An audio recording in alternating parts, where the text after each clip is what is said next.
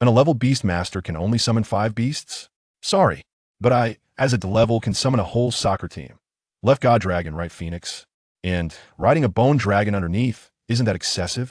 This book has a wide variety of summoned beasts, including liches, bone dragons, corpse dragons, dragon people, mermaids, wolves, and there's nothing he doesn't have that you can't think of. Chapter 1, Awakening the System. So, Chen Yi, I hope you have some self-awareness. From now on, we are 2 people from different worlds. In the living room of the Chen family, Murong Shui looked coldly at the dazed Chen Yi.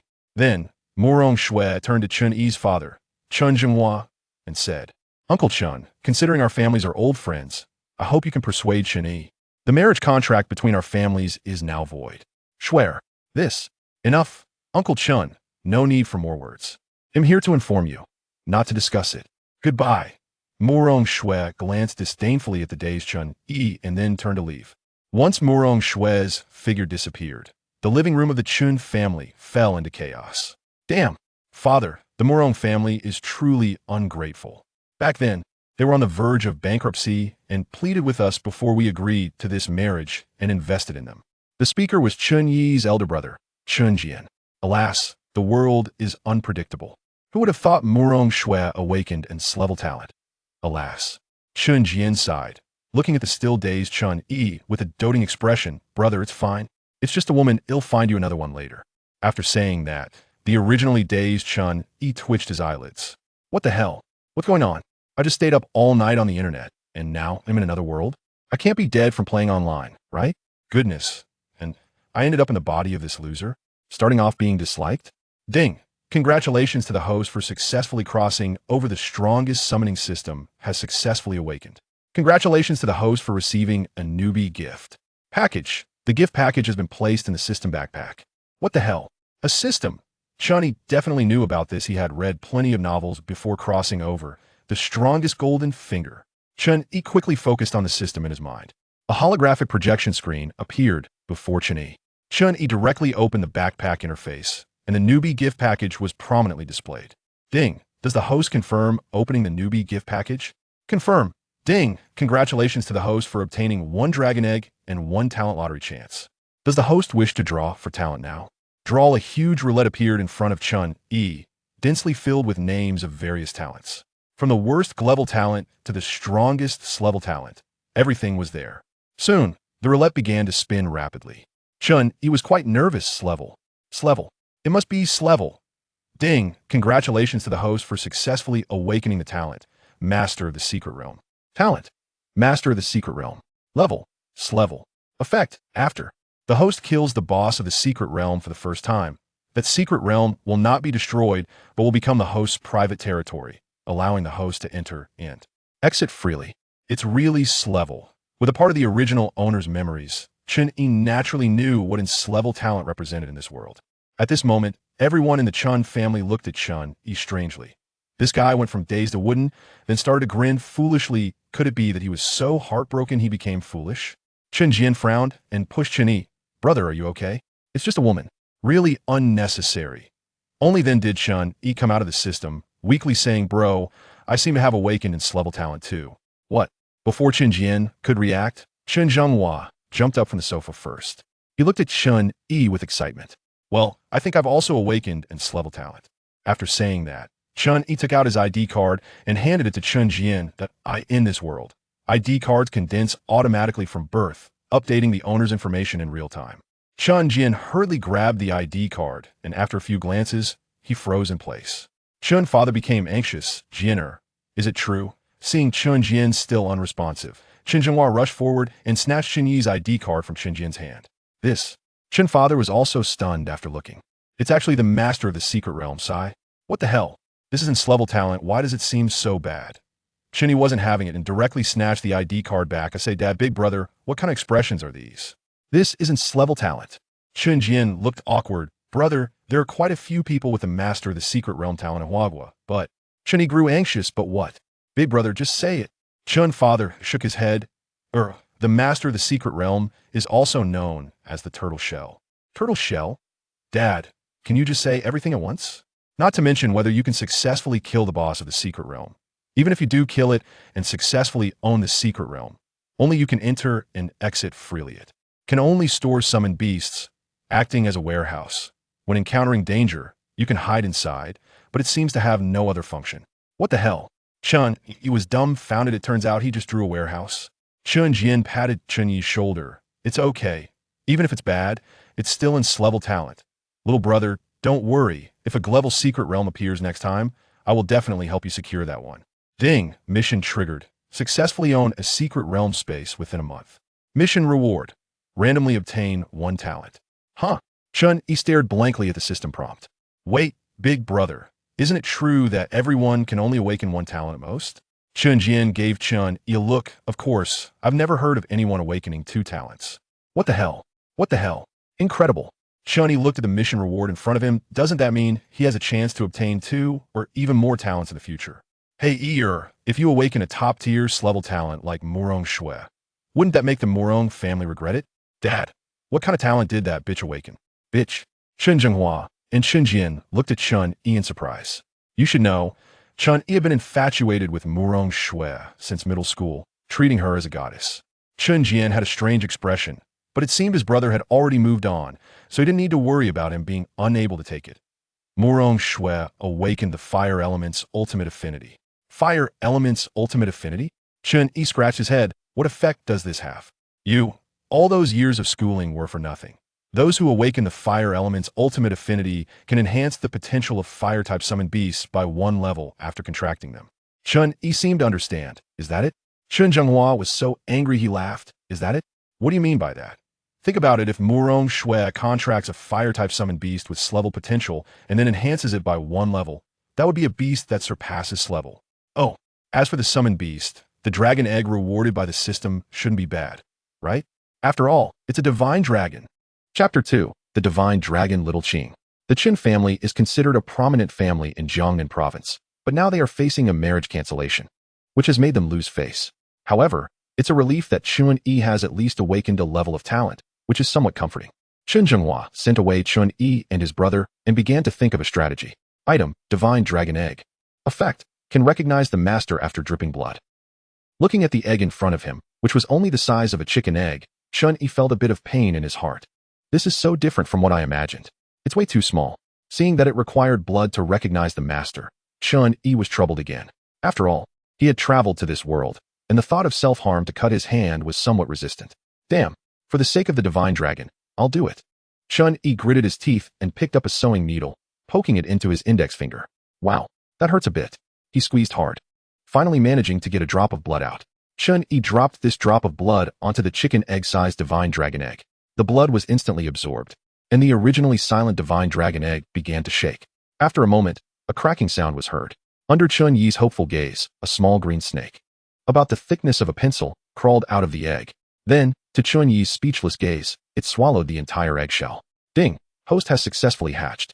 Please name the divine dragon. Is this thing really a divine dragon? It's just a snake. Okay, and such a small one.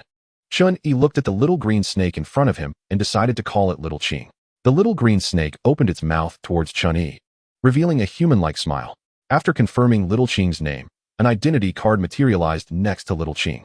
Chen Yi knew that this was proof of existence in this world. Whether human or beast, as long as they are born, they will condense one.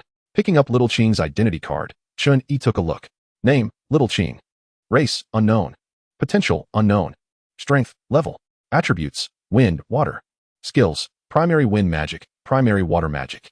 Race and potential unknown. But with level strength at birth, the potential should not be too bad. It's just that this size is too small. Chen Yi picked up Little Qing and poked it with his index finger. Little bro, are you there? Can I come in? Chen Jian's voice came from outside the door. Come in. When Chen Jian entered and saw Little Qing, his brows furrowed tightly. Little bro, what is this snake? What? Chen Jian was shocked. Little bro, are you confused? You just came of age and only have the qualification to contract a beast. You can only contract one beast before reaching level beast master. Don't you know? I know, so I contracted Little Qing. Still Little Qing. My father and I had originally reserved a cub of the Sanyue wolf for you, which has level potential. No way. Wait here. I'm going to find father you. Saying that, Chen Jian hurried out. In a moment, Chen Jian rushed in with a furious Chen Zhenghua.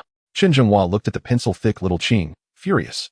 He had spent a lot of money reserving at Sanyue wolf for Chen Yi, and now this was the result. You brat. Who told you to privately contract a beast? Don't you know this is irreversible? Chen Yi naturally knew how powerful little Qing was. Dad, you don't understand. That Sanyue wolf doesn't even deserve to carry little Qing's shoes. You're talking nonsense. You don't know anything. That Sanyue wolf is a beast with level potential. What potential does this snake have? Is it still unknown? He really didn't know what little Qing's potential was. Little Qing's potential is unknown. But it's definitely stronger than that Sanyue wolf. Unknown. Chen Zhenghua looked pained. Nonsense. Are you messing with me? Give me its identity card. I told you. You still don't believe it. Chen Yi directly threw little Qing's identity card to Chen Zhenghua. What the hell? It really is unknown. Chen Zhenghua glanced at it. Completely dumbfounded. Born at level? Dual attributes. Damn, it even comes with 2 skills at birth? Chen Zhenghua stared blankly at little Qing in front of him. This thing really seemed to be a bit impressive. What? Comes with skills? Chen Jian also looked curious and leaned in to take a look.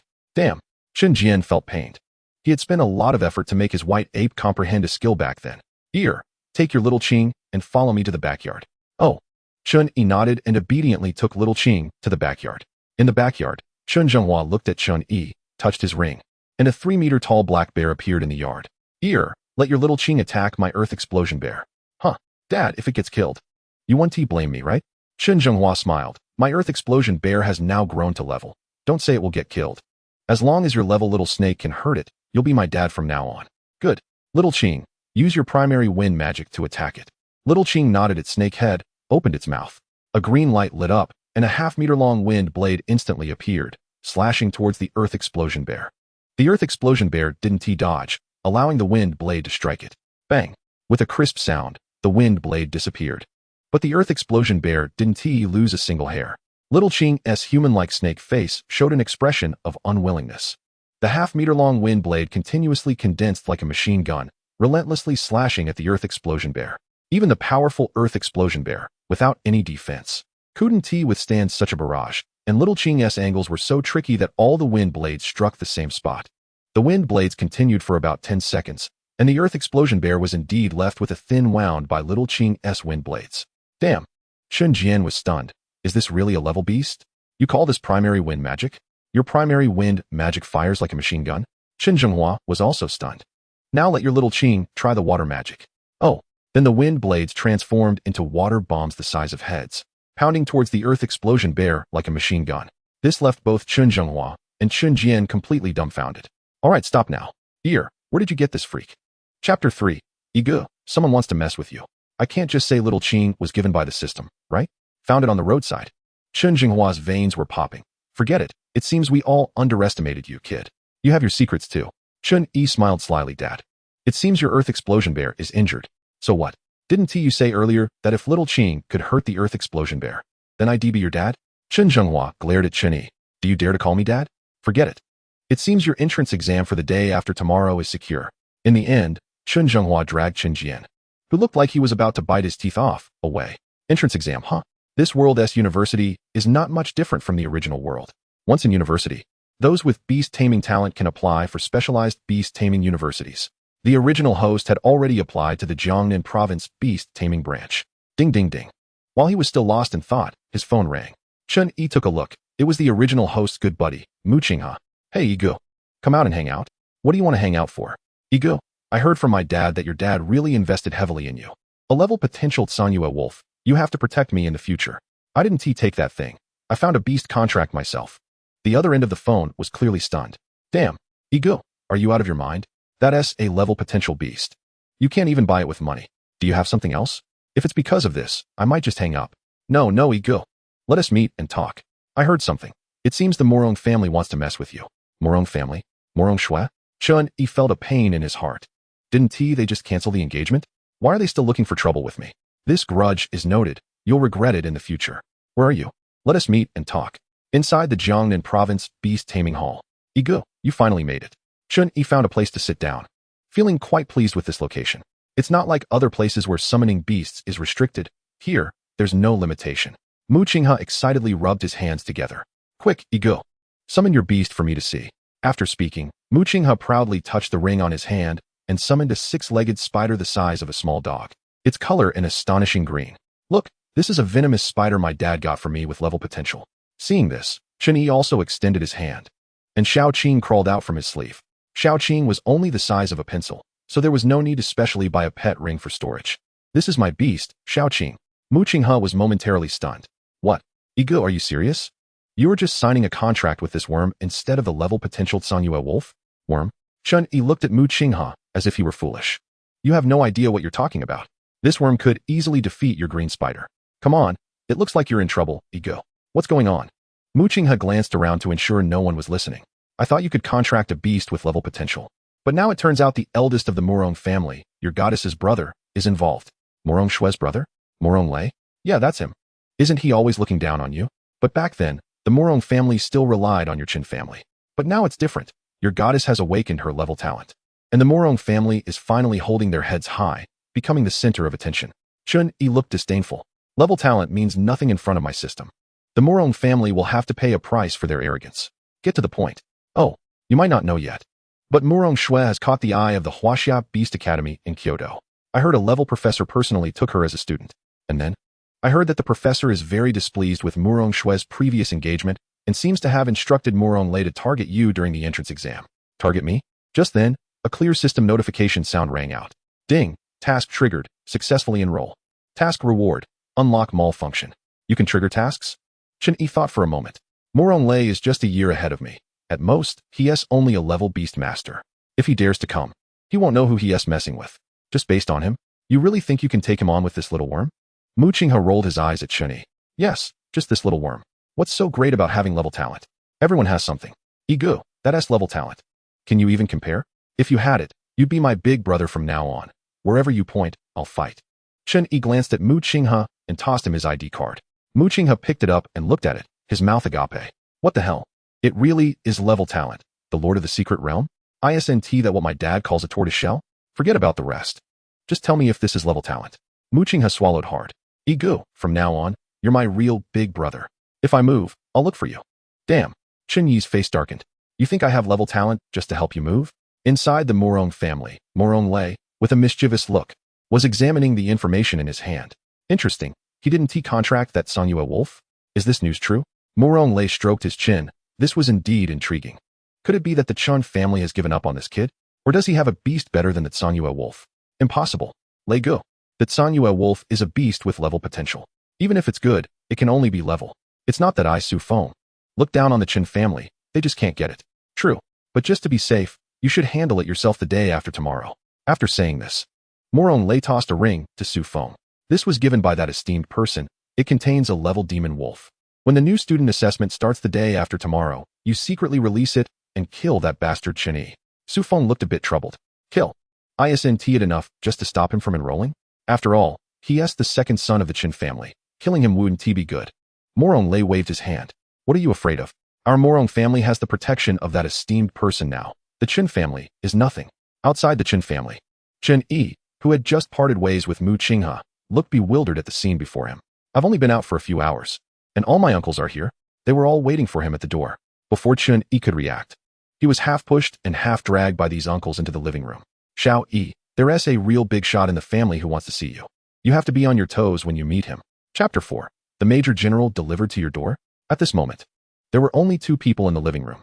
One was naturally his father, Chen Zhenghua, and the other was a middle-aged man in military uniform. Seeing Chen Yi arrive, Chen Zhenghua hurriedly waved him over. Commander Yan, this is my son, Chen Yi. What the hell? Chen Yi was momentarily stunned. Commander? The middle-aged man in military uniform approached without any airs. Young friend Chen Yi, I am Yan Jun, Deputy Commander of the Jiangnan Military District, Secret Realm Army. Noticing Chen Yi's expression, Chen Zhenghua quickly stepped forward. What do you mean? Call him Commander Yan. Oh, Commander Yan, hello? Yan Jun smiled. The head of the Chen family need not be so formal. Young friend Chen Yi, may I see your ID card? Chen Yi naturally had no objections and honestly handed over his ID card to Yan Jun. After looking at it, Yan Jun's face showed excitement. Great. You really are the Lord of the Secret Realm. Finally, Jiangnan Province has produced one. What the heck? Didn't my brother and dad say this talent was poor? Why does the commander look so impressed? After the excitement, Yan Jun returned the ID card to Chen Yi and looked serious. Young friend Chen Yi, I wonder if you are willing to join our Huaxia military? Join the army? Before Chen Yi could respond, Chen Zhenghua quickly answered for him. My son naturally agrees. Chen Yi was a bit confused. Commander Yan, isn't my talent just a tortoise shell? Why would a big figure like you come personally? Tortoiseshell? Yin Jun chuckled. Perhaps that's how others see it. But in our military's eyes, your talent is incredibly powerful. What do you mean? You should know that we humans continuously enter secret realms to seek opportunities, and naturally, the creatures in those realms want to come out and seize our resources. Under Yin Jun's explanation, Chen Yi's understanding of this world became clearer. The Huaxia Secret Realm Army exists to suppress those high-level secret realms, negotiate or capture the leaders of the secret realms, preventing their creatures from coming outside. As for why not destroy them? It's because 90% of the beasts come from secret realms. Thus, they are both a threat and a resource. As long as we can firmly control the leaders within the secret realms, they become strategic resources for each country. Whenever a high-level secret realm appears, the secret realm army will be the first to suppress it. The entrances to newly discovered secret realms are often very small, making it difficult to transport large equipment inside. Therefore, someone with the talent of a secret realm lord is the aspiration of every military district. Now that Chen Yi has appeared in Jiangnan province, which Yin Jun oversees, he naturally won't let this opportunity slip away. After pondering for a while, Chen Yi asked, "So, Commander Yin, if I join the army, what will I need to do? What can the army offer me?" "You brat, don't speak carelessly." Chen Zhenghua became anxious, fearing Yin Jun might be displeased. Yin Jun smiled. "As a holder of level talent, we will grant you the rank of Major General, but without real power. Whenever a high-level secret realm appears, you will need to assist us in transporting strategic materials." "What? Major General? I'm directly becoming a general?" Although there was no real power, that rank could still carry weight outside. Yin Jun looked at Chen Yi, who was lost in thought, and continued, "Of course. The military will help you obtain a secret realm that belongs to you as soon as possible." "This is good." Chen Yi is still worrying about how to get a secret realm within a month. "All right, I agree to join your army. But you must help me get the secret realm within a month, and unless there are unavoidable circumstances, you cannot restrict my freedom." Yin Jun nodded, "Of course. In a world where the strong are respected, those with top-tier talent naturally deserve special treatment." Then Yin Jun smiled and took out a document. "Chen Yi, take a look at this. If there are no issues, just sign it. From now on, you will be an honorary Major General in our Jiangnan Province Secret Realm Army." Good grief, Chen Yi's eyelids twitched. This is clearly well prepared. They are totally counting on him. Besides the 1-month time frame he just mentioned for the secret realm, all other content had already been laid out. After Chen Yi signed his name, Yin Jun solemnly put away the document. Chen Jinghua originally wanted to treat Yin Jun to a meal, but was refused. Once Yin Jun left, all the clan members rushed in, head of the family. What did Commander Yin want with Xiao Yi? Chen Jinghua sat in the chair, somewhat dazed. You might not believe it, but Xiao Yi is now a major general. And a major general in the secret realm army. What? Head of the family? Are you joking? This is incredible. Is our Chen family about to rise? Yes. Just when we were in a mess because of the Murong family, it has turned around so quickly. Chen Jinghua scratched his head. Do you think I would joke about this kind of thing? Incredible. Xiao Yi, what on earth did you do to become a major general in the secret realm army? Chen Yi chuckled awkwardly. It's just a title without real power. Just a title without real power. How old are you? Right now, it's without real power. But what about a few years later? I've made my decision. Chen Zhenghua stood up. Xiao Yi, from now on you will be the head of the Chen family. I plan to retire. I agree. I also agree. Don't look at me. I also agree. Chen Yi looked at the chaotic reception room with a black line on his head. Dad, uncles and brothers, stop it. I still have to go to school. I can't be the head of the family. That's right. Then Xiao Yi, you go to school first and come back to be the head of the family after graduation. In the end, Chen Yi didn't know how he escaped. In the end, a group of elders were crying and shouting to make him the head of the family. Isn't this a joke? 2 days later, outside the Jiangnan Beast Tamer branch, Chen Yi and Mu Qinghe arrived at the registration area together. At this time, the entire square was already crowded with people. After all, there was only this one Beast Tamer Academy in Jiangnan province. Wow. Igu, look, it's all beauties. Chen Yi was wiping the drool from the corner of his mouth while reprimanding. How embarrassing. What beauties. It's all nonsense. We're here to learn. Mu Qinghe rolled his eyes at him. Oh, right. Igu. Qinghe, over here, we are all at channel 3. Who called out? Chen Yi looked toward the source of the voice. It was a girl only about 1.5 meters tall, with long black hair and grape-like eyes that looked particularly cute. Mu Qinghe was the first to speak. Igu, it's Su Tower, let's go over. Chen Yi glanced at the girl in the distance and shook his head. No, I can't afford to. Before Chen Yi and Mu Qinghe could approach, Su Tower had already bounced over and hugged one of Chen Yi's arms. Igu, I heard you got dumped by that bitch Murong Shui. Damn. Chen Yi's face darkened. What kind of wolfish words are these? Tower, do you want to listen to what you just said? Chapter 5. Task triggered again. Su Tower pouted. That's right, Igu. Why would you choose a beauty like me who comes to your door, instead of licking that bitch Murong Shui? Chen Yi was speechless in his memory. Su Tower was the treasured daughter of the Su family, and her brothers treated her like a treasure, but for some reason, she just liked Chen Yi. Because of this, Su Tower as brothers had often come to Chen Yi to talk about feelings. Alright, enough about that bitch, they'll regret it sooner or later. Bitch. The word bitch came out of Yi's mouth. Looks like Ego is no longer licking her. Su Tower's eyes sparkled. Chen Yi helplessly pulled his hand out from Su Tower's grip and took a step back. You should keep your distance from me, or your brothers will come to find me to talk about life again. Don't worry, I didn't bring my brothers with me this time. After saying that, Su Tower hugged Chen Yi's arm again. Unable to resist this clingy girl, Chen Yi just went along with it, but it felt a bit annoying. Being dragged by Su Tower to the so-called Channel 3, which was actually just a registration window. At the top of the window, there was a huge list, and Chen Yi and the others happened to be on it. The order of the entire channel was maintained by several senior students, and the teachers processed the registration at the window. After waiting for a long time, it was finally Chen Yi and the others' turn. The teacher at Chen Yi's window was a rather scruffy old man, and Chen Yi looked at him with some disdain. How can someone like this be a teacher? ID card. The old man glanced at Mu Qinghe, who was in front. Then the old man took Mu Qinghe's ID card and looked at it. Not bad, top-tier talent. Sticky web. Next, Su Tower naturally handed her ID card over obediently. Oh, top-tier talent. Spirit Fox bloodline? Good seedling. Good seedling. Finally, it was Chen Yi's turn. As soon as the old man took Chen Yi's ID card, he was stunned, and even let out a curse. Damn. Top-tier talent. How come it's the Lord of the Secret Realm? This shout immediately attracted the attention of those around. My god, top-tier talent? How can someone with top-tier talent come to the branch to study? Shouldn't they go to the main academy in Kyoto? Didn't you hear what this teacher said? It's the Lord of the Secret Realm, Turtle Shell. So it's Turtle Shell. No wonder. I know him. Isn't this the Chen Yi from the Chen family? The one who was dumped by Murong Shui. It's that lickspittle. Meanwhile, two pairs of malicious eyes were also looking at Chen Yi from a distance. Lei Go. I didn't expect this kid to awaken top-tier talent just like your sister. Humph. It's just Turtle Shell in terms of enhancement effects. It's not even comparable to an ordinary top-tier talent. What qualification does he have to be compared with Schwer? Su Feng nodded. That's right, Lei Go.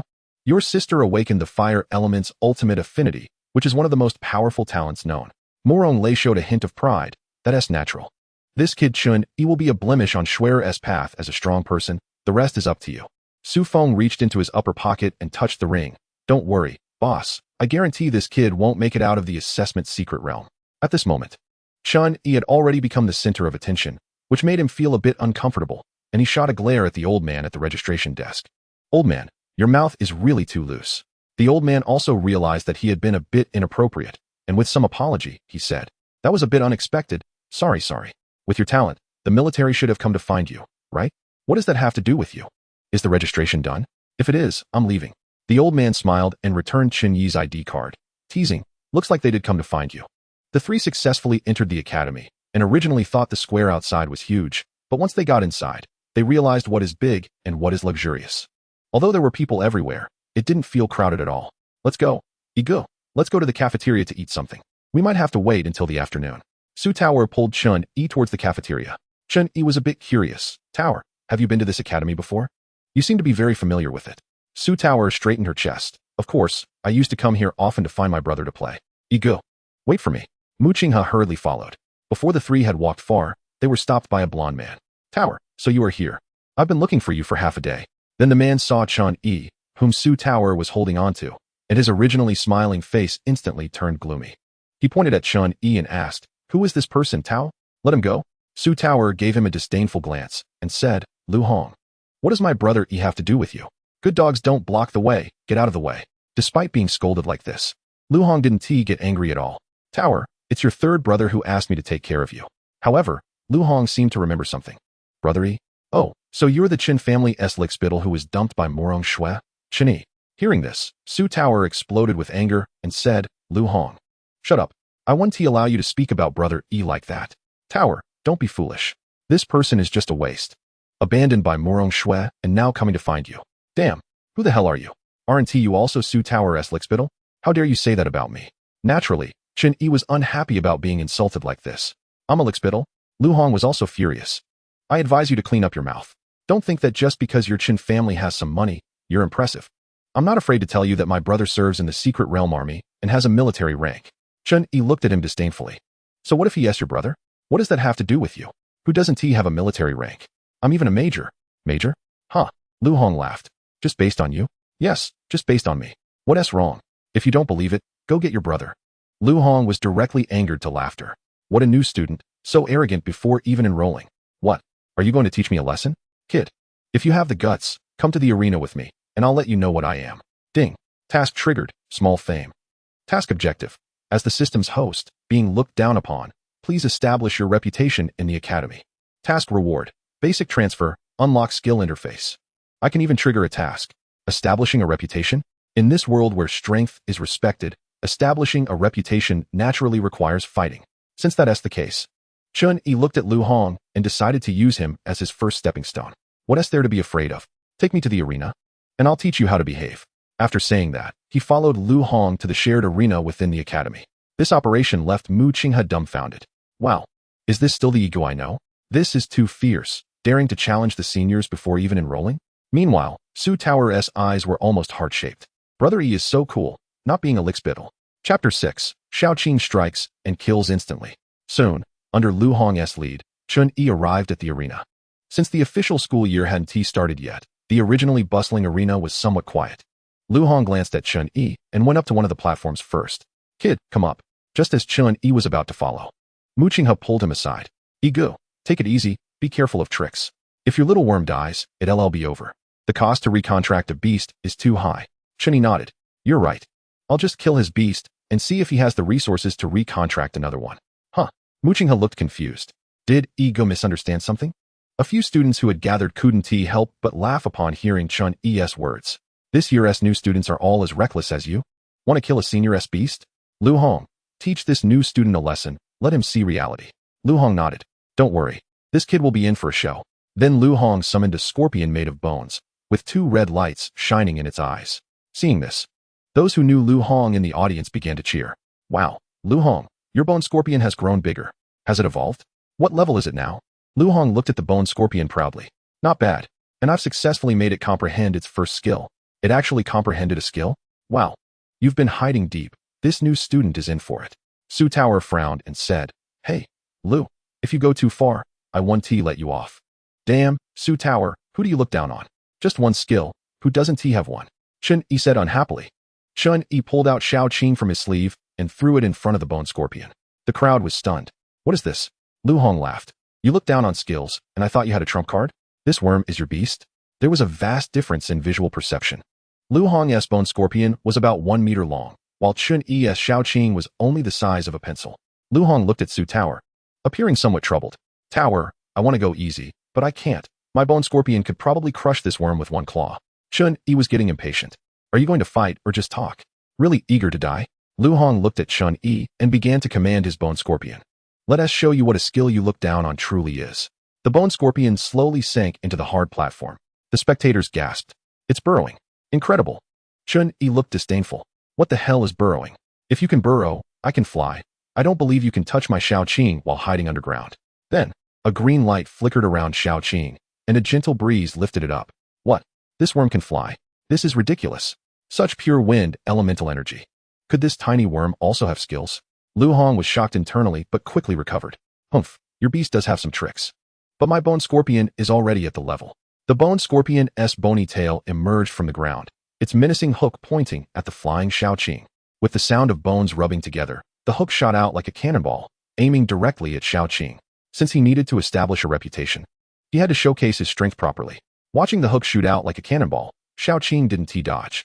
A huge wind blade condensed, heading straight toward the hook. Lu Hong sneered. You overestimate yourself.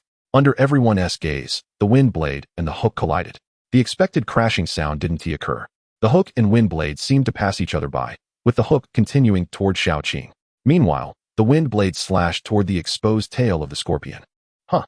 Just as everyone was confused, the hook that was about to hit Xiaoqing split cleanly in 2, missing Xiaoqing entirely. At the same time, the wind blade struck the bone scorpion's tail. Crack, crack. The chilling sound of bones grinding echoed as the bone scorpion crawled up from the ground, writhing in pain on the platform. Its tail had been sliced in half by the wind blade. Seeing the bone scorpion exposed, Xiaoqing unleashed 2 more wind blades, one aimed at the scorpion's head and the other at its waist. As before, the once imposing bone scorpion was cut into 3 pieces, its blood-red eyes dissipating. It was clearly dead beyond salvation. Silence. The once noisy arena fell silent, and a pin drop could be heard. Moments later, an uproar erupted.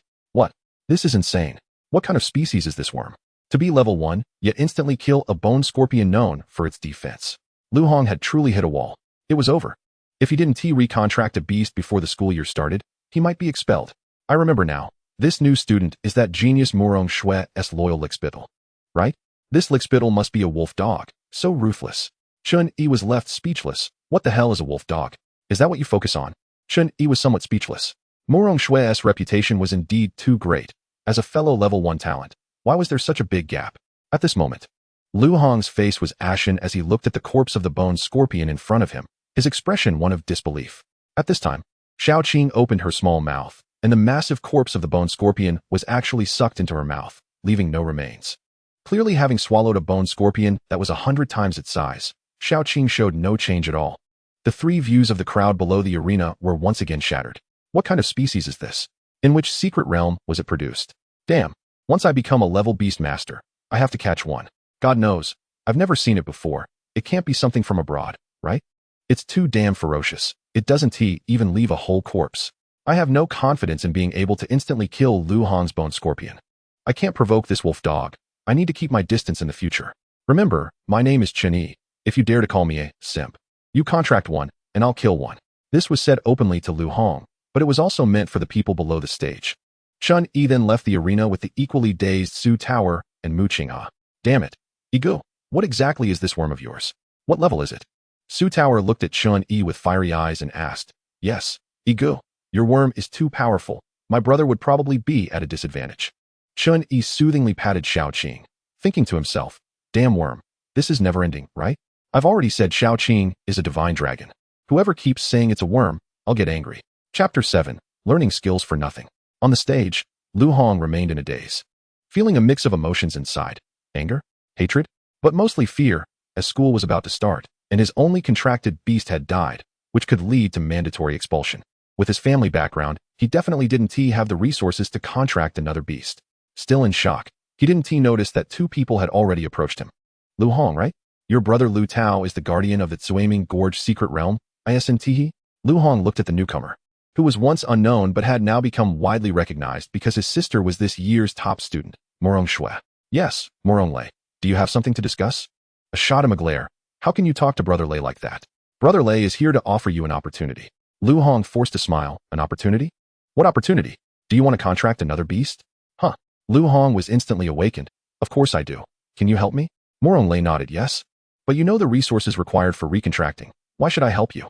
He knew that opportunities don't just fall from the sky. What do you want me to do? Very simple. This year's new student assessment will be held in the Tsuaming Gorge guarded by your brother. You just need to let your brother. After a few hours of fermentation, Chen Yi's instant kill of a senior-level beast was quickly known by many. While still eating, Chen Yi finally heard the beautiful system prompt sound. Ding! The task of gaining a bit of fame is completed. Reward, basic migration skill. Skill interface successfully opened. Chen Yi hurriedly opened the system. There were originally only 3 interfaces, character, backpack, and tasks, but now there was an additional skill. Opening the skill tab, there was only a lonely basic migration skill. Skill, basic migration. Effect, can migrate secret realm creatures that pledge allegiance to the host to their own secret realm territory. Restriction, can only migrate secret realm creatures below level. Damn, I don't even have a secret realm territory. What use is this to me? Chen Yi felt a bit depressed. Were the talents and skills given by the system all geared towards secret realm territory? Did it want him to develop a secret realm territory and open up a new world? After thinking for a moment, Chen Yi took out his ID card to take a look. The ID card hadn't changed at all. It seemed that the system skills wouldn't reflect on the ID card. The Beastmaster ID card could only show the talent interface. The 3 of them sat in the cafeteria until the afternoon. Ding! All new students participating in the assessment, please gather at the college square. Ding! All new students participating in the assessment, please gather at the college square. Ding! All new students participating in the assessment, please gather at the college square. The entire college echoed with the broadcast. Igu, it's finally starting.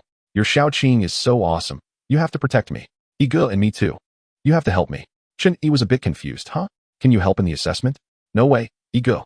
Your Chen family is one of the prominent families in Jiangnan province. You don't even know the assessment content? Chen Yi rolled his eyes. With my strength. Do I need to know? Soldiers come to block. water comes to cover. Not knowing is just not knowing. You have to act all cool. Muching has secretly complained, but still cooperatively flattered him. Ego. As expected of Ego, you are our role model. By the time Chen Yi and the others arrived at the square, it was already packed with people. Not to mention thousands. There were definitely over 10,000. Roar. A huge flying dragon appeared out of nowhere in the sky, and on the dragon's head stood a scruffy old man, who was the one registering Chen Yi and the others. Heavens! This is a level beast, the bat-winged heavenly dragon. That's right, it's definitely a level beast. When will I ever have one? Alright, stop dreaming. We'd be grateful to have a level beast. Look, there is someone standing on the flying dragon. Chen Yi also saw this and felt envious, wondering when he could be that impressive.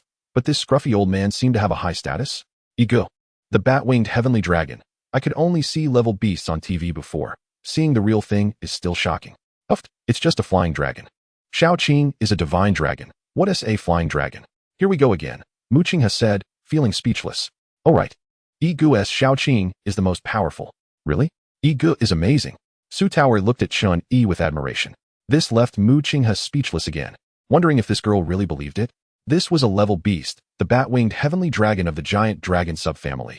Indeed, a woman in love has 0 IQ. The scruffy old man on the bat-winged heavenly dragon looked down at the noisy new students and coughed twice. Ahem, quiet down. Let me introduce myself. I am Murong, the vice president of the Jiangnan province, Beast Master Branch. Come to the college gate tomorrow morning for gathering. After saying this, the bat-winged heavenly dragon flew away with Murong, disappearing in no time. Chen Yi was left speechless. Damn. We waited so long just to hear this old man say a few words. He really knows how to show off.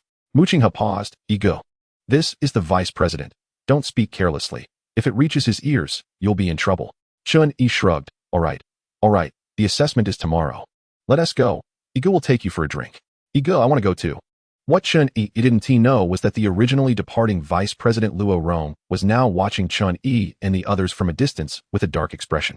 Beside Murong stood a girl dressed in black, her features extremely delicate, but her expression was as cold as ice, full of pride. This kid dared to mock me? I'll make sure he pays for it. Alright, Grandpa, you're saying that the only one who can compete with me this year is this person? Looks like he's nothing special. Schwanger, don't underestimate this kid. His talent is level. If nothing goes wrong, he should be in a military position now. Luo Han Shuang frowned. Level? Yes, but unfortunately, he is the master of the secret realm. Otherwise, he should have gone to the main academy in Kyoto. Humph. Even a level talent that doesn't count as a support is nothing to boast about. Besides, even with a top talent like Murong Shui, if she doesn't have personal ability, she won't make much of a wave. Your arrogance is a result of our indulgence since childhood. I have a feeling this kid is definitely not easy to deal with. Be careful during this assessment. Don't get into a conflict with him. Grandpa, this isn't arrogance. This is absolute confidence in my own strength. Originally, there was nothing, but her grandfather actually brought her to see this person on purpose. Luo Hanchuan's pride was even stronger. She wanted to see what kind of abilities someone chosen by her grandfather had. Chapter 8. The Talking Husky. The next day, before dawn, Chen Yi was woken up by Chen Zhenghua, who fussed and sent him off to the academy. Upon arriving at the academy, he found it was already crowded with people. Yigu, you just got here? I've been waiting for you for half a day. Mu Qinghe ran over excitedly when he saw Chen Yi. What do you mean I just got here? Damn, what time is it now? Are you sick for coming so early? Naturally, Chen Yi joined the crowd waiting. Soon it was time to gather, and thousands of buses arrived at the academy gate. Chen Yi lined up at the registration window and boarded one of the buses.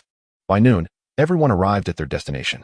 It was a valley, with camouflage military tents on both sides of the mountain path, and soldiers patrolling everywhere. At the end of the mountain path stood a massive stone gate. Following the teacher's guidance, Chen Yi arrived at an open space nearby. At this time, the scruffy Luo Rong had tidied himself up and was standing at the front. Alright, quiet down. This is your assessment area. Do you see that door? Inside is a secret realm called Chuiying Valley, rated at level 1. The strength of the creatures inside is generally between level 1 and level 3. The military has already communicated with the leader of this secret realm. After you enter, you will be randomly teleported to different locations. This assessment lasts for 7 days. And after 7 days, we will raise a signal smoke at the exit. Later, you will all go to your respective teachers to receive your recording plates. The content of this assessment is very simple. Kill the creatures in the secret realm. Level 1 is worth 1 point. Level 2 is worth 3 points. Level 3 is worth 10 points. A passing score is 60 points. The recording plate will automatically record your score. If you encounter life-threatening danger, you can crush the recording plate, and a teacher will come to rescue you, but your assessment score will become 0. Ding. Task triggered, freshman first. Task content, achieve first place in this assessment. Task reward, junior commander. The system's voice was naturally the sweetest sound to Chen Yi. He happily glanced at the task. Commander? He didn't know what that was, but it couldn't be too bad, right? As for first place, that was a joke. Ever since Xiaoqing had one-shot the level 2 bone scorpion, he had absolute confidence. In his father's words, although Xiaoqing was only rated level 1 on the identity card, her actual strength had definitely reached level 3. What does level 3 mean? The graduation requirement of the academy is to cultivate a level 3 beast. If Chen Yi wanted to, he could have graduated before the semester even started. Mu Qinghe turned to Chen Yi with disappointment and said, "Ego, this time it's actually random teleportation. You have to find me quickly, let me hug a big thigh." "Ego, I'm here too." Su Tower also looked displeased. Chen Yi nodded. "When we go in, let's move towards the highest terrain. We'll run into each other sooner or later." After Chen Yi received his recording plate, he followed the crowd toward the secret realm. At the entrance of the secret realm, a soldier from the secret realm took out a device and scanned Chen Yi all over, probably to ensure that the students wouldn't bring any prohibited items into the secret realm to prevent cheating. What Chen Yi didn't notice was that as he crossed the gate of the secret realm, one of the soldiers responsible for the scanning shot him a vicious glance.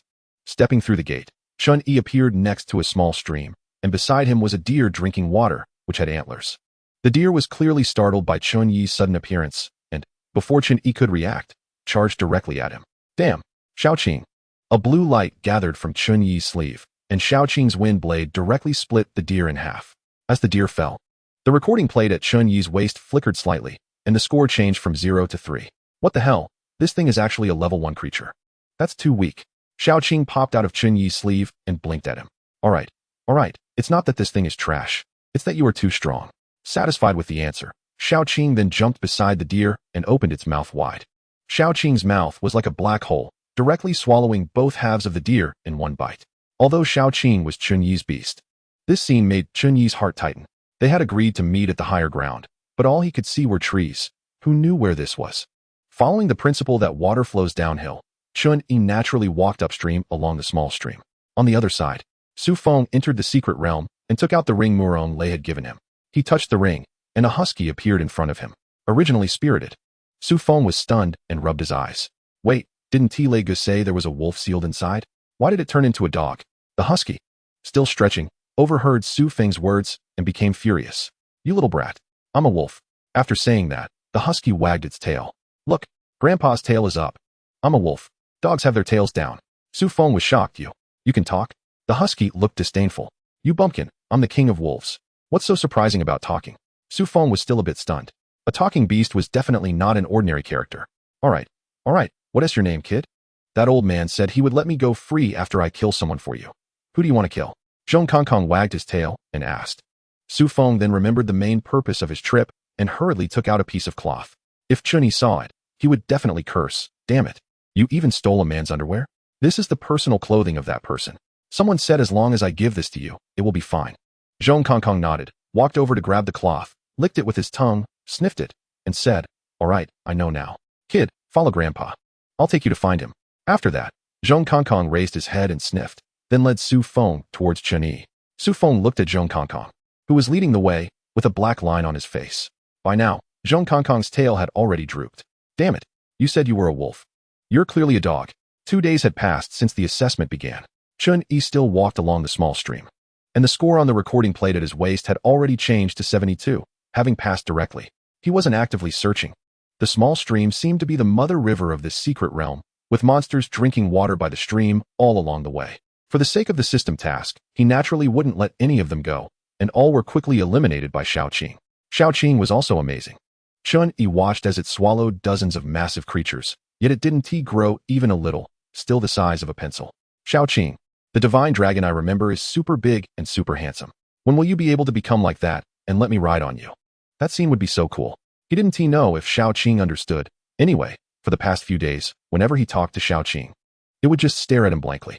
"Haha, you coo, are you running away? You two siblings think so highly of yourselves. Watch me kill your beasts and make it so you can enroll. Let us see how you can still act tough." After 2 days, he finally saw some figures. It seemed they were seeking revenge, and Chen Yi immediately became interested, sneaking closer. Chapter 9, Warm Up by Killing 2 People. Chen Yi walked towards the source of the sound. A few figures appeared before him. Three people with wicked smiles surrounded a pair of men and women who seemed to be siblings from their conversation. A giant frog and a wood mouse were guarding the siblings, while three red-clawed eagles circled above, watching them closely. Lin Hao, don't go too far. We made it clear that we want to join your family.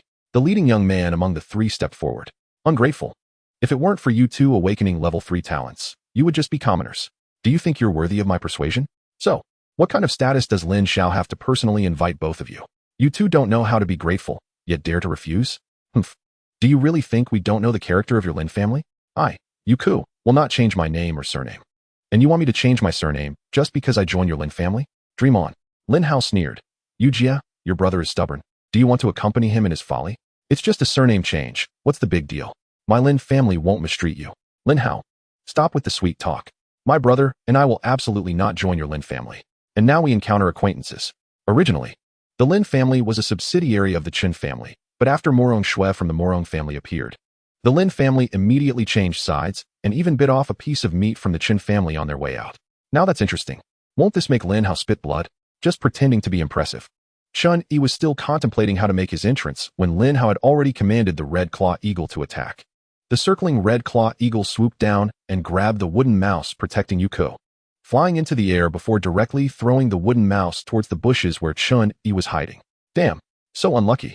Chen Yi felt a headache watching the wooden mouse fall towards him and hurriedly dodged to the side. This commotion naturally caught the attention of a few people. Lin Hao frowned. Since he was discovered, Chen Yi naturally didn't hide anymore and stepped out boldly, brushing off the dust from his clothes. So Lin Hao, have you forgotten about your old master after recognizing a new one? Upon seeing that it was Chen Yi, Lin Hao was initially startled. A hint of fear flashing in his eyes, but it quickly dissipated. Who did I think it was? Isn't this our little dog, Chen Xiao? Damn. Ha. Lin Hao laughed. What's there to be afraid of? I thought it was someone from the past. Now that we allied with the Murong family, do we need to be afraid of him? Chen Yi was left speechless. Lin, I've said before, whoever calls me a little dog, I will kill their contracted beasts. You think you can do that? Dream on. Lin Hao then whistled, and the Red Claw Eagle landed on his shoulder. See, my Red Claw Eagle is at the level. Let us see you kill one. Damn, just look. Xiaoqing.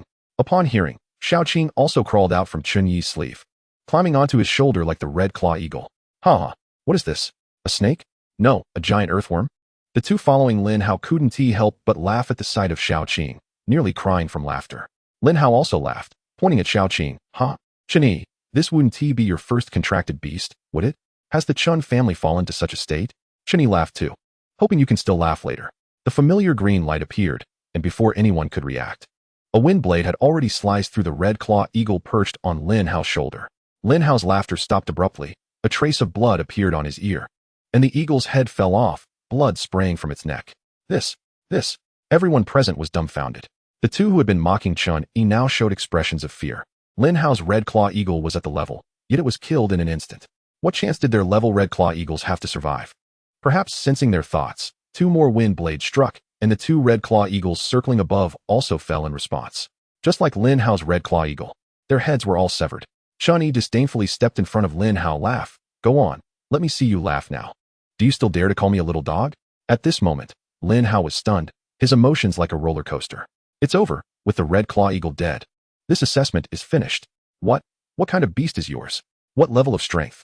Chen Yi patted Xiaoqing's head. What does it matter? It's a divine dragon, currently at the level. You're talking nonsense. You're breaking the rules. This cannot be your contracted beast. It must have been brought in illegally. My Red Claw Eagle is also at the level, and there's no way it could be killed by you. How could a little dog like you be so strong? Damn it, you dare call me a little dog? What? Lin Hao was shocked. You dare to kill a beast master directly? Yes, what about it? There's no rule against killing during the assessment. What will you do if I kill you? You. At this moment, Lin Hao finally showed a look of fear. To be honest, if Chen Yi really killed him, it wouldn't be a big deal. Not to mention that the Lin family lacks the strength to take revenge on the Chen family. Even if they did, they absolutely wouldn't seek revenge for him. The two following Lin Hao were also shocked and turned to run, but Chen Yi was no soft-hearted person. In his previous life, he loved the decisive protagonists in novels. Now that it was his turn to reincarnate, he naturally wouldn't hold back. Two beams of green light flashed, and the two who tried to escape met the same fate as the Red Claw Eagle, their bodies severed. Lin Hao, now terrified, nearly wet himself. Chen Yi, you really dare to kill during the assessment. Without hesitation, Lin Hao quickly crushed the recording tablet. As the tablet shattered, A bolt of lightning illuminated the sky, and Lin Hao was enveloped in a yellow energy shield. Damn, I forgot about this. Chen Yi felt a headache coming on and hastily ordered Xiaoqing to attack a few times. Unfortunately, Xiaoqing's wind blade struck the shield like eggs against stone. Utterly useless. Within a few breaths, a giant bird appeared in the sky, landing directly in front of the group. A figure jumped down from the giant bird. The newcomer glanced at Chen Yi and then at the two headless corpses on the ground, their eyes widening in surprise, but they said nothing and approached Lin Hao. You have shattered the recording tablet, which counts as giving up the assessment. Come with me. After saying that, they grabbed Lin Hao and took him onto the giant bird's back, which flapped its wings and slowly took off.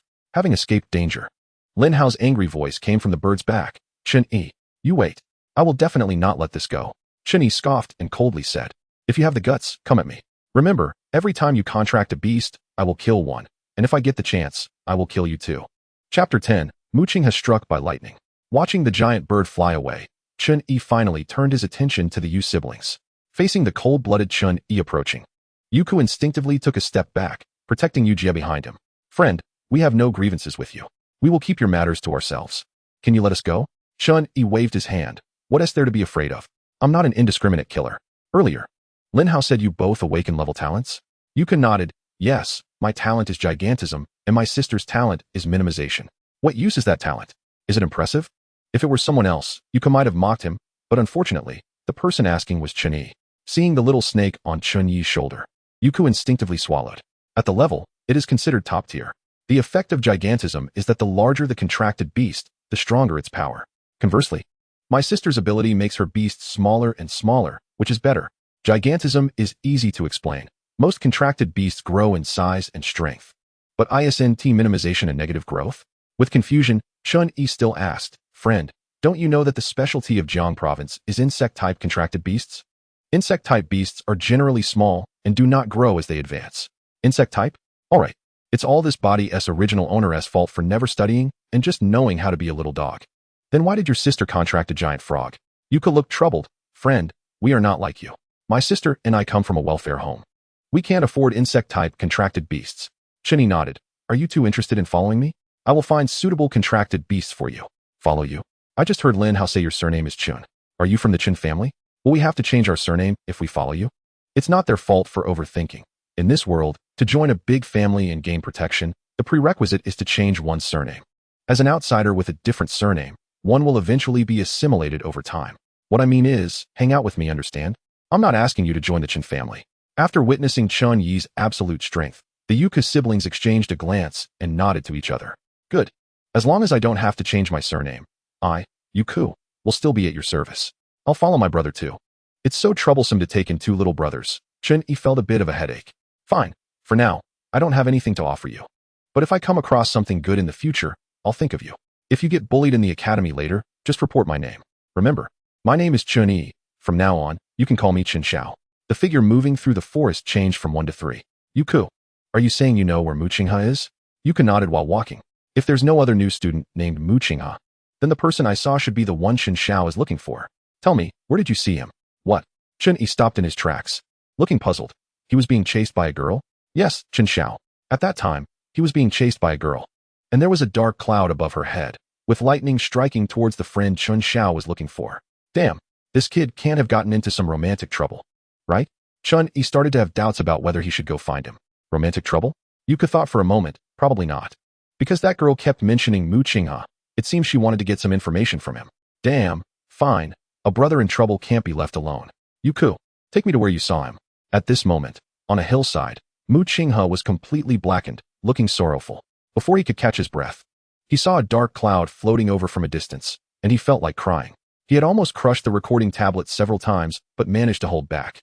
After a moment, Luo Hanchuang's figure appeared under the dark cloud, her cold gaze fixed on Muqingha. Muqingha, are you going to tell me or not? Where is Chen Yi? Muqingha looked sorrowful. This crazy woman is truly sick. Lady, we all entered the secret realm together and were randomly teleported. Even if you beat me to death, I wouldn't know where Yi is right now. However, Luo Hanchuang was still relentless. Humph, I've inquired. You are his only close friend. I don't believe there is no special way for you to contact him. Lady, where did you hear that? I really don't know where Yi is. Stubborn as a mule, then don't blame me. Luo Hanchuang pointed at Muqingha. and the dark cloud above her head released a bolt of lightning towards him. Damn, lady, you're back. Mu Qinghe was directly struck, shivering. He wanted to fight back, but his venomous spider had no aerial capabilities at the moment, so he could only keep running. While running, he noticed two figures ahead and rushed towards them without thinking. Naturally, Luo Hanchuang's dark cloud followed closely behind and accidentally struck the figures. Woof. Damn. It hurts like hell. Who is it? How dare you attack your grandpa Zhong? The two figures were Su Feng and the husky Zhong Kongkong. Seeing this, Mu Qinghe felt a rush of joy. He was diverting trouble away. He continued to run without stopping. Zhong Kongkong was directly blocked by Luo Hanchuang. Damn. Granddaughter. You hit grandpa and think you can run away? Su Feng behind Zhong Kongkong frowned upon seeing Luo Hanchuang. Forget it, Kongkong. Focus on the main issue. This girl must be a misunderstanding. Luo Hanchuang nodded. Right, fine. Good dogs don't block the way, get lost. Damn. You granddaughter are making your grandpa furious. Grandpa is a wolf, not a dog. After Zhong Kongkong finished speaking, he ignored Su Feng's advice. Woof. With a clumsy wolf howl, he leaped into the air towards the dark cloud. Take a hit from your grandpa Zhong's void break. Suddenly, the dark cloud twisted, and a small section of space shattered like a mirror. As the space broke, a small group of dark clouds was also dispersed. Crackle. The dark cloud felt pain, the cloud trembled, and bolts of lightning frantically struck Zhong Kongkong, who was in midair. Damn. It hurts your grandpa Zhong. Damn. This cloud spirit has some skills. Below, Luo Hanchuang looked coldly at Su Feng. What do you mean by this? Well, I'm not angry. Get your dog away from me. Is this really a new student? How come I've never heard of such a powerful figure among the new students? Chapter 11. You call these people new students?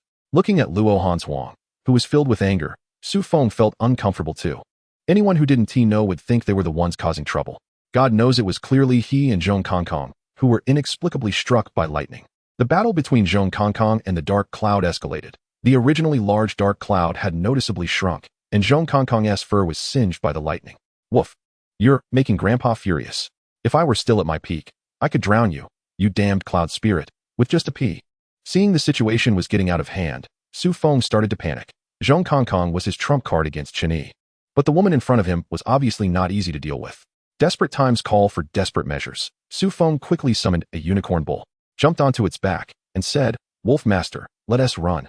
The situation was urgent. Zhong Kongkong wasn't he stupid. If he continued to fight with this cloud spirit, it would end in a draw, and if it affected his task of liberation, that would be disastrous. Woof.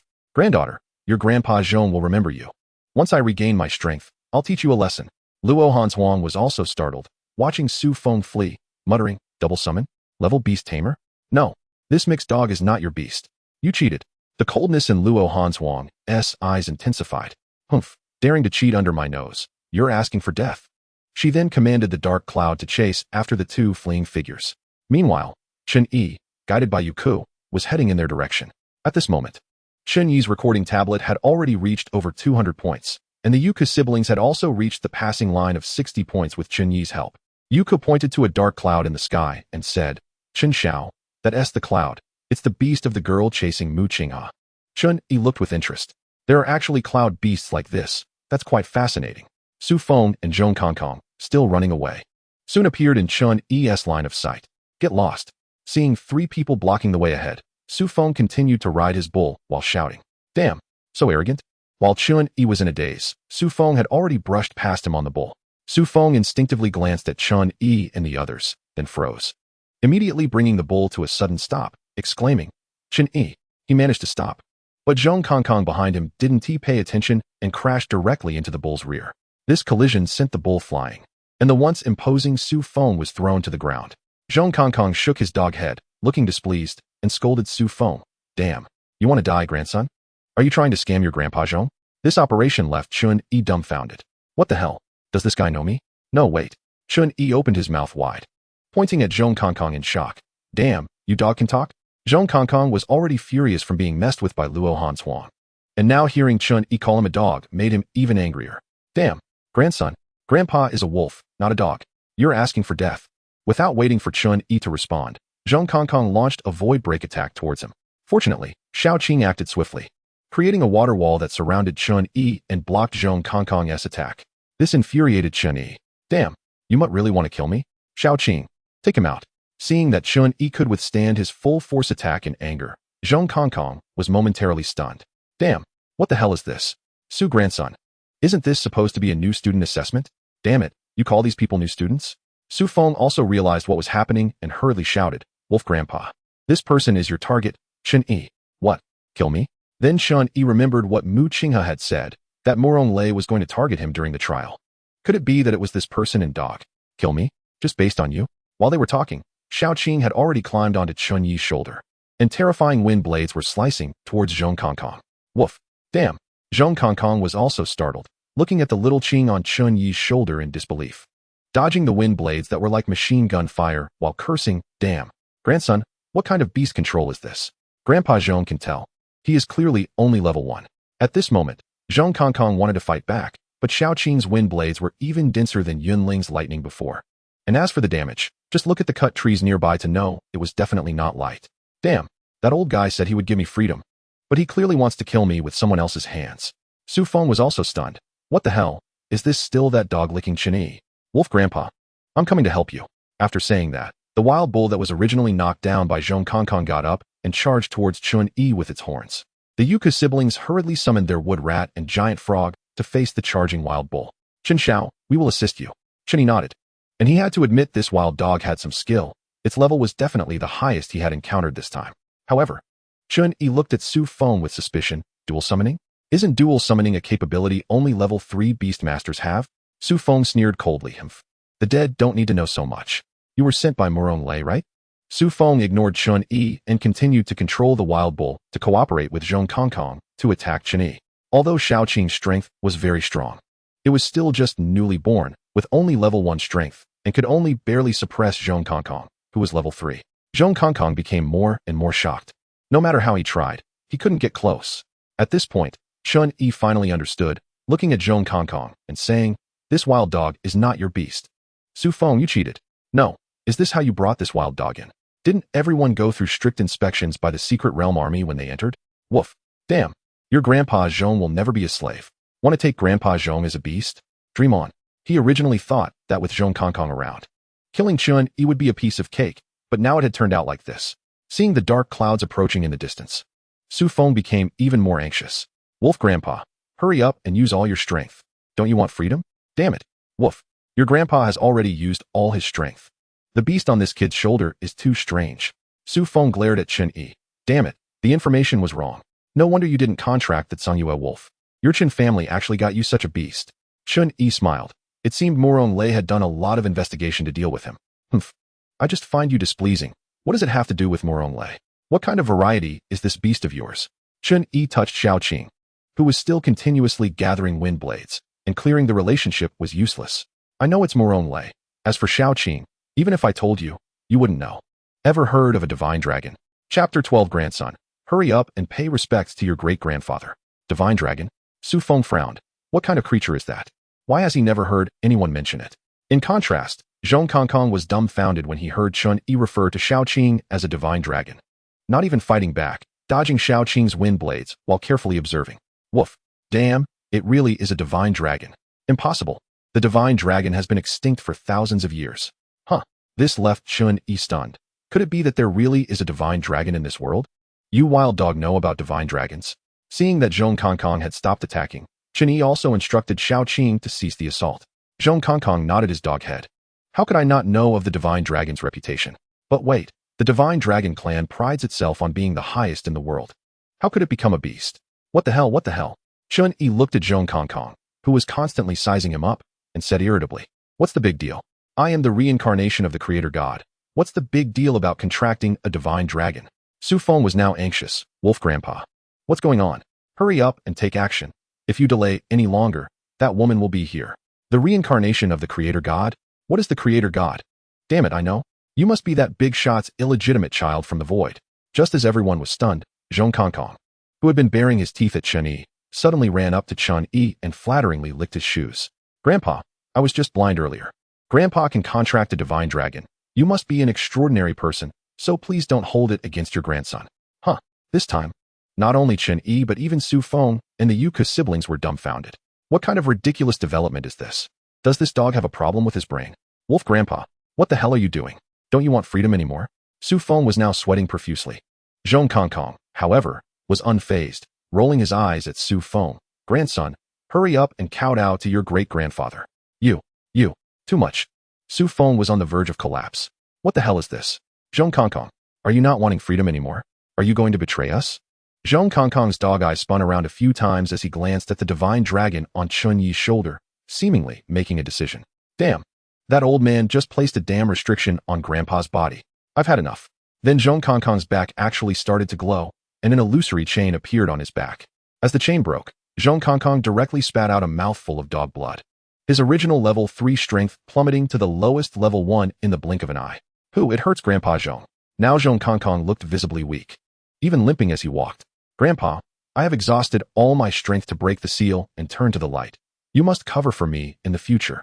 Chen Yi was stunned by this operation. It seemed this dog really knew the existence of the divine dragon and its strength. So he thought that as the master of the divine dragon, he must not be a simple person, right? However, this dog had a good eye.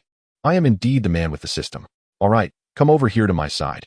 In the future, I'll cover for you. Woof. Coming. Su Feng was now embarrassed and momentarily at a loss. Woof.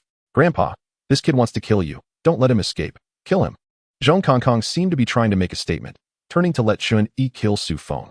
Chen Yi nodded. Without Zhong Kongkong's prompting, Su Feng was doomed. However, to prevent him from having the chance to crush that damn record plate, Chen Yi needed to deliver a fatal blow. Chen Yi's Xiaoqing could fight fiercely with the original level 3 Zhong Kongkong, and Su Feng knew he was doomed today. The unicorn wild bull charged past the wood rat and giant frog blocking its path, running towards Su Feng. Su Feng leaped onto the wild bull in a flash, glancing fiercely at Chen Yi, then urged the wild bull to flee into the distance. Chen, consider yourself lucky. And you, dog, I will tell that adult about you. Just wait. Damn it. You son of a bitch. How dare you say your wolf grandpa is a dog? Zhong Kongkong wanted to use a void break, but the injuries he sustained to break the seal were too severe. Unfortunately, Su Feng still underestimated Xiaoqing's strength and dared to turn his back while escaping. Chen Yi snorted coldly, and Xiaoqing's silent wind blades sliced through the air. Su Feng's upper body fell directly from the wild bull, blood splattering everywhere. The fallen half of his body wasn't dead yet. His hand was still reaching for his waist, probably trying to find the life-saving record plate. Another wind blade severed his hand, and at this point, Su Feng was truly dead. The unicorn wild bull, seeing its master's miserable state, wasted no time and quickly ran away after shaking off the lower half of Su Feng's body. Chen Yi didn't bother with the wild bull. The master was dead, and this beast had become a wild creature in the secret realm. Zhong Kongkong, seeing this, excitedly ran to Su Feng's corpse, kicked Su Feng's face with his hind legs, and turned his face over. Looking at Su Feng's fearful expression before death, Zhong Kongkong was very satisfied and lifted his leg to urinate on his corpse. Grandpa Wong is fierce. No wonder he's the master of the divine dragon. I like this personality. The Yu siblings had already witnessed Chen Yi kill someone, so they didn't react much. Chen Yi looked at Zhong Kongkong with some speechlessness and said, "All right, don't call me Grandpa anymore. Call me Boss." Woof. Okay, Boss. Under Zhong Kongkong's reminder, Chen Yi picked up Su Feng's severed arm and took down the Beast Taming ring that originally sealed Zhong Kongkong. Just as they were tidying up the aftermath, dark clouds appeared in the distance. Chen Yi was also curious about this suddenly inquisitive girl. Contracting a cloud was indeed interesting. Yuku approached Chen Yi and whispered, "Chen Xiao, it's this girl who's been chasing Mu Qing, huh?" Chen Yi nodded and was just about to ask Luo Hanshuang about Mu Qing's whereabouts when Luo Hanshuang spoke first. "No wonder my grandpa values you. You really have some skills." Hearing that, Chen Yi wondered, "Your grandpa? Who's your grandpa? Do we know each other?" Luo Hanshuang cleared her throat and introduced herself. "I'm Luo Hanshuang. My grandpa is the vice president of the academy, Luo Rong. My grandma is the president of the Beastmaster Alliance in Jiangnan Province, Hime. Both my parents are professors at the academy. By the way, my grandparents are working at the Kyoto Beastmaster Main Institute." Chen Yi's eyelids twitched. Could there be such a self-introduction? Damn, what a background. Are you stacking up? Chapter 13, Lightning? Just Xiaoqing's food. With a surge around Chen Yi's neck, he swallowed hard. "May I ask, Miss Luo Hanshuang, whose grandpa is the vice president of the academy, whose grandma is the president of the Jiangnan Beastmaster Alliance, whose parents are professors at the academy, and whose grandparents are working at the Kyoto Beastmaster Main Institute. What do you want with me?" Luo Hanshuang was slightly displeased with Chen Yi's address, saying, "I am who I am. What do my elders have to do with it?" Damn, Chen Yi really wanted to slap her and let her see what she just said. "If you want to be so independent, why did you mention so much in your introduction? A real man doesn't suffer immediate losses. This girl is temporarily not someone to provoke. All right, may I ask, Miss Luo, do you have something to discuss with me?" Luo Hanshuang's frown deepened. You're the one who's the lady. Woof. Damn. Granddaughter, are you done? My boss is being nice to you, and you still want to act tough? Zhong Kongkong couldn't stand it anymore and jumped out to scold Luo Hanswang. Damn. Chen Yi quickly kicked Zhong Kongkong. This lady should be acceptable, right? Do you have something to discuss with me? Luo Hanswang shot a glare at Zhong Kongkong and said, I didn't have anything in mind, just wanted to see what skills you have. Now I have something. Luo Hanswang pointed at Zhong Kongkong. You hand over this filthy dog to me. Want Zhong Kongkong? That's not going to happen. Not to mention this dog should have a big secret. But since it has already allied with me, I can't just hand it over. Chen Yi squinted his eyes and said, I don't have many special skills. I have a special skill down below. Do you want to see? Want me to hand over my little brother? Dream on. Not handing over. Humph.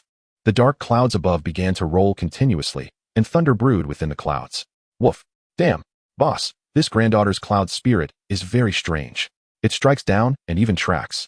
Xiao Qing saw the thunder in the dark clouds, her eyes almost turning round, sending a longing thought to Chen Yi. Chen Yi looked at Xiao Qing on his shoulder. Puzzled, what do you mean? You want that cloud? Xiao Qing shook her head, transformed her body into a character shape, and smacked her lips. What? You mean you want to eat the lightning inside?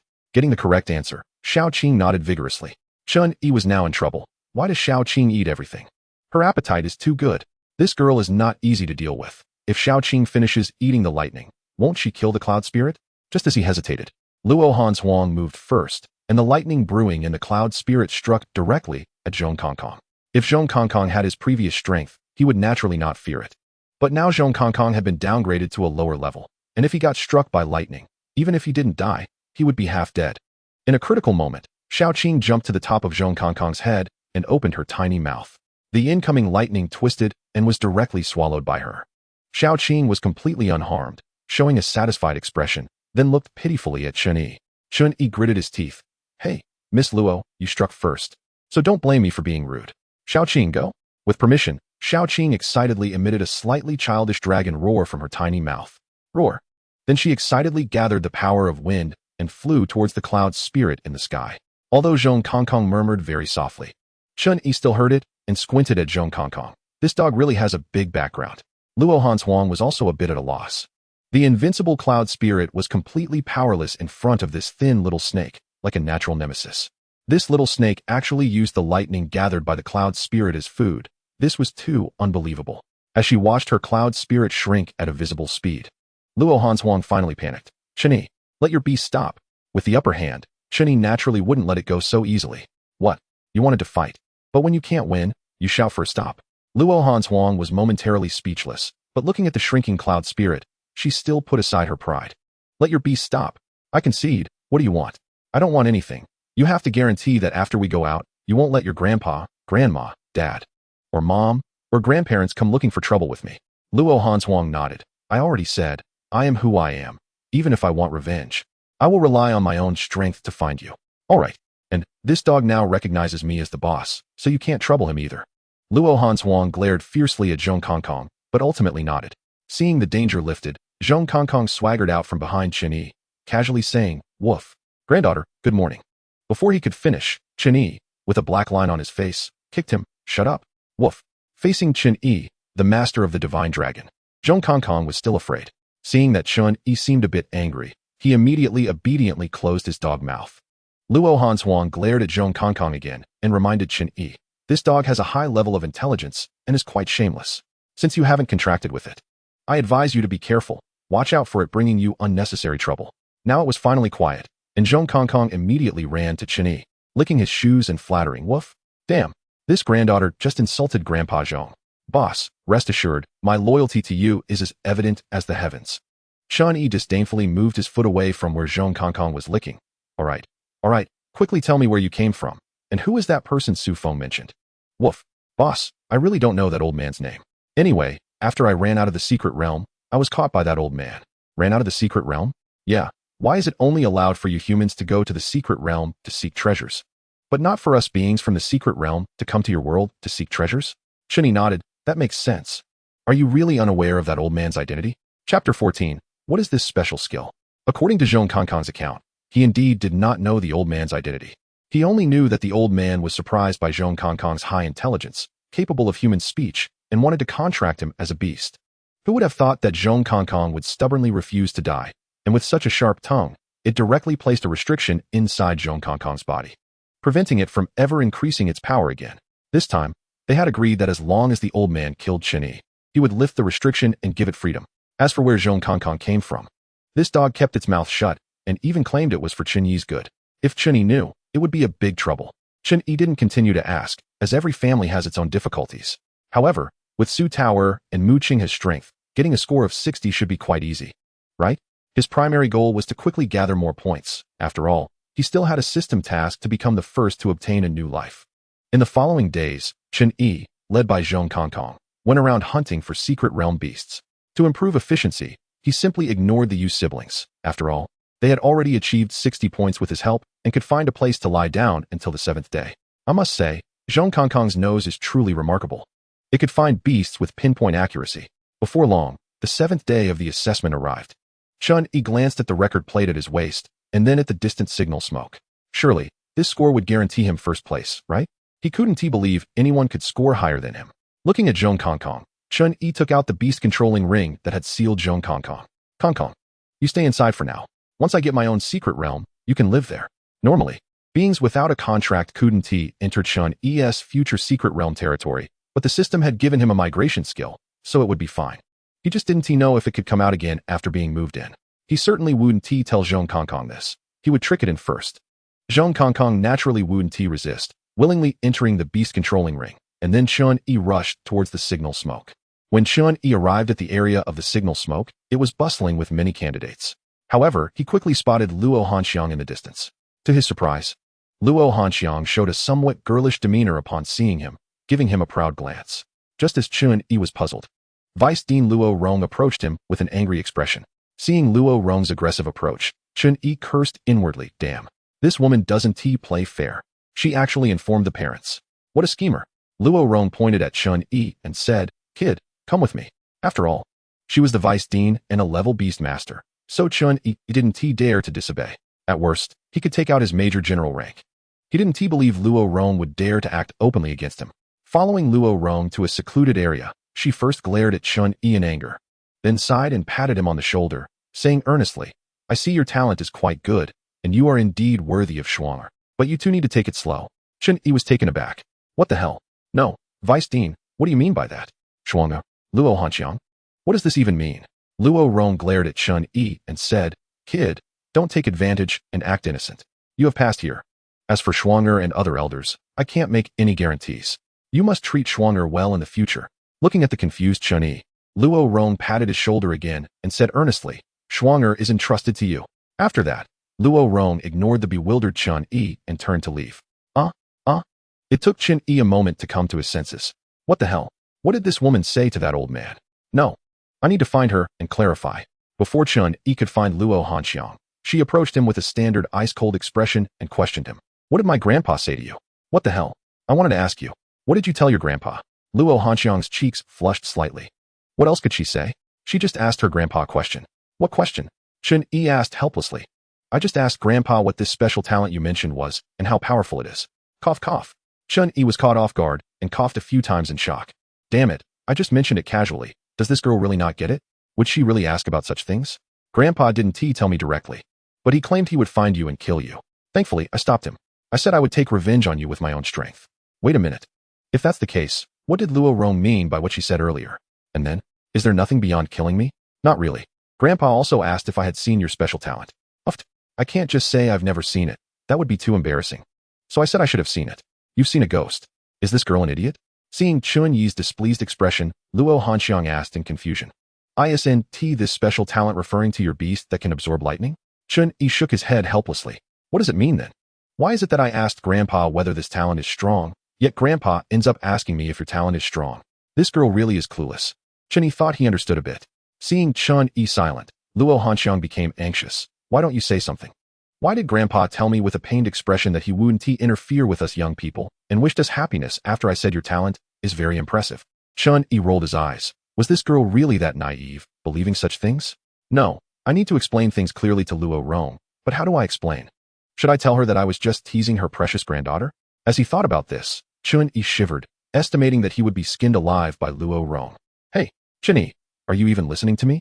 This woman looked as cold as an iceberg, but when something happened, Her mouth erupted like a volcano, driving him crazy. What did my grandpa misunderstand? Chen Yi, I twitched. He probably thinks I'm your boyfriend. What? Luo Hanxiang was shocked and rolled her eyes at Chen Yi. You must be dreaming. I'm going to explain to Grandpa that your talent is not as impressive as I imagined. Damn, this is just getting more complicated. Chapter 15. Your revenge will be taken in your next life. This was all so confusing. Forget it. He would just let it be. Whatever happens, happens. Brother Yi. The late arriving Su Tower saw Chen Yi and immediately bounced over to him, linking her arm with his and shaking it. Brother Yi. Didn't you say you would come to find me? Why have I been waiting for you for so long? Another troublesome woman.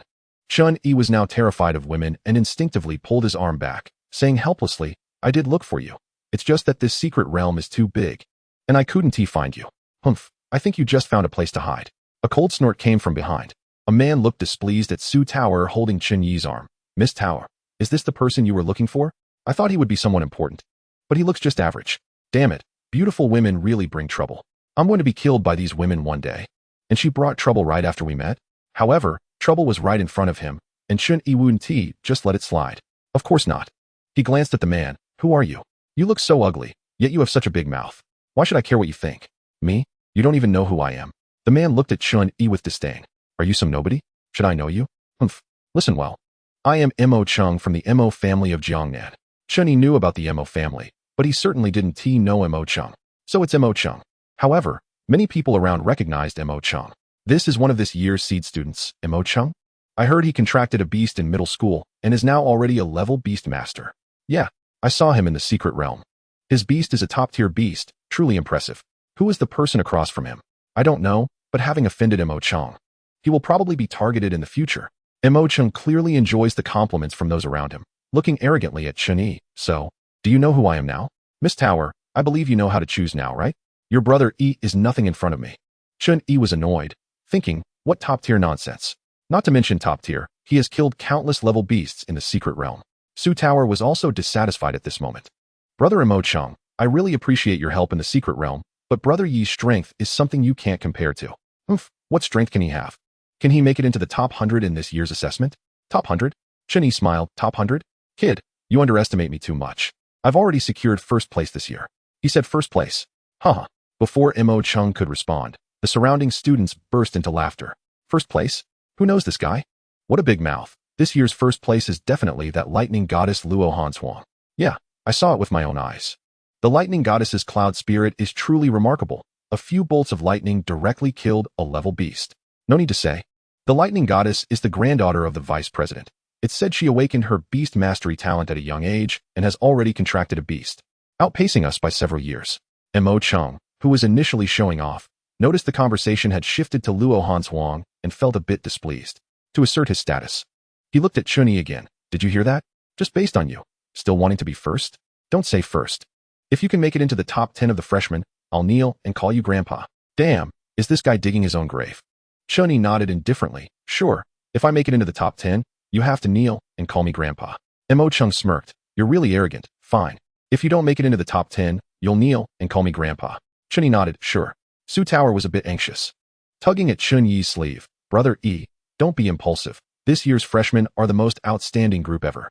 I heard many have already contracted beasts and reached level beast masters. Rolling his eyes at Su Tower, he thought, it's all this woman's fault. He decided to stay away from women like this in the future. Can't afford to mess with them, and can't hide from them either. Then let us wait and see. Mo Cheng glanced at them and left. As the sky darkened, Mu Qinghe's disheveled figure finally appeared at the camp. He spotted Chen Yi at a glance and rushed over, crying, Brother Yi, where have you been? I've been looking for you for so long. Chen Yi dodged Mu Qinghe's embrace with disdain. Who knew the secret realm was so big? It's my fault for not finding you. Did you not pass? Mu Qinghe wiped his nose. I passed, but I was bullied so badly. Brother Yi, you have to help me get revenge. Who bullied you? Tell me. As your big brother, I must help you get revenge. Really? Mu Qinghe looked at Chen Yi excitedly. Of course. With our brotherly bond, if I don't help you, who will? Mu Qinghe looked touched. Su Tower, who was holding on to Chen Yi, also curiously looked at the disheveled Mu Qinghe. Who on earth made you look so miserable? Mu Qinghe started scanning the area and finally saw Luo Hansuang, who looked frosty, near the registration area. He pointed excitedly. Brother Yi, it's that woman. That woman chased me for 2 whole days. I suffered. Chen Yi looked in the direction he pointed and immediately frowned. Damn, you're not talking about Luo Hansuang, Are you? Luo Hanswang. Is that the name of that woman? The one in black. Damn. It's definitely Luo Hanswang. I can't even hide. Chen Yi cleared his throat and patted Mu Qinghe on the shoulder. Su Tower, you bear witness. Witness for what? Today I sever ties with Mu Qinghe as a brother. Brother Qinghe, I will help you get revenge in the next life. Mu Qinghe and Su Tower both looked confused. What kind of nonsense is this? Brother Yi, do you want to reconsider what you just said? Mu Qinghe suddenly realized. Brother Yi, you wouldn't know that woman, right? She asked someone we can't afford to provoke? Mu Qinghe's freshly wiped tears started flowing again. Brother Yi, don't. Let us not get revenge on her. Oh, we're not getting revenge? Then how about we restore our brotherly relationship? Mu Qinghe was utterly speechless. What kind of big brother did I end up with? No revenge. No revenge. Brother Yi, who is this woman? Even you don't dare to provoke her? Chen Yi helplessly continued to pat Mu Qinghe's shoulder. Her name is Luo Hanswang. Her grandfather is the Vice President Luo Rong. Her grandmother is the president of the Jiangnan Beastmaster Alliance EMA. Both her parents are professors at our academy, and her maternal grandparents work at the Kyoto Beastmaster Academy. A series of titles left Mu Qinghe dumbfounded. Brother Yi. This is too much. Chapter 16. First place in the assessment. Finally, after confirming that the last person had arrived at the assembly point, the teacher directed the military personnel to maintain order. All the new recruits began to hand in their record cards one after another. Chen Yi observed that it seemed quite a number of people had been eliminated in these 7 days. The secret realm was indeed simple for him. But for other freshmen with only level beasts, it was very difficult. If they were unlucky enough to encounter a level beast, they would be in big trouble. Next to the registration area, there was an electronic screen that would display the real-time rankings of the new students. The first to register was naturally Luo Hanswang, who stood aside. After handing in her record card, the teacher merely picked up a scanner and pointed it, causing the electronic screen to display Luo Hanswang's specific score. First place, Luo Hanswang, 1032 points. Everyone gasped in shock. No wonder she asked the lightning goddess Luo Hanswang. Her score is over 4 digits. Yeah, I barely passed with all my effort. Sigh, comparing people makes one angry. As each student registered, the ranking on the screen kept changing. However, after half of them registered, the second place was only 89 points, not a single 1 over 100. Su Tower, didn't you say this batch of freshmen is strong? Is this it? Chen Yi asked curiously. Brother Yi, the strong ones haven't gone up yet. Only someone as abnormal as Luo Hanswang would register early. It's just over 1,000 points. Wait until I register and scare you. Su Tower and Mu Qinghe were curious. Brother Yi, how many points did you get? Let us hear. Are you kidding? If I say it now, how will I show off later? Seeing that the time was almost up, Mo Chung provocatively glanced at Chen Yi and prepared to register. Wow. With a sudden exclamation, the second place on the electronic screen changed dramatically. Second place, Mo Chung 307 points. No wonder he's a seed student. Mo Chung is indeed impressive. Yeah, although he can't compare to Luo Hanswang. This score is still the best in our batch, right? After registering, Mo Chung walked proudly towards Chen Yi. When he reached Chen Yi, he deliberately raised his voice, trying to attract everyone's attention. How about it? I've already registered. Aren't you going yet? Remember our bet. If you don't make it into the top 10, you have to kneel and call me Grandpa. You don't need to worry about that. You're definitely shouting that, Grandpa. Just hope you don't cheat. Oomph. You're so full of yourself. I'll be watching. Indeed. Mo Chung achieved the effect he expected. Students began pointing at Chen Yi. Who is this guy? Is he a seed student this year? I don't know. I've never heard of him. Could he be a dark horse? Impossible. I probably remember all the seed students from Jiangnan province. There's definitely no such person. Interesting. Daring to make such a bet against Mo Chung? Truly ignorant. At this moment, Yuku and Yujia also saw Chen Yi and hurriedly jogged over to him, whispering, Chen Xiao, what's going on? It's nothing, just a clown. He'll be crying soon. Among these people, the ones who understood Chen Yi's strength the most were undoubtedly this brother and sister pair. Humph, going against Chen Xiao is truly seeking death. Mu Qinghe looked at the two and asked Chen Yi, who are these two? Oh, my new little brothers, Yuku and Yujia. Mu Qinghe didn't look down on their commoner background and quickly struck up a conversation, though the topic was mostly about Chen Yi. Wow. A gasp interrupted the group, as the second place on the screen had suddenly changed its name. Second place, Su Luyan 1,002 points. Another 1,000 points. Who is this Su Luyan? I don't know. Never heard of him. Wow, our Jiangnan province is incredible this year. Excluding that unparalleled genius from the Murong family, Luo Hanswang and Su Luyan are definitely rare talents in 100 years. Yeah, the surname Su, could it be the Su family? With such talent, does the Su family still need to rely on the Murong family? Chen Yi also looked towards the registration office. Su Luyan was thin and pale, dressed in clothes that looked like they had been washed white, clearly from a street vendor. Is this person really a commoner? After Su Luyan came down, many noble youths who had initially looked down on him began to cozy up to him, likely trying to pull him into their own families. Soon, the competition was nearing its end. Besides Su Luyan, no other dark horse appeared, with the 3rd to 10th places scoring only 300 to 400 points. Meanwhile, Mo Chung had already dropped to 10th place. It was time. Chen Yi glanced at the nervous Mo Chung and thought, I'm about to go up. I thought you were so impressive, but you can't even make it into the top 10. Are you blind? Can't you see I'm in 10th? For now. But that won't be the case once I go up. You're the grandson in 11th place, Mo Chung. You. Putting on airs, then go ahead. Don't rush, I'm going now. Remember to call me Grandpa later. Seeing Chen Yi so confident, the proud Mo Chung felt a bit uneasy and didn't respond. Noticing how fiercely the two were betting, the other students automatically made way for Chen Yi. He walked to the registration desk like a king and handed his record card to the registering teacher. Beep. With a light sound from the scanner, Chen Yi's score appeared on the electronic screen. What the heck? Is this real? Is this person cheating? 10, 100, 1,000, 10,000. What the heck? 110, 000. Did Chen Yi kill all the monsters in the secret realm? Cheating. It must be cheating. Everyone in the venue stared dumbfounded at Chen Yi's score. Even Vice Dean Luo Rong, who was watching from the side, had his mouth agape. No wonder he's my future grandson-in-law. He's got some skills. Grandpa, what are you saying? It's all a misunderstanding. Misunderstanding? What misunderstanding? If I say it's not a misunderstanding, then it's not. You. Grandpa, you jerk. I'm going to tell Grandma. Su Tower and Mu Qinghe naturally widened their eyes as well. What the heck? Yi Ge has turned the tables. A dimensional strike? Chen Yi looked at the electronic screen with satisfaction. First place, Chen Yi won 10 for 150 points. This guy is really good at putting on a show. Now it was Chen Yi's turn to strut over to Mo Chung. Grandson, kneel and call me Grandpa. Mo Chung looked at Luo Rong for help. Vice Dean. He cheating. Cheating. Chen Yi curled his lips. What? Can't you take a loss? Do you have any evidence to prove I cheated? If we're talking about cheating, Chen Yi had indeed cheated, as the monsters were all found by Zhong Kongkong for him. But the only ones who knew about Zhong Kongkong's existence were the Yu siblings, Luo Hans Huang, and the deceased Su Feng. But how could the Yu siblings say anything? Even Luo Hans Huang didn't speak up. Chapter 17, Kneeling and Calling Grandpa. Luo Rong looked at the display screen and said decisively, Chen Yi, the score is valid. Incredible. Who exactly is this Chen Yi? Even that genius from the Murong family probably doesn't have this capability, right? A sycophant? I don't think so. Could it be that he is pretending to hide his strength? With this strength, to be a sycophant? Now that you mention it, it's quite possible. Mo Chung was already slumped on the ground, muttering, impossible. Impossible. What is the matter? You can't take a loss and want to play dirty. Or do you have objections to Principal Luo's judgment? You, Chen Yi, leave some room for others. This time, I admit I underestimated you. Chen Yi curled his lips. If I lost, would you leave me some room? Stop talking nonsense. Kneel and call me Grandpa. You. Mo Cheng's face turned dark, clearly unwilling to fulfill the bet.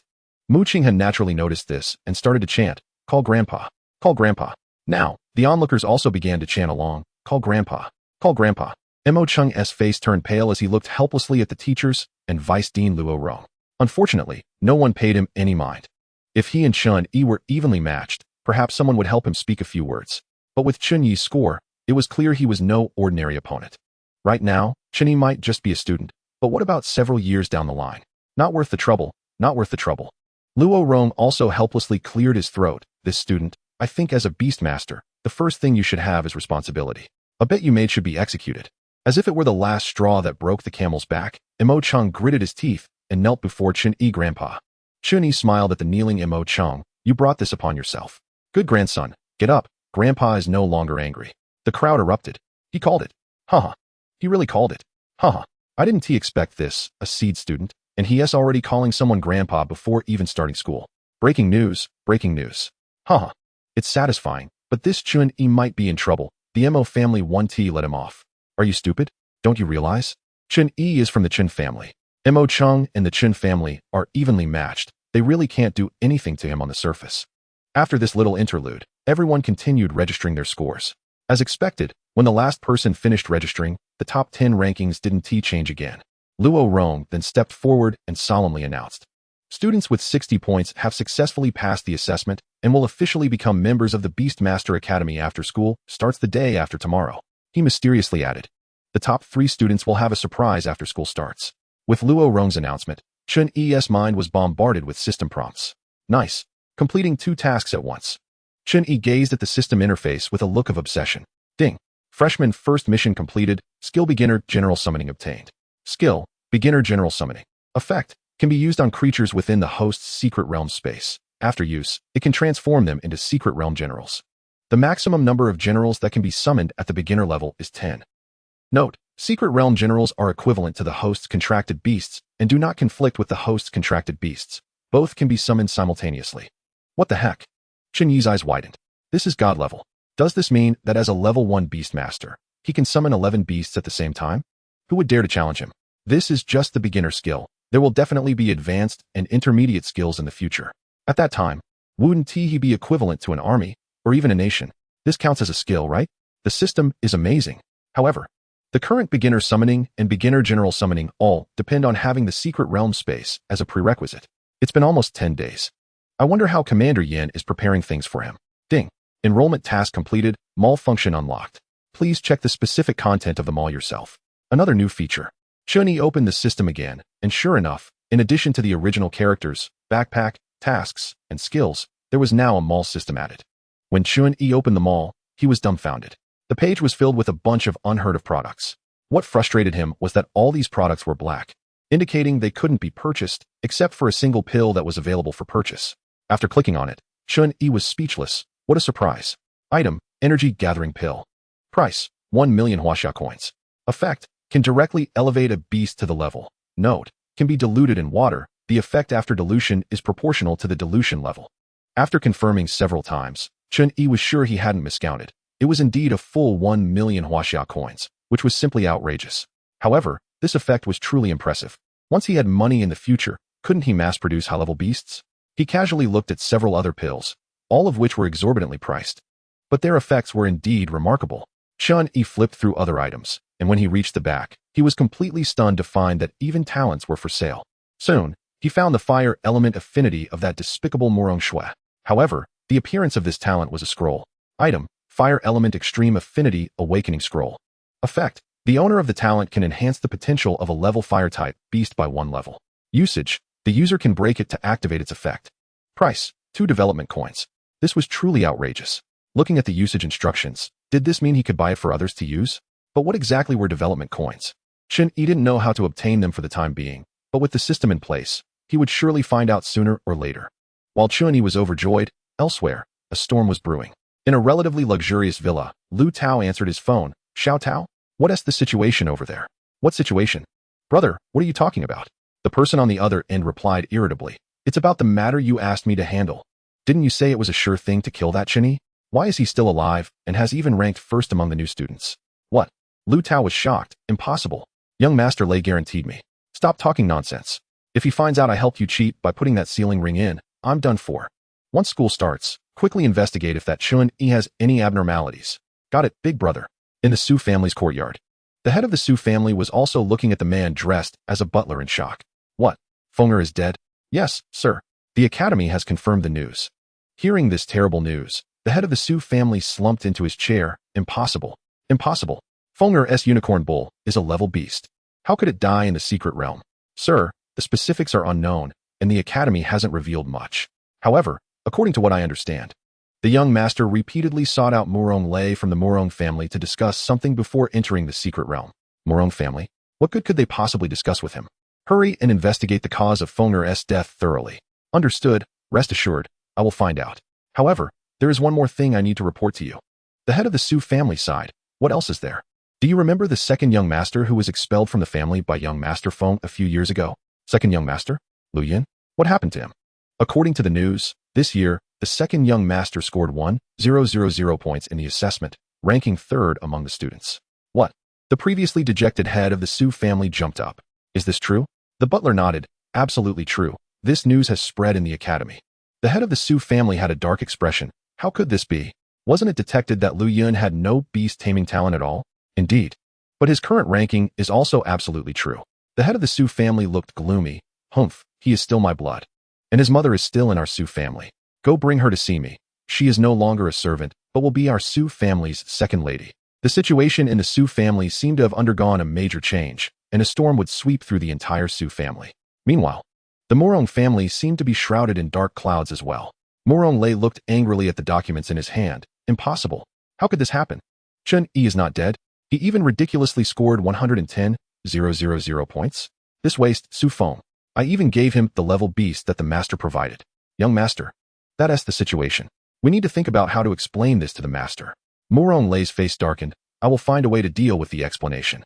Quickly investigate all information about Chen Yi. How did he achieve such results?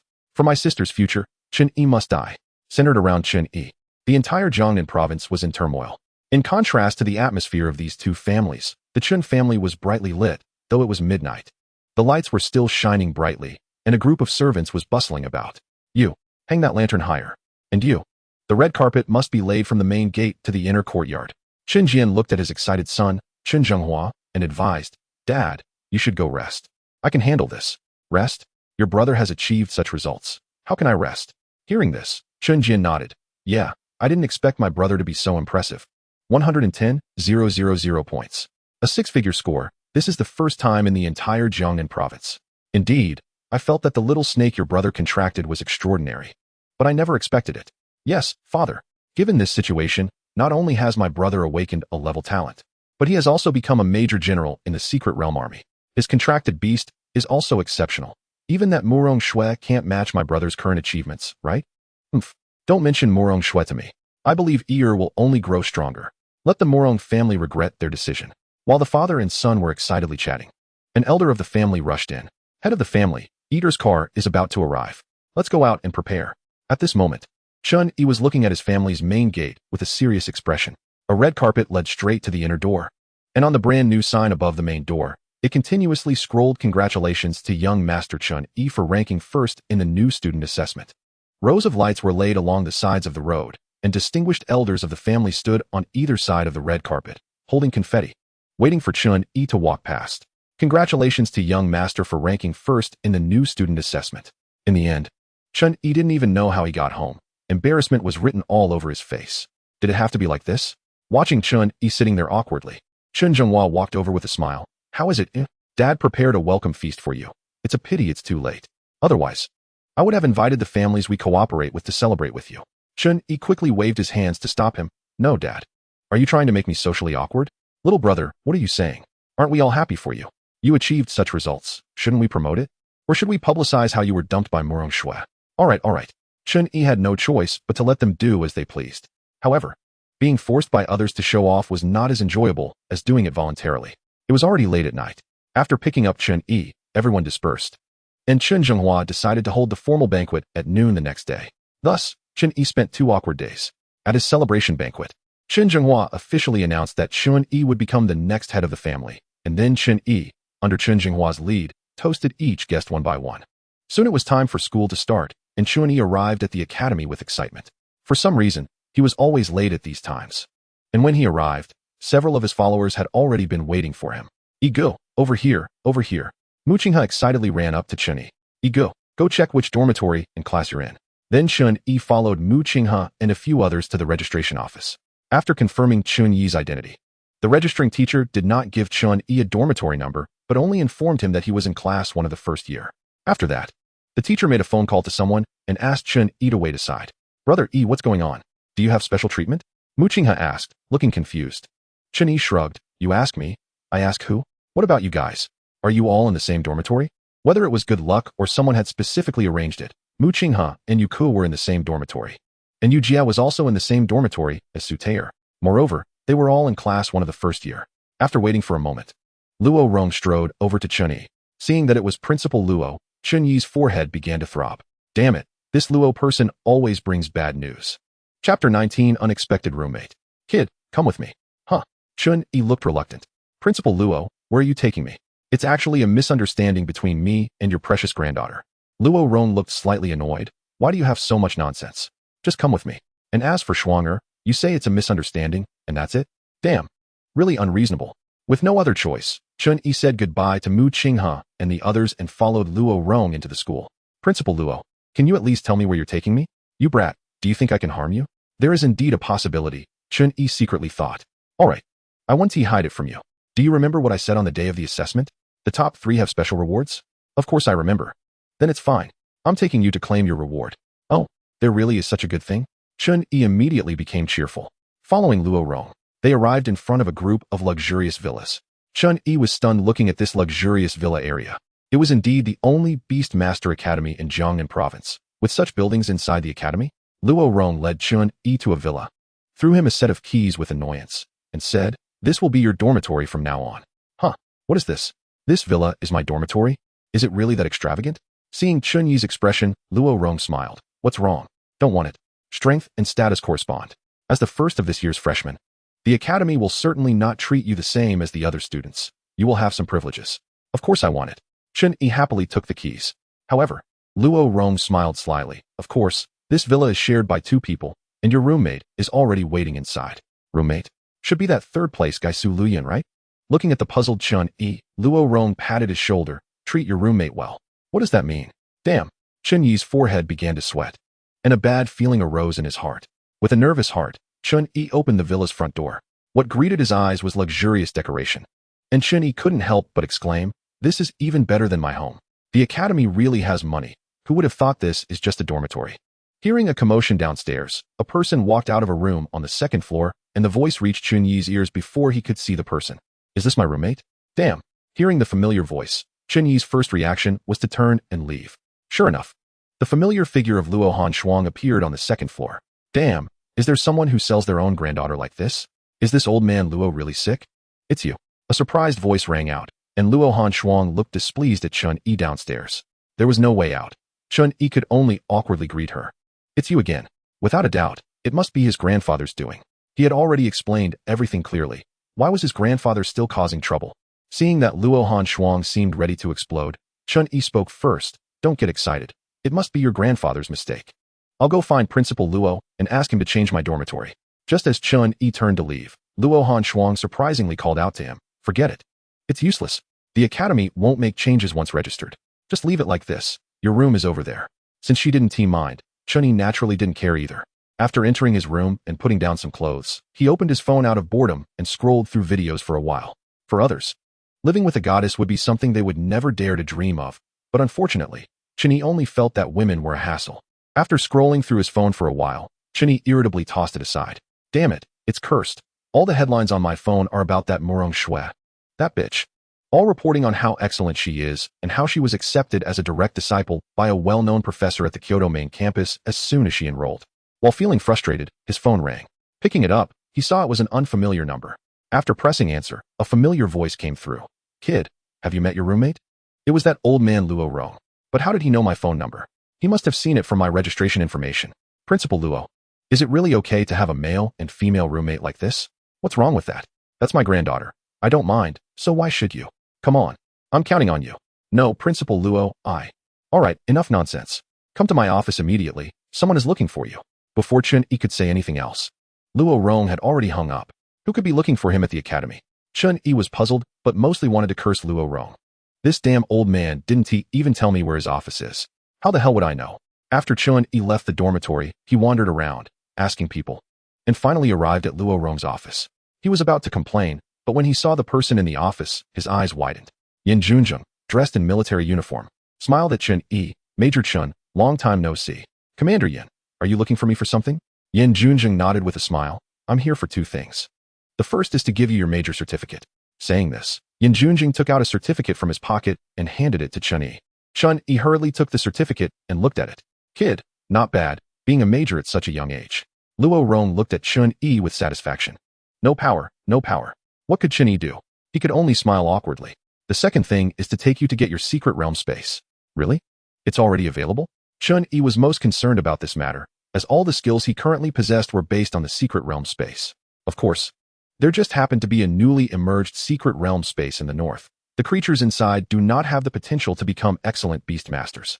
I've already taken people to clear out all the creatures in the secret realm except for the leader. But now it seems we may have overthought things. I didn't expect you to achieve such results. Even if we didn't help you clear them out, it probably wouldn't pose much of a threat to you. Clear out. Damn, does that mean killing all the creatures in an entire secret realm? The secret realm military is indeed terrifying. For the creatures in the secret realm military must be like the Grim Reaper. Chen Yi nodded. "Thank you for your hard work, Commander Yin." Yin Junzheng waved his hand. "It's nothing. But you still need to personally kill the secret realm leader." We originally prepared a lot of backup for you, but now it seems unnecessary. A grade-level secret realm leader shouldn't be too difficult for you, right? Don't say grade level, even if it's a higher-level creature. My little Qing has no idea how many she has killed. Chapter 20 The Secret Realm Gate in the Lake. After chatting for a while, Yin Junzheng said to Luo Rong, Old Rong, I'm taking a leave of absence for Chen Yi, tentatively for a week. What do you think? All right. What are you pretending for? Do you think I would say no, and you wouldn't take him away? Kid, make sure to learn some skills from Commander Yin. His level is higher than any teacher in the academy. Chen Yi nodded, got it, thank you, Principal Luo. Hurry up and complete your half-baked talent at this level. I will help you get it approved. Due to Yin Jun's special identity, it was inconvenient to leave through the main entrance. So Chen Yi followed him out through the side of the academy. A military jeep was already waiting at the entrance. After getting into the car, Chen Yi glanced back at the academy and couldn't help but sigh. Wow, I didn't even attend a single class, and I'm already on a long vacation? In the car, Yin Jun handed a map to Chen Yi. This is the map of the secret realm. Take a look first. After receiving the map, Chen Yi examined it. According to the scale, the secret realm was about the size of a county, with a gentle peak in the center and a river surrounding it. The rest of the land was mostly flat plains. Seeing this, Chen Yi was already planning how to organize this secret realm space in his mind. When Yin Jun saw that Chen Yi had finished looking at the map, he pointed to the peak in the center. The master of this secret realm is on top of this peak. It's a level 1 cloud spirit, based on past experiences with level 1 talent secret realm masters. Once you defeat the realm's leader, the gate of the secret realm will shatter, making it very difficult for those inside to get out. So you'll have to go in alone. We can't help you. Do you need any equipment? Let us know in advance, and we'll prepare it for you. The cloud spirit seems to have a deadly allure for Shaoqing. No need. It's just a level 1 cloud spirit. No big deal. Yin Jun, who was aware of Chen Yi's assessment results, nodded in agreement. That's good. A few hours later, by a remote lake, rows of soldiers surrounded the area and set up a warning line. In the center of the lake was a pitch-black fissure, the untreated entrance to the original secret realm. After passing through several checkpoints, the jeep that Chen Yi was in arrived at the edge of the lake. When Yin Jun led Chen Yi out of the car, a team of soldiers was already waiting there. Upon seeing Yin Jun, they all saluted. Commander. Yin Jun nodded. Nothing unusual happened in the secret realm, right? Report to Commander Yin. Nothing. That cloud spirit has been floating at the peak and hasn't moved at all. Good. Go relay the order to let all soldiers inside the secret realm withdraw. The main person has arrived. The soldier glanced curiously at Chen Yi. Commander, who is this? Yin Jun smiled and pushed Chen Yi forward. This is Major General Chen Yi. Our logistics support will rely entirely on him in the future. The soldier immediately saluted Chen Yi. I've met Major General Chen. Although Chen Yi had seen such scenes on television many times, he still felt somewhat at a loss when it was his turn. All right, go relay the order. Major General Chen just joined the army and is not used to it yet. Yes. The soldier jogged towards the entrance of the secret realm. Yin Jun also led Chen Yi to the temporary command post. So, how do you feel about being in the military camp for the first time? Chen Yi thought for a moment, serious and neat. Haha. Yin Jun chuckled and pointed to the secret realm entrance in the center of the lake. See that? That's the newly formed entrance to the secret realm. We expanded it. Expanded it? Chen Yi looked curiously. The entrance was only about a meter high and a few decimeters wide. That's right. Didn't expect it, did you? Some higher-level secret realm entrances are less than half a meter tall. Our secret realm army has to crawl in. Chen Yi hadn't expected this. He thought secret realm entrances would be like those for entrance exams, where a vehicle could easily fit. So, your secret realm master is the most scarce personnel in our army. Just think about it. The space inside higher-level secret realms can be as large as a country. Without modern machinery to assist, how can we quickly attack and occupy the secret realm? Only then did Chen Yi clearly feel the importance of being a secret realm master to the army. With him, they could bring modern machinery in bulk into the secret realm whenever such realms appeared. Although the main force for attacking secret realms would still be high-level beast tamers, there were limits to how many high-level beast tamers they had. Against secret realms the size of a country, some modern technology was still needed. Yin Jun talked with Chen Yi for a long time in the military tent, explaining the current situation of the secret realm army in Jiangnan province. Of course, Chen Yi's sudden promotion would cause discontent among many people, as they had worked hard for many years, only for Chen Yi, who had not served a day in the army, to directly obtain the title of Major General. Report, Commander. All personnel have safely evacuated from the secret realm. The soldier who had been relaying messages rushed into the military tent to report to Yin Jun. Got it. Yin Jun stood up after patting his pants. Major General Chen, the rest is up to you. Don't worry, Commander Yin. Chen Yi then followed Yin Jun towards the secret realm entrance in the center of the lake. Having the experience from the assessment, Chen Yi stepped directly into the entrance of the secret realm. The scenery shifted, and Chen Yi found himself standing in a forest, with tall trees all around. However, apart from the sound of chirping insects, there was no other sign of life, not even a single bird. The iconic peak was visible in the distance. After walking for a while, Chen Yi began to regret not bringing a dirt bike. He didn't know how long it would take him to walk. He was still too young. After a long walk, Chen Yi finally arrived at the foot of the peak. According to the map, the river surrounding the peak was like that, but up close, it was still somewhat shocking. The river was about 100 meters wide, and the water was completely still, like a mirror. At this moment, Chen Yi could see a dark cloud at the mountain's summit. Xiaoqing excitedly popped out of Chen Yi's sleeve, gazing obsessively at the cloud spirit at the top. All right, it's your turn to perform soon, don't worry.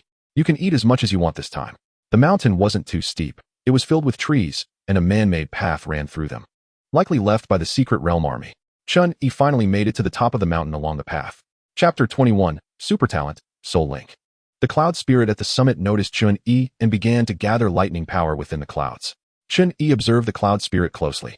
Unlike the one from Luo Hanshuang, this one was noticeably smaller, giving off much less intimidation, and the cloud color leaned more towards white.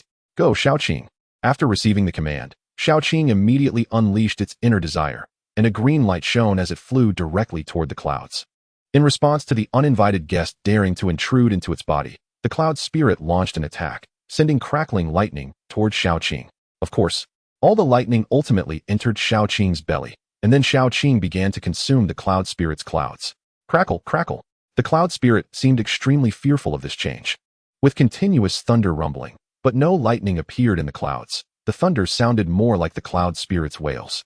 At this moment, Xiaoqing's body actually grew to the thickness of a finger, and after eating countless demon beasts in the trial secret realm, Xiaoqing unexpectedly burped, and within that burp, there was even a hint of lightning power. A surge of power feedback flowed from Xiaoqing to Chen Yi, making him feel as if all the pores on his body opened up in comfort. What is this feeling? Chen Yi hurriedly took out his identification card, and sure enough, the Beast Taming level section had changed to level 1 Beast Tamer. Wow, just a few days? I've already advanced from a level 1 Beast Tamer to level 2? That's equivalent to how many years of effort put in by those prodigies in the academy who awakened their beast taming talent since childhood. After Xiaoqing burped, it spat out a yellow crystal. Chen Yi curiously took the crystal and observed it. There were faint electric currents flowing inside. After spitting out the crystal, Xiaoqing conveyed a feeling of wanting to sleep to Chen Yi. Xiaoqing wants to sleep? That's interesting. With Chen Yi's tacit approval, Xiaoqing climbed to the top of the mountain, curled up, and began to fall asleep. Facing Xiaoqing's change, Chen Yi took out Xiaoqing's identity card to check. Name, Xiaoqing. Race, unknown. Potential, unknown.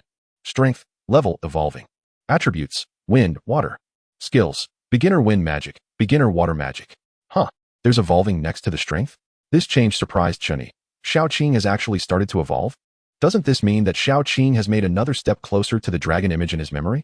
Ding. The talent secret realm space has successfully bound to the secret realm.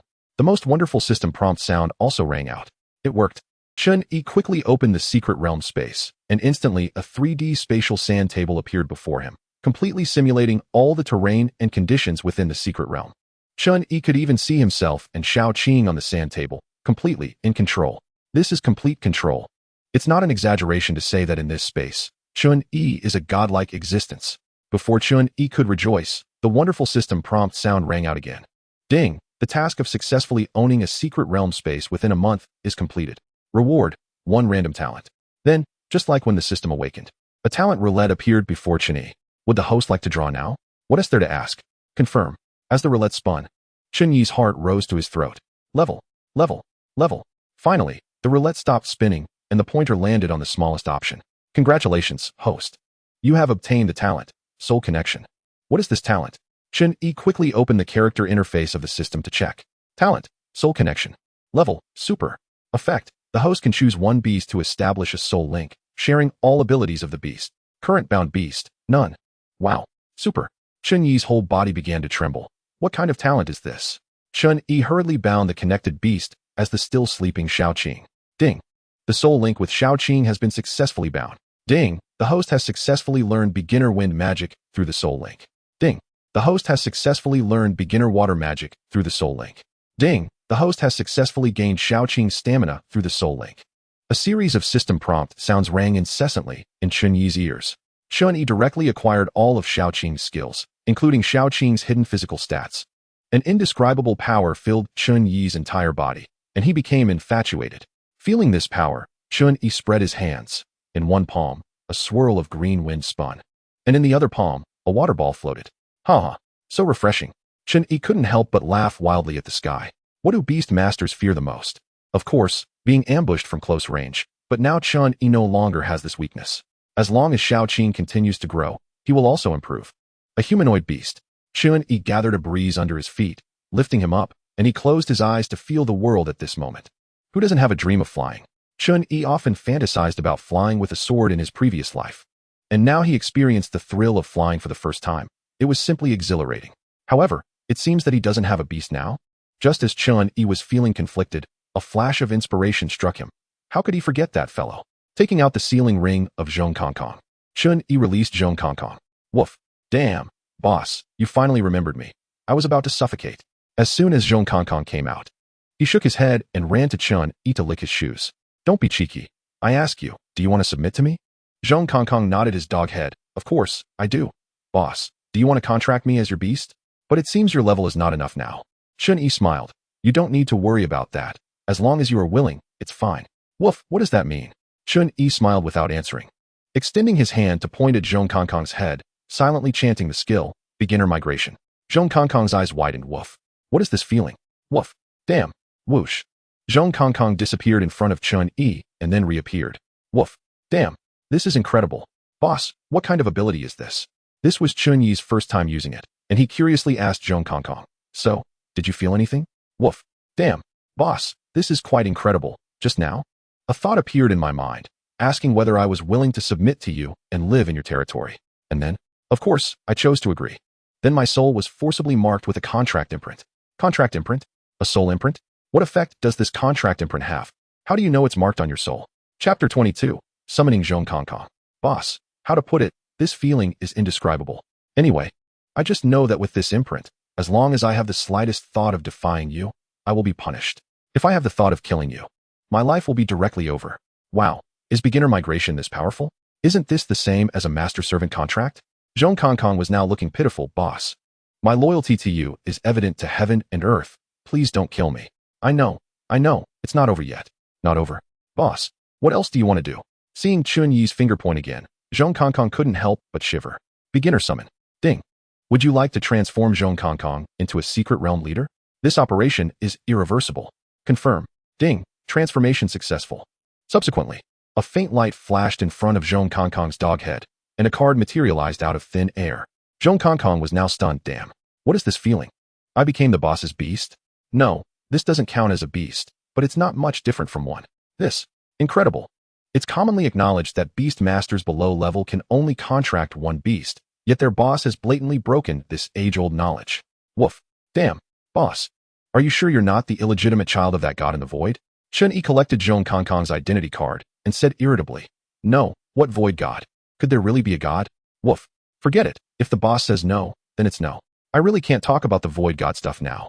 Saying it would harm you. All right. Chen Yi then began to check Zhong Kong Kong's identity card. Name, Zhong Kong Kong. Race, Howling Moonwolf. Potential, unknown. Strength, level. Attributes, space. Skills, space tier, space condensation, space teleportation. Oh. Chen Yi glanced at the silly Zhong Kong Kong. This is clearly a husky. But unexpectedly, it really is a wolf. The potential is also unknown, just like Xiao Qing. Wow, it really is not an ordinary creature. And the attribute is a rare space type, directly with 3 skills. Chen Yi looked at Zhong Kong Kong with satisfaction, but this strength is too weak, level. Not enough to see. After thinking for a moment, Chen Yi reluctantly opened the system store and chose to buy an energy-gathering pill. Although the Chen family is a wealthy family in Jiangnan province, that wealth belongs to the family. And Chen Yi has only over 3 million in pocket money after so many years. Now, with a third gone, Chen Yi gritted his teeth secretly. He must find a way to earn some money outside, or else he would never be able to afford these divine medicines in the system store. The purchase of the energy-gathering pill was successful and has been placed in the system backpack. Chen Yi opened the backpack, took out the energy-gathering pill, and tossed it in front of Zhong Kong Kong. Here you go, eat it. Woof. Boss, what is this? Zhong Kong Kong sniffed forward. Miraculous medicine, to take or not to take. If not, then forget it. Woof. Miraculous medicine. Of course, I'll take it. Zhong Kongkong directly swallowed it in one bite. Chen Yi quietly observed Zhong Kongkong's changes. Zhong Kongkong's originally foolish dog face began to look serious. Ah woo. Woof. Boss, this can't be fake medicine, right? It hurts so much. Zhong Kongkong was rolling on the ground in agony. The pain lasted for at least a quarter of an hour before Zhong Kongkong shakily got up. Woof. Boss, your miraculous medicine is poisonous. Enough already. Don't take advantage and then act coy. Quickly feel if there's any change in you. Chen Yi also took out Zhong Kongkong's ID card to check. Name, Zhong Kongkong. Race, Howling Moon Sky Wolf. Potential, unknown. Strength, level. Attributes, space. Skills, rift break, space condensation, space teleportation. Good heavens, he really reached level. As expected, products from the system are top-notch. At this moment, Zhong Kongkong also noticed something unusual about himself and excitedly exclaimed, Woof. Oh my god. Boss, my strength is now level woof. Damn, I leveled up twice. Divine elixir. It really is a divine elixir. Boss, do you have more? Give me a few more. Chen Yi kicked Zhong Kongkong, rolling one more. This one almost drained me. Woof. Boss is the best. Ding. Task triggered. Race migration. Task objective. Migrate a group of mystical creatures with awakened intelligence to the host space. Note. Over 100 units are considered a race. Task reward. Randomly obtain a talent. 1 development coin. Another talent. Good heavens. Development coin. So this thing can be obtained through system tasks. 2 coins can grant a level talent. Right. Chen Yi thought of something. Then directly took out his ID card to take a look. The talent on the ID card still showed only 1 level of Secret Realm Master. It seems the ID card can only display 1 talent. In the real world, the Secret Realm gate in the center of the lake began to twist and shatter, disappearing from the lake after Chen Yi killed the Secret Realm leader. Yan Jun also learned of this news immediately, calculating the time. Chen Yi had been inside for less than a day. It seems he underestimated Chen Yi, the new first place. Commander, our little major seems extraordinary, after all. He is a level cloud spirit, one of the most difficult elemental beasts to deal with. An officer disguised as a Secret Realm military beside Yan Jun chuckled. Yan Jun did not respond. Indeed, I have a vague feeling that I seem to have recruited an extraordinary figure for our Jiangnan military region. Hee, I hope so. But just a Secret Realm Master is already very remarkable. Yan Jun shook his head. It's not just that, Jiangfeng. Keep an eye on this kid in the future. I can't stay here all the time. You take care of our little major more. Jiangfeng nodded. Commander, don't worry, I know what to do. After a while, the empty lake's surface rippled, and Chen Yi's figure appeared out of nowhere. Before he could steady himself, he heard Yan Jun's voice. How is it? Have you gotten familiar with your space? After Chen Yi nodded in confirmation, Yan Jun took him to the jeep they arrived in. Let Chen Yi try to store it. As the absolute master of space, with a single thought, a Secret Realm sand table appeared before Chen Yi. After touching the jeep, he selected a point on the sand table with his mind, and in an instant, the jeep in reality appeared on the sand table. With Chen Yi's thought, the jeep reappeared in the real world. TSK, this skill as a living talent is indeed worthy of being a level talent. Yan Jun was very satisfied with this effect. Living skills? That's someone else. I have a series of skills that match it. Chen Yi's level Secret Realm Master. Can it still be described with levels? This is an existence of another realm. Chapter 23, Development and Making Money. Well, it's done in one day.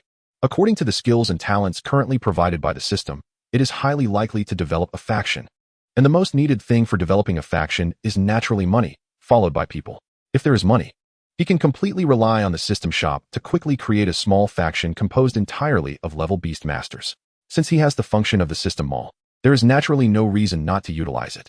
After thinking for a long time, and confirming that Luo Hanzhuang was not in the room, Chen Yi made a call to summon Mu Qinghe and the Yu siblings. Although the Mu family is considered a big family, Mu Qinghe still has several older brothers, and his status in the Mu family is not as high as imagined.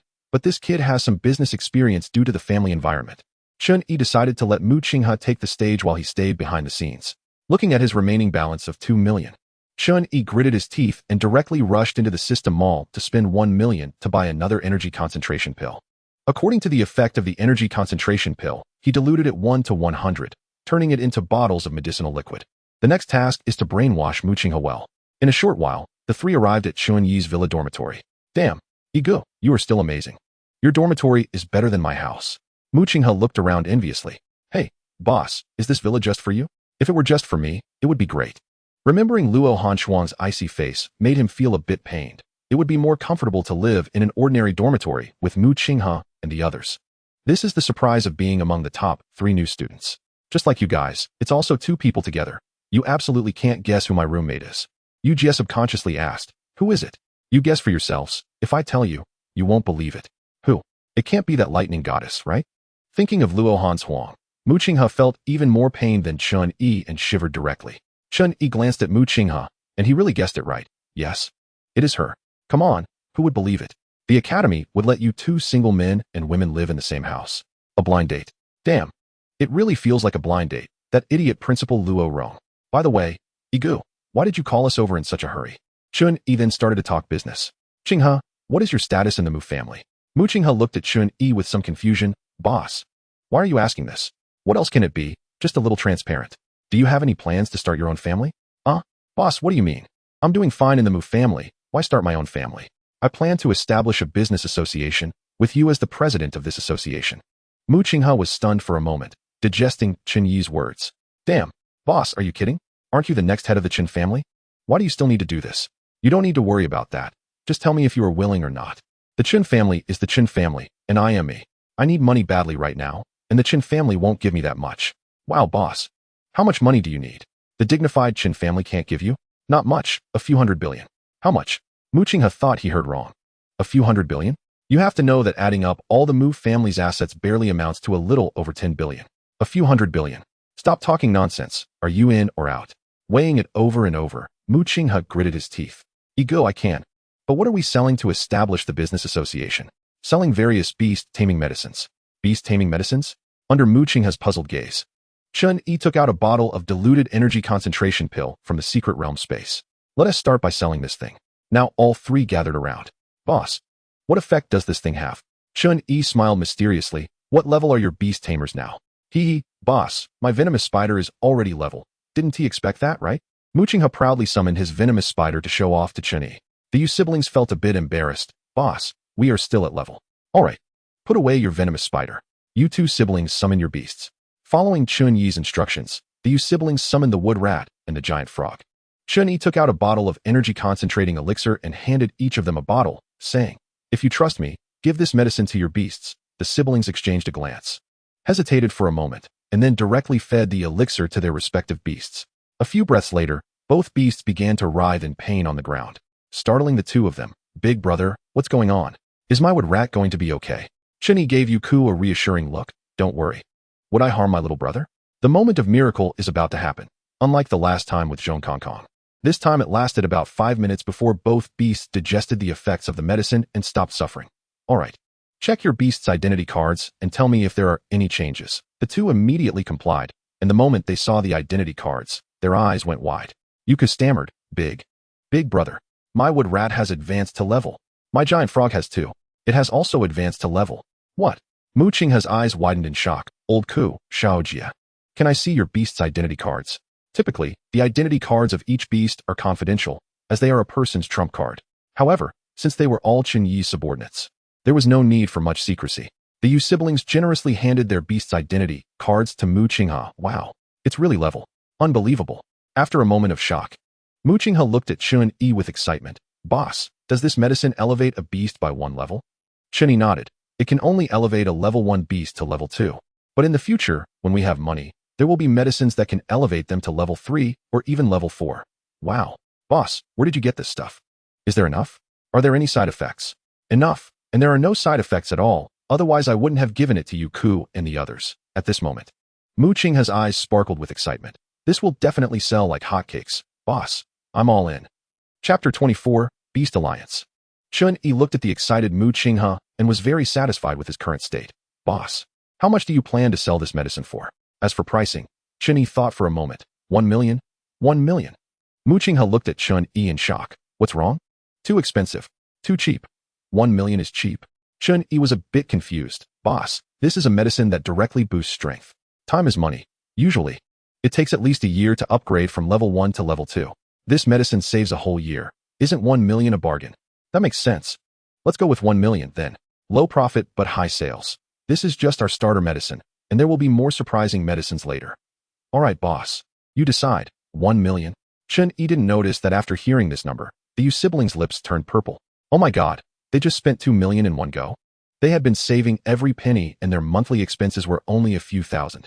Boss. Yuka stuttered as he looked at Chen Yi. We really don't have the money to pay for that medicine. Chen Yi was initially puzzled but quickly understood. What are you two thinking? Do you expect to pay me to be my little brothers? This is just basic welfare. Boss, Yuku was a bit moved. We don't even need to change our last name to follow you. And you give us such precious medicine. From now on, my life is yours. Me too. Chen Yi waved his hand. All right, just keep it in your hearts. There are also things you need to do. Boss, what do you need us to do? You two grew up in an orphanage, right? Yes, I need you to recruit some people in similar situations to yours, but there's a condition, loyalty. I will also be responsible for their beast sources in the future. Of course, if they perform well. I won't be stingy with medicines like the one earlier. This. Yuku and Yujia exchanged glances. Boss really wants to start a new force? This was definitely a huge opportunity for them. All right. Boss, we do have a lot of brothers and sisters. Some have awakened their beast talents, but unfortunately, they couldn't afford beasts. So they didn't enter our academy. Chen Yi nodded. Go ahead. As long as they are loyal, I will help them with the beasts. The Yu siblings left Chen Yi's villa excitedly. Now only Chen Yi and Mu Qinghe were left. Boss, why don't you look for Su Tower? If you ask her, that girl would definitely follow you wholeheartedly. She's really good to you. Mentioning women made Chen Yi's head ache, and he quickly stopped Mu Qinghe from continuing. Let her start anew like us? Are you kidding? Her brothers would come over and tear me apart. That's true. Then, boss, should we go to the Beast Alliance now to get your medicine notarized? Huh? Chen Yi looked at Mu Qinghe in confusion. Oh, come on. Boss, you're going to sell beast medicine. And you don't know that it must be notarized at the Beast Alliance? Otherwise, who would dare to buy it? Oh, that makes sense. Let's go. Right now. At the entrance of the Jiangnan Province Beast Alliance, a taxi stopped. Chen Yi and Mu Qinghe got out of the car. So troublesome. I'll buy a car tomorrow. It can be stored in the secret realm space anyway. Secret realm space? Boss, you didn't manage to get a secret realm, did you? Of course. Don't you know who I am? I haven't heard of any new secret realms appearing nearby recently. Boss, how did you get it? Chen Yi chuckled and walked towards the Beast Alliance. It's a secret, since it was Chen Yi's first time at the Beast Alliance. He didn't know where to go for the medicine notarization and headed to the consultation desk. A young woman, about the same age as Chen Yi, was sitting at the consultation desk, and she looked quite decent. Excuse me, where can I get the beast medicine notarized? The woman looked up and assessed Chen Yi. Beast medicine notarization? Do you have beast medicine that needs notarization? Chen Yi took out the energy concentrating elixir and nodded. Yes. The woman then handed Chen Yi a form to fill out, asking for the detailed information about the medicine that needed notarization. After glancing at the contents, it just required him to write down which types of beasts it was effective for and the medicine's effects. For the sake of his future business, Chen Yi naturally wouldn't write carelessly. After the woman reviewed the form Chen Yi filled out, she gasped. Applicable to all beasts. And the effect is to directly elevate a level 1 beast to level 2? Sir, are you sure you didn't fill it out wrong? Chen Yi nodded. No. That's exactly how my medicine works. Hello, sir, my name is Jiangli. Please wait a moment. This effect is too unbelievable. And I need to report this to my superiors. After that, the employee named Jiangli rushed inside. Interesting. Did this kid come to the Beast Alliance to boast? While waiting, Chen Yi heard a mocking voice nearby. He glanced over. How do you know I'm boasting? The person smiled. Let me introduce myself. I'm Li Mao from the Li family. Putting aside your outrageous effect, just the fact that it's applicable to all beasts is laughable. Li Mao? I know him. He's from the renowned medicinal family. The Li family. I remember now, he is the inventor of the Wanjin San, right? That's right. He is indeed a great figure in beast medicine, through the discussions of those around. Chen Yi figured out the situation. A fellow practitioner? Trying to put me down. How is it laughable? Tell me, I'd like to hear. Li Mao smiled, slightly mocking. Do you know how many types of beasts there are? And you think it's universal? Each type of beast has vastly different constitutions. To achieve universality is simply a pipe dream. You can't do it, doesn't mean I can't. What a joke. You don't look that old, but your tone is quite big. I've been researching beast medicine for years. How can you compare to me? Chen Yi tapped his ear, indicating that you are uneducated. After studying medicine for years, you still know nothing. I kindly guide you, and this is your attitude? Humph, you call this kindness? Don't kid me. Do you think you can use me as a stepping stone? Dream on. Li Mao was left speechless by Chen Yi's retort.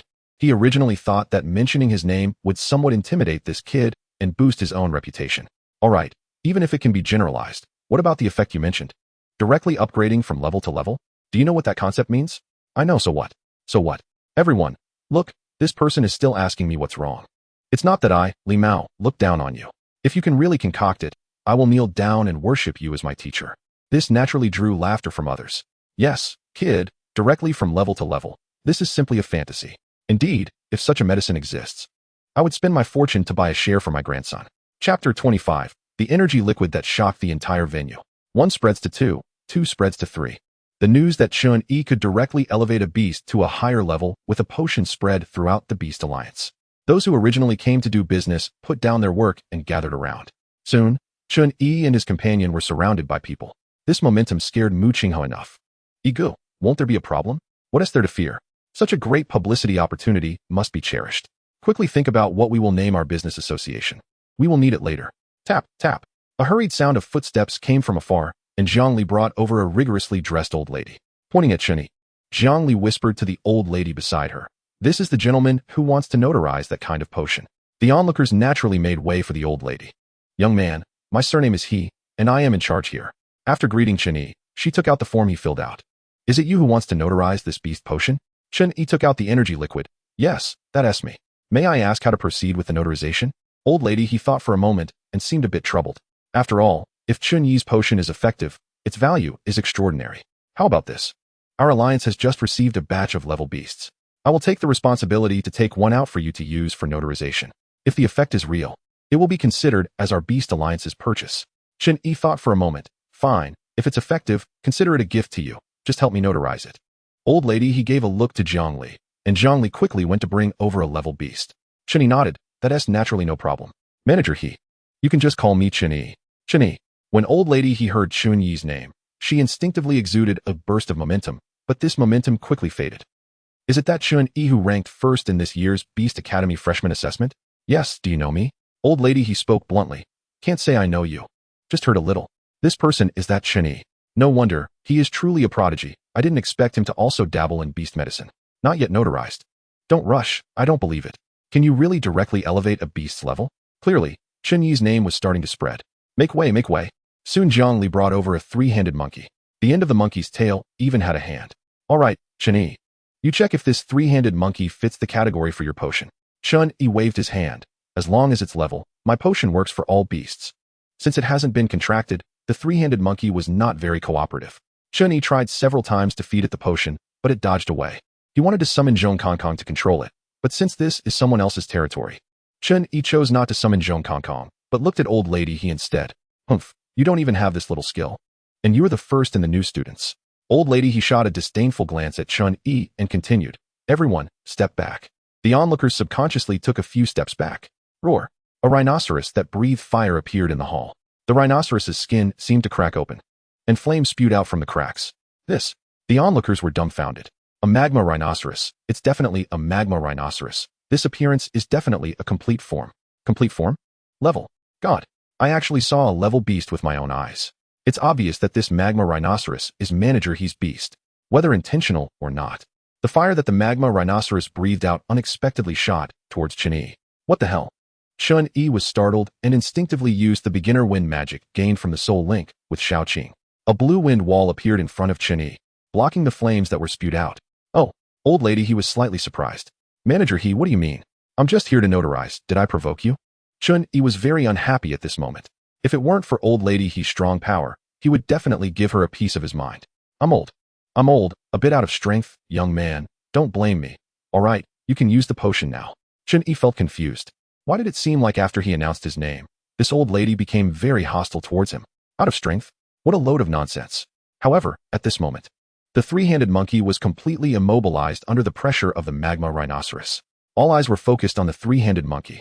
As in the previous test, the 3-handed monkey began to roll in pain shortly after swallowing the potion. Seeing this situation, the most excited was naturally Li Mao, who pointed at the 3-handed monkey and laughed.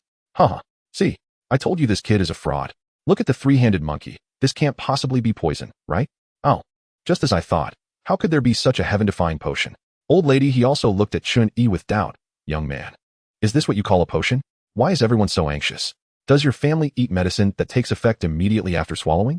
The 3-handed monkey has too weak a constitution. My potion is changing its constitution to help it advance. Pain is a must.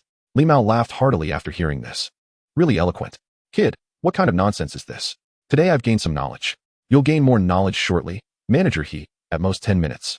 After 10 minutes the potion's effect should be absorbed. Let us wait a bit. As a notarizer for beast medicine, old lady he was still very rigorous, nodding to indicate it was fine. As time passed, in the blink of an eye, 6 minutes had already passed. At this moment, the three-handed monkey stopped rolling. The painful expression from before completely gone, and instead, it was bouncing around excitedly. All right, Manager He. You can have someone come to test the three-handed monkey's current strength now. Following Old Lady He's instructions, soon a piece of equipment was brought over. This equipment looked like the security gate at an airport. Staff led the three-handed monkey through the equipment, and soon a group of data appeared before everyone's eyes. Species, three-handed monkey. Status, healthy. Strength, level. This caused an uproar in the entire venue. It actually really became level. God, what am I seeing? Young man, how much is this potion? How many do you have? I want to buy? Don't fight. Don't fight. Young man, sell me some too. Old Lady He also looked at the three-handed monkey in shock, then curiously glanced at Chen Yi. Young man, where did you get this potion? Chapter 26. Call me Grandma privately. I concocted it myself. You concocted it yourself? Impossible. How old are you? How could you concoct a potion with such extraordinary effects? Li Mao stared at Chen Yi in disbelief. Humph. Don't impose your worldview on me. My abilities are beyond what a broken medical family like yours can understand. Chen Yi glanced at Li Mao with great disdain. You. How dare you insult the prestigious Li family? 80% of the beast taming medicine in the entire Jiangnan province comes from our Li family. That's the present. In the future, with our business association in place. Just wait for your Li family to be driven out. You. Ignorant brat. Just because of you? That's right, just because of me. Do you remember what you said earlier? You said if I took you as my disciple, you wouldn't need to. You're not worthy of being my disciple. You just need to kneel. After Chen Yi finished speaking, Li Mao's face turned a mix of green and purple. He almost forgot about this. He originally wanted to use Chen Yi to establish his own reputation. But now he's hit a brick wall. His reputation has increased, but unfortunately, it's negative. Humph, I was just speaking casually. It doesn't count as true. Kid, I remember what you just said, and I will inform my Li family members. Just wait for your business association to be blacklisted by us. After saying this, Li Mao hurriedly left. He needed to inform the elders of his clan about the existence of the energy potion. If nothing goes wrong, this will cause a huge upheaval in the beast taming medicine industry of Jiangnan province. Humph, is this the Li family? Their words are as empty as farts, so embarrassing. Chen Yi didn't bother with Li Mao anymore. The main business was more important. Well, the Li family has lost face now. Shoo, don't say that. Be careful others here. No matter what, the Li family is still the Li family. Humph, I'm afraid it won't be for long. What do you mean? Then that person took out a business card and handed it to Chen Yi. Little brother, I am the owner of Lontong Beast Taming Pharmacy. I don't know what your business association is, but can we purchase medicines from you? Wow, they want to seize the opportunity. Soon a crowd of people hurriedly handed their business cards to Chen Yi. Chen Yi glanced at Mu Qinghe. It's your turn to step up. Mu Qinghe immediately understood and stood in front of Chen Yi. Everyone, I am the president of the soon-to-be established Shenlong Business Association. If you have any business, you can find me. Shenlong Business Association? That name is not bad. Chen Yi left Mu Qinghe to deal with those eager merchants and followed Old Lady He to a separate office to handle the notarization. Chen Yi, you're quite mysterious. Old Lady He teased while printing the notarization for Chen Yi. Chen Yi still couldn't quite gauge this old lady. Manager He, don't joke around. I'm just an ordinary student. Ordinary student? An ordinary student can concoct such extraordinary beast taming medicine? Also, you clearly didn't summon a beast just now. How could you use such pure wind magic? Is there? Chen Yi naturally wouldn't honestly confess, so he began to play dumb. Suddenly, the temperature in the office rose, and a rhinoceros head appeared out of thin air, spewing a jet of scorching flame at Chen Yi. Damn! The sudden turn of events made Chen Yi hurriedly conjure a wind shield to disperse the flames. He stepped back a few paces and summoned Zhong Kong Kong, who looked warily at Old Lady He and the rhinoceros head in midair. Manager He, what do you mean by this? Woof. Damn. Old lady, do you dare bully my master? Huh. Isn't your beast a snake? How did it turn into a dog? This dog can even talk? Wow. Kid, it seems I underestimated you. Chen Yi grew increasingly nervous. Had this old lady investigated him? How did she know him so well? He was already ready to escape into the secret realm, as he really couldn't take on a level 6 lava rhinoceros right now. Woof. Damn. Old lady, are you blind? I, Zhong, am a wolf. Woof. Old.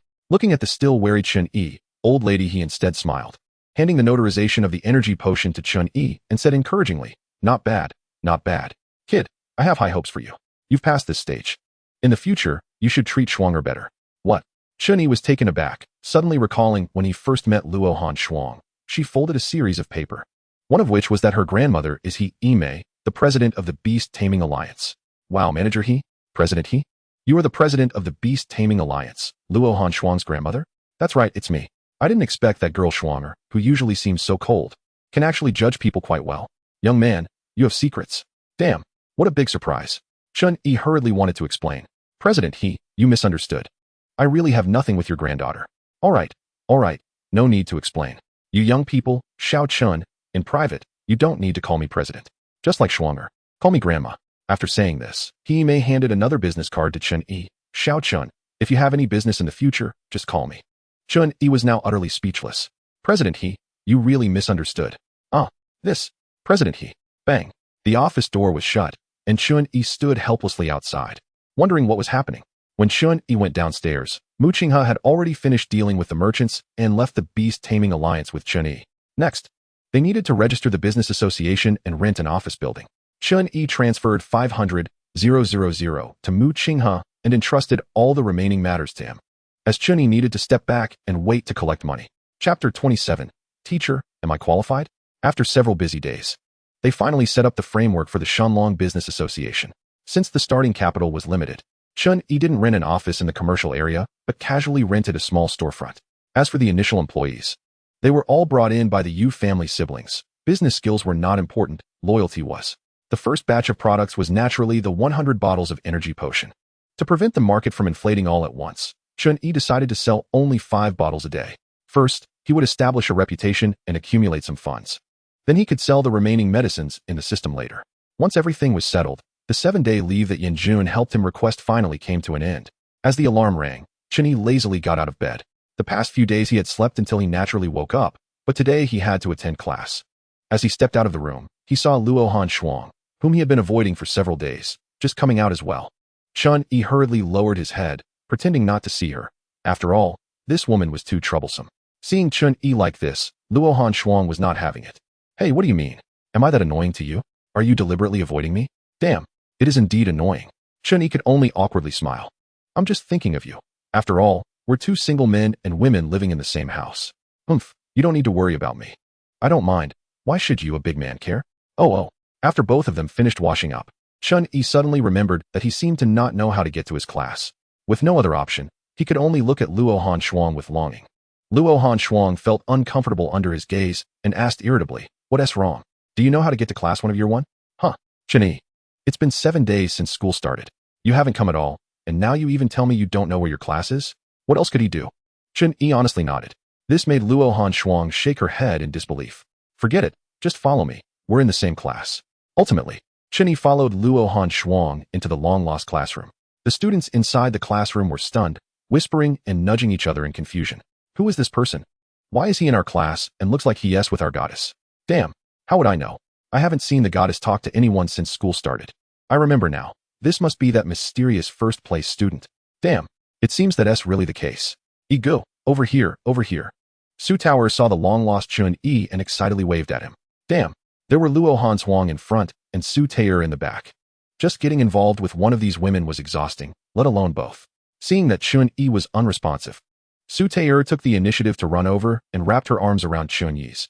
Go, come here. Your seat is next to me. Su Taer's actions shocked all the students at once. Damn, my heart. How come the goddess Taer seems so familiar with that guy? Damn it. I have to compete with him. Luo Han Huang also glared at Chen Yi with displeasure and muttered, "Pervert." Chen Yi, who was feeling utterly speechless, wondered, who did I offend?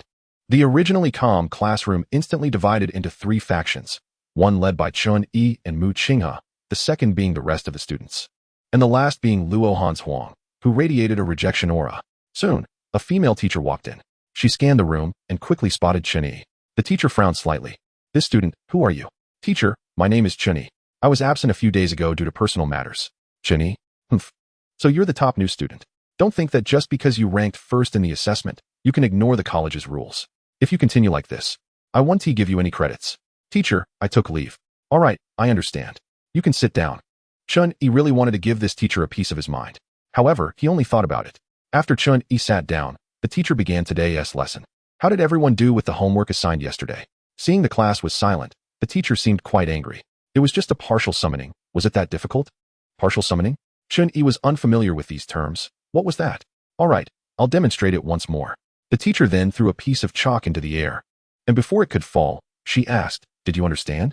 If you can't even master this little technique, what will you do in narrow spaces when you can't summon larger beasts?" Oh, so that was it. A few days ago, the rhino that He Huichang summoned was indeed a partial summoning. Luo Han Huang, You are our class monitor. Why don't you give it a try? Okay. Luo Hanshuang stepped up to the podium. As the teacher threw the chalk, a black cloud appeared and struck the chalk with a bolt of lightning. Not bad. Haven't you mastered it perfectly? Why didn't you speak just now? The teacher on stage was infuriated. If it weren't for the fact that her grandfather was the vice principal, she would have lectured Luo Hanshuang. Wow. No wonder she's our class goddess. Compared to her, some first-place rankings are just inflated. First, there must be an element of luck involved. It will be exposed sooner or later. With Luo Hanshuang's demonstration, the students began to whisper about Chen Yi. The teacher, seemingly displeased with Chen Yi, pointed at him. You, the first this year, come up and give it a try. Haha, quick, record this moment of embarrassment for the new first-place student. This will definitely be a hot topic on our campus forum. Makes sense. Many students took out their phones, switched to video mode, and aimed them at Chen Yi. Playing with phones in class should not be allowed. But the teacher seemed to act as if she didn't see it. Remember, it's a partial summoning. As the first, if you can't even do this, don't bother coming to my class in the future, and don't expect to earn any credits. Chen Yi increasingly felt that something was off with this teacher. However, a partial summoning was nothing. It might be difficult for others, but for someone with absolute control over the secret realm, it was easier than breathing. As the teacher threw the chalk, Zhong Kongkong's dog had appeared in front of Chen Yi. The dog opened its mouth, and a spatial condensation hit the chalk. In an instant, the chalk froze in midair. Chen Yi stepped forward, took the chalk, placed it on the podium, and asked, Teacher, am I qualified? Chapter 28. I hit the teacher. Luo Hanshuang stood up upon seeing Zhong Kongkong, wanting to say something but stopping herself. Chen Yi's beast should have been that lightning-absorbing snake. How did it turn into this mixed-breed dog? But the aura emanating from the dog was indeed that of a beast. Could it be that Chen Yi's little snake died and he recontracted this dog? The female teacher's expression darkened upon seeing Chen Yi's attitude. What do you mean by that? Are you provoking me? Humph, if you're so capable, don't bother coming to my class tomorrow. Damn, I can't take it anymore. This teacher is crazy. Just as Chen Yi was about to retort, Zhong Kongkong spoke up first. Woof. Damn, you old woman. How dare you talk to my master like that? Who do you think you are? If you want to teach, go ahead, but my master doesn't care to listen to your nonsense. Chen Yi almost forgot Zhong Kongkong's sharp tongue, but it was good. In times like this, Zhong Kongkong was quite reliable, saving him the trouble of cursing. You. The teacher and the entire class were dumbfounded. You. This dog can actually talk? Damn. You hairless monkey, old woman. I'm not a dog. I'm a wolf. All the students were astonished, their mouths wide enough to fit an egg. Only Luo Hanshuang couldn't help but chuckle a few times. Thinking back to when this dog called her granddaughter, she had been quite angry. Now, watching this mixed-breed dog curse at others was quite amusing. You. The teacher was so furious her mouth twisted, trembling all over. It's infuriating. I, Hu Xian, have been a teacher for so many years, and I was actually cursed by a dog. Woof. Damn. Hairless monkey. So your name is Hu Xian? What a terrible name. You should change it to Hu Fool. You. Hu Xian could no longer hold back. She summoned a half-meter tall, enlarged sparrow, cold silk sparrow, ice arrow. Instantly, the temperature in the classroom noticeably dropped a few degrees. The cold silk sparrow screeched, flapping its wings, and several icicles appeared beside it, shooting directly at Zhong Kongkong's dog head in front of Chen Yi. Woof. The hairless monkey is getting serious. Boss, hurry up and let me out. Okay. Facing the teacher who had been deliberately making things difficult for him, Chen Yi was not polite and directly summoned Zhong Kongkong entirely. The moment Zhong Kongkong appeared, he executed a spatial transfer, landing above the cold silk sparrow, and then bit down on one of its wings. The cold silk sparrow cried out in pain, flapping its wings and trying to shake off Zhong Kongkong. But Zhong Kongkong's mouth once again condensed a crack in the void. Boom. In an instant, blood splattered. And Zhong Kongkong jumped in front of Chen Yi, holding one of the cold silk sparrow's wings in his mouth. Then, he placed the wing at Chen Yi's feet. Woof. Boss, hurry and put this away. When little Qing wakes up, let him eat it. This is my offering to him. Boom. Another loud crash. The cold silk sparrow dropped stiffly onto the classroom floor. Hu Xian finally reacted, her eyes wide with anger. No. Hurry and check its injuries. You. Quickly return its wing. Chen Yi looked around, pointed at himself, and innocently said, Teacher, are you talking to me? Stop talking nonsense and hurry up and return it. If anything happens to my cold silk sparrow, you'll never graduate. Damn. You dare threaten me. Woof. Hairless monkey, did you hear that? If you dare to disrespect my master again, do you believe I'll bite you to death, you broken-winged wild chicken? You. Hu Xian glared at Zhong Kongkong. Then at the indifferent Chen Yi. Okay, fine. I will tell the principal about this. You should get ready to be expelled. As Hu Xian walked away, the classroom was silent for a few seconds before it exploded. Damn, Chen Yi is awesome. Who? Who dared to question my EGE's first place being unearned? Damn. It was clearly you who questioned first. Me? How could that be? From now on, Egu is my boss. God. Awesome. The new student beat up the teacher? It's still the kind that can kill in an instant. Zhong Kong spat out the bird feathers in his mouth and disdainfully said, Woof. Damn. You little bastards. Do you think you can be my master's dog just because of you? Do you even deserve it? The excited crowd suddenly froze. Zhong Kong glanced around and immediately spotted Luo Han's Huang. Oh, granddaughter, you're here too. You're barely qualified to be my number one's mate. Now everyone fell even quieter. This sentence revealed a lot of information. Indeed, Chen Yi knew the goddess, and their relationship seemed rather close. Damn, this stupid dog. Luo Hanxuang's face turned ashen. Glaring at Chen Yi, control your dog's mouth. If you dare to tease me again next time, don't blame me for being ruthless. Of course, don't worry. It won't happen again. Rip, did I see that right? The goddess actually let it go like this? Oh my god, is this still our thunder goddess? I can't take it anymore, but Chen Yi's beast really dares to speak. No way. What's wrong? Chen Yi's beast is incredible. Nonsense. It can speak human language and can directly kill the teacher's cold silk sparrow. How can it be ordinary? No. What I mean is, that beast actually has a talent skill? A beast has a talent skill? How do you know? What skill is it? Taunt. This beast definitely comes with a taunt aura. Saying it like that seems to make sense. Just now, I almost couldn't help but curse out loud. Hearing the discussions around him, Chen Yi was at a loss for words. What the hell is a taunt skill? Is this self-brainwashing? At this moment, Mu Qinghe and Su Tower also came to Chen Yi's side. Egu, what should we do now? You just beat up the teacher in the first class. You won't really get expelled, right? To be honest, Chen Yi was also in a headache now, but given another choice, he would probably still take action. After all, this teacher who was deliberately targeting him. What am I afraid of? At worst, I won't go to school. I'm not bragging, with my current strength. Going to school is just a waste of time. Class monitor, the teacher has been chased away by Chen Yi. What about our class? A student curiously asked Luo Han's Huang. Self-study. Oh. After a moment, Luo Rong angrily appeared at the classroom door. Under everyone's curious gaze, he pointed at Chen Yi and scolded, You bastard. Come to my office. Chapter 29. Cursed by a dog, the world knows. Once Chen Yi followed Luo Rong out of the classroom, Luo Han's Huang thought for a moment and followed out as well. Oh my god, Chen Yi won't really get expelled, will he? Expelled? Humph. Even if they expel us, they absolutely won't expel him. Why? Do I even need to ask? A fierce person like Chen Yi, the academy still needs to look up to him to gain a bit of fame. Are you talking about the National Beast Master Academy Exchange Competition held every year at the end of the year? What else could it be? Alright, that makes sense. Luo Rong's office. Chen Yi glanced at Luo Rong, who was sitting there with an angry face. Principal Luo, did you call me for something? You still have the nerve to ask me? Chen Yi said somewhat aggrieved. It's my fault? Who knew that teacher who would be so deliberately targeting me? Deliberately targeting you? Fine. I'll investigate this matter. Tell me how I should deal with you? Bang. The office door was pushed open, and Luo Han's Huang appeared outside. Grandpa, I can testify for this matter. It was indeed that teacher who inexplicably targeted classmate Chen Yi. You, Schwanger, what are you doing here? Luo Rong rubbed his forehead, looking helpless. I just came to say a few words for Chen Yi. That teacher whose behavior is indeed abnormal. You little girl, haven't even talked to him yet. And you're already siding with him? Grandpa, what are you talking about? You're talking nonsense. Do you believe I'll really tell Grandma? Facing his granddaughter. Luo Rong also felt a headache. All right, fine, just sit there. Kid, have you thought about how you want me to deal with you? Chen Yi secretly glanced at him. Compensate. Compensate. Teacher whose cold silk sparrow is a level beast. You almost beat it to death. Do you have money to compensate? Good lord, with that level. It's actually a level beast? Zhong Kong's mixed breed dog seems to have some skills. Grandpa, Principal Luo, you've really misunderstood. Can't this be explained clearly? For Chen Yi, this punishment is simply a reward. Ding. Task triggered. Strictly punish the mastermind behind the scenes.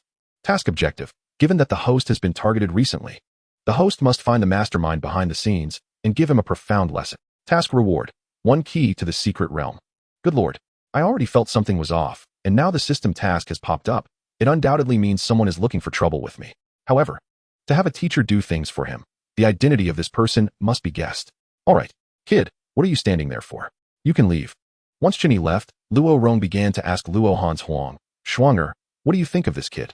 Although Luo Han's Huang publicly disdained Chen Yi, she had to admit that he indeed had real skills. Grandpa, I suspect Chen Yi has contracted 2 beasts, and their levels are not low. What? Contracted 2 beasts? Tell me in detail. Then Luo Han's Huang shared her doubts and some of Chen Yi's anomalies with Luo Rong. Contracted 2 beasts before reaching level? If it's really as I guessed, then this talent is too terrifying. Schwanger, you need to hurry. Hasn't your cloud spirit already met the conditions for advancement? But the Thunderstone for advancement can only be condensed after the cloud spirit dies. It's really too rare. I've been asking Grandma to find it. Grandpa didn't expect that. Initially seeing that this cloud spirit had a different phenomenon from other cloud spirits led you to contract it. I didn't expect the advancement to be so troublesome. What the grandfather and granddaughter didn't know was that the Thunderstones they were looking for were just like trash, thrown away by Chen Yi in the secret realm space. In another villa in the Academy's villa area, Murong Lei angrily looked at the person in front of him. Hi, you claim that your Hu family has a way to make Chen Yi get expelled, but what happened? Just a suspension for half a month? Hai was sweating coldly. Young Master Lei, this really can't be blamed on us. You clearly said that the kid's abilities were average, but he is clearly very strong. Strong? Murong Lei sneered coldly. If he's so strong, why is he still a dog for my sister? I think it's your Hu family's teacher who's all show and no substance. Absolutely impossible. My third aunt's Cold Silk Sparrow is a level beast. All right. I know. I will inform that adult about this matter. Once Hai left, Murong Lei took out his phone. Hello, Professor, did you hear that? This Chen Yi is much tougher to deal with than we imagined. He's just a freshman. If it weren't inconvenient for me to act personally, he wouldn't be so arrogant. Yes, we Murong family naturally know the professor's strength. All right, since I've recognized your sister as my goddaughter, I will consider her. This Chen Yi is a stain on Schwer. He must die? I will give you a number later. Just say I introduced you, and let them deal with Chen Yi. Professor, who is the other party? Shadow Kill. What? The third-ranked assassin organization in Huagua, Shadow Kill. Murong Lei was startled. He didn't expect that to kill a mere freshman. That adult would actually summon Shadow Kill. But it's also good. This shows how high his sister's status is in his heart. Murong Lei smiled coldly and dialed the number. Just when he was feeling bored, Mu Qinghe's call came in. Hello, boss. The energy solution you left in our Dragon God Chamber of Commerce is almost sold out. So fast. Didn't I give you 90 bottles? Boss, you don't know how good this medicine sells. It's limited to 5 bottles a day. And you don't even have to shout. Every day there's a long line at the door. All right, I'll visit the Chamber of Commerce later. By the way, how's the Academy been recently? Boss, you won't believe it. Everyone is worshipping you to death now, and that teacher who Xin is in a terrible situation. Oh, what's going on? Tell me about it. She is now quite famous in the Academy, using the most popular phrase at the Academy right now. For years, the teachers were unknown, but after being scolded by a dog, the whole world knows. Chapter 30. Someone is causing trouble at the Shenlong Chamber of Commerce. The Shenlong Chamber of Commerce is the first step in Chen Yi's ideal development, and it absolutely cannot fail. After hanging up the phone, he prepared to go replenish stock for the Chamber of Commerce. Just as he stepped out, he happened to run into Luo Han's Huang, who was also heading out with big bags. This girl looks like she's going on a long trip. But that's fine, with her gone. Chen Yi can call Mu Qinghe and the others over for a meeting without any reservations. The two exchanged nods and passed each other without a word. Chen Yi took a taxi to the area where the Shenlong Chamber of Commerce is located. This is the central area of Jiangnan Province, a place where every inch of land is precious. Currently, all the stores of the Shenlong Chamber of Commerce are located in a remote alley. However, due to the powerful effects of the energy-boosting liquid, no matter how remote, it cannot compare to the magic of the medicine. When Chen Yi arrived at the alley, he found it already filled with people. Some even brought folding beds and blankets to queue. This scene was quite astonishing to Chen Yi. After inquiring, he learned that since there is a limit of 5 bottles per person every day, they have been queuing for several days, not daring to leave. It seems he underestimated the market demand. Now that he has the funds, Chen Yi decided to relax the purchasing conditions. Today, the store is being watched by Yuku, who is currently calming down the crowd. Really, it's all gone. You all know the magic of this medicine. We really can't supply it in large quantities. So please come back tomorrow.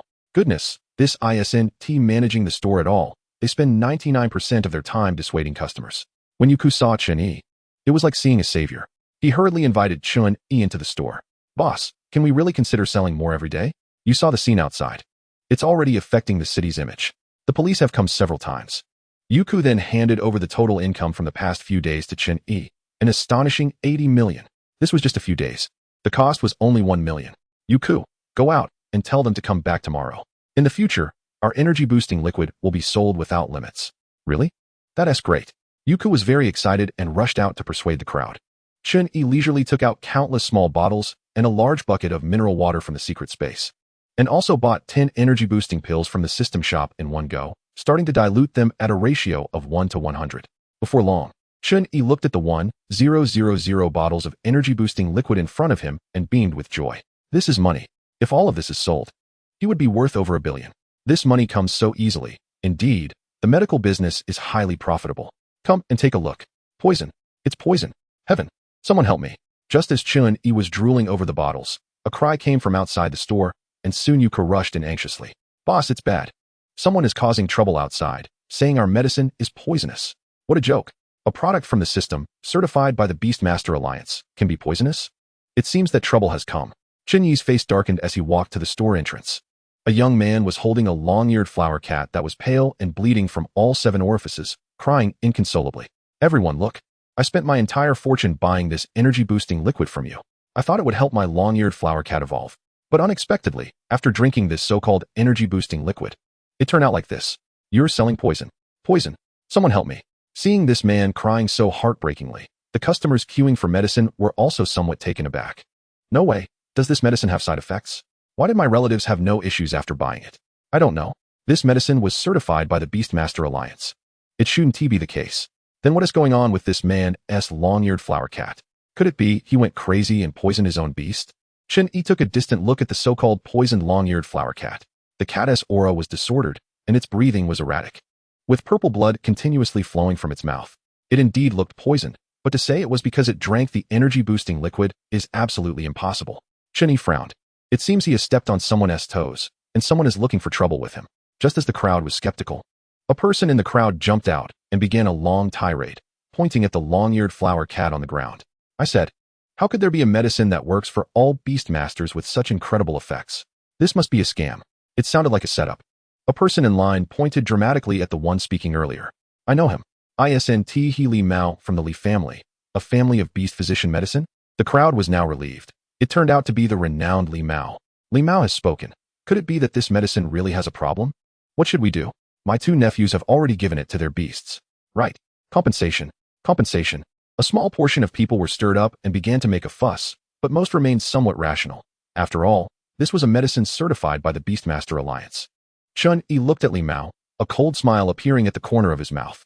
No need to guess, the mastermind has shown up directly. It seems he has touched the Li family's interests. Chen Yi snorted. I thought who it was. Isn't this the Li Mao who can't afford to lose? What? Did you come here to kneel and ask me to be your master? When Chen Yi walked out of the store, the crowd was unsure of his identity. But Li Mao had a triumphant expression. That's him. He is the true owner of the Shenlong Chamber of Commerce. Make him pay. What? This man is the owner? My God, he is so young. Being young leads to such foolishness, selling fake medicine. Compensation. Compensation. Chen Yi coldly scanned the crowd and said, Yuko. Remember the names of those shouting for compensation.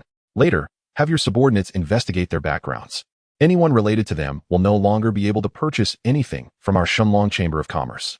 Understood. With Chen Yi as the backbone, Yuko also acted quickly. Snapping pictures with his phone, Chen Yi's actions quickly silenced most of those causing a ruckus, and the number of people shouting for compensation decreased significantly. Yuka couldn't help but admire. Words of persuasion didn't work, but being tough had such a clear effect. Boss, you truly are the boss. Seeing the situation turning unfavorable, Li Mao quickly exchanged glances with the person holding the long-eared flower cat. That person understood and pounced on Chen Yi, hugging his thigh. Bastard. It's your shady business that harmed my long-eared flower cat. Pay up. You pay. Chapter 31. A failed scheme ends up costing more. Humph. Facing someone trying to extort his chamber of commerce, Chen Yi naturally wouldn't show any mercy.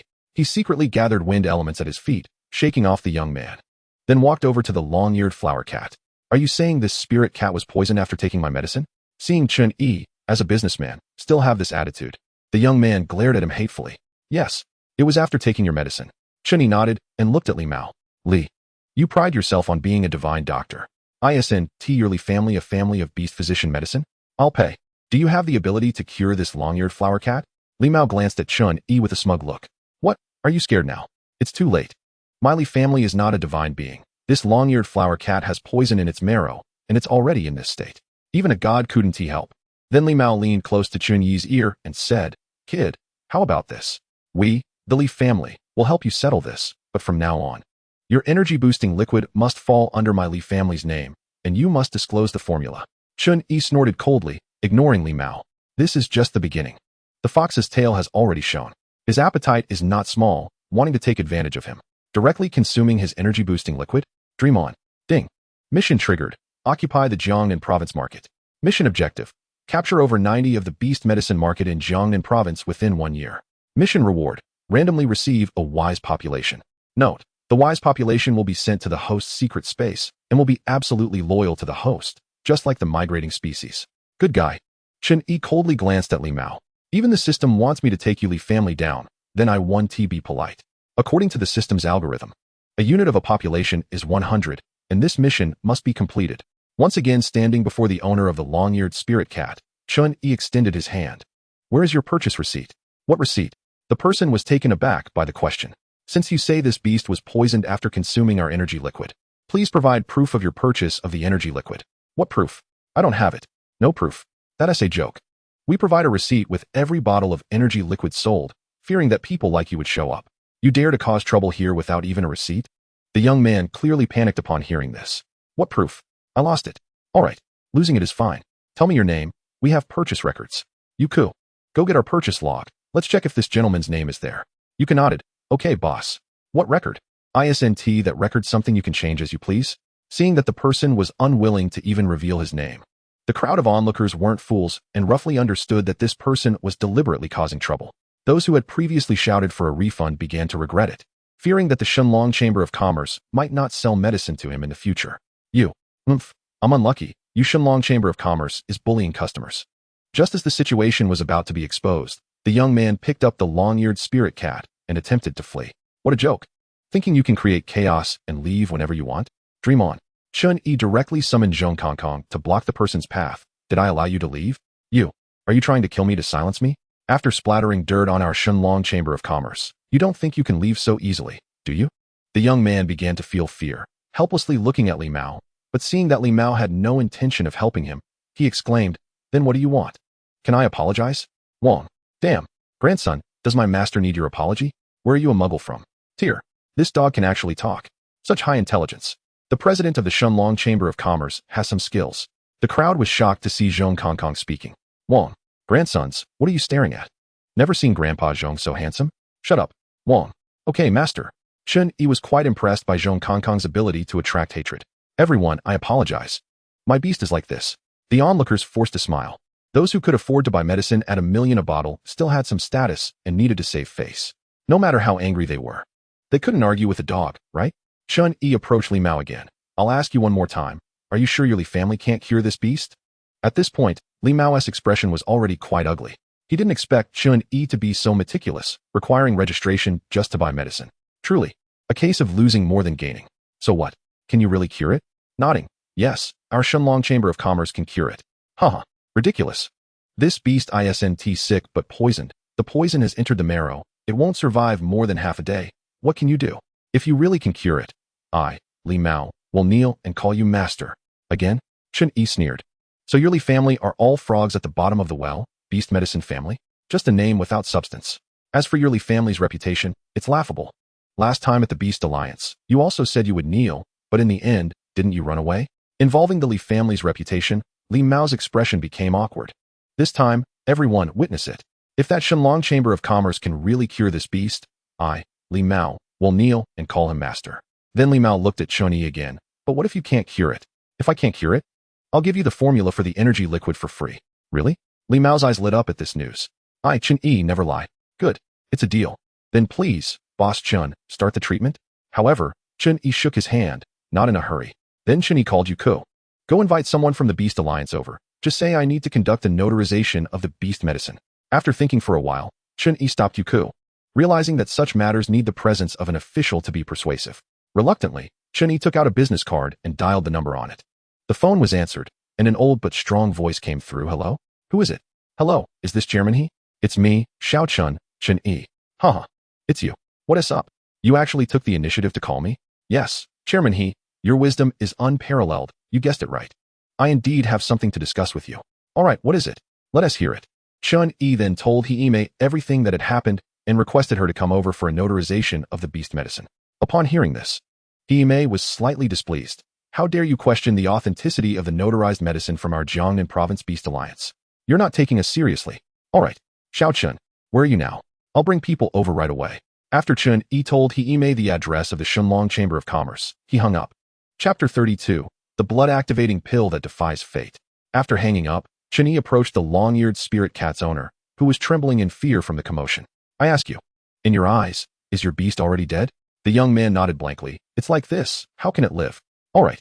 Then I'll treat it as if your beast is already dead, shall I? Okay. Very good. After asking these questions, Chen Yi moved a chair from his shop and leisurely waited for He Mei to arrive with her team. Before long, a noisy roar of cars echoed from outside the alley. Vehicles bearing the Beast Alliance emblem parked outside, and He Mei stepped out of a car holding a folder. A group of people in Beast Alliance uniforms followed her into the alley where Chen Yi was located. Seeing He Mei, Chen Yi quickly stood up. This big shot was someone he couldn't afford to offend now. Chairman He, you're here. Since it was a public place, He Mei didn't engage in much small talk with Chen Yi and directly handed him a form. Chen Yi took a look, and it was naturally the application form for the notarization of beast medicine. Having gone through a notarization before, he was familiar with the process this time. Medicine name, blood-activating pill, applicable beast types, all beasts, effectiveness. Chen Yi naturally filled it out according to the system's introduction, stating that beasts below level 5 can recover within 5 minutes regardless of the severity of their injuries, while the effectiveness decreases for those above level 5. This was indeed the second medicine released by Chen Yi for the Shenlong Chamber of Commerce, the blood-activating pill, priced at 4 million each in the system mall. Just as he was filling it out, He Mei, visibly angry, approached the owner of the long-eared spirit cat. I am He Mei, chairman of the Jiangnan Province Beast Alliance. Are you the one who openly questioned the authenticity of our notarized medicine? One must say, although He Mei was already of advanced age, her authority as a leader was not diminished at all. This directly frightened the young man, as in Jiangnan Province, if the various families were mountains, the Beast Alliance was the sky, something one could not provoke. The young man looked towards Li Mao for help, who was also quite frightened, never expecting that the chairman herself would come in person. Seeing the young man's pleading gaze, Li Mao quickly turned his head, wanting to distance himself from the situation. Upon seeing Li Mao's cold demeanor, the young man seemed to have made up his mind, pointing at Li Mao and shouting, President He, it's him. It's Li Mao. He is the one who made me do this. Li Mao was shocked, not expecting this person to dare to turn against him. You're slandering me, he exclaimed. President He, you can't just listen to his one-sided story. Shut up. He Mei glared at Li Mao and then pointed to the young man. Continue. Yes, it's all him. Li Mao gave me a bottle of poison and told me to give it to my long-eared spirit cat, and then to come to the Shenlong Chamber of Commerce to cause trouble. After the deed was done, the Li family would help me recontract a beast with high potential and give me 1 million as hush money. Nonsense. You're slandering me. Li Mao angrily pointed at the young man. The onlookers, however, seemed to understand the situation. So it makes sense now.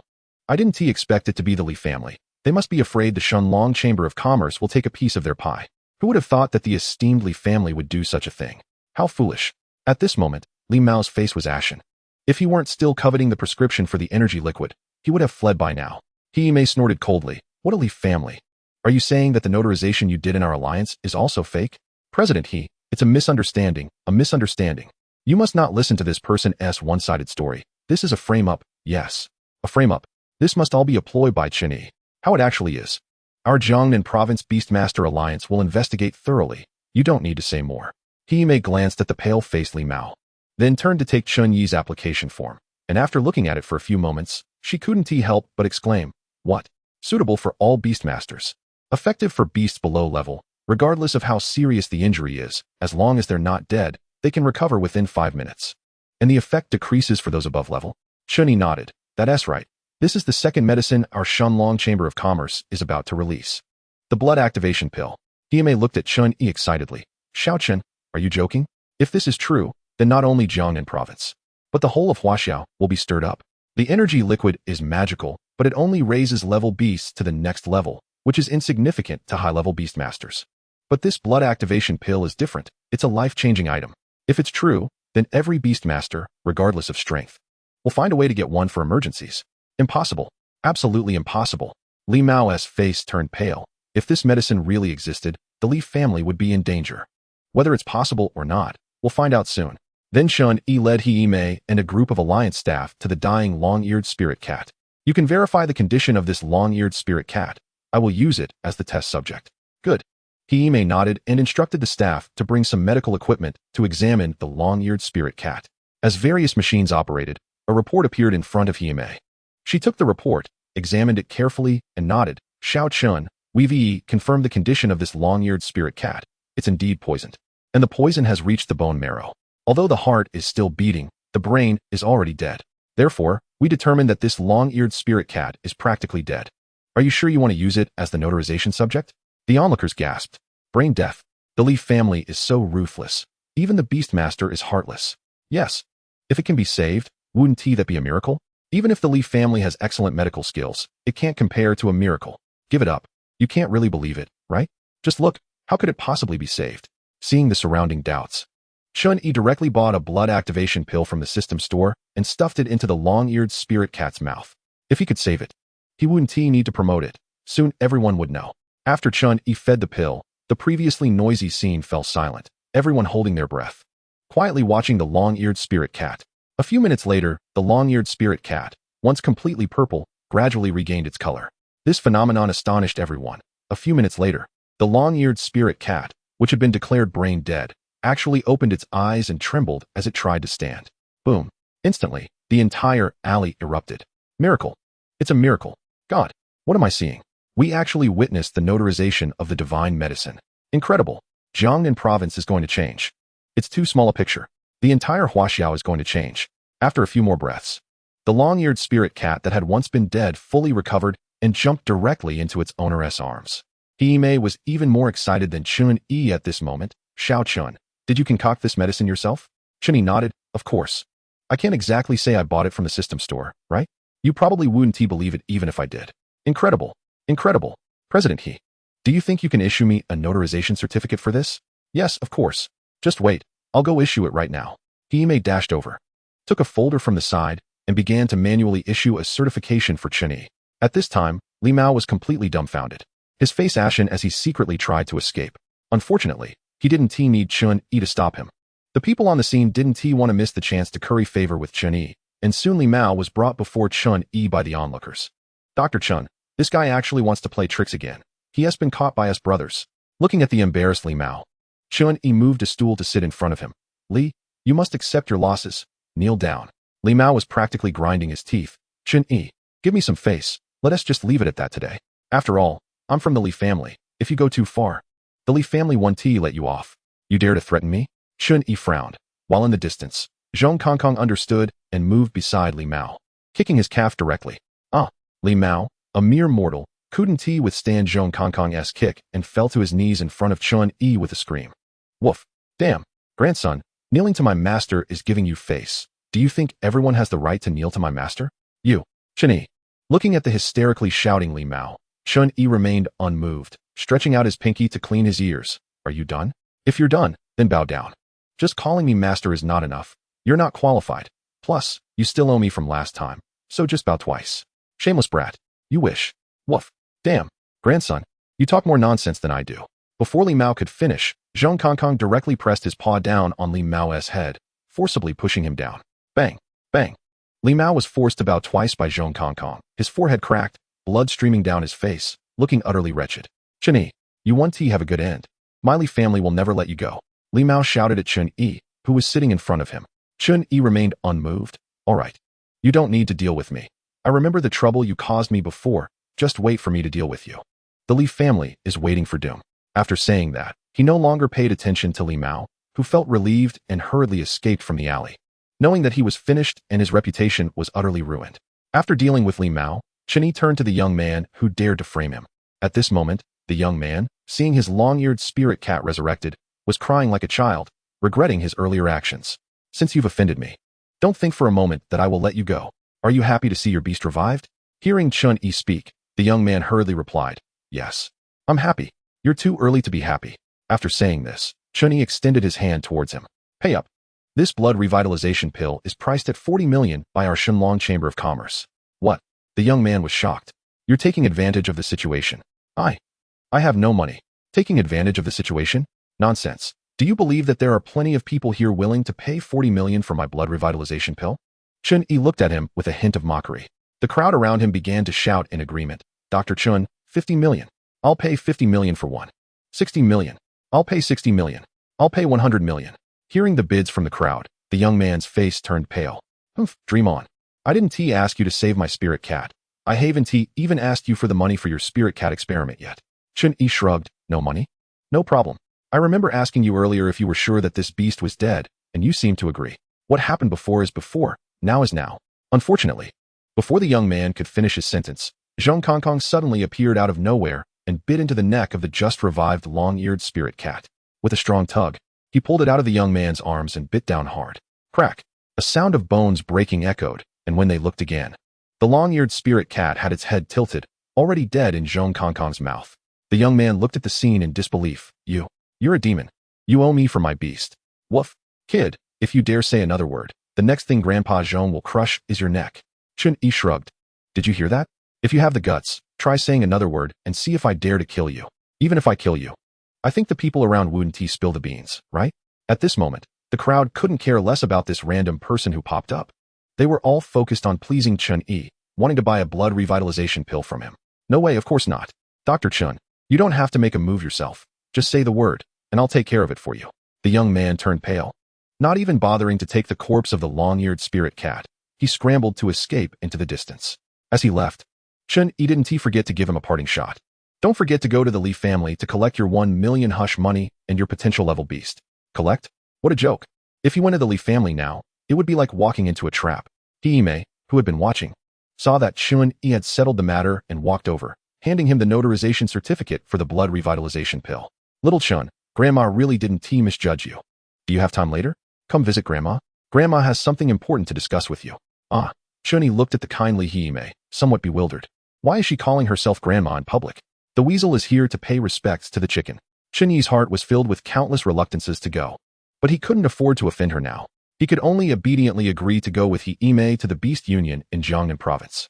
Chapter 34. You play sneak attacks, you can't handle it. Of course, before Chen Yi went to the Beast Union with Hime, he first had to calm down the crowd in the alley and throw in a wave of advertising. Everyone, please don't rush. And there's no need to queue anymore. The herbs for this blood revitalization pill are rare, and currently, our production 1 TB too high, so in the future, our Shenlong Chamber of Commerce will sell 1 every 2 days, and the price is fixed at 40 million each, never changing. As for the energy liquid, I promise that starting tomorrow, it will be sold without limit, as much as you want. Is Dr. Chen serious? Once Chen Yi said this, he naturally wouldn't deceive everyone. I believe that soon, we will also sell the blood revitalization pill without limit. And every month we will launch a new medicine that you all can't even imagine.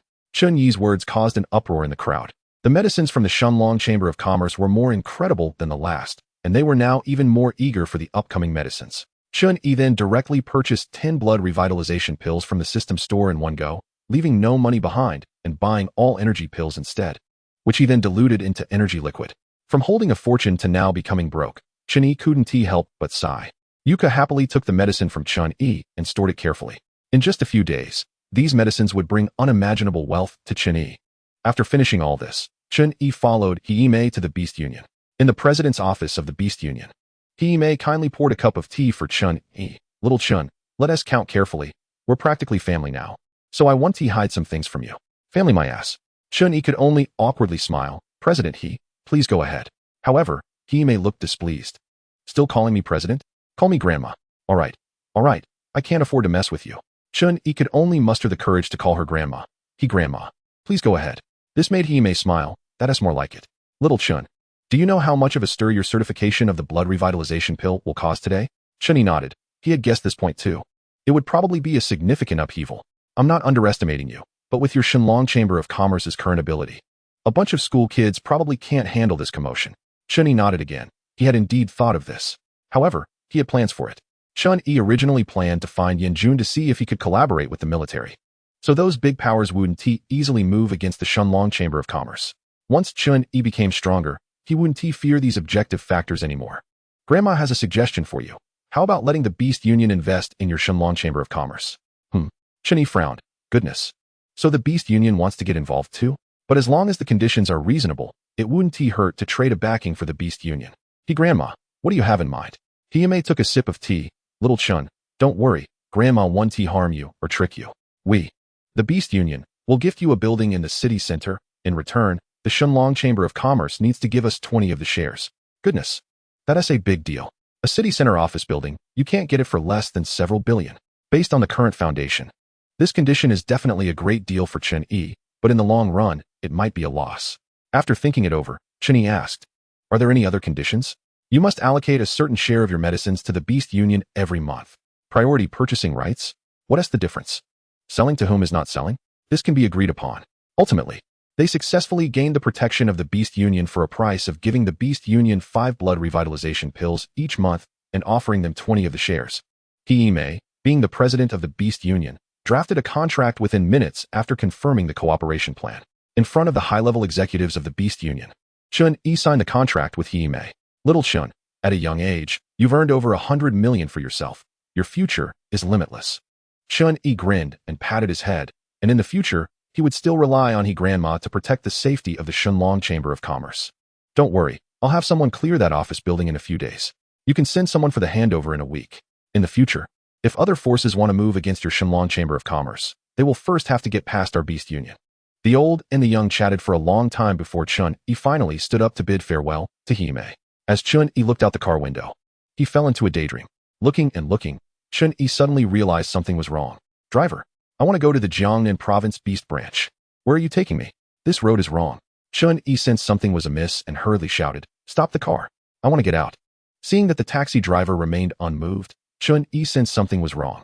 Without hesitation, he immediately condensed a wind blade and directly sliced open the car door.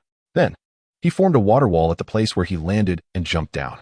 The taxi driver was slightly startled by Chen Yi's actions, but quickly regained his composure. With a sudden brake, the driver jumped out of the taxi.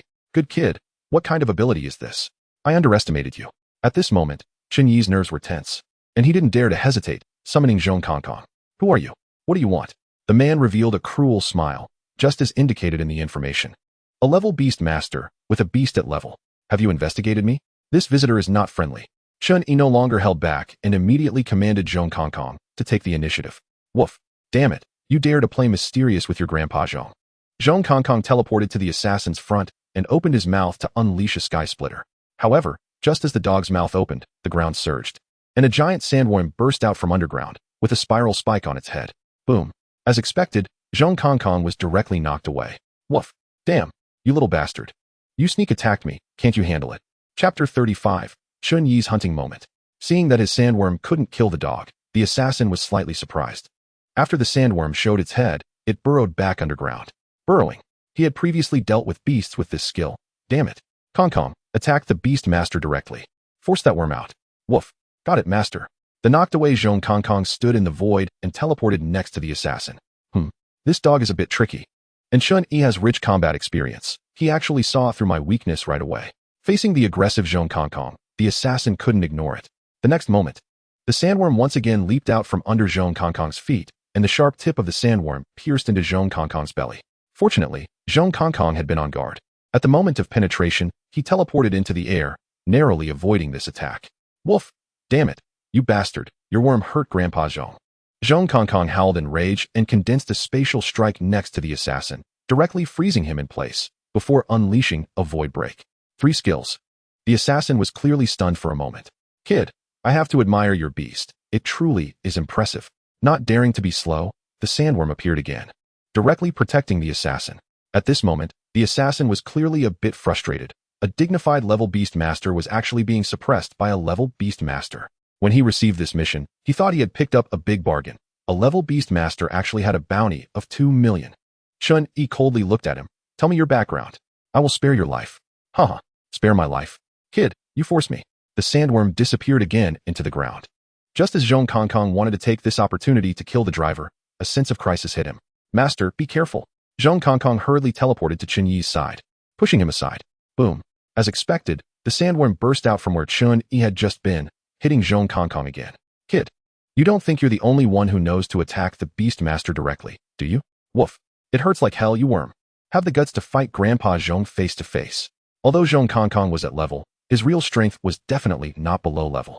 Just as Chen Yi focused all his attention on the battle between Zhong Kongkong and the sandworm, his sixth sense emitted a dangerous warning.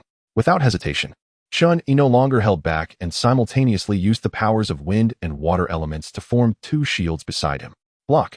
Sure enough, a giant mantis appeared out of thin air, its sickle-like arms slashing against Chen Yi's shield. Chen Yi couldn't help but feel a chill down his back, almost forgetting that a level beast master could summon 2 beasts. What? This is impossible. What kind of ability is this? Chen Yi's water-wind dual-element magic was shared with Xiaoqing. and Xiaoqing's strength was not something an ordinary level beast could compare to. The mantis that ambushed Chen Yi was about to go invisible again when Chen Yi's wind blade had already struck it. Screech. The giant mantis was cut in half on the spot, letting out a mournful cry as it ended its life. How is this possible? The assassin looked at Chen Yi in shock. You, what exactly is your ability? Would Chen Yi tell him? Of course not. Kong Kong, I will cooperate with you. Let's end this quickly. Kill him. Woof. Got it, master. You little bastard, go die with your worm. Chen Yi directly used wind magic to fly into the air to prevent the sandworm's sneak attack, then two wind blades slashed toward the assassin. Seeing the situation was bad, the assassin hurriedly summoned the sandworm to block, while he himself ran toward the taxi. Chen Yi's strength was too astonishing. He had to admit he had kicked a hard board. As Chen Yi successfully restrained the sandworm, Zhong Kong opened his mouth. Woof. Damn. Little bastard wants to run? Did he ask Grandpa Zhong? Crack. With the sound of shattering glass, the driver's feet twisted together like a twist of dough. With a scream, he fell directly to the ground. Don't kill him yet. Come over and take down this sandworm first. Chen Yi, seeing victory in his grasp, hurriedly instructed Zhong Kong not to kill him, as he still had many questions to ask this assassin. Kid. You calculated everything, but never expected you would have this kind of strength. Count me as defeated, but you want to pry words from me? Dream on. The assassin was also tough. Seeing the sandworm about to be killed, he hurriedly controlled the sandworm to charge toward himself. The sandworm disappeared again into the ground. And when it reappeared, it was actually under the assassin, who was swallowed whole by the sandworm. Damn it. Seeing this assassin choose to commit suicide, Chen Yi felt frustrated. He quickly continued to cooperate with Zhong Kong to kill the sandworm as well. Woof. Master, this bastard is a bit ruthless. This person was clearly a professional assassin. Who had he provoked? To deal with a mere level beastmaster, they actually needed to deploy an assassin? A series of names flashed through Chen Yi's mind. The medical family, the Li family? No, he had just made a deadly enemy of the Li family today. The Murong family? The Murong family was the most likely suspect. Chen Yi clenched his teeth secretly. Damn Murong Shui, they had called off the wedding and still wanted to eradicate him? After this ambush, Chen Yi realized his shortcomings. He was indeed too challenged when facing a beast with burrowing abilities. He must definitely summon a beast with burrowing abilities in the future. As the battle ended, Chen Yi began to clean up the battlefield. The corpses of the giant mantis and sandworm would naturally be left for Xiaoqing to consume when he woke up. This creature was not picky at all. However, he first had Zhong Kong eviscerate the sandworm to find the assassin's body. This assassin was completely dead. After searching for a long time, Chen Yi found nothing but a mobile phone and no other identifying items. After tidying up, Chen Yi also threw the assassin's body into the secret realm space. Just as he arrived at the academy, Chen Yi got out of the car when a classmate pointed at him as if he had seen a ghost. You didn't die. Chen Yi frowned. What do you mean? The student seemed to realize he had slipped up and hurriedly waved his hand. Nothing. I mistook someone. However, the more Chen Yi looked at him, the more familiar he felt. Damn, this person was Lu Hong, Su Tayer sycophant, right? Hadn't his bone scorpion been killed by him? Why wasn't he expelled? This person had big problems. After thinking for a moment, Chen Yi decided to secretly follow him to see what kind of conspiracy he had. Lu Hong hid in a corner, checked that no one was around, took out his phone, and dialed a number. The phone belonging to the assassin in Chen Yi's pocket suddenly rang. Chapter 36. Lu Hong dies. Goodness, there really is something fishy going on. Chen Yi picked up the assassin's phone and chose to answer it. Look behind you. Just that glance nearly scared him to death. Chen Yi shook the phone in his hand, smiling right at him. You. Before Lu Hong could react, Chen Yi directly summoned Zhong Kong, cornering Lu Hong. To avoid Chen Yi, Lu Hong had managed to hide in a deserted place, truly digging his own grave. Chen Yi, what do you want to do? This is in front of the academy. Do you dare to touch me? If you dare to hire an assassin, what do I have to fear? That assassin was killed by you. Chen Yi nodded. That's right. With that little skill, he dared to come assassinate me? That little skill? He's a level beast master with 2 level beasts. What kind of strength does Chen Yi have? Chen Yi, that assassin wasn't hired by me. I just provided information. Let me go? Let you go? Sure. Tell me who hired the assassin? I can't say. If you can't say and keep talking nonsense, Zhong Kong. Kill him. Woof. Let Grandpa Zhong see what your flesh tastes like. Upon hearing Chen Yi's command, Zhong Kong revealed sharp dog teeth and pounced on Lu Hong. Chen Yi, you really dare to make a move at the academy's entrance. This scared Lu Hong greatly, and he hurriedly summoned a half-meter-long centipede to confront Zhong Kong. Oh, you actually have the ability to recontract a beast? I really underestimated you, but I once said, for every one you contract, I will kill one. The centipede was clearly newly contracted, its strength merely at the level, making it as weak as a mosquito to Zhong Kong. With a snap of his jaws, He directly burst the centipede. Pooh pooh woof. Grandson, this spicy strip is disgusting. It tastes terrible. Better honor my little Qing with it. No. After having 2 beasts killed by Chen Yi in a row, Lu Hong was on the brink of collapse. Chen Yi, let me go? Otherwise my brother won't let you off. What a joke. If you don't tell me who instructed you, you won't need your brother to deal with me. I'll go find your brother myself and send him down to accompany you. Lu Hong's fear of Chen Yi had turned into deep hatred. My brother is in the secret realm army. If you have the guts, go find him. That lord won't let you off. You will be hunted by assassins day and night. Haha. You will die sooner or later. It seemed there was nothing more to ask. Chen Yi signaled Zhong Kongkong with his eyes. Zhong Kongkong grinned and, under Lu Hong's terrified gaze, bit at his neck. Seeing the matter resolved, Chen Yi stepped forward to collect Lu Hong's body into the secret realm space, cleaned up the scene, and walked back to the academy as if nothing had happened. Not only would he not let you off, but Chen Yi was also contemplating who Lu Hong's brother was. If there was danger, he would need to find an opportunity to kill him as well. Unknown to Chen Yi, 2 pairs of eyes had witnessed the moment he killed Lu Hong from a distance. Inside a camp of the secret realm army, Lu Tao, still practicing shooting, took out his phone to check the message he had just received. Lu Tao's veins bulged as he read, showing no tears, no sadness. Lu Tao looked up to the sky and closed his eyes. Brother, I will avenge you. The bounty network within the Shadow Assassin organization also underwent changes. Chen Yi, who was originally listed under level missions, had now been reclassified as level, with the bounty increasing from 2 million to 200 million. Next time, Chen Yi would face a mid-level assassin from the Shadow Assassin organization. Of course, Chen Yi was unaware of all these impending crises. However, even if he knew, he wouldn't be afraid. As long as it wasn't a level assassin, he would be fine. Although he couldn't defeat a level assassin now, he could barely protect himself. If Shao Qing evolved and awakened, it would be uncertain who would die if a level assassin came. As soon as Chen Yi entered the villa dormitory, a knock came at the door. What a coincidence. With the earlier incident involving the assassin, Chen Yi had become cautious and summoned Zhong Kongkong before preparing to open the door. Who is it? Is this Chen Yi? Can you open the door? I am Su Luyan. Su Luyan? That name sounds familiar. Chen Yi thought for a moment. Wasn't Su Luyan the 3rd new student? What did he want with him? Chen Yi looked skeptical, but opened the door for him anyway. Su Luyan looked just like he did during the new student assessment, with clothes washed to a mottled white. Chen Yi, can I come in and sit? Is there something you need? Yes. All right. Although Chen Yi didn't know what this person was up to, he still let him into the villa. After Su Luyan found a place to sit, he got straight to the point. Chen Yi, I was behind you when you killed Lu Hong just now. Huh. Chen Yi's expression darkened, and he summoned Zhong Kongkong. So, are you here to threaten me? Su Luyan hurriedly waved his hands. Don't misunderstand. I am here to discuss cooperation with you. You? Discuss cooperation with me? Let's hear it. Su Luyan nodded, and his previously friendly face suddenly revealed a fierce look. I hope you can destroy the Su family. Destroy the Su family? Chen Yi was slightly surprised. Su Luyan, with the surname Su, could he have a connection to the Su family? Sensing Chen Yi's confusion, Su Luyan began his self-introduction. My name is Su Luyan, which you already know. As you guessed, I am from the Su family. To be precise, I am the 2nd young master of the Su family. Saying this, Su Luyan shook his head. No, now that my useless brother is dead, I should be considered the eldest young master. So he is really from the Su family. And still the eldest young master? Chen Yi was even more puzzled. Since you are the eldest young master of the Su family, why do you want to destroy the Su family? Su Luyan then recounted his background. Although he was the biological son of the Su family's head, his mother was a maidservant who accompanied the head's wife.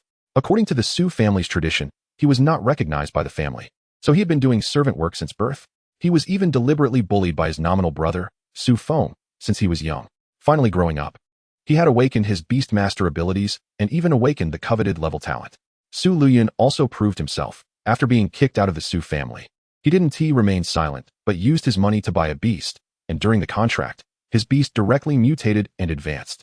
Even his mother was no longer a maid but had gained a proper name, becoming the 2nd wife. The people of the Su family, under the head's orders, still treated Su Luyan like a servant. Chen Yi felt speechless. Goodness, this sounds like a palace drama. Chapter 37. Transforming into the Grim Reaper of the Su family. Although Su Luyan's background sounded quite tragic, this was ultimately his side of the story, and Chen Yi naturally wouldn't believe it easily. Why should I believe what you say? What makes you think I have the ability to destroy your Su family? You should know that I am just the 2nd young master of the Chen family. Su Luyan smiled. I'm not telling you this to gain your sympathy, but to let you know my stance. As for why I sought you out, because I have secretly investigated you, and I don't believe your Chen family has the ability to destroy the Su family. Oh, if that's the case, why come to me? The Chen family can't. But the Shenlong Merchant Association can. Chen Yi straightened his gaze. It seems you really did investigate me thoroughly. You even know about the Shenlong Merchant Association? That's right. What if I told you that your movement route was revealed to that assassin by me and Lu Hong? Huh. Chen Yi's expression darkened. What do you mean? Since I chose to cooperate with you, I will naturally be honest, so you won't have doubts about me in the future. Goodness, in an instant. Chen Yi wanted to kill Su Luyun. However, it seemed that Su Luyun daring to admit this should mean he genuinely wanted to cooperate with him. Putting aside whether I can destroy the Su family, even if I could, why should I do it? What benefits can you give me? Because you must be eliminated. Even if I don't look for you, you will eventually find a way to eliminate the Su family. What does that mean? Su Luyun stared at Chen Yi. Because the bounty from the Shadow Kill Organization is provided by the Su family. Shadow Kill Organization? Another new term. It seems Su Luyun really knows a lot. Without Chen Yi asking, Su Luyun began to introduce the so-called Shadow Kill Organization. Chen Yi was shocked when he heard it. This Shadow Kill Organization is actually one of the top 3 assassin organizations in China and can even rank within the top 20 in the world. Once a mission is accepted, it will be a fight to the death, unless the target far exceeds the information provided by the employer, in which case the Shadow Kill Organization will raise the bounty. Naturally, the employer will need to offer more bounty. And if the employer dies and no one pays the bounty, the Shadow Kill Organization's mission will be cancelled. So Chen Yi is facing an elite assassin this time. And next time it will be a higher level. If he still fails, it will be an even higher level, perhaps a high-ranking Beastmaster. Goodness. Being targeted by such an organization made Chen Yi's scalp tingle. To confront such an organization now, Chen Yi naturally does not have that ability. But ignoring it will eventually lead to his demise at the hands of the Shadow Kill Organization. There is only one solution left. Kill the employer who issued the mission. Namely, the Su family. Chen Yi quietly looked at Su Luyun. You have convinced me. So tell me, what help can you provide? Su Luyun then revealed a genuine smile. I can provide you with all the information about the Su family, the strength of many core members, and their travel plans. Su Luyun then took out his phone, pulled up photos, and introduced the people in the photos and their strengths to Chen Yi. The most powerful in the Su family is the family head, who is a level beast master with 3 contracted beasts, all of which have reached level. Next are 3 elders in the family, all at level strength. And the rest are many descendants ranging from level to level. Level, with his own strength, would definitely not take the initiative to provoke unless necessary. As for level, it would be best to avoid them. Those below level are all easy prey. Chen Yi revealed a cruel smile. You want to hunt me? Then prepare to be assassinated by me. However, according to Su Luyun, the Su family should have another force behind them. Because the Su family alone would definitely not be able to contact the Shadow Kill Organization, and this force is most likely the Murong family. This aligns with Chen Yi's speculation. What's in it for you? After all, this is betraying your own family. Family. That is not my family. As long as the Su family exists for one more day, my mother will live in fear for one more day.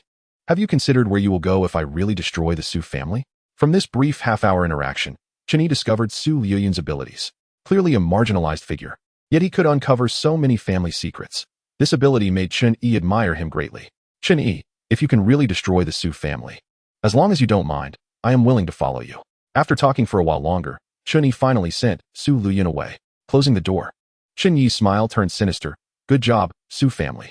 I can't touch the Murong family, but I can still deal with your 1-level Beastmaster. Chen Yi took out his phone and browsed the photos Su Luyun sent him. These are all members of the Su family with strengths ranging from level to level. Grinning, he wondered if the Su family, without its family members, could still be considered the Su family. That night, Chen Yi transformed into the demon of the Su family. From that day on, strange disappearances began to plague the Su family, all orchestrated by Chen Yi. Who would have thought that Chen Yi himself was a humanoid beastmaster, able to control wind and fly, combined with Zhong Kongkong's spatial teleportation, making his killings truly invisible. It was basically a one-hit kill.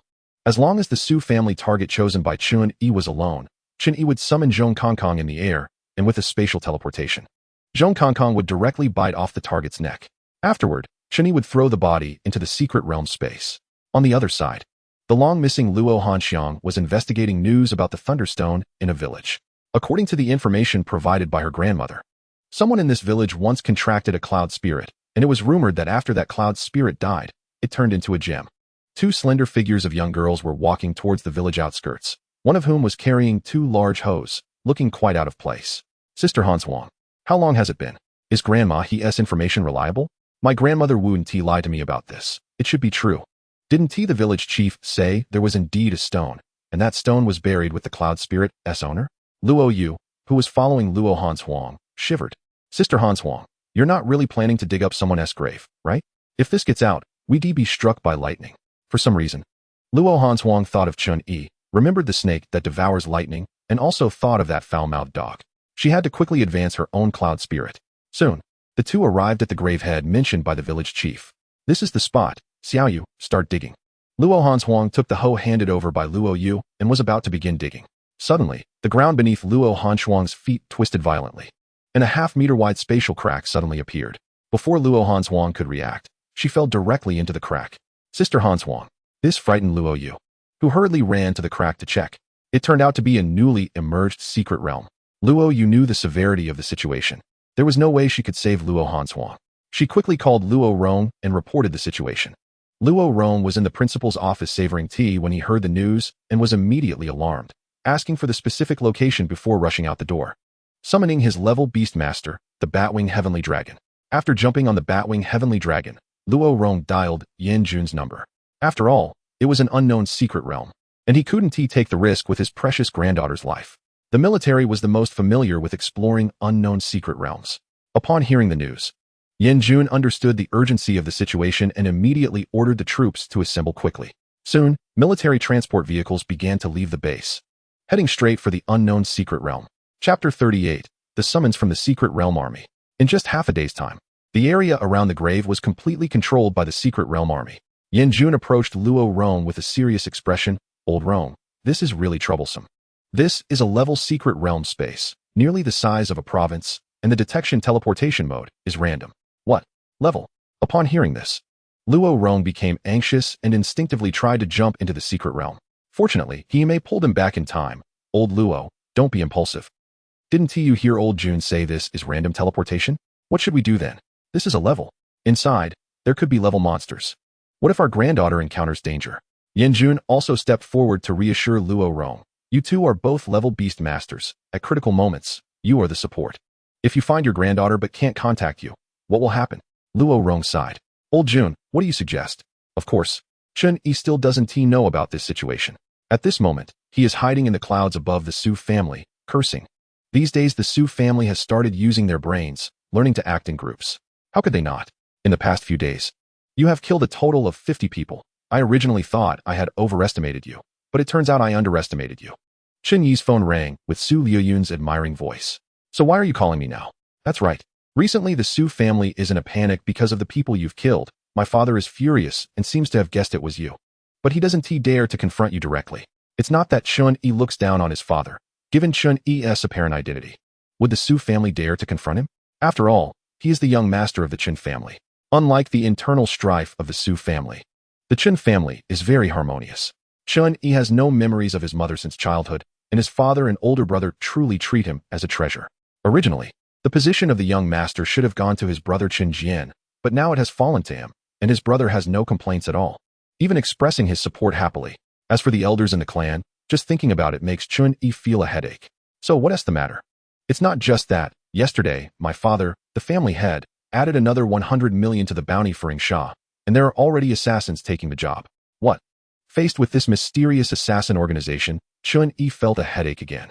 The last assassin was of level strength, and according to Sha's habit, after a failure at that level, the next one should be of level strength. Su Liyun also expressed concern. Chen Yi, this isn't a solution. When will you start taking action against the level clansmen and my father? Chen Yi rubbed his temples in the cloud, realizing that he couldn't delay any longer. The pressure from this level assassin had already increased significantly, and he planned to kill the head of the Su family as soon as Xiaoqing woke up.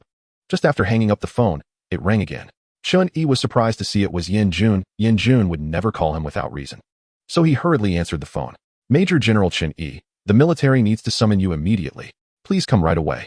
Yan Jun's unquestionable voice came from the phone, and Chen Yi's expression darkened.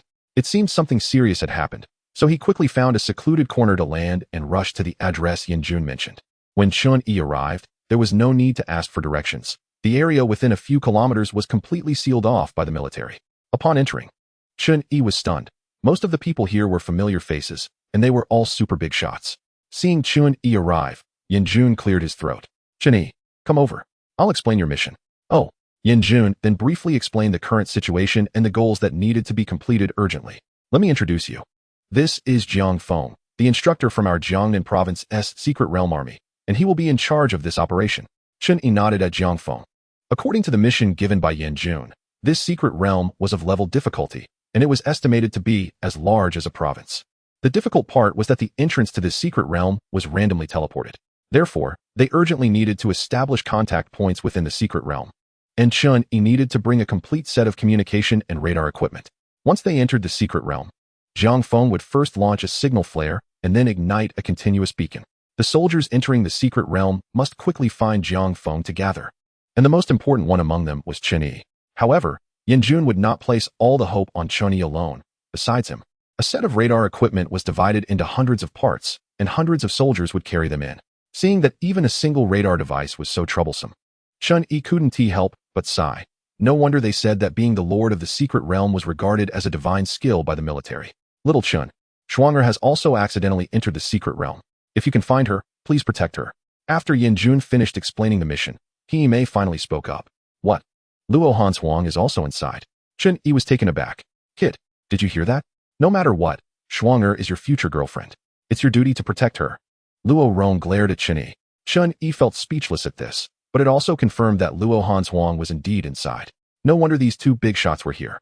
Got it. But Principal Luo, there's really nothing between me and your granddaughter. By the way, little Chen, take more of the blood revitalizing pills from your divine dragon chamber of commerce into the secret realm. I know you have plenty on you. If Schwanger's beast gets injured, you can use it, and I'll pay you back later. No problem, Grandma He, don't worry. Ding. Mission triggered. Rescue Luo Han Huang. Mission objective. The host must personally find and rescue Luo Han Huang. Mission reward. A random talent scroll. What the hell? Is there a mistake? Just a troublesome woman. And the system is issuing missions for this? The mission reward was actually a talent scroll. Chen Yi hurriedly opened the system mall to check, and sure enough, it was a talent scroll, something that could be used by anyone. Divine Dragon Chamber of Commerce? Blood revitalizing pill? This left Luo Rong and Yan Jun stunned. What the hell? Kid, is that blood revitalizing pill that has been rumored recently really created by you? Are you the mysterious president of the Divine Dragon Chamber of Commerce? Luo Rong was wide-eyed. Yeah, what's wrong? Didn't Grandma He tell you? What the hell? Luo Rong glared at He Mei with complaints. Yan Jun also looked at Chen Yi curiously, not expecting that he had hidden himself so deeply. Once this mission is completed, let us discuss cooperation. Chen Yi hadn't intentionally hidden it. It was all after cooperating with the Beast Taming Alliance that He Mei helped him hide most of the information out of concern for his safety.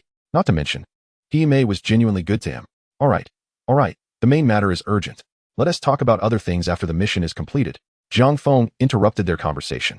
At the grave mound, at the entrance of the secret realm, rows of soldiers were lined up neatly. Chen Yi glanced around. There were no less than 10,000 people. Jiang Feng was the first to jump into the secret realm, and Chen Yi followed closely behind, along with soldiers who fearlessly jumped into the secret realm. What no one noticed was that among the soldiers, there was a strange soldier, and beside him was Lu Tao, who hated Chen Yi to the bone. I'm taking such a big risk to bring you in this time. I hope you won't let me down. You don't need to worry. We'll each take what we need. Back then, why didn't you help when you saw my brother being killed? Help him? Why? Are you mistaken? We Yingsha are a killer organization, not a charity organization. Lu Tao gritted his teeth and shot him a furious glare, falling silent. This soldier was naturally the assassin from Yingsha who had taken Chen Yi's bounty. Chapter 39, Bone Dragon Cub. Inside the secret realm space, Chen Yi helplessly looked at the two crescent moons in the sky. How on earth am I supposed to find Jiang Feng? Who would have thought this secret realm would be in darkness? If he couldn't see the initial signal flare, then it would be disastrous in this environment. Good luck seeing the smoke from the beacon. This was a level secret realm. It might even have level demon beasts popping up. Chen Yi didn't dare to be careless. After assessing the surroundings, he quickly summoned Zhong Kong. Woof. Master, what kind of desolate place is this? I feel a heavy aura of Yin energy. Yin energy? What is that? Woof. I told you. Master, you wouldn't understand. As Zhong Kong moved with Chen Yi, the grass on the ground emitted a faint glow. This scene reminded Chen Yi of the blue-skinned aliens he had seen in his previous life. It was surprisingly beautiful. The plants in the secret realm would emit a faint glow whenever touched. Relying on this faint glow and the moonlight from the two moons, Chen Yi could see the terrain around him. He was somewhat lucky. This was an open grassland, and he couldn't see any demon beasts nearby, so it was temporarily safe. Suddenly, a signal flare shot up into the sky like the sun, illuminating Chen Yi's side. Chen Yi was naturally overjoyed, judging by the distance. It was quite close to him. However, This signal flare stirred up chaos in the secret realm, and a piercing scream echoed throughout the space. The ground of the grassland where Chen Yi stood began to tremble slightly, and the entire lawn emitted a dark green glow. Suddenly, a bony hand shot up from the grass beneath Chen Yi and grabbed his ankle. What the hell? This frightened Chen Yi, who kicked it away and instinctively used wind control to fly into the air. What followed was a spine-chilling sight. This wasn't T grassland at all. This was a mass grave. A skeleton crawled out from the grass, and within just a few breaths, the area was filled with countless skulls. These skeletons resembled humans, but they were clearly not human skeletons. To Chen Yi's surprise, the weakest among them had at least level strength, while some of the larger ones even reached level. Chen Yi couldn't help but curse. If it weren't for his ability to fly, he would have been done for. Zhong Kongkong was also hovering in shock, looking down. Woof. Boss, what the hell is this place? There are undead creatures everywhere. I knew it. The Yin energy is so thick here. You ask me? Who the hell should I ask? Isn't this your paradise? Woof. Master, what do you mean? Are there beautiful wolves here? Chen Yi slapped Zhong Kongkong on the head. What beautiful wolves? It's all bones. Aren't you excited? Go. Gnaw on them. Zhong Kongkong nearly spat blood. If Chen Yi weren't his master, he would have bitten him just to relieve his anger. Woof. Master, I'm a wolf. Dogs love gnawing on bones. I only eat meat. In this environment, Chen Yi even began to doubt whether Luo Hanshuang was still alive. It would be better to find Jiang Feng and regroup. Luckily, he could fly. Just as Chen Yi was flying towards the direction of the signal flare, several fireballs shot out from the skeleton crowd. Woof. Master, this is bad. There are skeleton mages. These damn things are really annoying. Damn it. Kong, let's deal with them. Today we'll feast on bones. Woof. Master, I already told you, I'm a wolf, not a dog. Since they wouldn't let Chen Yi leave, he decided to stay. Who was afraid of whom? They could fight. One man and one dog became a mobile artillery unit in the sky, launching wind blades and air rips at the sea of skeletons, cutting through them like harvesting chives. Damn it. They look good, but are useless. You scared me earlier. How embarrassing. The strength of these skeletons was too weak. Although they appeared to have level strength, they were probably not even at level. The few seemingly powerful level skeletons were actually only at level strength. Aside from their overwhelming numbers, they posed no threat to Chen Yi. The feeling of slicing through them like chives delighted Chen Yi, upholding the tradition of taking advantage of every opportunity. He didn't let the shattered skeletons go and stored them all in the secret realm space, piling them up in the desert in the southwest. He wondered if the big eater, Little Qing, would eat bones. Finally, after relentless efforts from both man and dog, the last skeleton was successfully shattered and tossed into the secret realm, where the mountain of skeletons was nearly 100 meters high. Woof. Damn it, master. I didn't expect that bullying these weaklings would be so tiring. Zhong Kongkong stuck out his tongue and collapsed on the ground. Chen Yi glanced at him and, without courtesy, sat on Zhong Kongkong. Indeed, he was exhausted. If there were more, he might not be able to handle it. Woof. Zhong Kongkong rolled his eyes. Master, can't you just take out a chair from the secret realm? A chair can't compare to a real leather sofa, especially one with heating. Damn. Although I look like a dog, you really are a dog. While one man and one dog were resting, the ground ahead began to heave again. Damn. More? They immediately took up a combat stance, nervously watching the surging ground. Damn. Kongkong, why is the commotion so loud this time? It can't be like in the game, where after killing the small ones, the big ones come, right? You still have to let me gnaw on the hard bones. Boom. Finally, the ground exploded, and a skeleton lizard the size of a calf jumped out from underground. No, it wasn't a lizard. It felt like there were a pair of bony wings on its back. Woof. Damn. Master, we're done for. What do you mean done for? Do you know what this thing is? Woof. Master, this is a bone dragon. It should still be a newly formed juvenile bone dragon. A dragon? Good family background. But wait, isn't this just a classic Western lizard dragon? No, Kong, this thing is only level. What the hell is done for? Let's go gnaw on it. Woof. Master, bone dragons are immune to magic. While Zhong Kongkong was talking, Chen Yi had already launched a wind blade attack. But the wind blade dispersed the moment it touched the bone dragon, leaving it unharmed. Damn, you could have said that earlier. The bone dragon shook its head and looked at Chen Yi, who dared to attack it. Roar. With a roar, it charged straight at Chen Yi. Damn. How can it make a sound without vocal cords? It's just a pile of bones. Woof. I don't know, master. We don't have melee capabilities. Should we run? Chen Yi had no choice. Both he and Zhong Kongkong were completely restrained by the bone dragon. Run. Damn it, you're a dog. And you're scared of a pile of bones? How embarrassing. Chapter 40. You can actually speak. The seemingly heavy body of the bone dragon was surprisingly fast when it ran. Damn, you're a dragon. Stop trying to use your head like a bull. Thankfully, Chen Yi could fly. Otherwise, he would be done for.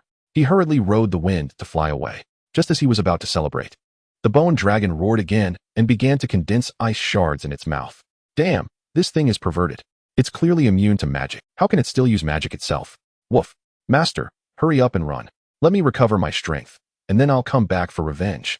While dodging the bone dragoness ice shards in the air, Chen Yi scolded Zhong Kong. You keep painting big pies for me. By the time you recover your strength, I might as well hope little Qing wakes up faster. Zhong Kong was also quite aggrieved. Woof. Master, when I recover my strength, I'll be super strong. In a place like this broken secret realm, I could fill it up with just a pea. Damn it. You can't even gnaw on a bone. So don't even think about it. One man and one dog frantically fled in the sky, while the bone dragon used ice shards to attack as it chased them. Seeing that it seemed ineffective, it looked like Chen Yi and the others might really get away. The bone dragon roared again, flapping its bony wings and surprisingly flying into the air. This left Chen Yi dumbfounded. Are you kidding? A pile of bones can also fly. Your wings are leaking air. Woof. Master, at least it has wings. We don't even have wings, yet we're still flying. Chen Yi rolled his eyes at Zhong Kong. That's actually a fair point. Just when they were about to escape, the bone dragon took off and quickly caught up to them. Damn, why is it flying so fast? Woof. It has wings. This wouldn't do. Sooner or later, they would be killed by this bone dragon. Kong. Do you really have no way to deal with it? Woof. This thing is immune to magic. Unless we use magic that exceeds its level by 2 tiers, we have to fight close combat. Chen Yi quickly opened the system mall to see if there was anything useful. Now, aside from the rare items that required development coins, he could basically afford the rest that required money. This was the money-making ability of the Dragon Merchant Association. The medical profits were outrageous. Kong. If you unleash all your magical power at once, what level of magic can you use? Woof, all at once. Master, I'm not bragging. If my magical power reserves were unleashed all at once, it would definitely be at level. Level can deal damage to this bone dragon, right? Woof. It's 2 levels higher than it, so it should break its magic immunity. Good. Let us go for it. Chen Yi gritted his teeth and decisively bought a pill from the system mall. Ding. Successfully purchased explosion pill. Cost. 400 million. 400 million. Chen Yi felt heartache just thinking about it. He looked at the pill in his hand. It was a do-or-die moment. Item. Explosion pill. Effect. After taking it, all potential is unleashed, gathering all energy within the body into a single attack. Chen Yi threw the explosion pill to Zhong Kong and explained its effects. Woof. Master. You're amazing. You even have this kind of heaven-defying thing. Can you do it? Are you confident you can kill it? Good. Kong. It all depends on you now. Originally fleeing alongside Chen Yi, Zhong Kong suddenly stopped, howling to the sky like a wolf. Oh, will you bastard. Grandpa has endured you for a long time. The explosion pill was swallowed, and in an instant, a terrifying wave of energy erupted from Zhong Kong's body. The originally chasing bone dragon saw Zhong Kong stop and naturally flew towards him, no longer spitting ice shards, instead directly raising its dragon claw to strike at Zhong Kong. Woof. It's been a long time since I've felt this kind of power, grandson. Take Grandpa's sky splitter claw. Zhong Kong was not to be outdone, raising his paw, and the space around it twisted. As he swung his paw, the space shattered and reformed like a mirror. Sky splitter? What skill is this? Chen Yi remembered that there was no mention of this on Zhong Kong's identity card. Damn, this dog is truly a mystery. Boom. Crack. Zhong Kong faced the bone dragon head-on, his claw equivalent to a high-level attack directly hitting the bone dragon's head, causing a wave of spatial disturbance. An invisible shield successfully absorbed most of the spatial explosion from Zhong Kong's paw, but still, a lot of energy broke through the shield and exploded on the bone dragon's head. Roar. With a cry of agony, the bone dragon fell straight to the ground. While Zhong Kong was not faring well either, the bone dragon's claw had ripped his belly open, blood splattering everywhere, and his intestines were hanging out. Woof, master. I did my best, having lost all magical power and sustained heavy injuries. Zhong Kong could not continue to walk in the air and fell to the ground like the bone dragon. Damn. Chen Yi pried open Zhong Kong's mouth and stuffed a blood recovery pill into it. The system's pills worked just like that. In a moment, Zhong Kong's wound began to heal at a visible speed. This thing really can save lives at critical moments. Selling it for 40 million seems like a bargain now? Only then did Chen Yi have the time to observe the bone dragon, which was also lying on the ground. At this moment, the blue soul fire in the dragon's eye sockets had visibly weakened, and a large hole had been blasted into its skull by Zhong Kong. Damn, Kong, you're this strong? I thought you were just holding it back? It seems like you almost killed it. Zhong Kong weakly opened his eyes and said, Woof, master. Hurry and run. This thing can absorb negative energy, and the spatial negative energy is so heavy, it will recover soon. As if to confirm Zhong Kong's words, the bone dragon raised its head, and 2 clusters of soul fire stared at Chen Yi, flickering constantly. Damn, Chen Yi was startled and instinctively wanted to run, but he found that the bone dragon was not moving at all and was just quietly looking at him. What is going on? Has it been tamed by Zhong Kong? Chen Yi conjured a water wall in front of him and tentatively reached out toward the bone dragon. To his surprise, the bone dragon cooperatively extended its forehead towards Chen Yi's hand. What the hell? Did it really get tamed? Zhong Kong was also dumbfounded. Woof. Damn. What is going on? Just when the man and dog were confused, the bone dragon pointed its claw at Zhong Kong and then pointed at its own mouth. A young girl's voice came from the bone dragon. I want to eat. Damn. You can talk? Chen Yi looked at the bone dragon in shock. From the voice, it sounds like a little female dragon?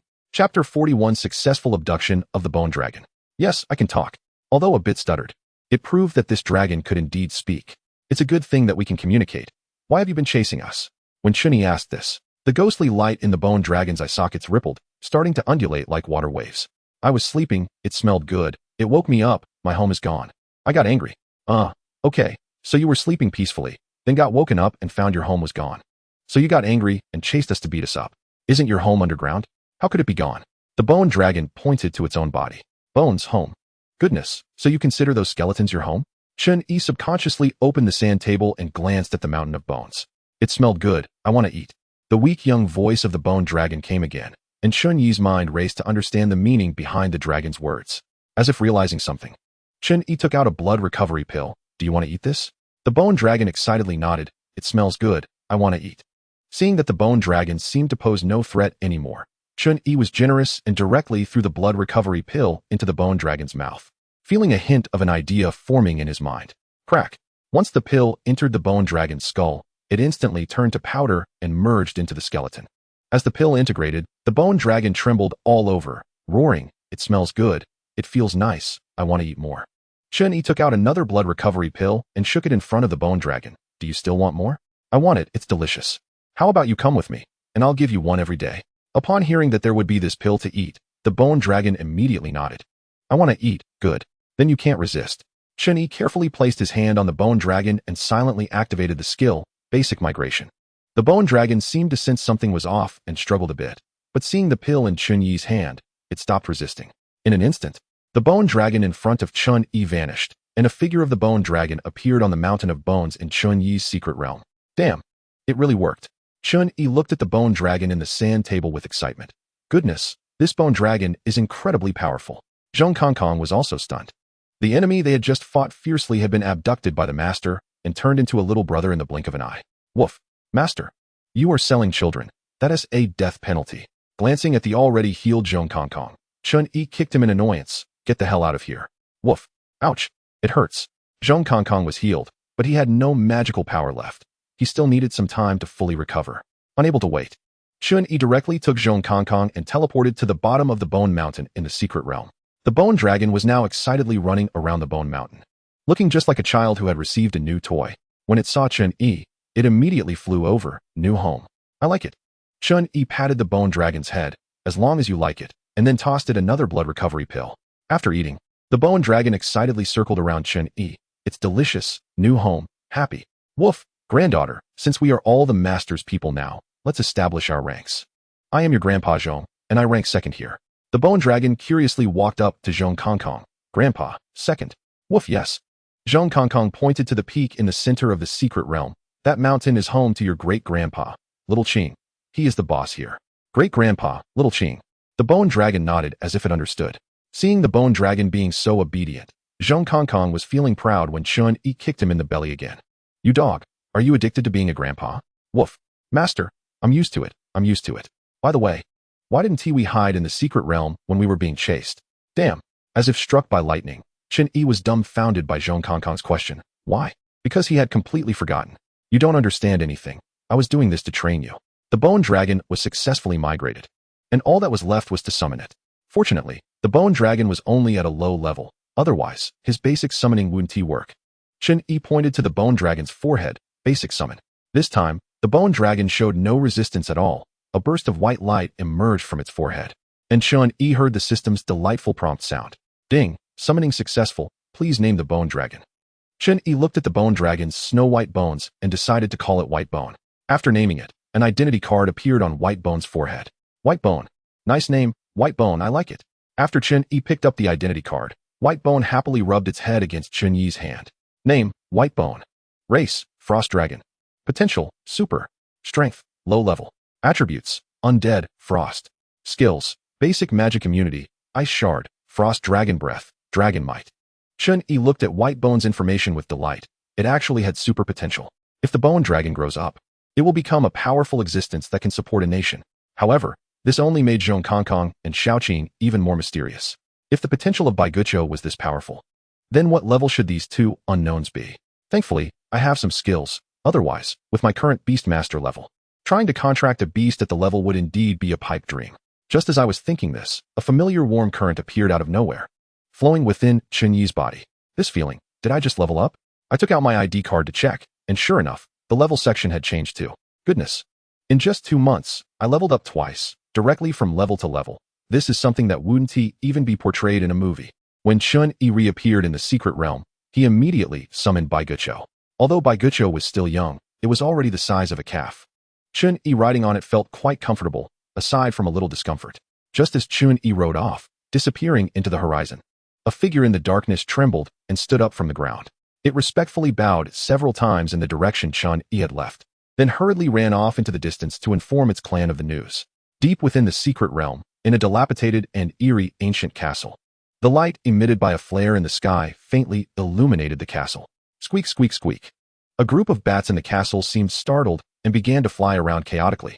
If someone had seen this, they would have been greatly surprised because these palm-sized bats were all at the level. Chapter 42, Lich Gralvin. In a corner of the castle, Luo Hanshuang was peering through a crack in the door, watching the bats fly around in chaos. Unfortunately, after falling into the secret realm, she had been teleported directly here. Soon, she realized that this was definitely a high-level secret realm, and she didn't dare to act rashly. She believed her family would come to rescue her once they learned of her situation. However, a startled bat accidentally flew in front of her room and saw Luo Hanshuang through the door crack. Squeak, squeak, squeak. With the bat's shriek, all the bats at the level seemed to have found an outlet for their agitation and flew toward the room where Luo Hanshuang was. In the sky, Chen Yi quickly discovered Jiang Feng and the others' whereabouts. At this moment, Jiang Feng was surrounded by a group of undead creatures, and these undead were actually launching an organized attack on Jiang Feng and his companions. Chen Yi in the sky soon noticed that the one commanding these undead creatures was a rotting corpse. A lich? However, Jiang Feng, as the commander, was certainly not an ordinary person. The 3 turtle-type level beasts were protecting Jiang Feng and his group. The secret realm army that arrived first had also summoned their beasts to resist the undead army's attack. One of the 3 level turtles quickly spotted Baigucho in the sky, mistaking it for part of the undead army, and shot a column of water at Baigucho. Damn. Luckily, Baigucho was immune to magic. But Chen Yi didn't want to reveal that he had contracted Baigucho, so he instructed Baigucho to pretend to be hit. The direction of the fall was right in front of the lich commanding the undead army. When Baigucho landed before the lich revealed an incredulous expression. It looked at Baigucho in fear, and then, to Chen Yi's surprise, the lich actually knelt before Baigucho. Great Dragon God, I didn't expect you to awaken. Was it these invaders who disturbed you? The lich quickly saw Chen Yi riding on Baigucho and immediately questioned angrily. Invader. Despicable. How dare you ride on the back of the great dragon god? You deserve to die 1,000 deaths. Saying this, the lich raised a bone staff, and a chilling aura began to gather.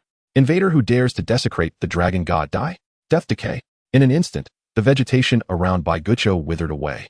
But Chen Yi on Baigucho and the vegetation under Baigucho remained unharmed. The lich showed a look of shock. Dragon god, are you going to protect this damned invader? Damn. This rotting flesh is never ending, is it? Acting like a one-man show. Chen Yi couldn't stand it anymore. The lich kept talking to itself and even dared to attack him. Rotting flesh. Ignorant invader, I am the great lich, Gralvin, the most loyal follower of the dragon god. Chen Yi pointed to Baigucho. The dragon god you mentioned wouldn't be Baigucho, would it? Presumptuous. Lowly invader. How dare you refer to the great dragon god as the lowest form of skeleton? Gralvin angrily raised his bone staff and began to gather magic again. Damn, Baigucho. Tell this rotting flesh who I am and who you are. Baigucho pointed to Chen Yi. Baigucho is nice, master named. What? Great dragon god, what do you mean? This person is your master? Chen Yi proudly looked at him. So what do you think? Are you convinced?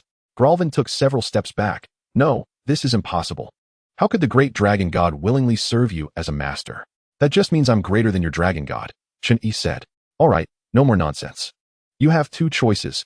Either I let Baigucho fight you, or you obediently become my subordinate. Fight the great dragon god. No. The most loyal follower of the great dragon god, Gralvin, would never attack the great dragon god. That would be an insult to my devotion. Chen Yi looked at the lich Gralvin before him. This guy clearly had level strength, yet he still referred to Bai Gucho as the dragon god. However, in this situation, it might just be possible to use him to establish authority. Bai Gucho seemed to understand Chen Yi's plan and cooperatively roared at Gralvin, "Submit, fight. Great dragon god." Not to mention whether Bai Gucho was willing, the migration and point selection were system generated. With just a level lich, did he think he could break this? Dream on. What if you can't find a way? Can't find. Gralvin glared at Chen Yi. To ensure the safety of the great dragon god, I will come to you and become your subordinate. Then you are destined to become my subordinate. All right, you can go now. Gralvin nodded, knelt again before Bai Gucho, and clasped his hands in prayer.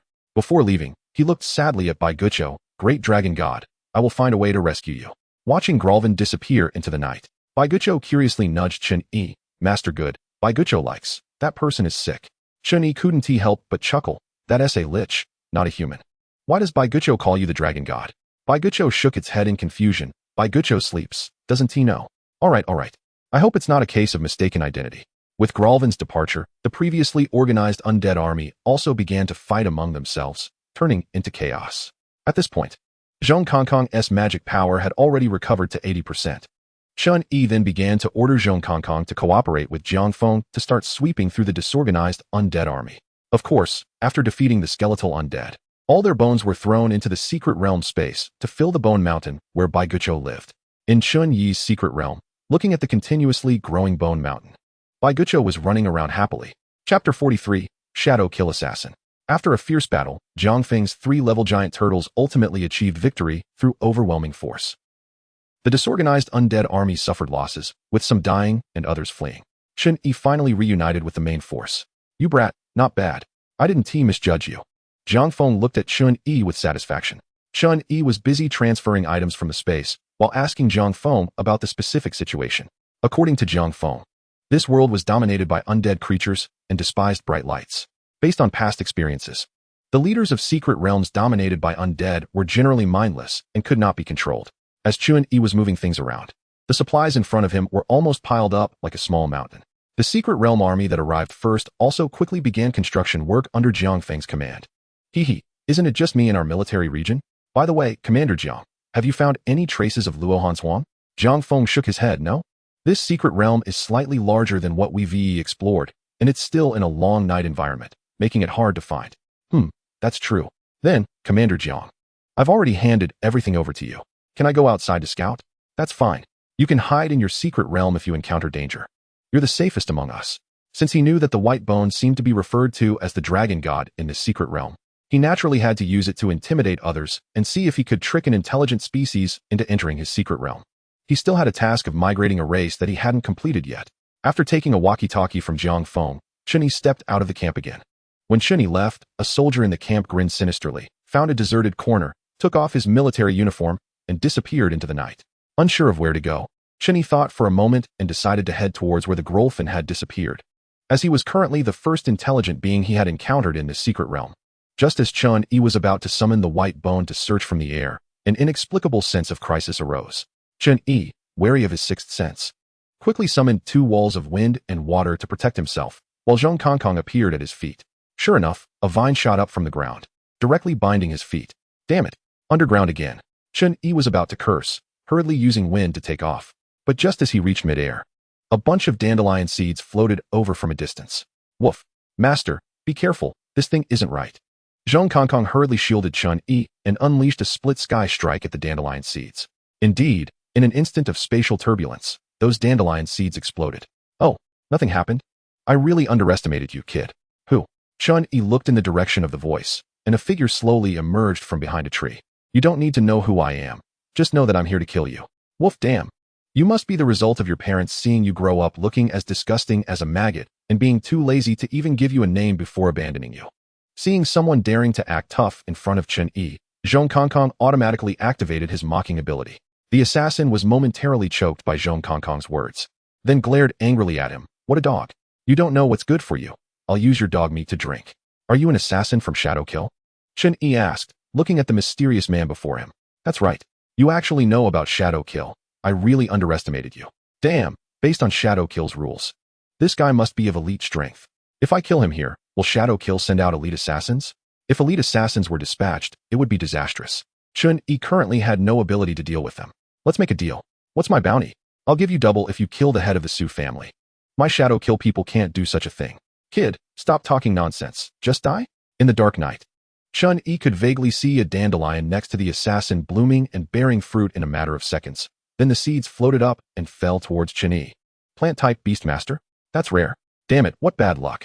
I can't escape, and since I'm in the secret realm, even if I kill him now, the news shouldn't get out. After I get out, I'll seize the opportunity to dominate the head of the Su family before Shadow Kill sends out any elite Beastmasters. Chen Yi squinted his eyes and said to the assassin, I'll give you 3 times the price if you kill the head of the Su family. No way. You should just die honestly. In that case, you die instead. If this had been a few days ago, encountering an elite assassin, Chen Yi would have only considered stalling. But things were different now. The area around the assassin was filled with dandelion seeds, and naturally, Zhong Kongkong didn't dare to rush in directly, but someone dared. White Bone. Roar. With a dragon's roar, the massive form of White Bone appeared before Chen Yi, charging directly at the assassin without needing Chen Yi's command. Zhong Kongkong naturally followed closely behind White Bone. Boom. The moment White Bone touched the dandelion seeds, explosions rang out one after another, yet White Bone was completely unharmed. Woof. Well done, granddaughter. Clear the way for Grandpa. I'll bite him to death. The assassin was also shocked. What is this thing? It's not in the data at all. No way. Double summon? Chen Yi, you're an elite Beastmaster? Guess. Go to hell. Even if you are an elite, you'll still die today.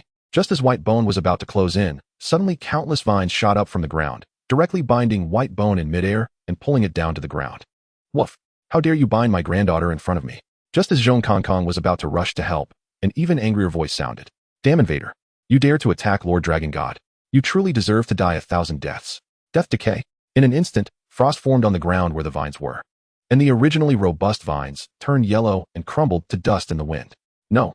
The assassin felt indescribable sadness as he saw his reliable devil vine perish just like that. Who? Who is it? Show yourself. The decaying figure of Grolfin slowly approached. Pointing his bone staff at the assassin, he angrily said, Lowly invader, how dare you attack Lord Dragon God? Chapter 44, Bone Evolution. Intelligent humanoid beings? The assassin's face twisted in rage. Damn it. Grolfin didn't waste words, raising his bone staff for another death decay strike. The assassin quickly rolled to the side as he saw this. The ground where he had been standing turned frosty, and the dandelion seeds in the air lost their vitality, falling to the ground. Naturally, Chen Yi wouldn't waste such a good opportunity. Zhong Kongkong teleported directly to the side of the assassin. Woof. Kid, let you be arrogant. Eat Grandpa's meat. When you die, I'll definitely pull down your little brother and feed it to the worms.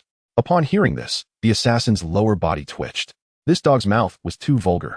Just as Zhong Kongkong was about to strike the assassin, a gigantic mouth shot up from the ground, swallowing the assassin whole. A massive man-eating flower appeared in the place where the assassin had originally stood. The flower opened its mouth, and the assassin poked his head out. Damn it. You all wait.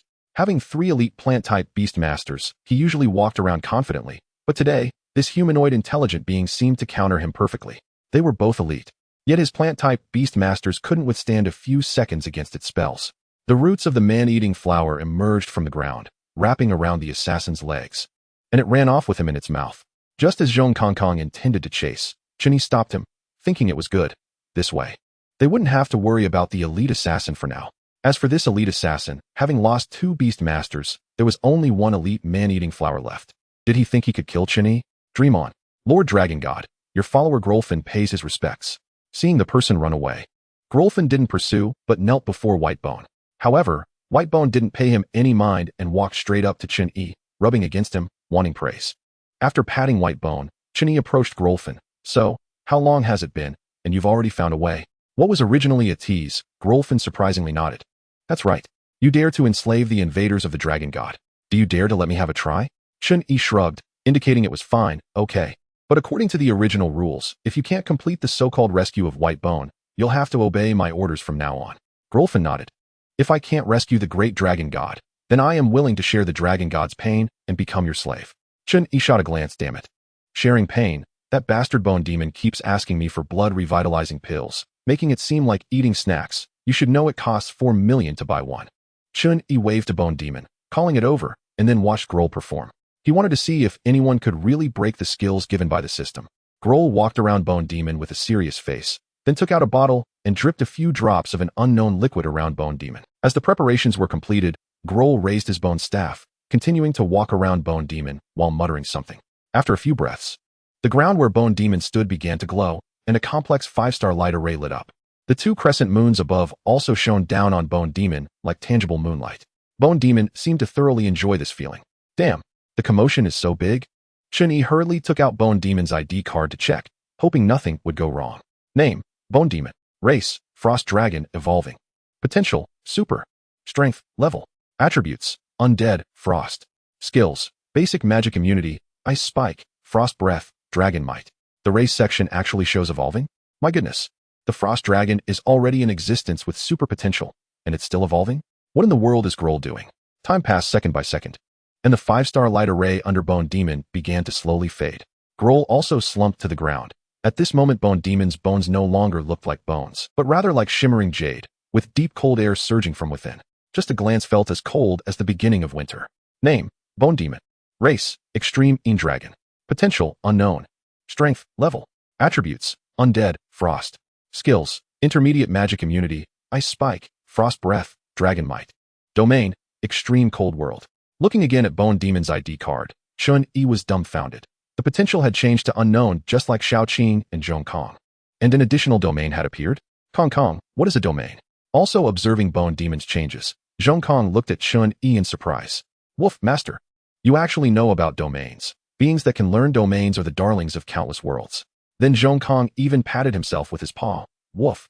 To tell you the truth, I had a domain during my peak period. Chen Yi directly ignored the latter half of Zhong Kang's sentence, only hearing the first half. Damn. So this means Bone Demon is a darling of the world? Quite impressive. Woof. What is that? Woof. Damn. Master, don't tell me granddaughter has comprehended a domain? Chen Yi nodded and approached Bone Demon. At this moment, Bone Demon was curiously examining its new body, and upon seeing Chen Yi, excitedly ran over. Master, is Bone Demon beautiful? Huh. Bone Demon, your speaking is so smooth now. Bone Demon nodded its dragon head. Yes, is Bone Demon impressive? Master, quickly praise Bone Demon. Bone Demon wants candy. Goodness, after this evolution, even speaking is fluent. Chen Yi directly took out a blood revitalizing pill and tossed it into Bone Demon's mouth. Bone Demon, try using your domain. So fragrant, good master. In an instant, centered on Bone Demon, a surge of cold air erupted, freezing the ground directly, turning the ground within a mile radius into a mirror surface.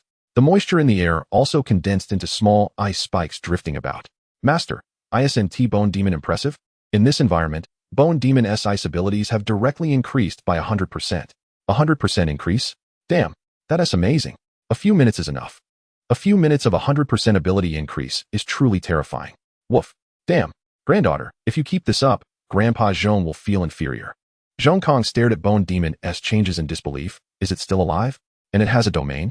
Grandpa Zhong isn't angry. The bones at home can be given to Grandpa Zhong to eat. Woof. I'm a wolf, not a dog. Zhong Kong knew that Bone Demon was trying to comfort him, but why did it make him feel so awkward? Dragon Lord, have you regained your strength? Grohl trembled as he looked at Bone Demon. Chapter 45, you are truly trash. Unfortunately, Bone Demon remained indifferent to him. What Dragon Lord? Bone Demon didn't he understand. Grohl, like a deflated ball, came in front of Chen Yi. According to our previous agreement, I will listen to your commands from now on. I only hope you will use Dragon Lord less in the future. Chen Yi was somewhat speechless. Is it possible that you recognize the wrong dragon? Grohl shook his decaying head. No matter how long ago it was, how could I forget Dragon Lord? Let him be, but there is a very troublesome issue. Grohl is at level strength, while my basic migration can only migrate level beings. But if I don't carry out migration to recognize him as my master, I don't dare to keep such a lump of rotten flesh by my side. Having gained my allegiance, do you have any dissatisfaction? Grohl looked at Chen Yi's expression with great dissatisfaction. After hearing Chen Yi explain the general idea, Grohl fell into silence. I understand your meaning. The invader who enslaves Dragon Lord, you will take Dragon Lord out of this space. The invader who enslaves Dragon Lord, let us make an agreement. While you are still in this space, I will still find a way to awaken Dragon Lord, attempting to break your enslavement. I will wait until you are ready to leave. If I have not successfully awakened Dragon Lord by then, I will disperse part of my strength and enter the territory you speak of. After reaching a consensus again, Chen Yi curiously asked, Grohl, do you know if there are other intelligent beings in this space? Yes, my remaining kin live in this space, and they also believe in Dragon Lord. Kin? Chen Yi was overjoyed. Can you take me to meet them? After hesitating for a long time, Grohl nodded. With him leading the way, The undead beings they encountered along the way consciously took detours, and soon Chen Yi was brought to the grassland where Bone Demon had appeared. Of course, at this time, the grassland could no longer be considered a grassland. After countless skeletons broke the ground, it had long become a mess. My kin are right here. What the hell? Damn. Little Grohl, don't tell me your so-called kin are those skeletons? Grohl shook his head, pointing to the ground. My kin live underground. Of course. Skeletons crawl up from underground.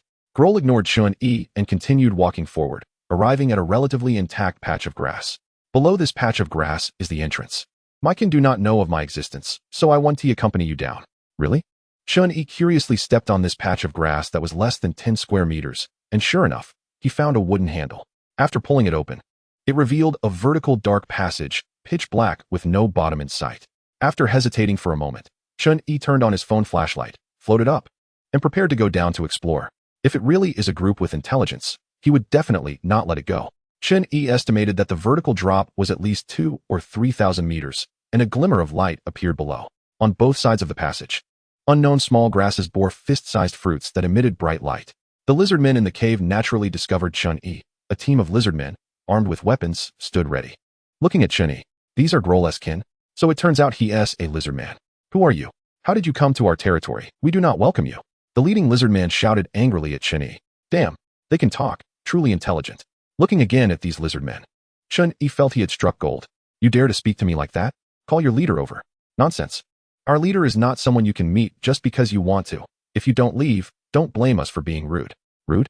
Chen Yi took a glance. These lizardmen were merely of level strength, yet they had the audacity to be rude to him? Listen well. I am the master of your dragon god. Hurry and bring your leader out to see me. Master of the dragon god? The lizardmen were momentarily stunned, then filled with rage, daring to blaspheme the great dragon god. You truly deserve to die. In the largest chamber of the underground cave, a black and a white lizard man were conversing with sorrowful expressions. The black lizard man was muscular, while the white lizard man was quite slender. Shifu, do you believe what Sack said? The pure white lizard man nodded awkwardly. Carl, after Sack reported, I tried to sense the presence of the dragon god, but, Carl, feeling anxious, urged. But what? Just say it. But I couldn't sense the presence of the dragon god at all. What? Carl trembled all over, picking up a nearby greatsword. So, the dragon god might really have been harmed? Damn invaders, I will seek revenge on them now. Carl, you are still so reckless. Only we, as a couple, have awakened our bloodline powers. The dragon god sacrificed everything to save our clan. Do you want to waste the dragon god's sacrifice? Damn it. Carl angrily threw the greatsword aside.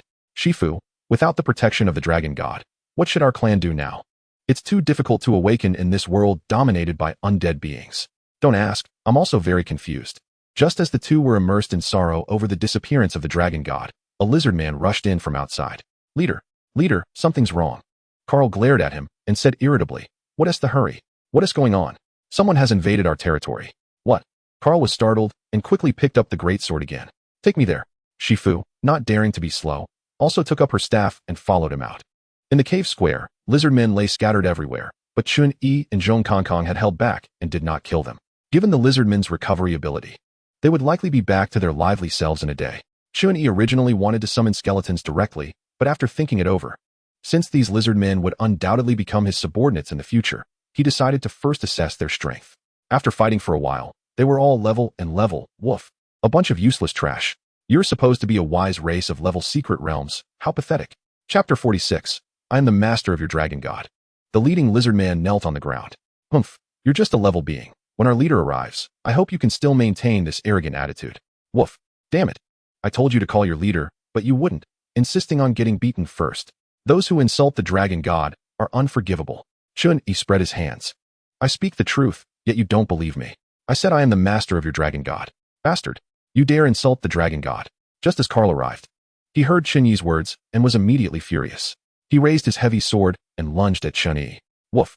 Damn it. You think you can strike your great-grandfather in front of your grandfather? Zhong Kongkong teleported in front of Chen Yi, energy gathering in space. Carl felt his whole body bound by an unknown force, and his sword swing seemed to move in slow motion. Zhong Kongkong didn't give him a chance. Teleporting again in front of the snail-like Carl, raising his hind legs to kick at Carl's chest. Boom. Carl was kicked away and fell in front of Shifu. A trickle of blood at the corner of his mouth. How is this possible? The original leading lizard man looked at Zhong Kongkong in shock. You're just a level dog. The leader is an awakened lizard warrior of level. Woof. A bunch of hairless grandsons, what do you know? Can I be judged by common sense? Carl wiped the blood from his mouth and boasted, Shifu, help me heal. Those who dare insult the dragon god shall die today. Even if I have to die with you. Shifu nodded, raised her staff, and a pure white light shone from the top of her staff, illuminating the entire square. After being illuminated by the white light, Carl and the previously fallen lizard men all stood up, their injuries healed. Oh, this is quite interesting. Chen Yi glanced at the black and white lizards, one a warrior and the other a healer.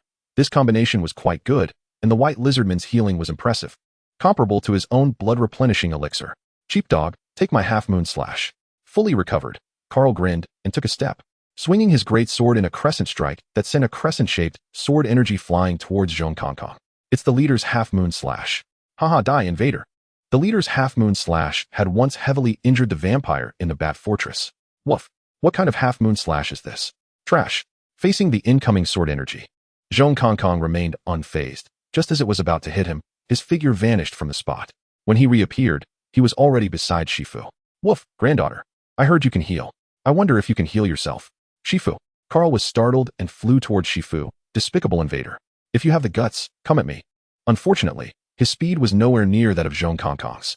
Zhong Kongkong opened his mouth and struck with it that hit the dazed Shifu. As the space ruptured, Shifu's pure white body was torn apart, blood streaks covering her entire body. Seeing Shifu's tragic state, Carl's heart ached. I will make you die. Woof, grandson. Strength isn't something you can shout out. Healing rain.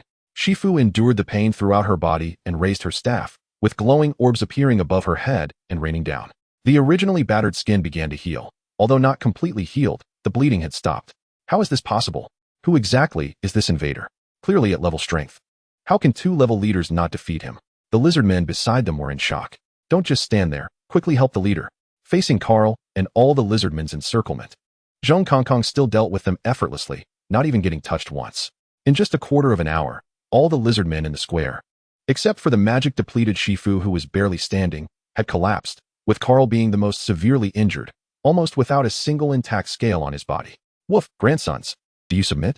If not, let us keep fighting. Shifu looked at Chen Yi, who had remained still. She could tell that Chen Yi was the one in charge. Who exactly are you? What is your intention in coming to our territory? With such strength, why not just kill us directly? Woof. Granddaughter. How can you speak to my master like that? Haven't you been beaten enough? All right, Kongkong, that's enough. Chen Yi stopped Kongkong and walked toward Shifu. Carl was anxious, but he couldn't even muster the strength to stand. Stop. If you have something to say, come at me. Unfortunately, Chen Yi ignored him and approached Shifu, examining her. I have already said, I am the master of your dragon god. Now I need you to submit to me. Shifu shook her head. You want us to submit to someone who insults the dragon god? Dream on. Just kill us. The belief of these lizard men in the dragon god seemed disturbingly strong. It was unclear what past the dragon god had with these lizard men. I remember now. It was this person. The dragon god was taken away by this person. A fallen lizard man seemed to recognize Chen Yi and called out. What? Shifu was shocked. Sack, are you saying this person killed our dragon god? That's right. It's him. It's him. The speaking lizard man was the one who had witnessed Chen Yi leave before. Roar. Clan members, we cannot let the dragon god's revenge go unpunished. The fallen Carl, upon hearing that Chen Yi was the one who killed the dragon god, let out a furious roar, forcing himself to stand despite the pain. Clan members, burn your lives with me, avenge the dragon god. Damn. So tough? Chen Yi was taken aback. This won't do. You can't really die. Just as the skeleton was about to be summoned, the voice of Gralvin came from the entrance at the top of the cave. Enough. Invader who has desecrated the dragon god, do not test my kin any further. What do you want? Kin? Are you also a follower of the dragon god? Who are you? Carl stared at Gralvin, analyzing him. Sigh. Gralvin sighed and approached Sif. Children, you have suffered over the years. When Chen Yi saw Gralvin arrive, he shrugged. Children? The lizard folk looked at the rotting undead creature in confusion. Who are you? Gralvin glanced at Sif and instinctively reached out to pat her head. To his surprise, Sif did not shy away. Child, it's Grandpa. Grandpa? Sif was taken aback, and Carl seemed to realize something, exclaiming in astonishment. Are you the legendary hero Gralvin? What?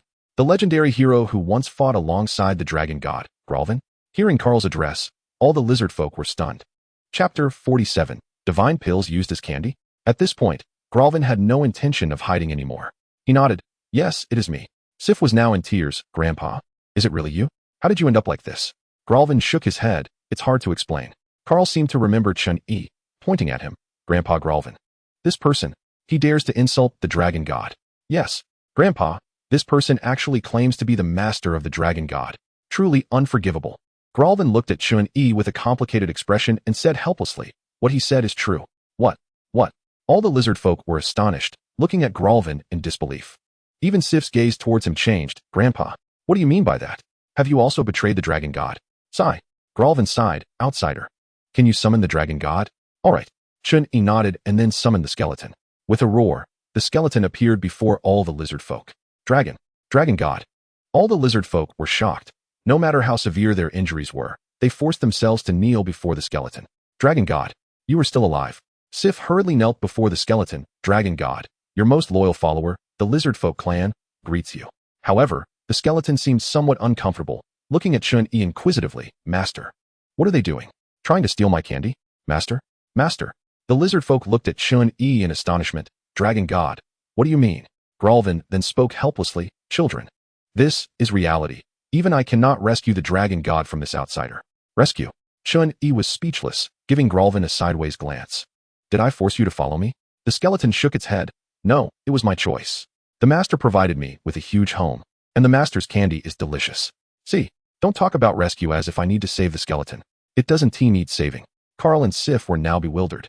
Looking at Chen Yi in disbelief, you actually became the master of the dragon god. Impossible. How could the dragon god willingly become your servant? Chen Yi rolled his eyes at them. Stop talking nonsense. It's not a servant. It's a partner, understand? Under the envious gaze of the skeleton, Chen Yi tossed a blood recovery pill to Gralvin, Sif, and Carl each. See, to feed the skeleton, I even use this as candy. Does your servant get this treatment? The three lizard folk looked at the blood recovery pill with puzzled expressions. What is this? A bunch of bad guys. This is the skeleton's candy. You are all bad guys. Stealing the skeleton's candy. The skeleton looked at Chen Yi giving away its favorite blood recovery pill and seemed a bit sulky. This scared the three lizard folk. With Gralvin being fine, but Sif and Carl were stunned, hurriedly moving to kneel before the skeleton, holding the blood recovery pill on their heads with both hands. We dare not. How could we? Please accept this. This candy, dragon god. Chen Yi looked at them with a black line on his face. These lizard folk were too humble in front of the skeleton. The skeleton was naturally delighted and opened its mouth to eat the blood recovery pills they offered. Master isn't angry. The skeleton will be obedient. Hey, you too. Hurry up and eat the candy. Can't you see the master is unhappy? The skeleton shook its head, looking at the two lizard folk with dissatisfaction, and inadvertently used its dragon might. Yes, we'll eat it right away. Sif and Carl were frightened and quickly swallowed the blood recovery pills.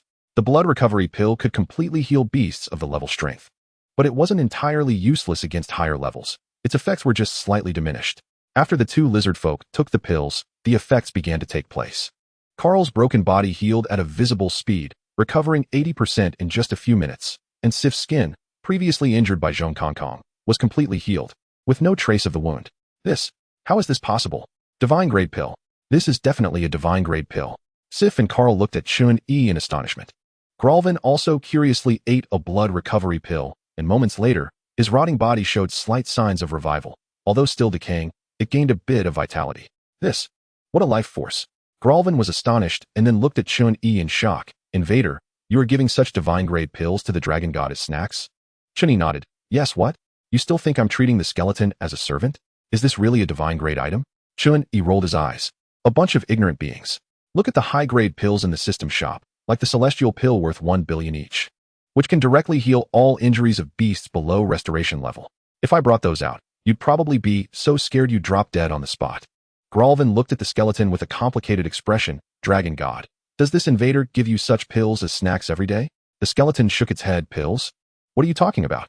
This is candy that the master gives me, and it's very sweet. This.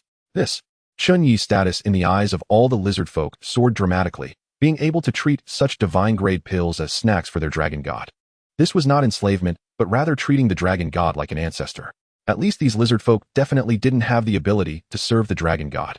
All the lizard folk looked at Chen Yi with complex expressions, and in the end, Gralvin was the first to speak. Mighty outsider, I acknowledge you as the master of the dragon god.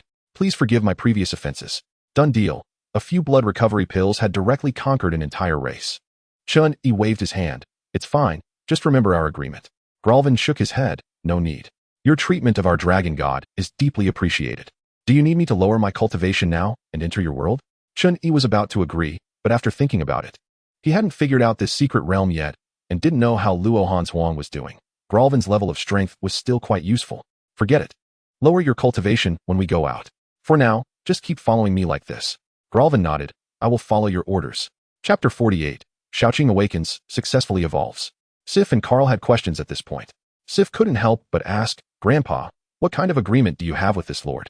Because Chen Yi planned to reveal these matters himself, he still wanted to trick these lizard folk into entering his space. Approaching Sif and Carl, Chen Yi held up 2 fingers. I give you 2 choices. One is to stay here, and the other is to follow me to my territory. To your territory? Sif asked curiously. Not bad. Go to my territory. My territory is not in this space. This.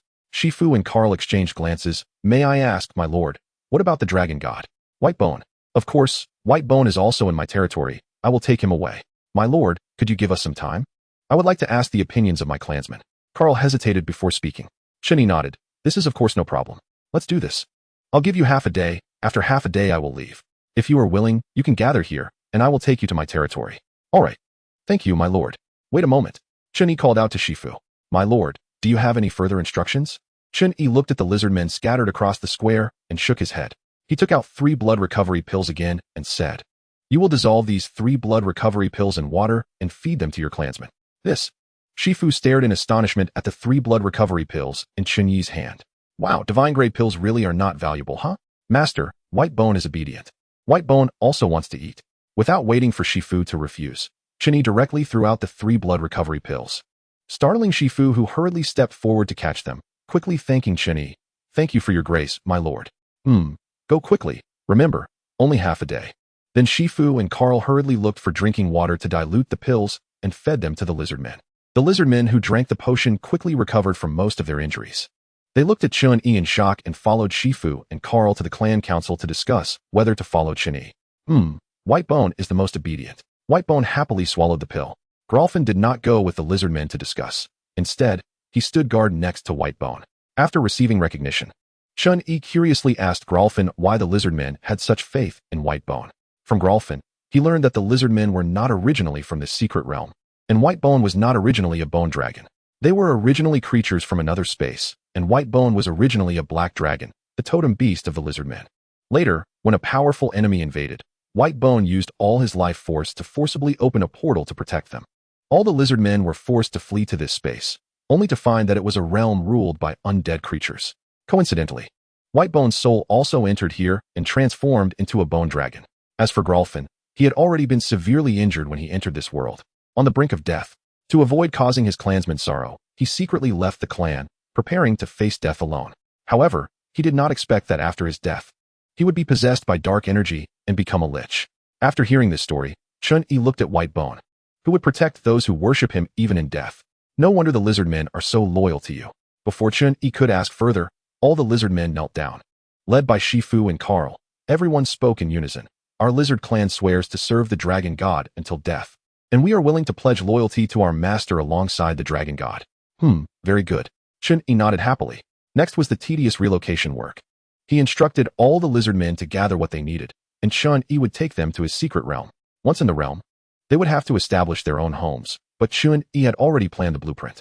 In the future, Chen Yi's residence would naturally be on the mountain in the center of the space, while the lizard men would settle in the southern direction at the foot of the mountain, which happened to be closer to Whitebone Skeleton Mountain.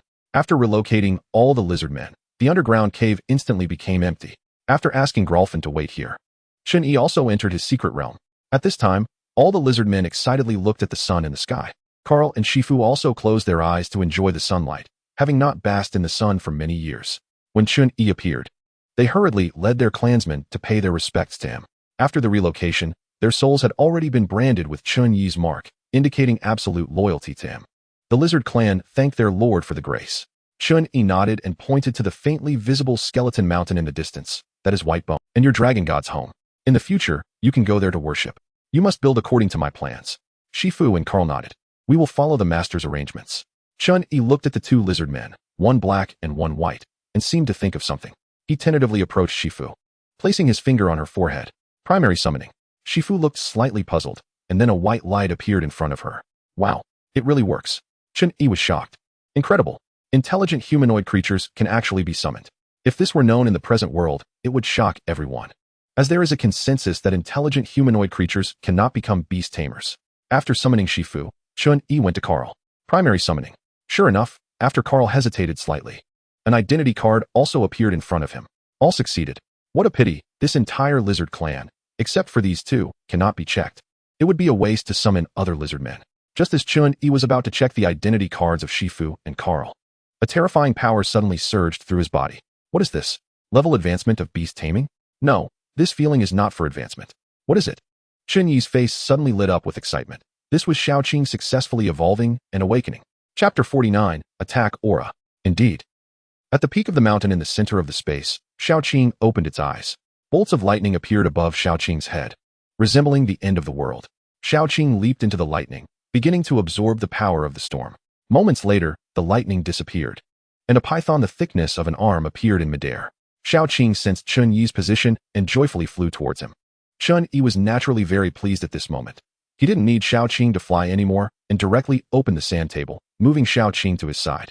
Looking at the evolved Xiaoqing, it was no longer the size of a pencil. It had now grown to the thickness of an arm, and Chen Yi could barely carry it. Xiaoqing's head also developed 2 flesh bumps. These should be the unformed dragon horns. All the lizard men unconsciously knelt down again. Shifu and Carl did not know why, but the moment they saw Xiaoqing, they felt an absolute suppression from their bloodline and involuntarily knelt down. Xiaoqing curiously surveyed the lizard men in front of it. Chen Yi hurriedly patted Xiaoqing's head, saying, "All right, no more mischief. These people will be our companions from now on." Roar. Xiaoqing excitedly roared twice, its sturdy body spinning around Chen Yi. Only then did Chen Yi pick up the identity cards of Shifu, Carl, and the evolved Xiaoqing to look at. First, of course, was Xiaoqing since he had a soul connection with it. Name, Xiaoqing. Race, unknown. Potential, unknown. Strength, level. Attributes, wind, water, lightning. Skills, primary wind magic, primary water magic, primary lightning magic. Talent, divine dragon transformation, level 1. Domain, cloud, and rain manipulation. Wow, directly jumping levels. It has reach level. The attribute also gained a lightning attribute, which should be due to eating that cloud spirit. I didn't expect Xiaoqing to also comprehend a domain. Not only that, but it even has a talent. What a joke, beast tamers have talents. Divine dragon transformation. Just the name sounds incredibly powerful. Chen Yi initially wanted Xiaoqing to use it for him to see. But Xiaoqing responded to Chen Yi that using divine dragon transformation would put it back to sleep. After finally waking up, Chen Yi was reluctant to let it fall asleep again, so he gave up. Then he looked at the identity cards of Shifu and Carl. Name, Carl. Race, lizard man. Abyss species. Potential, level. Strength, level. Attribute, strength. Name, Shifu. Race, lizard man, light type. Potential, level. Strength, level. Attribute, radiance. Skills, healing light. Healing rain, healing chain, damage transfer. Goodness, these 2 lizard men are not bad at all. The potential level is something Chen Yi didn't expect. However, Sif and Carl can no longer be considered pure lizard men. The suffixes abyssal and light type should be branches of the lizard men. Zhong Kongkong and Baigo naturally sensed the awakening of Xiaoqing, and at this moment, Zhong Kongkong was also standing on Baigo's back, rushing over here. When Zhong Kongkong saw Xiaoqing floating beside Chen Yi, his eyes widened. Woof. Big brother Xiaoqing, you finally woke up. I missed you so much. Hee. Xiaoqing looked at Zhong Kongkong and couldn't help but roll her serpent tail to cover her mouth, laughing. This anthropomorphized action left Chen Yi stunned. Unfortunately, Xiaoqing still couldn't speak, and he didn't know how many more evolutions it would take for her to be able to talk. After Xiaoqing finished laughing, she curled her serpent tail and pointed at Baigo, looking at Zhong Kongkong with curiosity. Zhong Kongkong immediately understood. Oh, big brother, this is Baigo, the new little brother of the master, our granddaughter. Quickly, Baigo, come and meet your grandfather Xiaoqing. The blue soul fire in Baigo's eye sockets flickered. Grandfather Xiaoqing. I am Baigo. Boom. Suddenly, a thunderbolt appeared in the sky and struck Zhong Kongkong's head, singeing his black and white dog fur. It was obvious that Xiaoqing did this.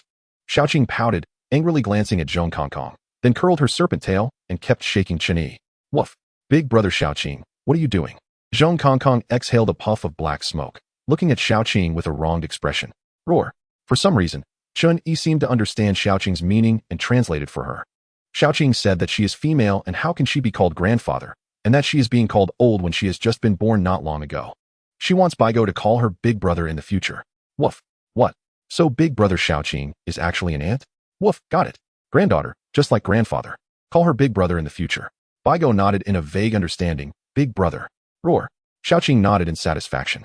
This conversation between the two dragons and a dog left the lizardmen nearby dumbfounded. On one side was their revered dragon god, and on the other side was Xiaoqing, who had absolute bloodline suppression over them. Goodness, what kind of place has their clan come to? Ding, congratulations to the host. The race migration task is completed. Rewards obtained, random talent, 1 development coin. Finally, the system's delightful prompt sounded again, and it was time to draw for talents. Chen Yi skillfully opened the drawing interface, and the familiar roulette began to spin again, causing Chen Yi's heart to tighten once more. Super. Ding, obtained level talent, attack aura. Talent, attack aura. Effect, the host can choose to turn it on or off, and when activated, it can enhance the abilities of allies by 15. Aura type talent. Alright. While it may not be the best, it's at least a level talent. Aura type talents in the system mall sell for 1 development coin each. As for the development coin in the system backpack, Chen Yi was reluctant to use it. Anything that could be bought with development coins were precious treasures, and any one of them could be world-shocking items. Chen Yi's goal is to obtain the skill, Door of Space, which can be exchanged for 100 development coins. After nodding, Chen Yi took out the walkie-talkie that Jiang Feng had given him to see if he could make contact. Unfortunately, the walkie-talkie was still filled with static. It seemed the communication devices had not yet been set up. Grolfin, tell me, if my companion comes to this secret realm and doesn't die, where is she most likely to be? Is it the girl you showed me before? That's right, it's her. Grolfin nodded and thought for a moment. If she hasn't died, the most likely place would be the Bat Fortress. Chapter 50. Hunters often appear in the form of their prey. Inside the Bat Fortress, in a huge room. At this moment, the room was filled with people, and at a glance, they were mostly from the Secret Realm army. And surprisingly, Luo Hanswang was among them. Countless bats flew around the room, seemingly guarding these captured humans. Not long ago, after discovering Luo Hanswang, the group of bats launched a fierce attack. Luo Hanswang's cloud spirit could fend off a dozen bats, but how could she deal with thousands of level bats? Initially thinking she was doomed, she found that the bat swarm did not directly attack her, but instead, like trampling mortals, drove Luo Hanswang into this huge room. Then she watched as the bat swarm began to capture one secret realm soldier after another, throwing them into this room before going back out. Miss Luo, it's you. You were captured too? A secret realm soldier happened to be thrown next to Luo Hanswang and recognized her at a glance. Luo Hanswang nodded. Do you know me? Yes. You are one of our mission targets.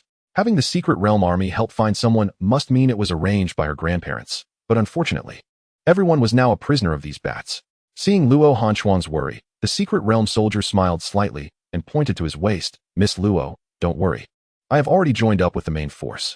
Once the signal tower at the base is established, I can use this walkie-talkie to call for help. Luo Hanswang nodded. How long will it take to complete the signal tower? After a moment's hesitation, the secret realm soldier said, with the help of Major Chen Yi for transportation this time. Based on past construction speed, it should take no more than 3 days. We will definitely be able to contact the base in 3 days. Major Chen Yi Luo Hanswang was taken aback, subconsciously recalling the bastard who treated her like a disaster and avoided her at all costs. It shouldn't be the same person, right? That is a major of the secret realm army. For some reason, she subconsciously hoped that it was Chen Yi who would come to save her. But is that even possible? No matter how deeply he hides, he is just a new student like her this year. Facing this level of bat swarm, he would definitely be imprisoned like herself, right? But why would these bats choose to imprison them? Luo Hanswang was also very puzzled. A bat patrolling the room seemed to hear the conversation between the secret realm soldier and Luo Hanswang, and flew directly in front of that secret realm soldier. Squeak! With a sharp scream, the other guarding bats all flew over, rushing towards that secret realm soldier one after another. The secret realm soldier was also frightened, constantly swatting and driving away these bats.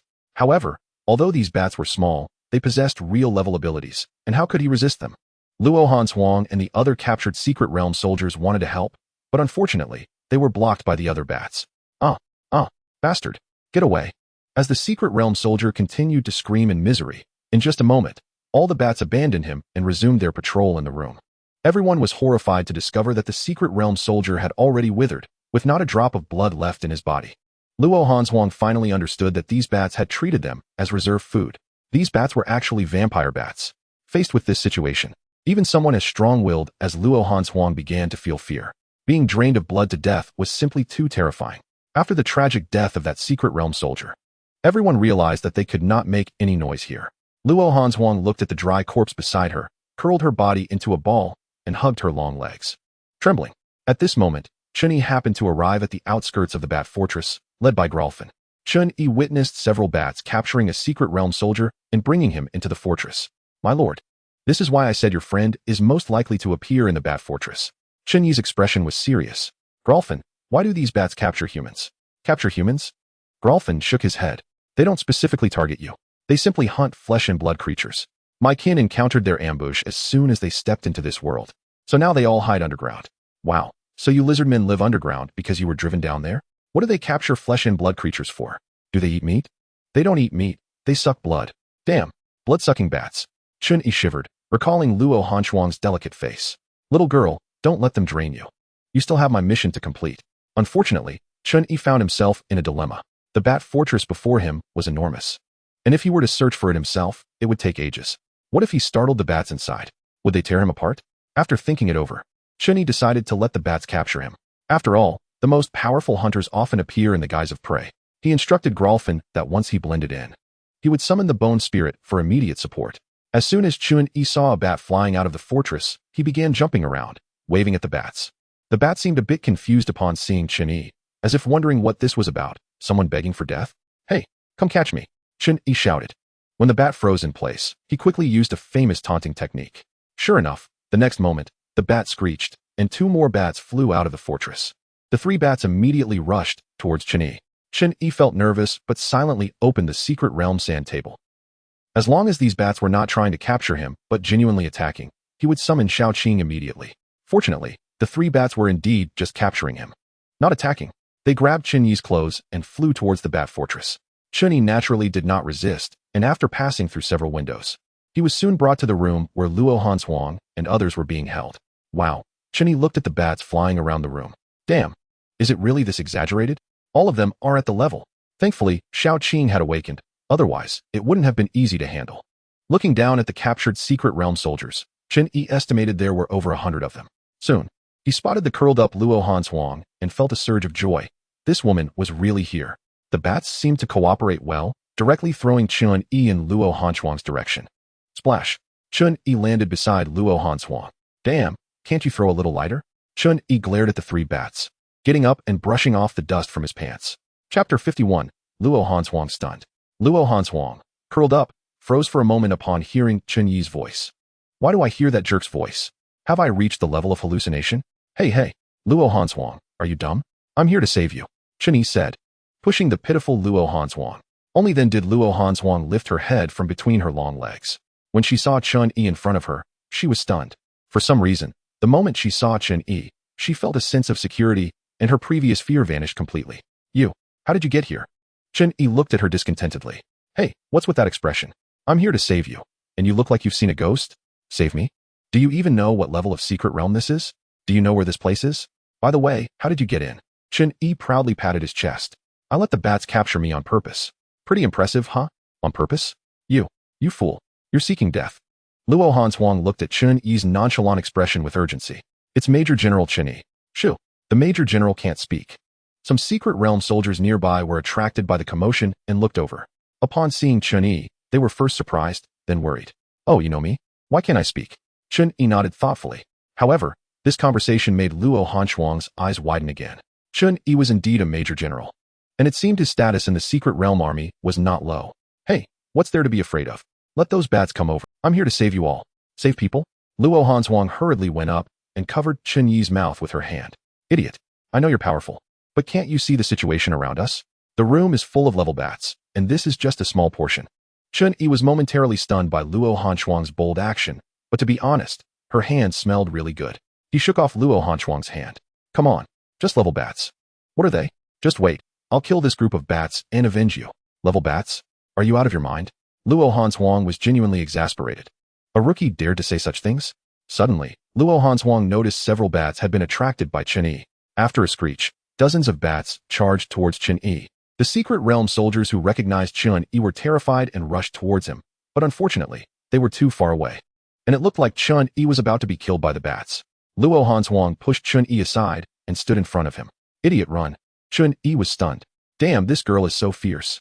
She's willing to sacrifice herself to save him? What the hell? Damn, who the hell needs you to save me? Are you crazy? I'm the one here to save you. After saying that, Chen Yi pulled Luo Hanchuang into his arms. Just watch, I'll kill them for you. After a moment of daze, Luo Hanchuang revealed a bitter smile in Chen Yi's embrace. If we really manage to get out safely this time, I'll agree to be your woman. Damn, what the hell? Be my girlfriend? Are you out of your mind? Forget it. Women are a disaster. What the hell? Are you dreaming? Chen Yi exclaimed. I'm here to save you, and you want to repay kindness with enmity? Luo Hanshuang, who had been lost in her own fantasies, turned green with anger upon hearing Chen Yi's words. You were such a bastard. Just then, the terrifying swarm of bats finally approached. All the bats pounced towards Chen Yi. Major General. The Secret Realm army couldn't help but shout, and Luo Hanshuang screamed and closed her eyes in fear. She never expected to die in the arms of this jerk. Bone Spirit. Chen Yi coldly smiled as a wall of wind appeared in front of him, and the Bone Spirit appeared as well. Roar. With a dragon's roar, the dragon's might was released. In an instant, the speed of the bat's movements noticeably slowed down. Roar. Taking this opportunity, the Bone Spirit opened its mouth and unleashed a frost dragon breath. Pure white cold air sprayed from the Bone Spirit's mouth, instantly freezing any bats that came into contact, causing them to fall to the ground. Only then did Luo Hanshuang open her eyes, staring in shock at the size of the Bone Spirit, which was as big as a calf. What kind of beast is this? Clearly at the level, yet it crushes the same level. No way. This is also Chen Yi's contracted beast.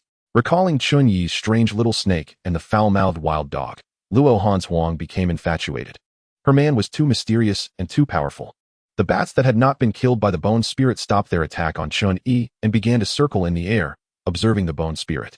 Seeing this, the Bone Spirit immediately rubbed against Chen Yi. Master, isn't Bone Spirit amazing? There are treats to eat, and you're the best. It can talk.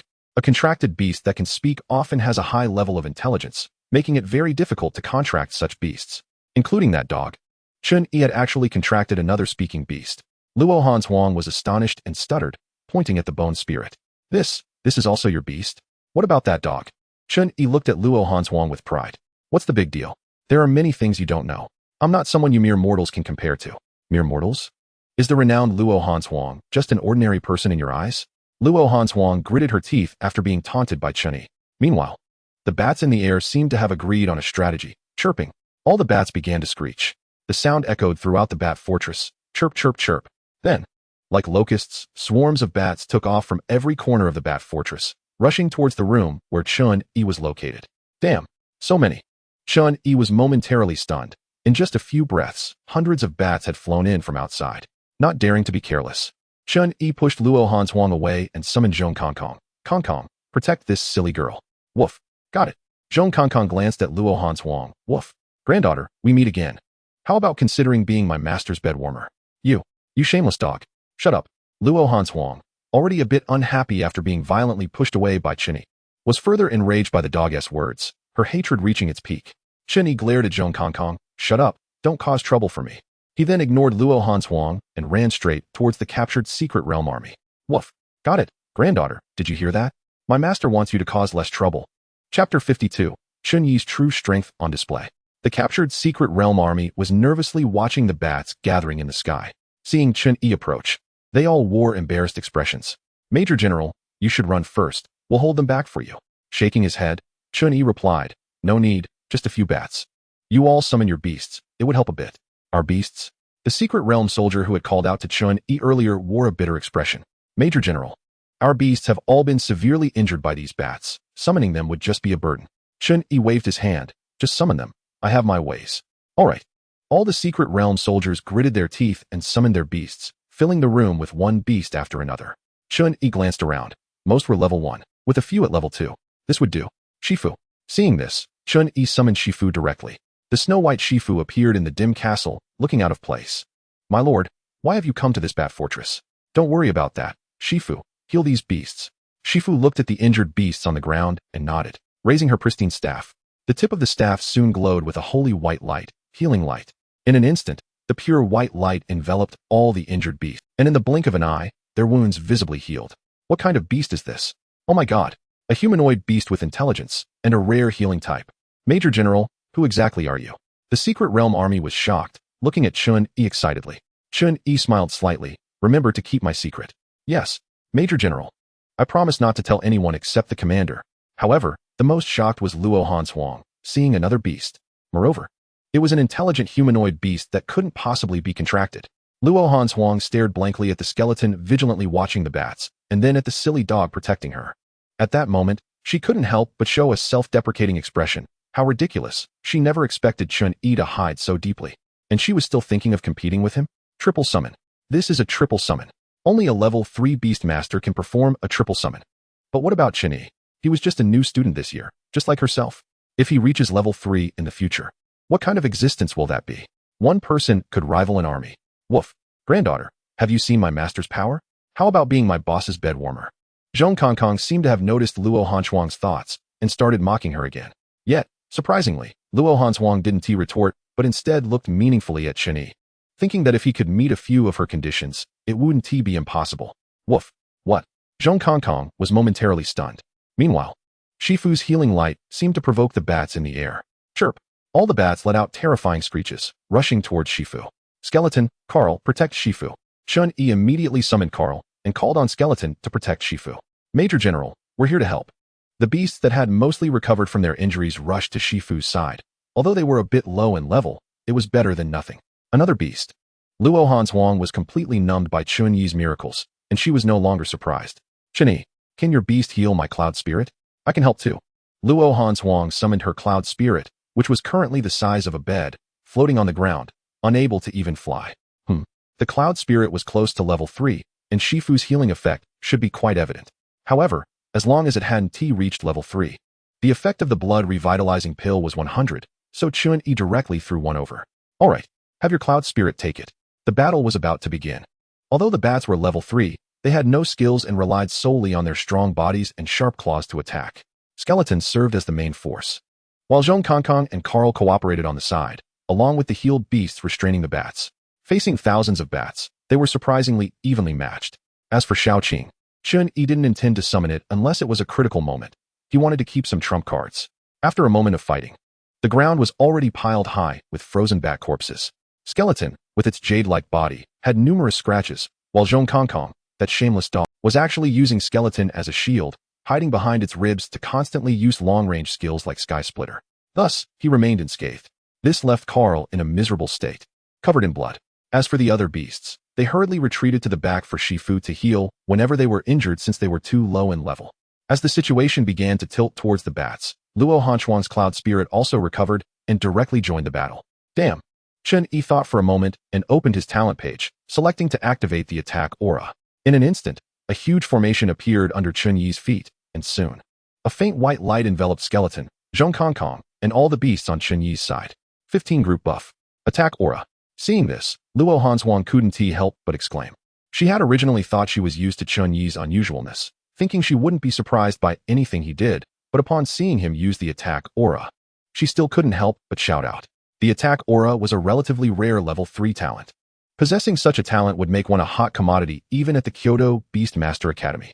Wait, she remembered her grandfather mentioning that Chen Yi's talent was the master of the secret realm known as the Turtle Shell?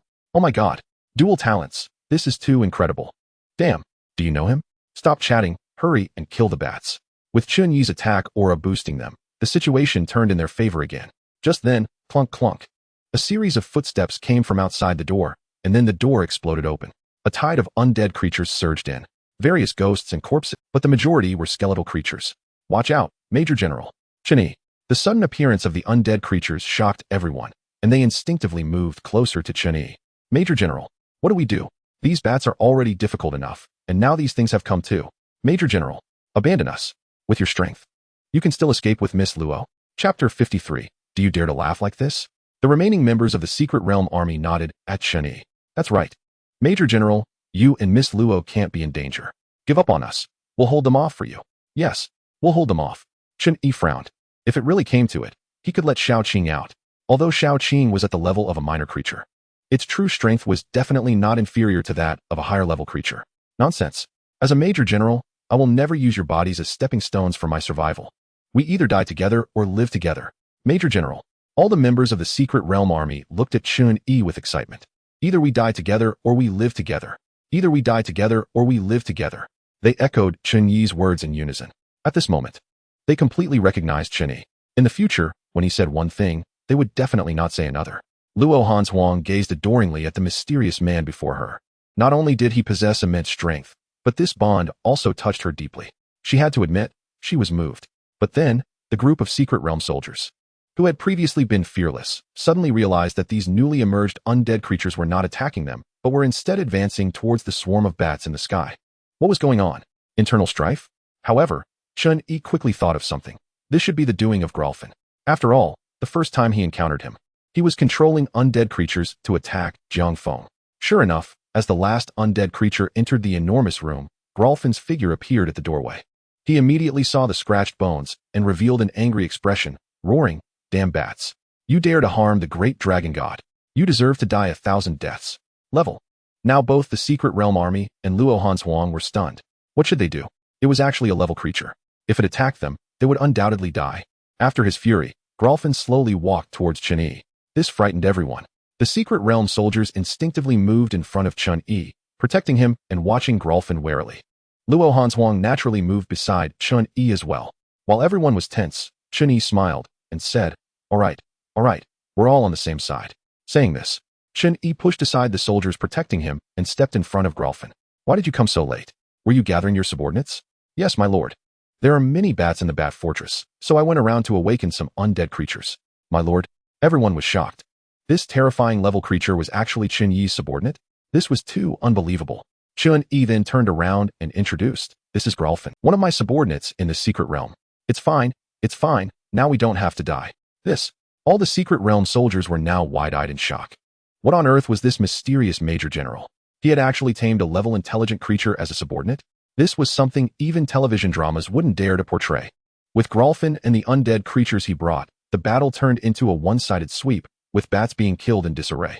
As for his own troops, Chen Yi shook his head. They had agreed from the beginning that he was a powerless Major General, and Yin Jun would definitely not agree. "Everyone, I appreciate your intentions, but I won't say more. I just hope you can keep my secret. Rest assured, Major General, we will keep your strength buried in our hearts. Even if the commander asks, we won't mention it." Good heavens, did his status surpass even the commander's? The battlefield truly was the best place to cultivate bonds. He finally understood the enviable camaraderie of the past life. "I won't say anything either," Luo Hanshuang said softly beside him. "All right." Chen Yi nodded with satisfaction. But just then, the ground shook. Cackling. An extremely piercing laugh rang out. Gralfin's decayed face also showed an expression of astonishment. "Not good. It can't be. It's still alive? Who is it?" Chen Yi asked curiously. Boom. With a loud bang, the ground in the distance exploded, and a giant bat over 2 meters long slowly flew out. Upon seeing Gralfin, the bat was furious. "Damn lizard lich, it's you." A sharp voice came from the bat. Gralfin was also astonished. "You? How could you still be alive?" Cackling. "I am the king of bats. If you want to kill me, it's not that simple. It's you." Carl seemed to recognize the massive bat and exclaimed. Chen Yi, however, was completely confused. "Hey, can someone tell me what this cackling bat is? Doesn't it know that those who laugh like that usually end up dead?" "My lord, it is the nemesis of our lizard clan." Carl angrily recounted the enmity between the lizard clan and this bat. When the lizard clan had just entered this space, they were hunted and drained by the bats led by this creature. At that time, the lizard clan had just suffered a great disaster, the life and death of the dragon god, and had no strength to resist, so they were hunted down. However, one day, it suddenly seemed to vanish, allowing the lizard clan time to build their underground home. Gralfin sneered. "I was able to kill you once back then. Today I can kill you again." "What?" Carl looked at Gralfin in astonishment. It turned out that Gralfin's grandfather had secretly saved them back then. Cackling, "You arrogant lizard lich. Do you really think I am still the old me?" "Humph. Death withers." Gralfin raised his staff and cast a spell directly at the giant bat. Cackling. "After so many years, you still haven't made any progress. You're still at the level of a minor creature." As the giant bat laughed maniacally, it opened its mouth wide. All the bat corpses on the ground instantly turned to liquid, all flowing into its mouth. In an instant, the bat's body twisted. Its mouth transformed into a worm-like circle filled with countless sharp teeth. Another scream erupted, and 2 pitch-black wings extended from the bat's back. The bat flapped its 4 wings continuously, stirring up a whirlwind. Cackling, "Damn lizard lich, do you still have the confidence to kill me now?" Gralfin's eyes widened as he stared in disbelief at the giant bat. Level. Chapter 54, Triple Domain Overlap. It was actually level. This. The Secret Realm Army, which had been excited moments ago, fell back into despair. This was truly a roller coaster. Gralfin's expression turned grim. He never expected that the bat would reach this level. Above level, each level was like a different sky. The disparity in strength was immense, even with just 1 level difference. "My lord, you must run with the dragon god. I will hold them off for you." "Damn it. Why does everyone want to hold me off?" But facing a level creature, Chen Yi was very tense at the moment. unsure if Xiaoqing could handle it. You all, get out of here. Chen Yi temporarily didn't want to reveal Xiaoqing and scolded the Secret Realm army to leave quickly. No, Major General, we absolutely won't leave you behind. Don't worry. I'm not seeking death. You go first. I have a way to escape. If you don't leave, I can't escape at all. All the Secret Realm soldiers hesitated. Chen Yi's words made sense. Against a level bat, they might be able to lend a hand, but against such a terrifying existence, they would only drag Chen Yi down. All right, Major General Chen Yi, we're leaving. You hold on. We will immediately notify Commander Jiang Feng, and help will arrive soon. Chen Yi nodded. Good. Hurry. The Secret Realm soldiers looked at each other, and finally, they gritted their teeth and charged towards the shattered door leading to the undead creatures. Only Luo Hanshuang gritted her teeth and refused to leave no matter what. Chen Yi had no way to deal with her, truly a foolish woman. If she didn't want to go, so be it, just protect herself. Ha ha ha, want to leave? The giant bat sneered and flapped its wings, flying toward the Secret Realm army. Chen Yi shouted directly, Gralvin, block it. Bone, activate your domain. Hold it back.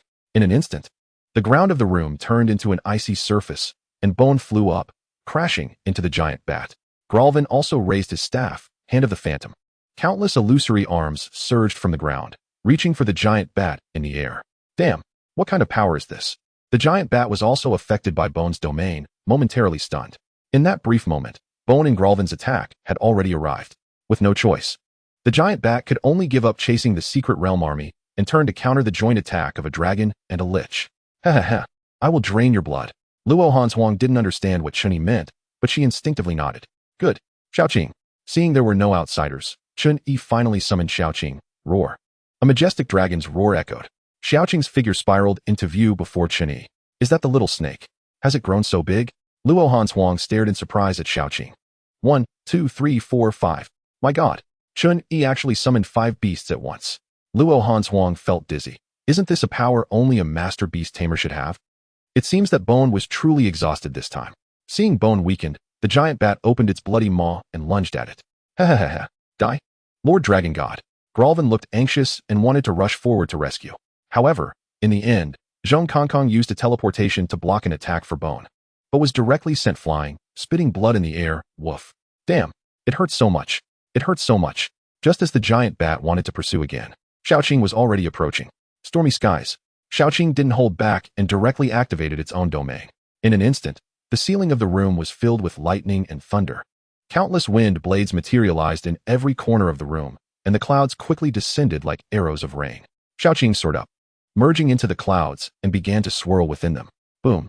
As Xiaoqing swirled, countless lightning bolts erupted from the clouds, striking the giant bat, while numerous wind blades slashed at it. Damn, what power is this? Faced with Xiaoqing's domain, even the giant bat at level strength dared not be careless.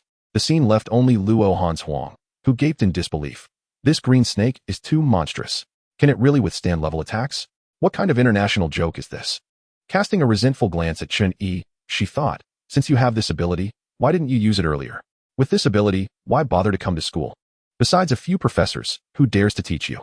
Who is worthy to teach you? However, what surprised Luo Hanshuang even more was still to come. Seeing that Bone and Zhong Kongkong were already recovering from their injuries, Chen Yi himself rode the wind to the top of the clouds. Xiaoqing, I'll help you. His soul link was bound to Xiaoqing, so he could also use Xiaoqing's stormy domain. Once Chen Yi entered the clouds, the double layers of the domain intensified the lightning and wind blades, and the remaining small bats were all brutally killed under the rain of arrows. Fly? It's flying. Luo Hanshuang rubbed her eyes vigorously. My god, what have I experienced today? First, the unbelievable multi-summoning, then the comparable level Xiaoqing. What the heck? Is there no justice in the world? With Chen Yi's involvement, the giant bat could no longer cackle. It struggled to withstand the lightning, wind blades, and rain unleashed by the duo of a human and a dragon. Woof. Master, we are here too. Taking advantage of your illness, we will take your life. Recovering some strength, Zhong Kongkong and Bone joined the battle once more. Extreme cold world. As Bone also unleashed its domain, the falling raindrops turned into sharp icicles, and the triple-layered domain overwhelmed the giant bat's defenses. In just a moment, the giant bat was already covered in wounds. Chitter, chitter, chitter. Damn, I won't accept this. I won't accept it. How could I lose to you ants? The giant bat completely collapsed, struggling to withstand the attacks, and took off again, this time aiming to escape. Wanna run? Gralvin directly used the grip of the phantom. Countless illusory arms once again appeared from the ground, grabbing the fleeing giant. Chapter 55. The ultimate affinity of lightning elements. Luo Hanzhuang watched the screams of the level existence before her and then looked at Chen, who was faintly visible in the clouds. Comparing her cloud spirit, they all have clouds? Why is the gap so large? Woof. Damn. I told you to kick your grandpa. Zhong. Seeing the giant bat completely restrained, Zhong Kongkong sneakily teleported under the giant bat and shouted, "Eat this, Grandpa's 1,000-year kill." Saying this, Zhong Kongkong turned and kicked the giant bat's rear. Originally just wanting to show off, he never expected the giant bat's rear to be so weak. Zhong Kongkong's kick went straight in. The giant bat let out a tragic scream, its entire body convulsing, its defenses shattered, and it looked at Zhong Kongkong in humiliation. Woof. What the hell? Bone was quite disdainful and wanted Zhong Kongkong to leave. Grandpa Zhong, your feet stink too much. Stay away from Bone. Woof. Damn. Chen Yi also didn't expect Zhong Kongkong to do something like this, but unexpectedly, he broke through the giant bat's defenses. Chen Yi and Xiaoqing seized the opportunity. Several bolts of lightning and wind blades were unleashed. Thud. Unable to hold on any longer, the giant bat fell to the ground, no longer moving. Dead. Only then did Chen Yi and Xiaoqing their domains, landing beside the giant bat. Woof. Master, how is it? Is it dead? Only then did Zhong Kongkong dare to come closer. Chen Yi kicked it a couple of times. Dead. Kongkong, stay away from me. It stinks. Woof. Master. Zhong Kongkong had a look of despair. I just wanted to vent. Who knew the bat's rear was so weak? Gralvin also came forward to take a look. My lord. This bat won't revive, will it? Revive? How is that possible? Xiaoqing eat it? Xiaoqing nodded, opened its mouth wide, and directly sucked the giant bat into its stomach. Do you think it can still revive? Gralvin looked at Xiaoqing in shock, then shook his head. Its body has been eaten. How could it revive? After this battle, both Chen Yi and Xiaoqing were exhausted. Continuously unleashing their domains was too draining. At this moment, Luo Hanzhuang also came to Chen Yi's side, staring at him blankly. Not knowing what to say, Chen Yi's display of strength had completely shattered the equal status between the two. Chen Yi glanced at her and said irritably, "Silly girl, what are you standing there for? I'm exhausted from saving you, and you still won't give me a shoulder rub." Luo Hanzhuang was taken aback, nodded, "Oh." To his surprise, she really stepped forward and started to massage Chen Yi's shoulders, which shocked him. "What the hell? I was just joking, don't mess around. Are you planning to repay kindness with enmity? You. Chen Yi, you are such a jerk." Luo Hanzhuang was confused. She was so proactive. What did this mean? Ding. The task to rescue Luo Hanzhuang has been completed. Reward. 1 random talent scroll. Would you like to draw it, host? Damn, the task is considered complete. And the talent scroll is a good thing, so Chen Yi immediately chose to draw. Immediately, a familiar roulette appeared before Chen Yi. And as he silently chanted to activate it, the roulette began to spin. Super. As Chen Yi kept praying, the roulette finally stopped. Ding. Congratulations to the host for obtaining a level talent scroll. Ultimate affinity with the thunder element. It has been placed in the host's backpack. Damn, thunder element affinity? Chen Yi couldn't help but glance back at Luo Hanzhuang, who was still sulking. This girl as cloud spirit seems to be of the thunder attribute, right? Damn it. What does this mean? I saved you, and you give me this talent scroll? The damn dog system doesn't want me to give it to you, does it? Dream on. Chen Yi directly took out the talent scroll, which was made of an unknown beast's skin and felt as smooth as silk. Under Luo Hanzhuang's curious gaze, Chen Yi opened the scroll. Ding. Would the host like to use the level talent scroll? Ultimate affinity with the thunder element? Yes. Of course, use it. Do you think I'd give this good thing to someone else? Dream on. Ding. Please choose the talent to be replaced. What the hell? Chen Yi widened his eyes. Damn. What does it mean by replacing talent? The talent scroll can only cover existing talents. Damn. This is a big problem. The Secret Realm Master and Soul Link can never be replaced. Only the attack halo can be replaced. But the effect of ultimate affinity with the thunder element is to enhance the first level potential of thunder attribute beasts. The only thunder attribute beast Chen Yi has is Xiaoqing. And does Xiaoqing still need to enhance its potential? What kind of international joke is this? Ding. Does the host still wish to use the level talent scroll? Ultimate affinity with the thunder element? Chen Yi had already cursed the system as 18 generations. No need. As for the destination of this talent scroll, thinking of how Luo Hanzhuang had thrown herself at him earlier, Chen Yi shook his head helplessly and looked at Luo Hanzhuang with a hint of grievance. You got lucky, girl. Huh. Chen Yi, what do you mean? Luo Hanzhuang was puzzled. I'm asking you, what is your talent? Me? Luo Hanzhuang didn't hide it, proudly saying, my talent is level talent, exotic thunder, which can enhance the power of thunder attribute beasts by 35. Wow, that's not weak at all. No wonder she can fight evenly with opponents of level strength without a level cloud spirit. If I gave you a choice to choose between your exotic thunder and the ultimate affinity with the thunder element, which would you pick? Ultimate affinity with the thunder element? Luo Han Shuang was stunned for a moment and said without hesitation, of course, it's ultimate affinity with the thunder element. This is a top-tier talent even among level talents. By the way, that Murong Shui you mentioned before, she has the fire element ultimate affinity, right? Chen Yi waved his hand. Don't mention that bitch to me. She'll regret it sooner or later. Looking at Chen Yi, Luo Han Shuang couldn't help but feel pity for Murong Shui. There's no need to wait. As long as Chen Yi shows the strength he just displayed in front of her, she would probably regret it to death right now. If I give you an opportunity to comprehend ultimate affinity with the thunder element, how much would you be willing to pay? Money? Luo Han Shuang chuckled. Can money buy this? If there really was this opportunity, my family would probably take out all their savings to exchange for it. All savings? Chapter 56, Return. Yes, all savings. Luo Han Shuang nodded. Great. Deal. Luo Han Shuang looked puzzled. Deal on what? Chen Yi didn't waste time and directly threw the level talent scroll to her. Open it. Looking at the scroll with confusion, Luo Han Shuang opened it directly. Unlike Chen Yi, the moment Luo Han Shuang opened it, the scroll turned into a stream of light and fused into her body. Luo Han Shuang was initially startled and then seemed to feel something. Quickly taking out her ID card to check. Upon seeing it, she was dumbfounded. The talent section had directly changed to level talent. Ultimate affinity with the thunder element. It felt like a dream. Luo Han Shuang rubbed her eyes repeatedly to confirm she wasn't mistaken. This. Luo Han Shuang truly didn't know what words to use to describe her current feelings. Oh my god, what was that thing Chen Yi just used? It could directly change talents? And it changed to a terrifying level talent. Chen Yi would actually use such a precious thing for herself. This.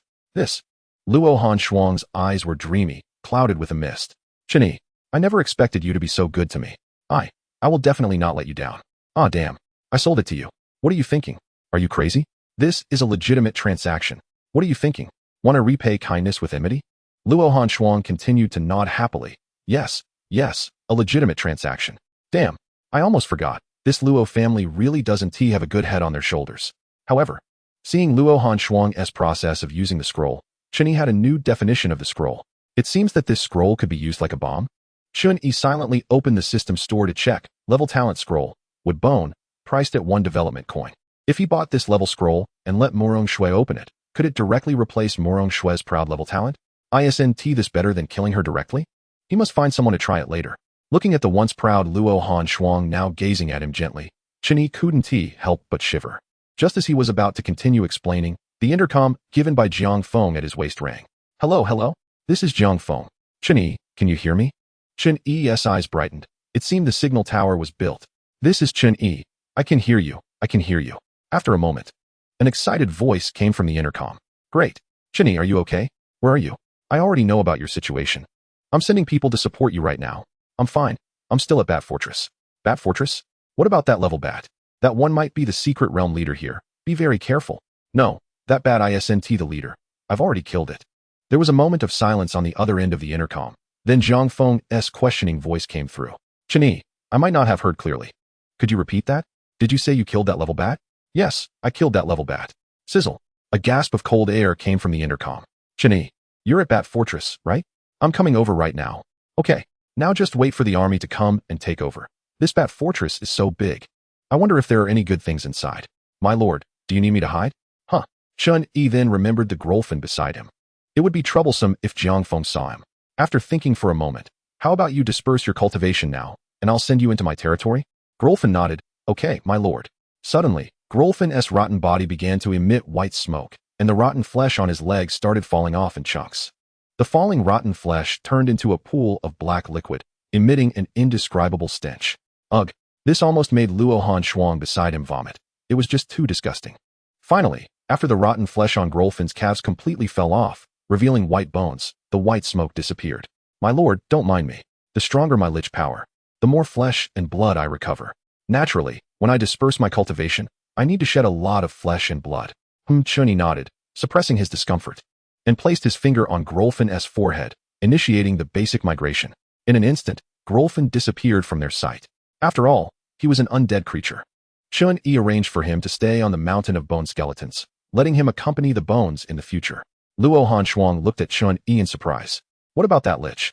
Chen Yi shot her a glare. What is it to you? First, give me the money. Okay, I want to ask. Damn.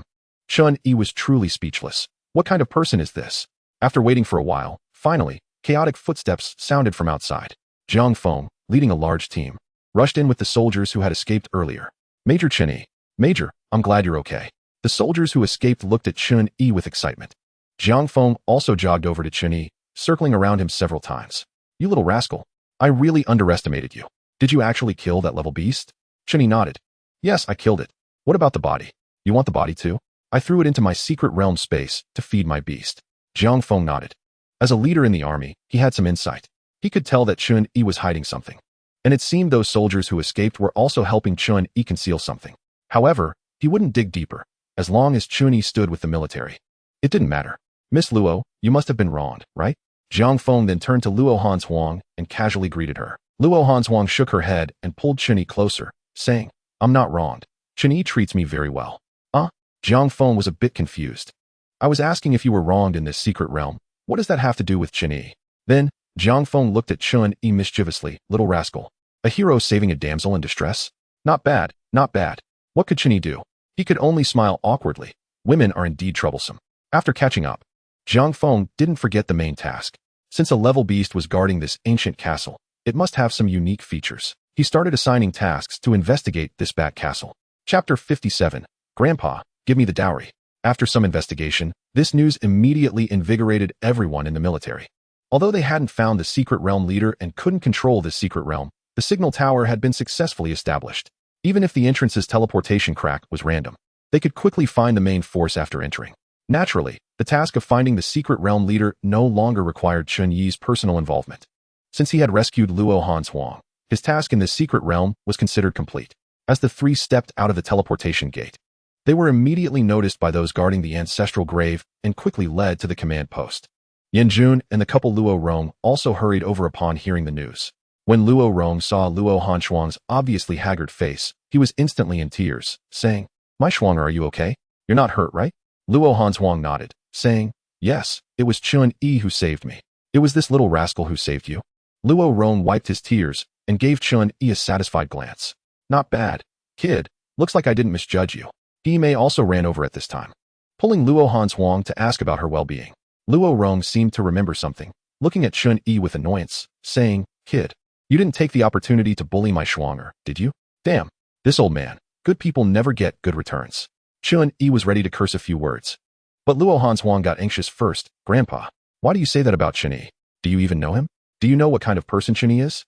If you dare to say anything bad about him again, I won't talk to you anymore. Now Luo Rong was dumbfounded, as were He Mei and Yin Jun. Even Jiang Feng, who had a rough understanding of the situation, covered his mouth to hold back his laughter and gave Chen Yi a thumbs up. Chen Yi was truly feeling a black line on his forehead. What the hell is going on? Luo Rong seemed to have realized that this kid had stolen his precious granddaughter's heart. Although he intended to matchmake, he felt something was off. However, the one most satisfied with this outcome was He Mei, who looked at Chen Yi with appreciation and continued to chat with Luo Hanshuang. This made Luo Rong feel quite embarrassed, and he glared at Chen Yi, saying, You kid are impressive. Can we talk later? Damn. Looking at Luo Rong's expression, Chen Yi wanted to curse. Is this a veiled threat? Since you act first, don't blame me for acting later. Hey, Luo Hanshuang, don't forget about the money. Luo Hanshuang, still talking with He Mei, immediately nodded when she heard this and came to Luo Rong's side, saying, Grandpa, I remember you prepared a large dowry for me, right? Luo Rong nodded, saying indulgently, Of course, you are my most precious granddaughter. Don't worry, the dowry I prepared for you will definitely satisfy you. Luo Hanshuang immediately smiled, saying, That's good, that's good. Seeing Luo Hanshuang smile, Luo Rong was also very happy, laughing. Now you know how good your grandfather is, right? Grandpa, give me the dowry.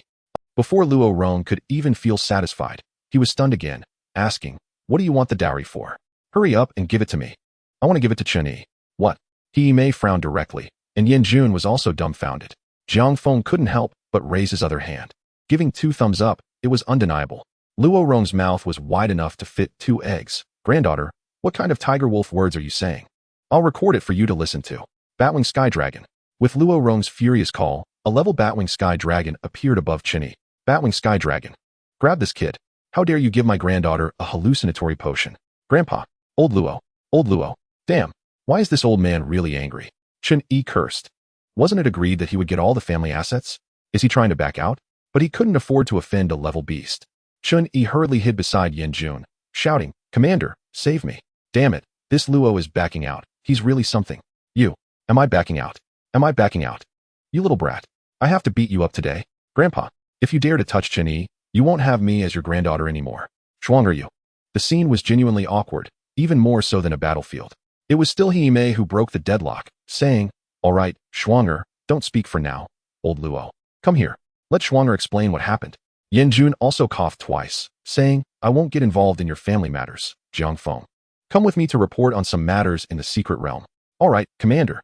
As Hime took Luo Hanshuang and Luo Rong aside. Yanjun and Jiangfeng didn't call Chen Yi. Chen Yi had a helpless expression and casually found a place to sit down and rest. In the military tent, Jiangfeng detailed the events that occurred in the secret realm to Yanjun, who was increasingly surprised as he listened. Wait, you mean, Chen Yi? That Chen Yi outside? He single-handedly killed a level beast? Jiangfeng nodded, saying, don't believe it? If I hadn't seen it with my own eyes, I wouldn't believe it either. Yanjun fell into silence, feeling like he had seen a ghost. After a while, he revealed a bitter smile, saying, I didn't expect that we really summoned an extraordinary major this time. Jiangfeng was puzzled. Commander, isn't it better for us if Chen Yi is stronger? Why do you look so worried? Yanjun sighed helplessly, saying, don't you think about it? How old is Chen Yi? Our army probably can't accommodate such a great figure. This. Jiangfeng also understood Yanjun's meaning and fell silent. Jiangfeng, didn't you say Chen Yi saved 100 soldiers? Do those soldiers also want to become Chen Yi's soldiers? Yes, they talked to me privately. Good. Tell them I approve. From now on, they will be Chen Yi's soldiers. Completely led by Chen Yi, and they don't have to stay in the army all the time. Isn't this against the rules? Rules? As long as it can give Chen Yi a sense of belonging, what's the harm in breaking some rules? Yes, Commander. On the other side, Luo Rong was glaring at Luo Hanshuang, saying, Schwanger, Grandpa dotes on you, but I won't spoil you blindly. Tell Grandpa what exactly Chen Yi did to you. Grandpa, I told you not to doubt Chen Yi. Schwanger. Hime immediately reprimanded. Luo Hanshuang then took out her ID card, saying, Grandpa and Grandma, you can see for yourselves. This is what Chen Yi gave me.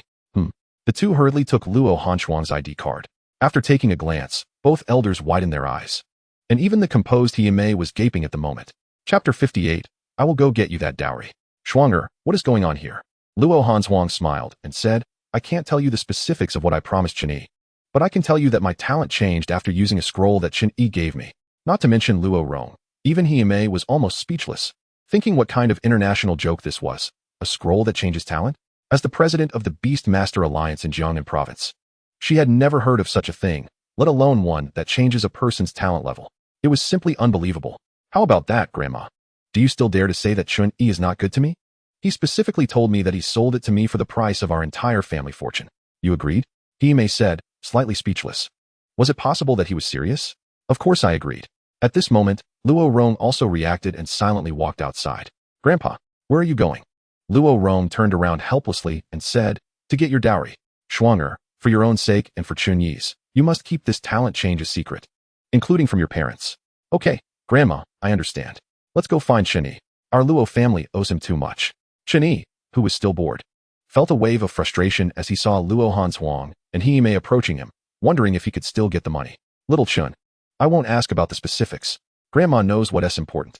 You giving such a precious opportunity to Schwanger. I thank you on behalf of everyone in the Luo family. Hime stepped forward and showered Chen Yi with compliments. Damn, am I being bullied because I can't fight back? Chen Yi said awkwardly, Grandma, I sold it to Luo Hanshuang.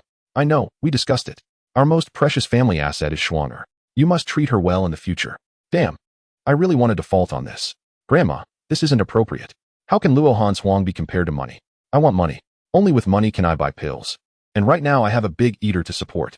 I don't need Luo Hanshuang for anything. Unfortunately, he may seem to misunderstand again. It's fine. This is also Schwanger's own choice. I hope you two young people can live well together in the future. After saying that, Hime directly took Chen Yi and Luo Hanshuang's hands and placed them together. This made Chen Yi feel extremely awkward, thinking what was going on, forcing him to be set up with a girl. All right, little Chen, don't be shy. Come to the Alliance office when you have time, and I'll return you the 20 shares of the Divine Dragon Chamber of Commerce as a dowry for Schwanger. Return my shares? That sounds great. The Divine Dragon Chamber of Commerce is making a fortune now. After everyone had left, Yanjun came over with Jiangfeng. Major Chen Yi, I didn't expect you to be so skilled at pursuing young girls. I've watched this little girl from the Luo family grow up, and you actually made her so infatuated. Yanjun couldn't help but sigh as he looked at Chen Yi. Commander Yin, how can you say such things? It's really a misunderstanding. All right, I want to interfere in your young people's matters. I heard from Jiang Feng about your performance this time. Very good. How could it not be? I killed a beast of that level and saved over 100 people. Major Chen Yi, since you are the owner of the Divine Dragon Chamber of Commerce, are you interested in further cooperation with the military? Chen Yi naturally wouldn't miss such a stable business opportunity. He ended up discussing with Yin Jun, giving a discount of 20, supplying 100 blood revitalizing pills to the military each month. Yin Jun was quite satisfied with this. Reward me? That sounds nice. What reward? Yin Jun smiled mysteriously. You'll know in the future. Just as Chen Yi was about to leave, he suddenly remembered something. Darn it, the assassin from Shadow Kill was still in the secret realm. He couldn't let him roam freely. He directly informed Yin Jun about the assassination attempt. Yin Jun was furious upon hearing this. What? Good Shadow Kill. A rat in the gutter dares to assassinate a major of the army?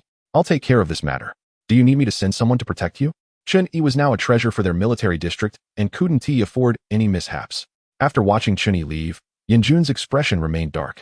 Good Shadow Kill had even infiltrated their army. Jiang Feng, this matter is up to you.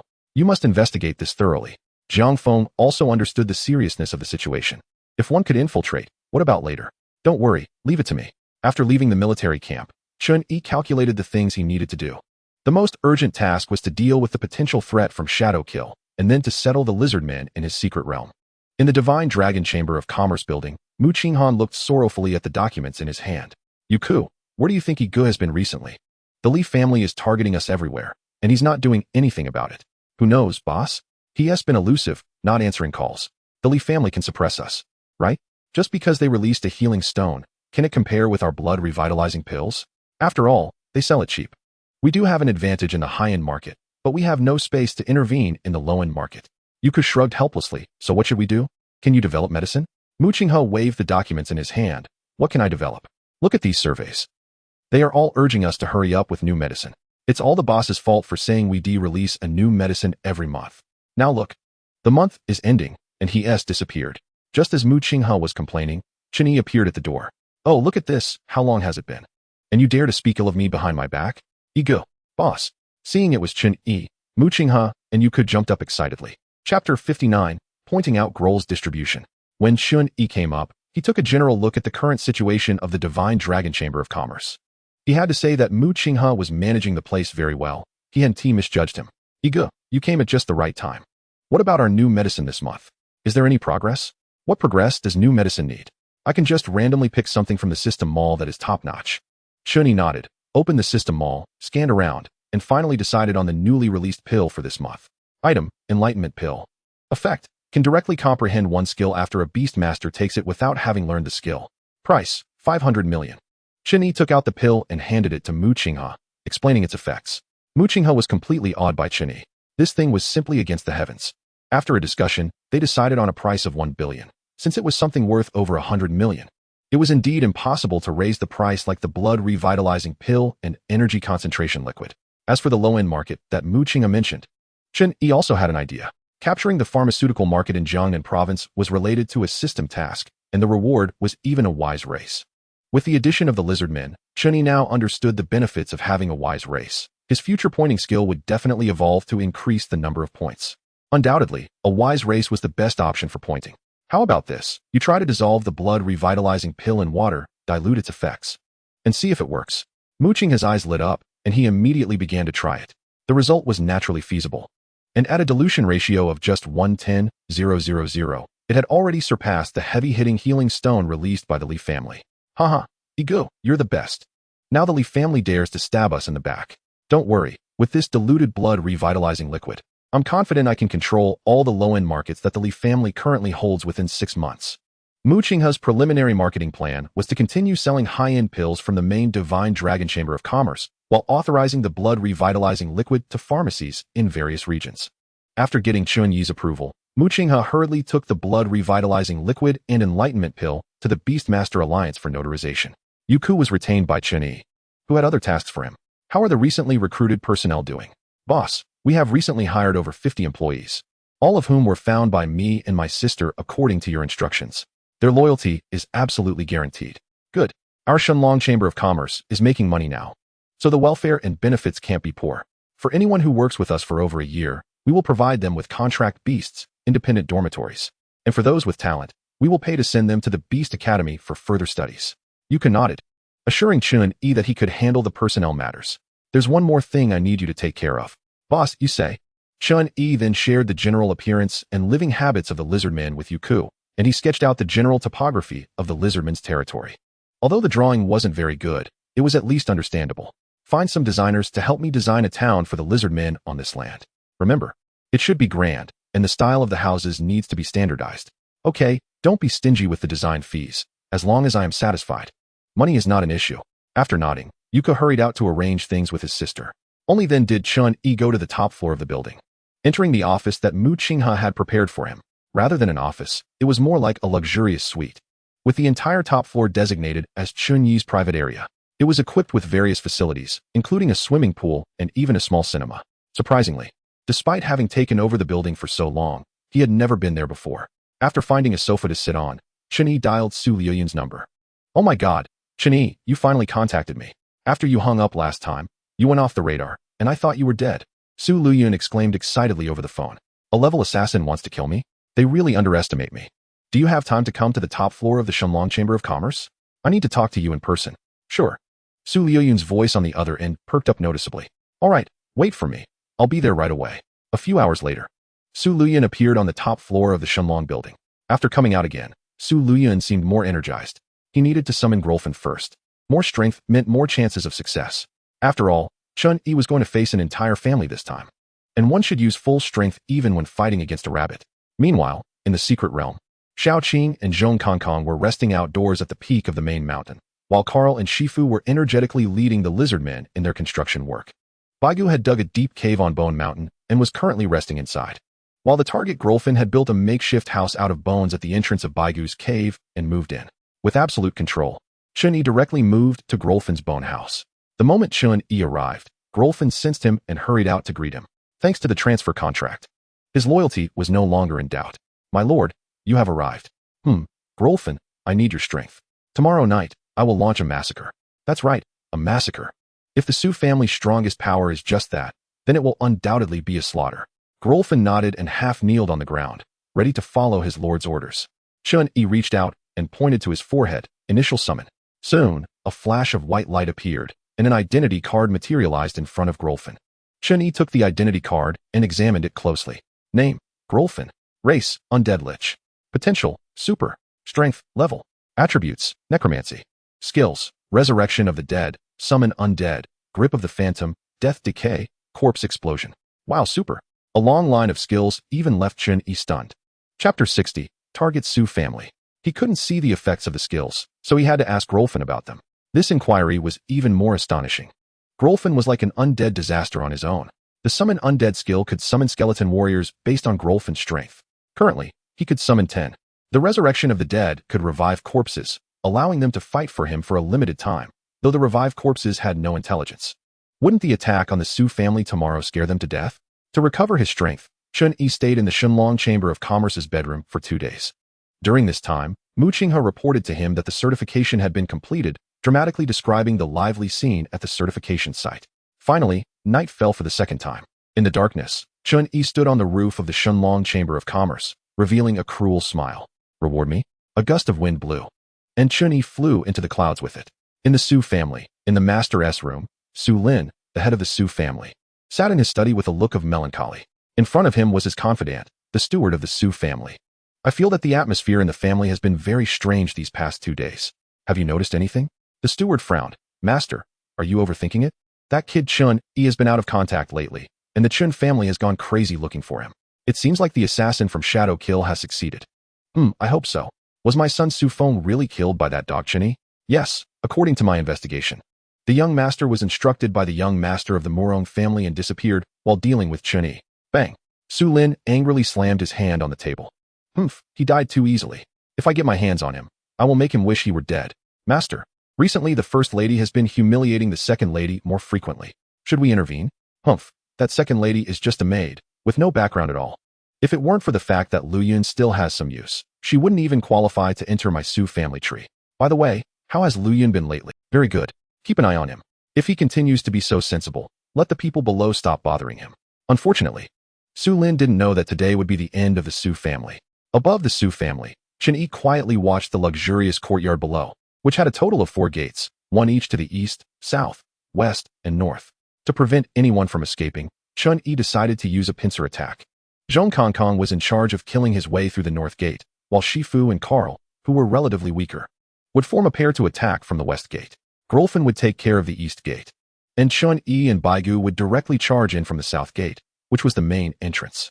Xiaoqing would be the strongest backup, unless there were unexpected circumstances. She wouldn't be summoned easily. After determining their targets, Chen Yi summoned all the contract beasts and sent them to their respective attack points. Finally, he rode Baigu to the main entrance. A ruthless massacre began in the darkness. Boom. Chen Yi ordered Baigu to kick open the main door. The Su family guards on duty didn't have time to react before they were frozen into ice sculptures by Baigu's dragon breath. With the commotion on Chen Yi's side, the other 3 groups also began their attacks. Zhong Kongkong appeared in the Su family's bedroom like a ghost, biting the neck of a Su family member still in deep sleep. Then, it was on to the next one. Shifu and Carl were making a frontal breakthrough like Chen Yi. With Shifu's healing, Carl fought like a berserker, swinging his great sword wildly against the attacks from the Su family's contract beasts. The most terrifying was Grolfen.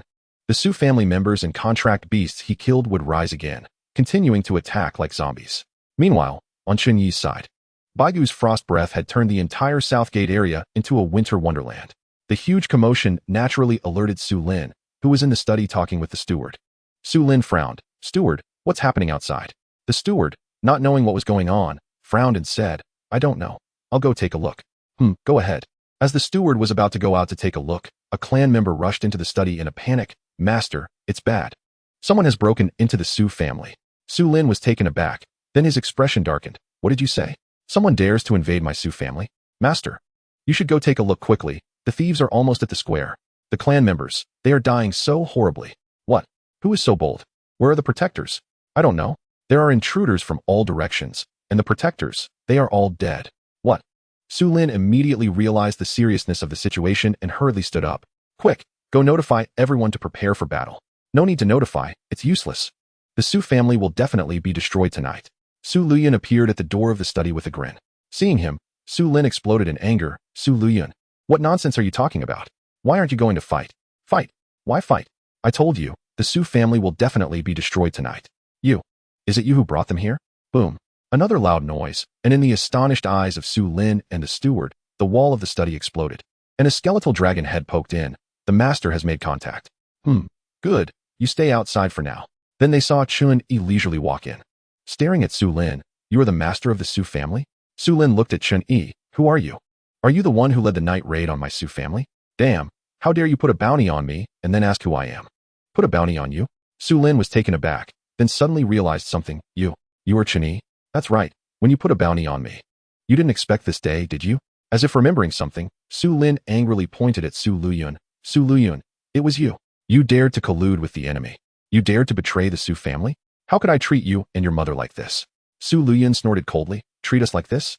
Su, aren't you ashamed to say that?" Su Lin looked at the 2 in front of him. "Where are the other clan members? Where's my wife? Why did it take so long for someone to come to report? Your clan members? They are all outside." Chen Yi walked directly to the window of the study, pulled back the curtain, and saw that the outside was densely packed with Su family members. However, these clan members were either missing arms or legs, and some even had no heads, all swaying like zombies. The apocalyptic scene scared Su Lin back a few steps. "No. Impossible. Chen Yi, you're just a newcomer. How could you have such strength?" Chapter 61, Betrayal and Calculation, Su Liyun's Scheme. "That's because your vision is too short. Are you ready to welcome death? Master of the Su family?" Su Lin was furiously laughing. "Haha, good one. Chen Yi, good one. Su Luyun, I remember you both. But do you really think you have me at your mercy? Have you forgotten that I am a level beast master?" In an instant, 3 horned wild bulls were summoned by Su Lin. "My 3 wild bulls are siblings from the same litter, and together, even a level beast master would have to think twice." The steward called the Murong family to inform them of the situation here. "Chen Yi, you will definitely die." "Oh, is that so?" Chen Yi clapped his hands. Soon, a woman was brought in, tightly bound by Carl. "Su, if you dare to touch a hair on my head, I will kill your wife right now." "Madam." Carl cooperatively pulled out a towel stuffed in the mouth of the Su family's madam. Master, save me. It's Su Luyun. This little bastard brought people in." Su Luyun was not polite, going up and slapping the madam twice. "Who are you calling a little bastard? You. How dare you hit me? Little bastard, I will kill you. I will kill your cheap mother." The madam screamed at Su Luyun with a twisted face. Chen Yi looked at them with disdain. Su Lin, how could you fall for this kind of thing? Su Lin's face was ashen. Steward, has the call gone through? The steward pointed to the phone. Master, no signal. No signal? How is that possible? Su Luyun laughed. What? Still hoping to send a warning? Don't worry. I have already installed a lot of signal jammers in our house, just to ensure you die peacefully. What? Impossible. My Su family is so large.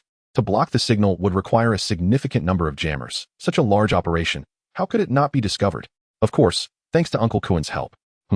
Uncle Kuen? Su Lin looked directly at the steward. Xia Kuen. You have betrayed me? Xia Kuen, holding the phone, no longer pretended. Looking at Su Lin with a blank expression. Master, you only have yourself to blame for being too heartless. What do you mean? Master, Su Feng is indeed the eldest son, but Luyun is also your son, the legitimate second son of our Su family. Now he has proven that his talent is not inferior to that of the deceased eldest son, but why does he still receive worse treatment than a servant? So what? How I treat my son is none of your business. Xia Kuen shook his head, sighed, and walked to Su Luyun, but the second young master was raised by me. You. Su Lin was directly speechless. I let you monitor him. You actually developed real feelings. Sighing again, Xia Kuen looked at Su Luyun, second young master. I will leave this to you. I will go accompany the madam. Thank you. Uncle Kuen, please help me calm my mother down. All right. Xia Kuen, you bastard. I wasted my trust in you. Good Su Luyun, I really didn't expect you to have such scheming. Want my life? Just based on you two. Saying this, Su Lin angrily commanded the three-horned wild bulls to charge at Su Luyun and Chen Yi. Master, be careful. The skeletal figure directly moved in front of Chen Yi, blocking one-horned wild bull. Carl also pushed Su Luyun aside, using a giant sword to block the charging bull. Grip of the soul. A chilling voice came from the mouth of the skeletal figure. Countless illusory arms grabbed the remaining wild bull. In an instant, the three sides began to fight. And except for Carl's side being pushed back by the wild bulls, the other two sides were surprisingly evenly matched. How is this possible? These are all level beasts. How can they resist my level-horned wild bulls head-on? Don't compare your inferior goods with my beasts. You are not worthy. Your beasts? Su Lin then took a closer look and was shocked. These are all your beasts. How is this possible? What level are you? How can you contract so many beasts and summon them at the same time? I have a lot of skills. All right. Now if you don't have any backup plans, just prepare to die. This is impossible. This is impossible. You are just a discarded pawn abandoned by the Murong family. How can you have such strength? Looking at the panicking Su Lin, Chen Yi shrugged. Looks like you have no backup plans. Then just prepare to die. Kong, you go too. Woof. All right. Let's offer all this beef to boss Xiaoqing as a feast. It was unknown what kind of drug Xiaoqing had given to Zhongkong. But Zhongkong was also extremely loyal to Xiaoqing. With Zhongkang's involvement, soon Su Lin's three-horned wild bulls were defeated and met their demise. At this point, Su Lin was already driven mad. How is this possible? Chen Yi, how could you have such power? I am a level beast master. A level beast master. I can't possibly be weaker than you. I refuse to accept it. I refuse to accept it. It's useless to say these things now. Do you have anything else to say? If not, you can go die. Chen Yi, don't be complacent. The Murong family will not let you go. Do you think killing me will solve everything? Haha. The Murong family, that master will not let you go. I will wait for you below. Ha ha ha. Go to hell. Kong, kill him. Woof. All right. Zhongkong jumped up and bit Su Lin's neck. Crack. Blood slowly flowed from Su Lin's mouth. Su Lin struggled symbolically a couple of times, letting out a final cry of despair before death. Master. Madame Su was so frightened by Su Lin's tragic state that she directly urinated her pants, a foul smell spreading throughout the study. Chen Yi approached Su Luyun, glanced at the terrified Madame Su, and asked, So, what are you planning to do with her? Spare me. Su Luyun. I am willing to apologize to your mother. I can kneel down. I will do whatever you want. Madame Su looked at Su Luyun, begging for mercy. Unfortunately, Su Luyun paid her no mind, coldly glancing at Su Lin's corpse before turning to Madame Su with a cruel smile. Spare you? For over a decade. Have you spared my mother? She has been so humble before you. Have you spared her? I was wrong. I deserve to die. I can apologize. I can kneel to your mother. Spare me. Ignoring her pleas, Su Luyun turned to Chen Yi. Is there a way to make her wish for death, but be unable to die? I want her to suffer and then die. Chen Yi admired Su Luyun, thinking this kid was just to his taste. He was lacking such talent among his subordinates. Yes, I can ensure she remembers it for a lifetime and begs you to kill her. Chapter 62. Make Madame Su wish she were dead. What method? Seeing Su Luyun's expectant face, Chen Yi smiled and whispered an explanation in his ear. Good. Brilliant. As expected of you, Luyun, I admire you. So, do we need to do this? Su Luyun firmly nodded yes. I want this vile woman who bullied my mother to regret ever coming into this world.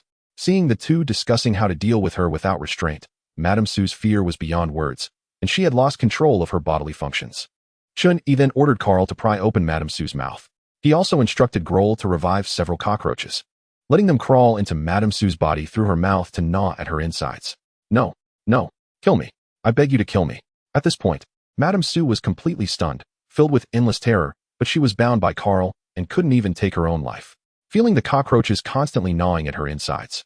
Fear and pain covered Madame Su's entire face. Finally, the cockroaches bit open her stomach and crawled out. Madame Su felt relieved, thinking she was finally going to die. Please, kill me. Chen Yi then signaled to Shifu. Although Shifu felt a bit reluctant, she believed that good would be rewarded and evil punished. This was the retribution Madame Su had accumulated over the years. A pure white light rained down on Madame Su, and her originally damaged insides instantly restored to their former state. Madame Su was horrified as she felt the strange changes in her body. Looking at Chen Yi with increasing terror. Demon, you are a demon. Kill me. Please, kill me. Ugh. The cockroaches crawled back into Madame Su's mouth. This cycle continued for dozens of times before Chen Yi looked at Su Luyun. Are you satisfied now? Su Luyun closed his eyes, tears streaming down his face. That's enough. Kill her. Good. Hearing this, Madame Su's twisted face screamed, kill me. Please, kill me. Crack. Carl's strong arm directly twisted her neck, killing her as she wished. Chen Yi then disposed of all the Su family's corpses into a secret space, allowing the lizard men inside to pile them up and burn them to ashes. After loading everything, they arrived at his Longshan Chamber of Commerce building. Upon reaching his private floor, Chen Yi told Su Luyun to find a place to sit. So, what are your plans now? Chen Yi, I said that if you could eliminate the Su family, I would be willing to follow you. Now that you see me so crazy, do you still want to accept me? Chen Yi smiled and looked at Su Luyun with interest. Of course, I'm willing. After tonight, the Su family will be completely erased from Jiangnan province. Su Luyun understood what Chen Yi meant. He had already died in the Su family. Now my name is Chen Luyun. That's right. You have a high awareness. I didn't misjudge you. Chen Yi was satisfied with Su Luyun. What about your mother? Are you planning to settle her in the Longshan Chamber of Commerce? Or should I bring her to the Chen family? My Chen family will definitely not treat her like the Su family did. Chen Luyun shook his head. No need, Chen Xiao. I hope you can give my mother a job at the Longshan Chamber of Commerce. Also, Uncle Kuan has been handling the Su family's affairs for years. You can trust his abilities. These requests were not difficult. Regardless of his mother's capabilities, if Xia Kuan could be loyal, he would be a talent. Chen Luyun, can I completely trust you in the future? Hearing Chen Yi's question, Chen Luyun nodded affirmatively. Chen Xiao, from now on, I, Chen Luyun, will be your dog. You say east, I will never go west. Good.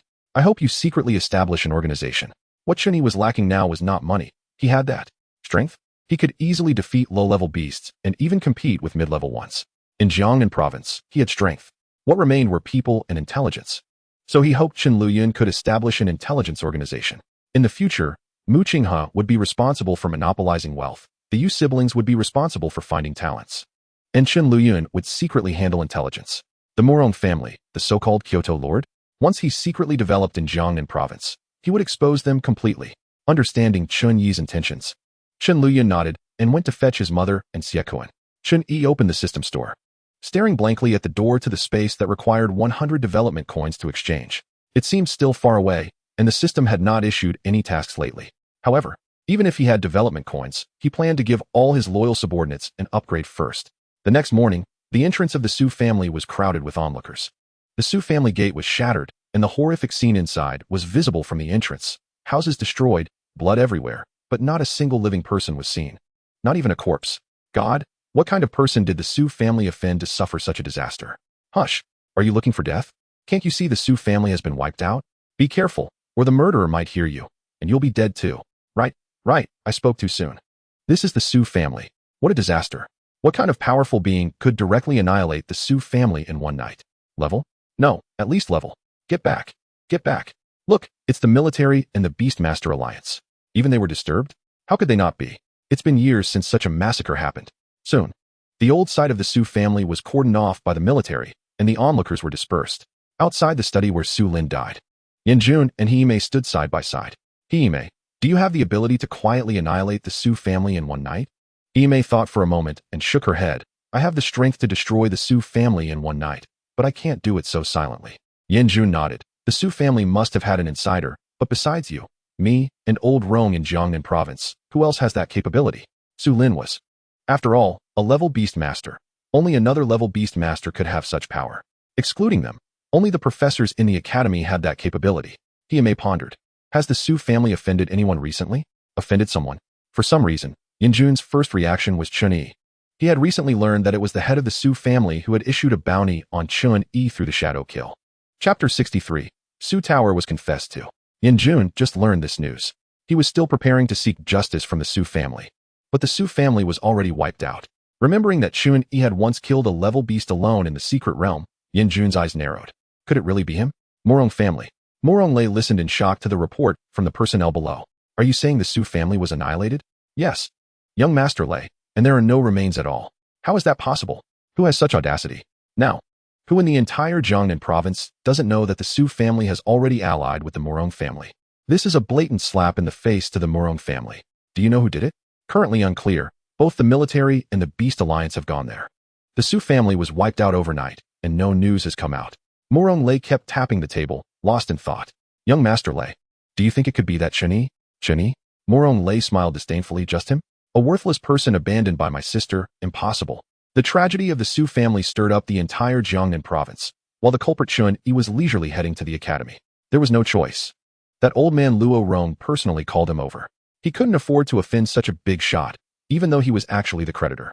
Upon arriving at Luo Rong's office, Chen Yi was not polite this time and directly sat down on a sofa. Old Luo, what do you want from me? What do I want? Luo Rong was infuriated. How can you even ask me that? Kid, half of this semester is already gone, and you've only attended class for one day, and you beat up the teacher on that day. What do you mean? What do I want? Hey, I thought you wanted me to pay you back. Turns out it's about attending class. With Chen Yi's current strength, what is there to attend class for? Seeing that Chen Yi was unfazed, Luo Rong felt somewhat helpless. He knew that Chen Yi was the behind-the-scenes big boss of the Shenlong Chamber of Commerce, with that industry. He really didn't have a need to attend school. Luo Rong was angry but still tossed a bank card to Chen Yi. Kid, the password is Frost's birthday. This is her dowry, you keep it for now. You're really giving me money? Wait, how am I supposed to know when Luo Hanchuang's birthday is? Chen Yi looked at the bank card, feeling quite annoyed. Fine. Chen Yi curiously examined it. How much is there? Luo Rong had an unhappy look on his face. It's my life savings. If this rich kid from the Shenlong Chamber of Commerce doesn't want it, then so be it. After saying that, Luo Rong reached out to grab it back. Don't. I want it. Kid, treat Frost better in the future. Again? Chen Yi muttered softly. Am I not treating her well? Great talent. Luo Rong naturally heard this. Indeed, if Chen Yi was willing to give such a heaven-defying thing to his granddaughter. Luo Rong had nothing more to say. Kid, it's fine if you don't come to class regularly, but you must come in these few days. Why? Luo Rong directly threw a piece of paper at Chen Yi. Look for yourself. Chen Yi picked up the paper and took a look. Good heavens, this is a flyer. With midterms approaching, the academy is preparing to hold a martial arts competition for new students, serving as a midterm exam. Those who rank in the top 3 will have the opportunity to represent the academy in Kyoto for the national new student martial arts competition at the end of the term. I know you're hiding your strength, and I hope you can represent our academy in Kyoto. The new student martial arts competition? Surely that Murong Shui will participate too. Thinking of Murong Shui, a cold light flashed in Chen Yi's eyes. He must make that woman regret it. All right, I agree. Well, then you must come to the academy these days. After all, rules cannot be broken, and you need to win this midterm assessment first. Ding. Mission triggered. First place in assessment. Mission objective. Obtain first place in the midterm martial arts assessment. Mission reward. System Mall adds a beast equipment page. Ding. Mission triggered. First place in national martial arts competition. Mission objective. Obtain first place in this year's national new student martial arts competition. Mission reward. Phoenix egg. 2 system prompts suddenly appeared in Chen Yi's ears. But what excited Chen Yi the most was the first place in the martial arts competition, the Phoenix egg. The strength of Xiaoqing was evident. Having reached grade level, she could resist grade level opponents. How could the Phoenix, known alongside the Shenlong, be inferior? Luo Rong looked puzzled. Why was this kid suddenly drooling? Is he out of his mind? Watching Chen Yi suddenly get excited, Luo Rong didn't know whether to laugh or cry. Kid, don't boast too early. I estimate you won't have a problem with being first in our academy, but the national martial arts competition is full of hidden talents. You still want first place? I'd be glad if you could make it into the top 10. Ignorant, Chen Yi didn't believe it, aside from himself. Who among this year's new students could match his strength? He had only been to the classroom once, and that was led by Luo Hanchuang. Relying on his memory, Chen Yi found his classroom. As soon as he arrived at the classroom, Chen Yi saw a crowd surrounding the door and windows, pointing inside. What's going on? Is there something to watch? Chen Yi quickly pushed through the crowd, calling out for them to make way. Excuse me. After finally squeezing in, Chen Yi saw a familiar man kneeling in front of Su Tower, holding a bouquet of flowers. Tower, your father has already agreed to our relationship. Will you be my girlfriend? I will cherish you. What the heck? Su Tower is being confessed to? Wait, why does this confessing fool look so familiar? Su Tower, you have to accept him. Yes, this is the 9th time Mo Chung has confessed to you. I'm so envious. Exactly. If someone confessed to me like that, I would agree immediately. Hearing the surrounding voices, Chen Yi suddenly remembered the man confessing. This jerk is Mo Chung, who made a bet with him during the new student assessment. Damn, this fool has even knelt before him. How does he still have the face to pursue Su Tao? Tower, accept me. Ever since the new student assessment, I haven't been able to forget you. As the atmosphere reached its peak, someone led the crowd in a chant. Accept, accept, accept, accept. Chapter 64, Struck by Lightning. At this moment, Su Tower looked embarrassed and displeased. Mo Chung, are you done yet? I appreciate your help during the entrance exam, but I've made it clear. I have no feelings for you. I don't like you. Facing Su Tower's reprimand, Mo Chung still wore a smile. Tower, as long as you agree, we can cultivate our feelings slowly. Besides, your family has already agreed to our relationship. Upon hearing this, Su Tower was clearly furious. You, Mo Chung, how shameless. Why would my father agree? Don't you know the real reason? Tower, no matter the reason. My feelings for you are sincere. Mo Chung, I'll tell you one last time. I don't like you. I like Chen Yi. Please don't pester me anymore. And please, Mo family, show some restraint. Have you ever seen him attend school? When your Su family was in trouble, did his Chen family help you? Damn, Chen Yi. Watching the scene, couldn't hold back anymore. You can confess all you want, but why do you have to insult others too? Then don't blame me for being rude. Chen Yi directly squeezed in, cleared his ears, and shouted, Who let this puppy bark here? Are you not done kneeling? Seeing Chen Yi suddenly appear, Su Tower's eyes lit up, and her previously displeased expression turned into a joyful smile as she jumped over to Chen Yi's side, skillfully linking her arm with his. Iga, you finally came to school. Tower missed you so much. The students watching were dumbfounded. What the heck? Who is this person? Is he Chen Yi? Oh my god, the goddess Tower actually threw herself at him? Look at Mo Chung's face. It's so green. I remember now. ISNT this Chen Yi. The elusive new student number 1. I remember. ISNT he the one scolded by that dog. Who Xin, the teacher? Yes, that is him. Haha. Now Mo Chung is in trouble. He has a strong rival. Mo Chung's face was naturally as green as could be at this moment. Chen Yi, it's you again. Chen Yi disdainfully withdrew his hand from Su Tower while mocking. Isn't it enough for you to kneel already? How dare you speak ill of me behind my back? Hearing Chen Yi still bring up the entrance exam, Mo Chung glared at him in anger. Winning through cheating, what right do you have to brag? The bystanders, unaware of the situation, began to ask around, what happened during the entrance exam? Why do I not know about it? So it seems that during the entrance exam, Mo Chung lost a bet and had to kneel in public. Goodness, isn't that just losing face completely? Yes, it looks like that person must be Chen Yi. Listening to the discussions around him, Mo Chung became even angrier and pointed at Chen Yi, scolding, Chen Yi, do you really think the Chen family is still the same as before? Your family is on the verge of collapse, and you still dare to stir up trouble here. The Chen family on the verge of collapse? Chen Yi frowned. He hadn't heard anything like that from his father or brother. What does my family's matters have to do with you? Enough. Su Tower has already said she doesn't want to, didn't you hear? You can leave. You. Su Tower didn't know why, but as long as Chen Yi was around, she felt very safe. Listen, Mo Chung, I will not agree. You should leave. Just as Mo Chung was about to explode, a cold voice came from outside the classroom. What are you all doing here? Move aside. Don't block my way. It was the lightning goddess, Luo Hanshuang. Quickly make way for the goddess. Soon, the crowd at the crowded classroom door automatically parted to give her a path.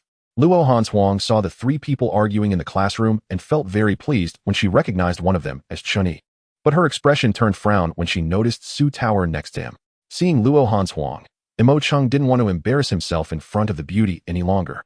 So he threw a harsh word at Chen Yi and wanted to leave. Chen Yi, you're just a dog abandoned by Murong Shui. When your Chen family is finished, let us see if you dare to talk to me like this. Suddenly, a dark cloud spirit appeared at the top of the classroom. Luo Hanshuang angrily looked at Mo Chung. What did you just say? You dare to insult Chen Yi? This left Mo Chung dumbfounded, staring at Luo Hanshuang in shock. You. Luo Hanshuang, what do you mean? What do you mean? Insulting Chen Yi is equivalent to insulting me. You bastard. Saying that, the cloud spirit directly struck Mo Chung with a bolt of lightning. Mo Cheng's face was instantly scorched black, and this was still Luo Hanshuang showing mercy. You, Luo Hanshuang, you actually dare to attack a student. The onlooking students were in an uproar. Heavens, what is going on? Can anyone tell me? I want to ask too. What did the lightning goddess mean by that? My goddess, the lightning goddess can't possibly like Chen Yi too, right? What the hell? Where did this Chen Yi come from? Luo Hanshuang coldly glared at Mo Cheng. If you dare to speak disrespectfully to Chen Yi again, don't say I won't lay a hand on you. I will kill you. Do you believe it? You. It's over. It's confirmed. The lightning goddess has also been charmed by Chen Yi. Oh my heavens. The cursed Chen Yi. This year's two goddesses have actually fallen victim to his schemes. I will never forgive him. Chen Yi, with a black line on his forehead, listened to the crowd's uproar and rolled his eyes at Luo Hanshuang. You stay out of it. My affairs are none of your business. It's just a fool, making a big deal out of nothing. What the hell? Is this still the cold lightning goddess? Of course, the most frustrated was Mo Cheng. He knew Luo Hanshuang's background and realized he couldn't afford to provoke her. How could Chen Yi have gotten involved with Luo Hanshuang? He glared at Chen Yi in anger. He didn't dare to say anything further and lowered his head. Walking out of the classroom. After the incident during the entrance exam, he had already lost face twice to Chen Yi. After cursing, he thought he could just walk away. Chen Yi directly blocked Mo Cheng's path. Hey, you think you can just leave after cursing me? Staring at him, Mo Cheng said angrily, Chen Yi, what do you want? Don't think you can act recklessly just because you have a backing. Chapter 65. From now on, I am big and you are small. I don't want anything. I just want to challenge you to a duel. Do you dare? A duel? Mo Cheng was about to agree. He still believed that Chen Yi was just lucky and hadn't been caught cheating. But the next moment, he saw Luo Hanshuang's cold gaze. Based on your abilities? If you're so capable, I'll be waiting for you on the midterm exam stage. On the midterm exam stage, he would legitimately defeat Chen Yi's beast. And then Luo Hanshuang would have nothing to say, right? The examination stage? Chen Yi nodded. All right, let us make another bet. If you lose to me on the examination stage, you'll kneel and bow your head to me twice. Seeing Chen Yi look down on him like this, Mo Cheng angrily replied, you. Chen Yi, are you really seeking death? Fine, I agree, but if I win, not only will you kneel and bow to me, but you'll also have to strip and roll off the stage. All right, it's a deal. I hope you can last until then. Don't get eliminated before you even meet me. Mo Cheng snorted coldly. I'll return this sentence to you. Hope you can last until the end. After making the bet, Chen Yi didn't stop him. After watching Mo Cheng leave, Chen Yi glared at the onlooking students. Why are you still here? What is so interesting to watch? Oh my heavens, Chen Yi, you're done for, trying to seduce two goddesses. Yes. Ha ha ha. You don't know, do you? Mo Cheng is one of the 8 strongest new students. Mo Cheng's family bought over 100 bottles of energy liquid for his beast. And his beast is already at the level. You deserve to provoke two goddesses. We're waiting to see you kneel. The onlooking students not only didn't leave, but instead laughed and mocked Chen Yi. It seemed that they were all green with envy seeing Chen Yi surrounded by two goddesses. What the hell? Chen Yi didn't expect energy liquid could be used like this? 100 bottles are equivalent to directly consuming an energy pill, so reaching that level is quite normal. The Mo family is still his big patron. However, the level is nothing to Chen Yi. It's as easy to crush as an ant. Just a level? I can crush it with a casual squeeze, you bunch of ignorant fools. Just a level? Ridiculous. Chen Yi, you can't possibly be so out of touch from school that you've gone dumb, right? Haha. Damn. A bunch of fools. How dare you look down on me? Chen Yi directly moved a table, took out a piece of paper, and started writing something. Everyone was curious and looked at Chen Yi. After a while, Chen Yi slapped the paper on the table. You all better listen. Don't just talk big. Dare to bet with me? If I win against Mo Cheng, you all will kneel and call me grandpa. If I lose, I'll take turns bowing to each of you. Chen Yi's actions truly stunned most of the crowd. And everyone looked at each other. Chen Yi, I just want to ask you, is your beast also at level? Level? Chen Yi shook his head. You're not lying. Are you? Whoever lies will die? The student who asked the question's eyes lit up. Ha ha ha. You don't even have a level. How arrogant. I bet against you. This ignited a wave of excitement. I'm in. Count me in. Because Chen Yi had charmed the two goddesses in their hearts. Most of the boys bore resentment towards him and lined up to sign their names on Chen Yi's paper. Even one sheet wasn't enough. So Chen Yi took out 3 more sheets to accommodate everyone. Chen Yi initially wanted to collect the papers, fearing these people might go back on their word. However, the onlookers were more afraid that Chen Yi would cheat them, so they eagerly took the papers from his hands, claiming they would post them in the academy's bulletin board. Whoever goes back on their word will die. This was simply digging a pit for himself. Chen Yi was naturally pleased and handed the signed papers to them. They looked regretfully at Luo Hanshuang and Su Tower before taking the signed papers, treating them like treasures as they headed towards the academy's bulletin board. In an instant, the noisy classroom and hallway were left with only a few girls, and those who had witnessed Chen Yi defeat teacher Hu Xian in a flash. Big brother Chen Yi, why do I feel like you're trying to trick us? Yeah, I also feel like they sold themselves and are still helping big brother Chen Yi count the money. Those who had witnessed Zhong Kang's power were slyly greeting Chen Yi. Chen Yi smiled wickedly. As long as you understand, don't spread it around. I'll show you a show later. Haha, alright. By the way, big brother Chen Yi, your beasts really don't have levels? Logically, your Chen family should be able to afford 100 bottles of energy potion. No. Chen Yi shook his head. This time, Chen Yi was not lying. His beasts truly did not have a single level. Even the useless Zhong Kang had broken through to a level shortly after killing a giant bat. So at this moment, all of his beasts were indeed at the level. After this little act, Chen Yi was too lazy to attend class. And something that Mo City had mentioned earlier also caught his attention. After Chen Yi left, Luo Hanshuang finally faced Su Tayer, staring at her for a long time. This made Su Tayer feel very uncomfortable. From the earlier conversation, she understood that Luo Hanshuang's relationship with Chen Yi was not ordinary. However, Luo Hanshuang's strength and background were well known within the academy, and Su Tayer felt a bit wronged. After finally getting rid of Murong Shua, now another Luo Hanshuang was here to compete for Big Brother Yi, and such a powerful one at that. She couldn't compete. After staring for a while, Luo Hanshuang nodded. Not bad. Indeed a beautiful girl. Huh. Su Tayer was stunned, not understanding what Luo Hanshuang meant. You are Su Tayer, right? Yes. You also like Chen Yi, right? Like.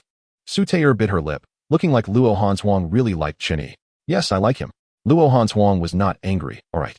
But there's one thing I need to clarify. Clarify what? From now on, I'm the big one, and you're the little one. Huh. Luo Hanshuang's words left Su Tayer confused. What did that mean? Don't you understand? From now on, as women of Chen Yi, we are sisters, but I am the big one, and you are the little one. Ah. Su Tayer was dumbfounded, staring at Luo Hanshuang in shock. What kind of tiger wolf words were these? Seeing Su Tayer's expression, Luo Hanshuang asked, You don't want to? Okay. I want to. From now on, you're the big one, and I'm the little one. Su Tayer didn't even know how such shameful words came out of her mouth. And even more so, she didn't know how the cold Luo Hanshuang could say such outrageous things so seriously. Seeing that Su Tayer agreed, Luo Hanshuang smiled and extended her hand. Then let me introduce myself again. My name is Luo Hanshuang, and from now on, I will be your sister. Su Tayer also shook her hand. I'm Su Tayer, Sister Hanshuang. Chapter 66, The Chun Family's Crisis. Listening to the conversation between the two girls, the remaining students in the classroom were so astonished that they could not speak. They could only give a thumbs up. Chen Yi is awesome. In the dormitory, Chen Yi picked up the phone and dialed his father's number. The call was quickly connected. Hello, Xiaoyi, isn't it class time now? Why do you have time to call your old man? The teacher had something to do, so we got half a day off. By the way, Dad, are you and Big Brother hiding something from me? What are you talking about? What could we possibly hide from you? For example, the situation at home. Why do I hear that our family seems to be in trouble? On the phone, Chen Jinghua's voice was very displeased. Are you sick? Are you cursing your own family? Don't listen to others' nonsense. Focus on your studies. Everything is fine at home, just waiting for you to graduate and come back to inherit the family head position. Hearing that everything at home was fine, Chen Yi felt relieved and chatted with his father for a bit before hanging up. Chen family, conference hall. After hanging up the phone with a smile, Chen Zhenghua immediately pulled a long face. The conference hall was now filled with people of status within the clan. Head, we can't hide it anymore. Why not just tell Xiao Yi? Chen Zhenghua shook his head. No, we must keep it from Xiao Yi until he graduates. Dad, what should we do now? Today, 2 more subsidiaries under our Chun family announced bankruptcy, Chen Jian said helplessly. Bang. Chen Zhenghua angrily slapped the table. Damn Li family. Our Chen family is in the real estate business, and we have never interfered with their Li family's beast medicine industry. What are they trying to do now? Declare war? Head, I have already negotiated with the Li family. They claim that the Shenlong Chamber of Commerce is demanding that we give up the low-end medicine sector and cede 50% of the high-end beast medicine market to them. Or else we should prepare for bankruptcy.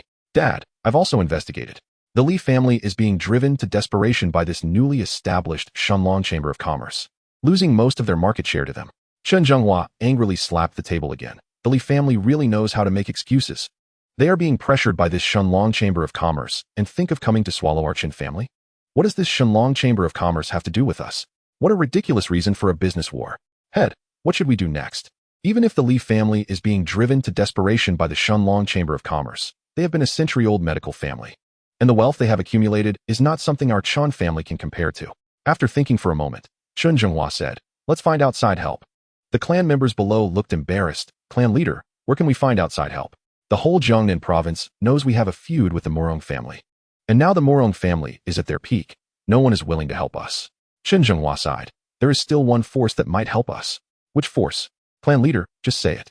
Chen Zhenghua took out a bottle of energy potion and placed it on the table, the Shenlong Chamber of Commerce.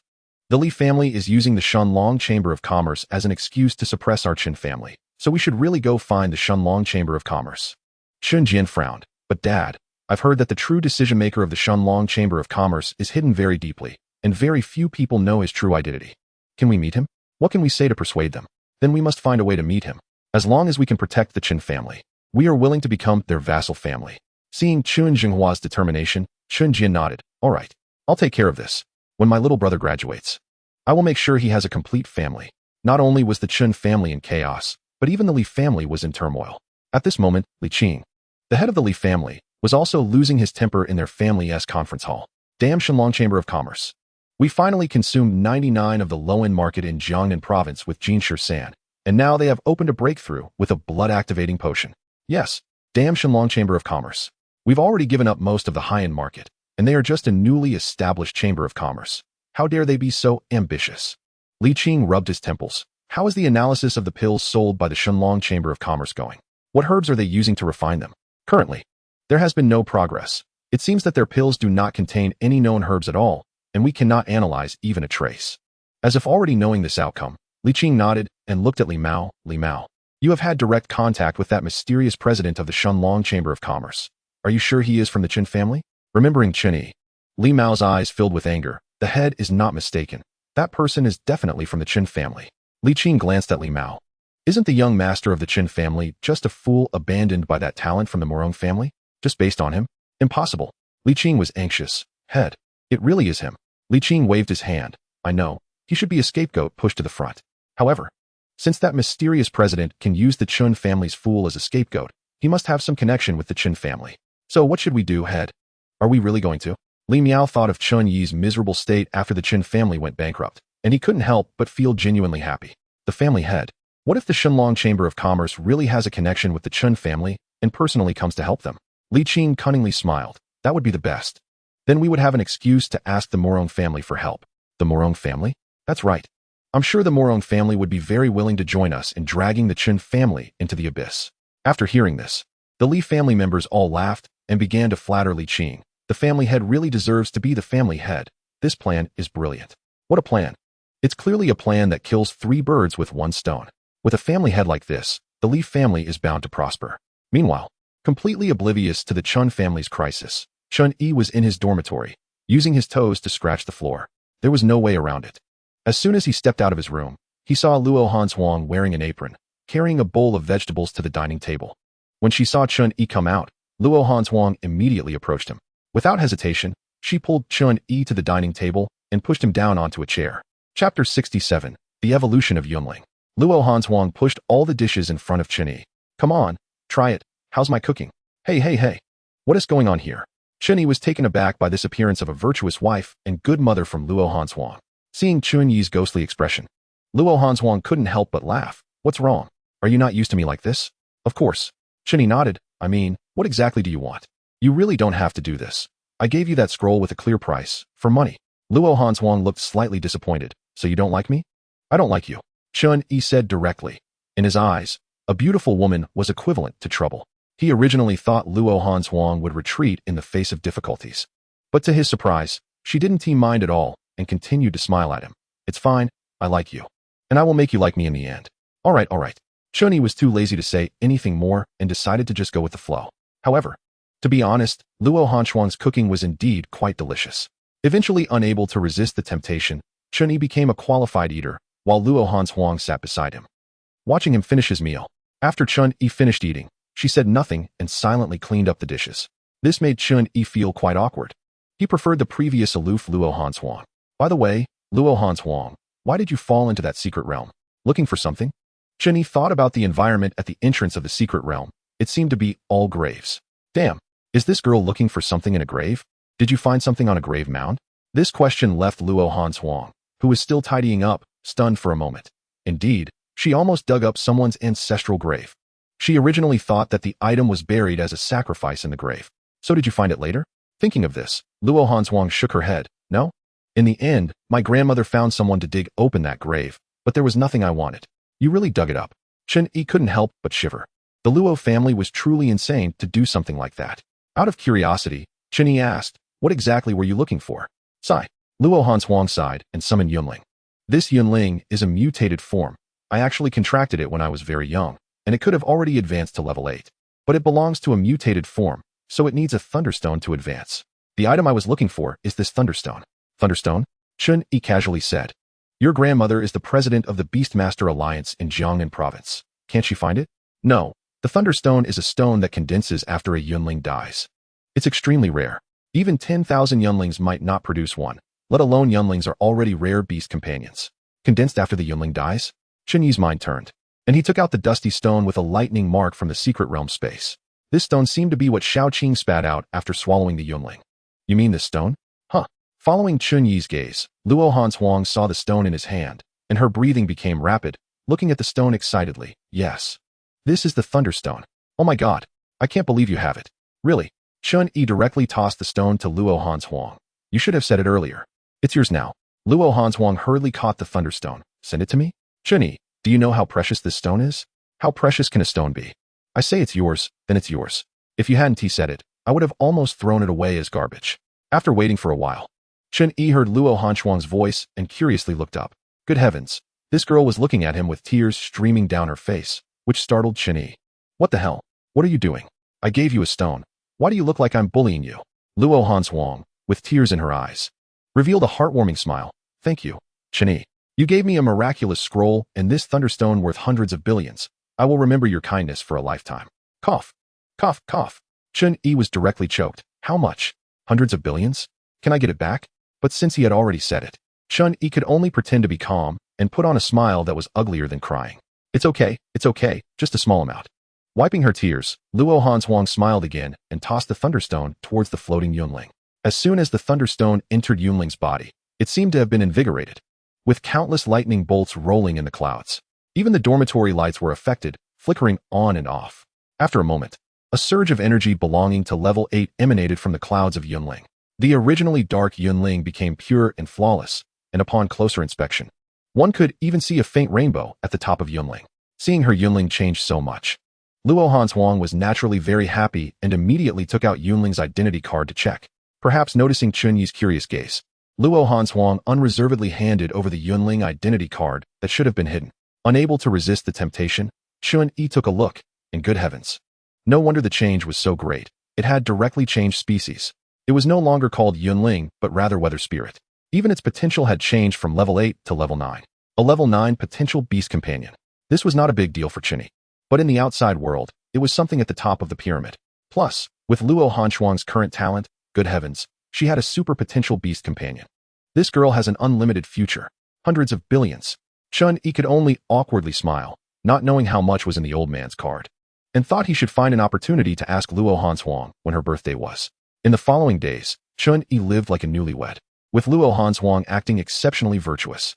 She would get up early every day to make breakfast for Chen Yi, and then call him to wake up. They would go to school together, and after school, while Chen Yi played, Luo Hanshuang would voluntarily cook for him. Originally, Chen Yi refused. But thinking of that hundreds of billions worth of stone, he was filled with resentment. This was what he deserved. For the past few days, they went to school together, came home together, and even had their lunch breaks together, making those secretly in love with Luo Hanshuang in the academy grit their teeth in frustration. They were all waiting for the midterm competition to hurry up, so that Chen Yi could kneel and bow to them one by one, to relieve their grievances. Chapter 68, 190. Over the past few days, Chen Yi had been living a life where food came to his mouth and clothes came to him. He still had to put on his clothes himself. Finally, the day of the midterm martial arts assessment arrived. In the academy's arena, the audience seats were filled with students and teachers. After all, this midterm assessment for freshmen was crucial for the national martial arts competition at the end of the term. So the academy took it very seriously. Except for the new students, almost all the upperclassmen have arrived in the audience. Of course, the brightest star in the arena at this moment is Chen Yi. Almost all the male freshmen's gazes are focused on him. There's no helping it. He is sitting next to Luo Hanshuang and Su Taer. Soon, a holographic projection appeared above the center of the arena, listing the order of all the freshmen's matches and the respective platforms. Chen Yi glanced at it. He was in Group A, while that Mo Chung was in Group B. If he wanted to duel with Mo Chung, Everyone had to get into the top 16 first. He wasn't sure if that fool could make it that far. Chen Yi. I'm in Group A. Luckily we aren't in the same group. Yeah. Igu. I'm in Group A too. The three of us are not together. Looking at the excited expressions of the two girls, he said nothing. Did they think that if we were in the same group, I would hold back? Naive. The first round of the competition is an open selection, with each group sending 100 people to battle it out until only 3 remain on the stage. Chen Yi arrived at Group A's platform. Upon seeing Chen Yi, all the boys in Group A exchanged glances and secretly formed an alliance to eliminate Chen Yi first. As the referee announced the start of the match, everyone summoned their spirit beasts. Chen Yi glanced at the spirit beasts in the arena and guessed that most of them were subpar, likely all basic level beasts. With only a few at the intermediate level. This was the normal level for freshmen. Chen Yi directly summoned Zhong Kong and whispered, Kong. Remember to pretend to struggle a lot and act like you get hurt. Hurt. Zhong Kong proudly lifted his head, woof. Come on, master, with these weaklings. I could stand still and not lose a hair. Chen Yi kicked him, just get hurt. Stop talking nonsense. Woof, okay. Seeing that everyone had summoned their spirit beasts, the referee announced the start of the match.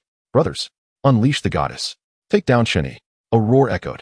The boys in Chen Yi's group, like wolves on steroids, began to charge at him. Among the several platforms, Chen Yi's group was the most united, aside from a few girl spirit beasts watching from the sidelines. All the other spirit beasts charged at Zhong Kong. Even the large screen in the center of the arena focused on Chen Yi, capturing his exaggerated expression as if he were terrified, eliciting laughter from the upperclassmen and teachers in the audience. Who is this kid? Ha ha ha, he's hilarious. What kind of heinous act did he commit to become the enemy of this group of freshmen? You don't know? This guy monopolized the 2 campus beauties among the freshmen. The 2 campus beauties? You mean Luo Hanshuang and Su Tae? Yes, you didn't know? Recently, the bulletin board has been filled with his betting notices. Damn. This kid deserves it. As word spread, even the upperclassmen in the audience stood up to cheer for the 90 freshmen in Chen Yi's group. Kill him. Kill him. In a private box at the center of the audience, Luo Rong frowned, wondering what this kid was up to. Dad, you're not talking about this kid, are you? Yes, Dad. Our Xiaoshuang has her eyes on him. He doesn't seem that extraordinary. Luo Rong rolled his eyes at the couple beside him, who were Luo Hanshuang's parents. You two don't understand anything. This kid is quite something. I suspect he is up to no good. On the platform, Zhong Kong was chased by a group of spirit beasts for a while, with several wounds appearing on his body. Although it seemed like he was about to collapse, he would unexpectedly launch a counterattack, sending one spirit beast flying out of the arena. As the number of spirit beasts chasing Zhong Kong decreased, the students got frustrated. Hurry, keep it up. That dog is on its last legs. Zhong Kong also cooperated by taking a few more hits, adding more wounds to his body, while knocking out the last few spirit beasts chasing him off the stage. He then lay on the platform, panting heavily. Seeing that Chen Yi had actually won, the 90 students were furious. Damn it, we were so close. Humph, that dog must be at the peak of the basic level, just one step away from intermediate. No wonder Chen Yi dared to challenge Mo Chang, who has an intermediate spirit beast. I'm not convinced. Give me a little more time, and I could definitely take that dog down. At this point, only Zhong Kong, who was lying down, and the 8 female student spirit beasts remained on stage. The female students exchanged glances, seemingly deciding to get rid of Chen Yi first, since only 3 could advance in the end. Seeing the 8 spirit beasts eyeing Zhong Kong, the defeated male students got excited. Haha, ladies, whoever can take out Chen Yi's dog will crowdfund to give you a bottle of energy potion. At this point, there was no suspense, and the last 8 spirit beasts pounced on Zhong Kong again. Zhong Kong thoroughly executed Chen Yi's orders, dramatically spitting out blood before inexplicably knocking a spirit beast out of the arena. 6 spirit beasts. Zhong Kong spat out blood 6 times before he finally stopped. As there were only 3 spirit beasts left in the arena, including him, he was actually advanced by Chen Yi. Damn, where did this dog get so much blood to spit? Is it a minstrel dog? Chen Yi is shameless. To win, he must have made that spirit beast burn its lifespan. That's very possible. Clearly, it was already on its last legs but could hold on for so long. Looks like it really is at the end of its strength. Consider yourself lucky. I hope you have such luck in your next match. I want to see how much lifespan that dog can burn. This action further convinced everyone that Zhong Kong was indeed on his last legs and solidified their belief that Chen Yi's strength was nothing special. Mo Cheng, who was also paying attention to Chen Yi, originally had reservations about him, but now he felt reassured. It was just as he had guessed. Chen Yi was merely putting on a show. Chapter 69, Putting on a Good Show. Luo Hanshuang asked with great concern, Chen Yi, are you alright? Is your spirit beast okay? Others might not know, but this little girl knew Zhong Kong's strength. This dog had directly fought against intermediate-level giant bats before. and a few weak basic-level beasts really thought they could hurt him. However, Chen Yi soon noticed that Luo Hanzhuang was repeatedly winking at him, signaling him to look to the side. Curiously following her gaze, he saw a group of upperclassmen in the back row straining their ears, trying to listen to their conversation. My spirit beast is seriously injured. I didn't expect to be besieged. I wonder if it can hold on for the afternoon's top 64 competition. The eavesdroppers burst into laughter. Haha, I told you it was on its last legs, but you didn't believe me. Who knew? This kid has been so high profile lately. I thought he had some tricks up his sleeve, but it turns out he's just a show-off. Listening to the increasingly outrageous comments from behind, Su Taer stood up in anger. You little people, just know how to gossip behind his back. If you're so capable, why don't you go check out 190? Oh, the goddess is angry. Don't be mad. We're just trying to open your eyes so you won't be deceived by these nobody. You guys, who are you calling nobody? Who am I calling? Don't you know in your hearts? I've heard for a long time that you're quite arrogant among the freshmen. It really is, as they say. Yeah, what's wrong? Not convinced. Unexpectedly, Chen Yi didn't give these upperclassmen any face, leaving them feeling a bit embarrassed in front of two recognized beauties. Chen Yi, right? You're only good at talking. Looking at the bulletin board, you even have a bet with Mo Chung. This is hilarious. I bet you can't even make it into the top 64 now. Whether I can make it or not is none of your business. Chen Yi directly took out paper and pen from the secret realm.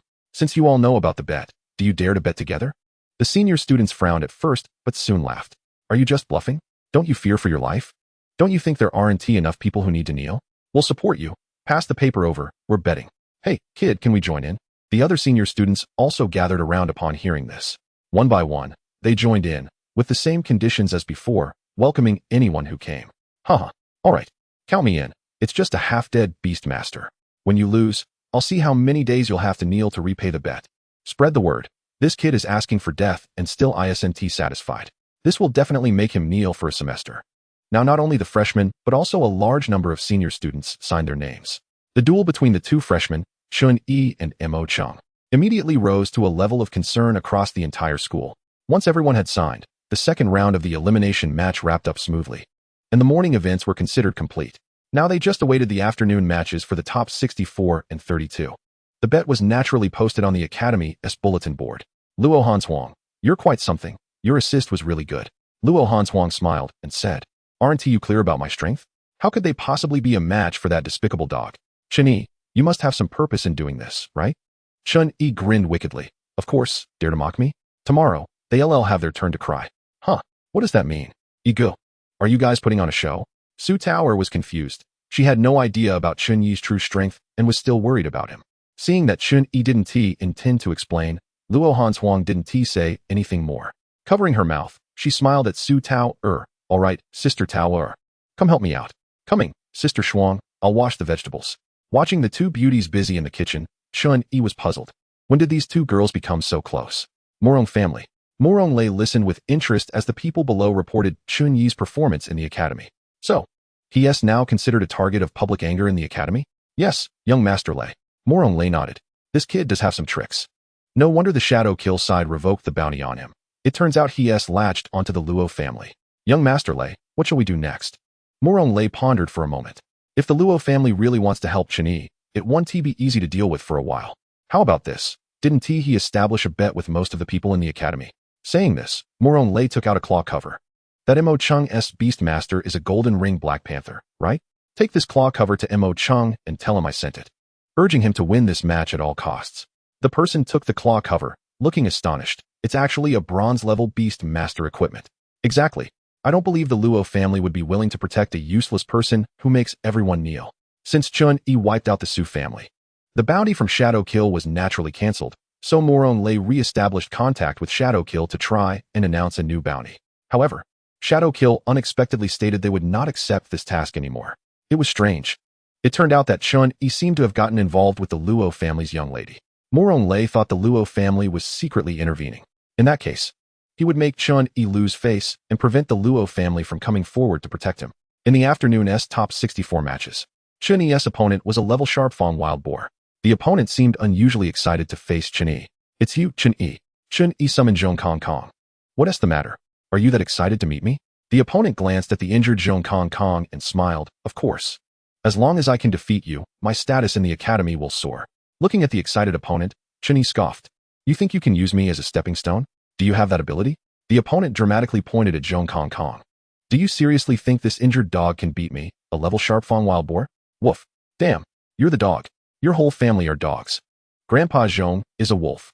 Hearing Zhong Kong Kong speak, the opponent was clearly taken aback, but after hearing what Zhong Kong Kong said, he became even angrier. What a sharp-tongued wild dog. I was going to let you live, but you brought this on yourself. Sharp-fang wild boar, kill him. Chapter 70, Best Dog Actor. Woof. Damn. You're the grandson. Grandpa Zhong has said, Grandpa is a wolf. Saying this, Zhong Kong Kong spat out 2 mouthfuls of blood. Woof. Grandpa will never lose to a disrespectful dog like you. Facing the charging sharp-fang wild boar, Zhong Kong Kong struggled to stand up, dodging to the side. None of these students' beasts had skills at the moment. Thus, the sharp-fang wild boar relied solely on brute force, continuously charging at Zhong Kong Kong. Watching as Zhong Kong Kong, who was clearly on his last breath, narrowly avoided the impacts each time, the student was starting to panic. The audience began to scold in frustration. Hey, what are you doing? Your beast is a level above. How can you not even beat an injured dog? Come on. Kill that dog. If you can't even beat an injured dog, you might as well drop out. Hearing the insults, the student had no way to respond. Chen Yi smiled. Did you hear that? You might as well drop out.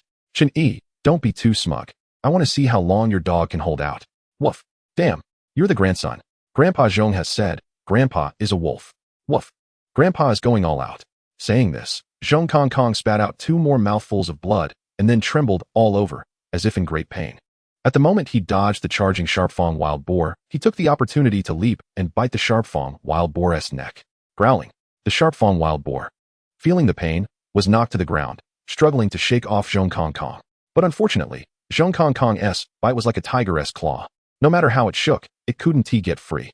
As Zhong Kong Kong bit into the neck of the sharp-fang wild boar, blood and flesh flew everywhere, causing the student to panic. If this continued, his hard-trained level beast would surely be killed. I concede. I concede. Chen Yi, tell your dog to let go. Chen Yi looked at the referee. The referee nodded. Chen Yi wins. Only then did Zhong Kong Kong release his jaws, lying on the stage like a pile of mud. Blood still dripping from his mouth. Useless, truly useless. You can't even beat an injured dog. This is infuriating. Is Chen Yi's dog never going to end? It seems like it has half the weight of blood. Damn, this dog is really unkillable. You don't need to worry about that. You just need to know you lost. Zhong Kong Kong was just a mouthy dog, but also acted really well. If he could, Chen Yi really wanted to give him the Best Dog Actor award. In the independent viewing stand, Luo Rong looked at Chen Yi on stage with a face full of confusion. What is this kid really up to? Father, with such strength, what do you and mother see in him? How could you agree to let Shuang'er be with him? Luo Hanshuang's father, Luo Yongtian, was quite dissatisfied with Chen Yi. Luo Hanshuang's mother, Sun Rong, frowned. Yes, father, I absolutely do not agree with Shuang'er being with him. You two don't understand anything. Luo Rong's tone was clearly angry. Shuang'er was raised by me and your mother. Would I harm her? You two are professors in our academy. As role models, you can't even judge your students properly. What a waste of living all these years. In this midterm competition, this kid will definitely take first place. First? Him.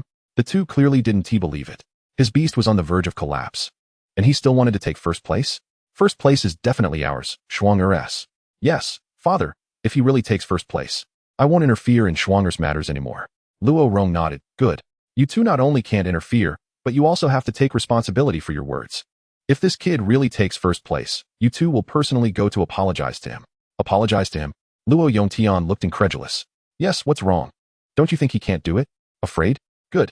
If he really can take first place, then apologize. If Chen Yi were here and heard what Luo Rong said, he would probably wave goodbye to him. But forget it. Don't get yourself into trouble. Giving money is the most practical. 100 billion.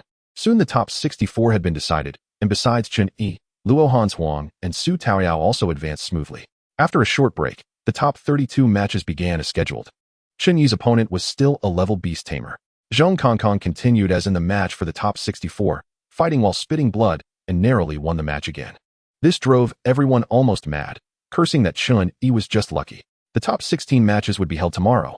So Chen Yi left the arena with the two girls amidst a chorus of sighs. Whether it was coincidental or intentional, Mo Chung happened to be at the entrance of the arena. Mo Chung disdainfully glanced at Chen Yi and provocatively said loudly, trying to draw the attention of the two girls, I didn't expect you to be so lucky, but it's a pity that it ends here. Tomorrow I will let you know the cruelty of reality. Chen Yi just shrugged. Yes, tomorrow I will let you know the cruelty of reality. Seeing Chen Yi still look down on him like this, Imo Chung sneered coldly. You don't know what's coming. Prepare to spend this year on your knees. With a contemptuous laugh, Chen Yi ignored him and walked straight to the dormitory. Su Taoyao playfully made a face at Imo Chung. Seeing the girl he admired go against him for another man made Imo Chung even angrier, and he couldn't help but clench his fists, looking hatefully at the departing Chen Yi. After returning to the dormitory, Chen Yi called Mu Qinghe and the Yu siblings, asking them to come over tomorrow to help him set a trap for the academy's students. Upon hearing it was Chen Yi calling, the three didn't dare to delay and quickly put down their work to come over. The three of them were currently on leave from school and hadn't even participated in the midterm exams, but since they were students here, they naturally had no trouble getting to the dormitory. In a moment, the doorbell rang. When Chen Yi opened the door, the three were already outside. Brother Yi, what's the rush? Can't you say it on the phone? Stop talking nonsense. Come in. Chen Yi led the three into his room. Wow. Luo Hanswang. As they passed the living room, Mu Qinghe was shocked to see Luo Hanswang sitting there watching TV. Luo Hanswang nodded to Mu Qinghe. Hello. Hello. After entering Chen Yi's room awkwardly, Mu Qinghe exploded. Wow. Brother Yi, you're actually roommates with Luo Hanswang? Yeah, didn't I tell you before? You didn't believe me. Mentioning Luo Hanswang reminded Mu Qinghe of the fear he felt during the entrance exam when she dominated him. Recalling that electrifying sensation, Mu Qinghe couldn't help but shiver. Brother Yi, that's Luo Hanswang. She actually agreed to be in the same dorm as you. What's wrong with Luo Hanswang? What's the big deal? It's her blessing to be in the same dorm as me. Why wouldn't she want to? Here we go again. Brother Yi's show-off method. Mu Qinghe glanced at Chen Yi. Right. All right. The reason I called you here is to discuss something. After saying that, Chen Yi invited the three to sit down and explained how they should act tomorrow. When Chen Yi finished, Yu Jie couldn't help but laugh. Boss, you're too ruthless, haha. Mu Qinghe also gave a thumbs up. When it comes to show-off, it really has to be you, Brother Yi. Just as they were still discussing the arrangements for tomorrow, there was a knock on the door. Luo Hanshuang's voice came from outside. Chen Yi, can I come in? Come in. Hearing Chen Yi agree, Luo Hanshuang opened the door and came in with a tray, carrying 4 cups of tea. Chen Yi, I thought you guys might be thirsty, so I brought some tea. Then, under the astonished gaze of the three, she placed the tea on the table. You all continue talking. I'll step out for a bit. Chen Yi nodded. Go out, and remember to close the door. Okay. The three stared in disbelief at the departing Luo Hanshuang, rubbing their eyes in disbelief. Boss, I didn't miss right? That person is really the cold lightning goddess, Luo Hanshuang? Yeah, what's so surprising about that? What else could they say? The three could only admire and give Chen Yi a thumbs up. Brother Yi is the best. As if remembering something, Yu Jie took out a file bag and handed it to Chen Yi. Boss, this is the town design you asked my brother for last time. Combined with the information you provided, there are 5 design schemes in total. You can see if any of them are suitable. Chen Yi slapped his forehead, almost forgetting about this matter. Since he had mentioned a unified plan, the lizard men were still living in simple wooden houses. Chen Yi took the file bag and looked through it. There were 5 design schemes, each with a different architectural style. 4 of them were relatively modern. But one caught Chen Yi's eye. This architectural style was Egyptian, using giant stones as building materials, giving it a retro feel. However, the design was exceptionally clever, with the entire town built around a central square, forming a circular layout. The square was large enough to accommodate all the lizard men. And in the center of the square was a statue of bones for the lizard men to worship. Chen Yi immediately chose this design. This one. Do you have an estimate of how much funding will be needed to complete these buildings? Yuka nodded. I figured the boss would choose this one. But such a massive project will indeed require a lot of manpower and resources. Naturally, the manpower would come from the lizard men, who possessed levels of strength comparable to dozens of ordinary workers. Yuka nodded. Boss, are we really going to start from scratch to build a town? Where will the town be located? You don't need to worry about that. Just rent a warehouse in the suburbs and have the building materials delivered there. I'll pick them up. Okay. Although they had questions, they didn't dare to contradict Chen Yi's words and nodded in understanding. By the way, go buy some books related to construction and put them in the warehouse. After discussing and finalizing everything, the three took their leave. Chen Yi then opened the sand table in the secret realm space and looked at it with satisfaction. Once the building materials arrived, the lizard men would be fully settled, and the only thing left would be to modify the mountain he would live in later. Chen family. At this moment, the Chen family was already in chaos. Chen Jian looked awkwardly at Chen Zhenghua. Father, I've tried every possible way to approach the Dragon God Chamber of Commerce, but to no avail. We still don't know who the president of the Dragon God Chamber of Commerce is. Chen Zhenghua rubbed his temples. He had clearly become much thinner. His once robust face looked haggard, and there were even a few strands of white hair on his head, making him appear much older. Then keep trying. Right now, the Dragon God Chamber of Commerce is our only lifeline. Even in such a dire situation, at least the Chen family remained united. without any sign of discord. An elder of the Chen family sighed. When the wall falls, everyone pushes. Those families that used to be our friends now all want to come and take a bite of us to get a share. Yes. The only family willing to help us, the Su family, is now being deliberately targeted. We are the ones who have harmed them. Chen Jian hesitated, ultimately nodding helplessly, as if he had made a decision. Chen Zhenghua gritted his teeth and said, Jianer, starting tomorrow, we will go to the entrance of the Shenlong Chamber of Commerce to stake out. Even if we can't meet that mysterious president, it would be fine to see their senior executives. Chen Jian nodded, looking painfully at his father, as the once glorious Chen family now faced such a great disaster. The Li family should have been happy about the Chen family's suppression, but now they were just as gloomy and frowning as the Chen family. Head of the family. The data for this month is out. Our market share in the low-end beast medicine market in Jiangnan province has dropped to 60. Damn Shenlong Chamber of Commerce. Li Qing slammed the table in anger after hearing this. What about the Chen family? Haven't they sought out the Shenlong Chamber of Commerce? The person reporting shook his head, stating that the eldest son of the Chen family, Chen Jian, had indeed tried multiple times to contact the president of the Shenlong Chamber of Commerce, but was refused by the front desk for not having an appointment. Li Qing nodded. Could it be that we were wrong? But if the Shenlong Chamber of Commerce doesn't help the Chen family, how can we bring the Murong family in? Chapter 72, Betting. After hearing this, Li Mao shook his head and asserted, head of the family, it absolutely cannot be wrong. Although we don't know the reason now, the Chen family definitely has some relationship with the Shenlong Chamber of Commerce. Seeing Li Mao like this, Li Qing nodded. All right then. Let the actions against the Chen family continue. The next morning, the first match today was the battle for the top 16. The audience in the academy was noticeably larger than yesterday, with not a single empty seat, and even the steps were filled with people, all eager to watch the show. Those who had not signed a betting agreement were in high spirits, while those who had signed were waiting to see Chen Yi's miserable outcome after losing. Even the academy did not stop this betting, and even the order of the matches was specially changed for Chen Yi. Originally, there were 16 matches happening simultaneously, but now it became 15, with Chen Yi's match against Mo Cheng arranged separately. Luo Hanshuang, Su Taotao, and Chen Yi exchanged a few words before heading to the top 16 matches. As for Luo Hanshuang, the level of her weather spirit was a significant advantage among the freshmen, taking down her opponent with a single lightning strike. Chen Yi saw Su Taotao's beast for the first time, which was a level snow fox, entirely snow white, but with 3 tails, indicating that it was also a mutated snow fox. The snow fox's attack style was slightly different, while it used its claws for melee attacks. The 3 tails intertwined like arrows, continuously stabbing at the opponent. Her opponent was a level 2-headed dog, which only lasted a few minutes before being defeated by the snow fox. Chen Yi did not want to dampen their spirits and casually complimented them. As the last group finished their matches, the 15 matches came to an end. Finally, it was Chen Yi's turn to face Mo Cheng. The atmosphere in the entire venue peaked.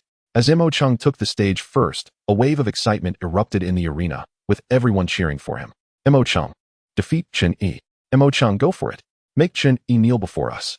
This made Mo Cheng feel quite smug as he provocatively looked at the still absent Chen Yi. What's wrong? Are you scared? Scared of you? Don't kid around.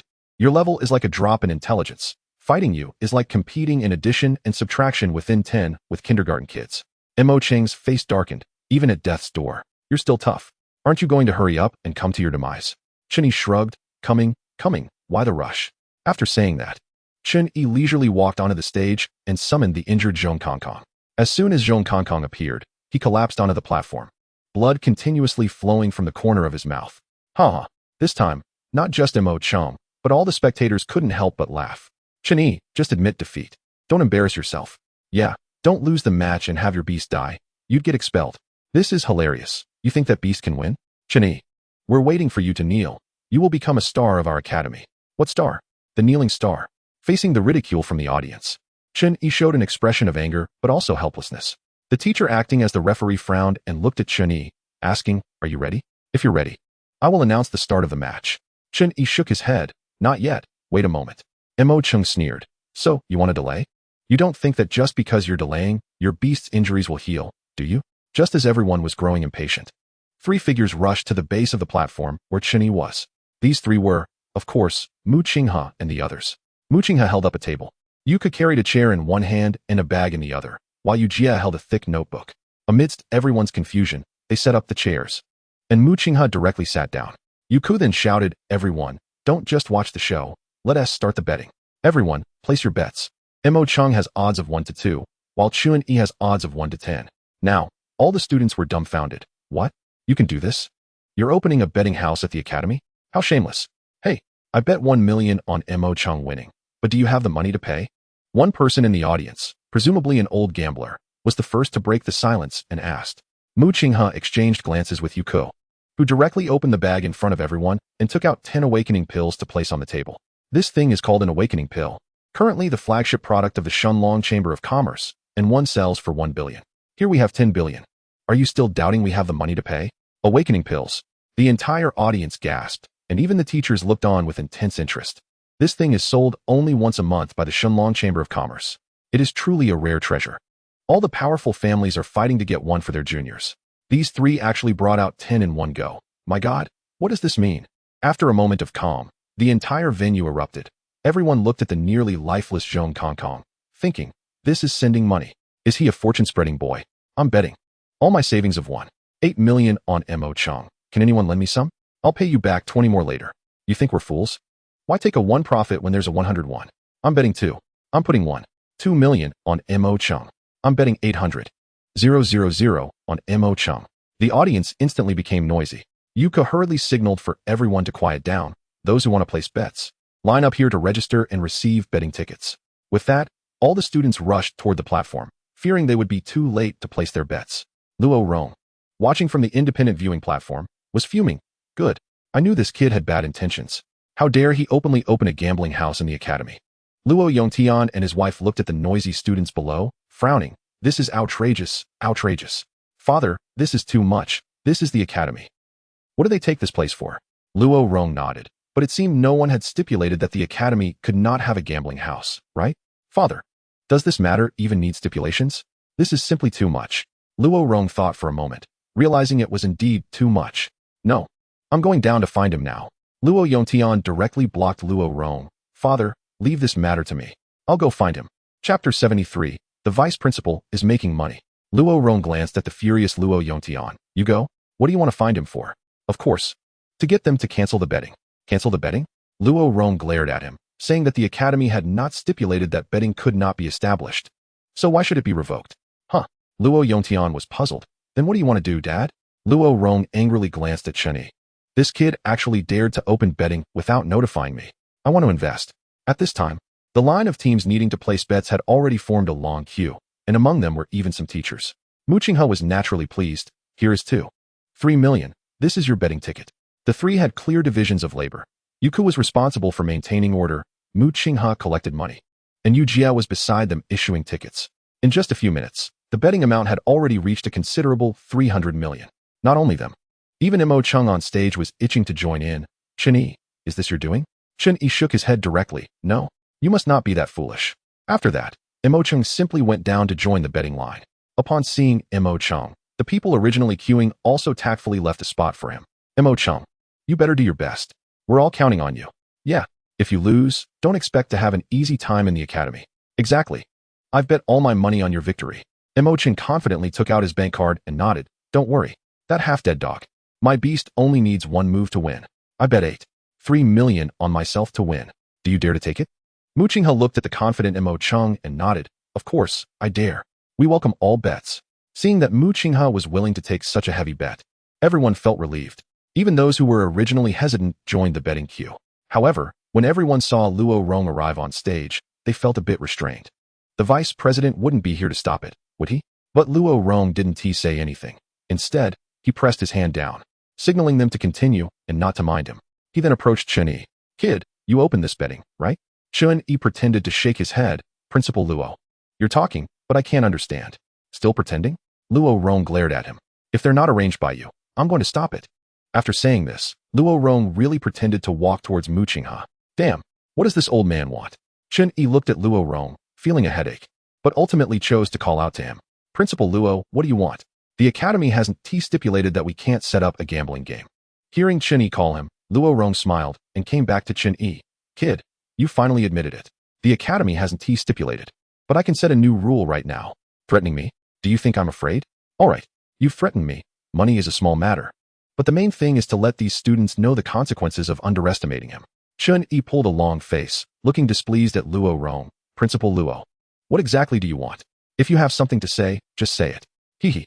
Luo Rong smiled cunningly. extending 3 fingers, pointing at Chen Yi, then made a gesture of 7 fingers pointing at himself. Kid, do you understand? Understand what? Principal Luo, don't play riddles, just say it directly. Luo Rong laughed even more joyfully. Setting up the gambling game is fine, but I need to invest 3 for you and 7 for me. Damn. If it weren't for the fact that I couldn't beat you, I really want to summon all my beasts right now and give Luo Rong a good beating.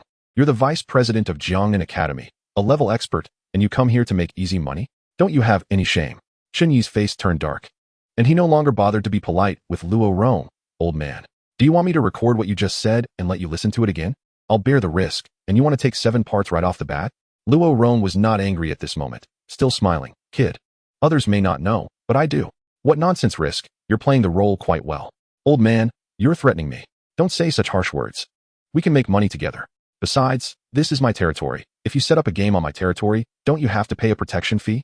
I've given you 100 billion worth of stones for your granddaughter, and you're still coming to make easy money off me.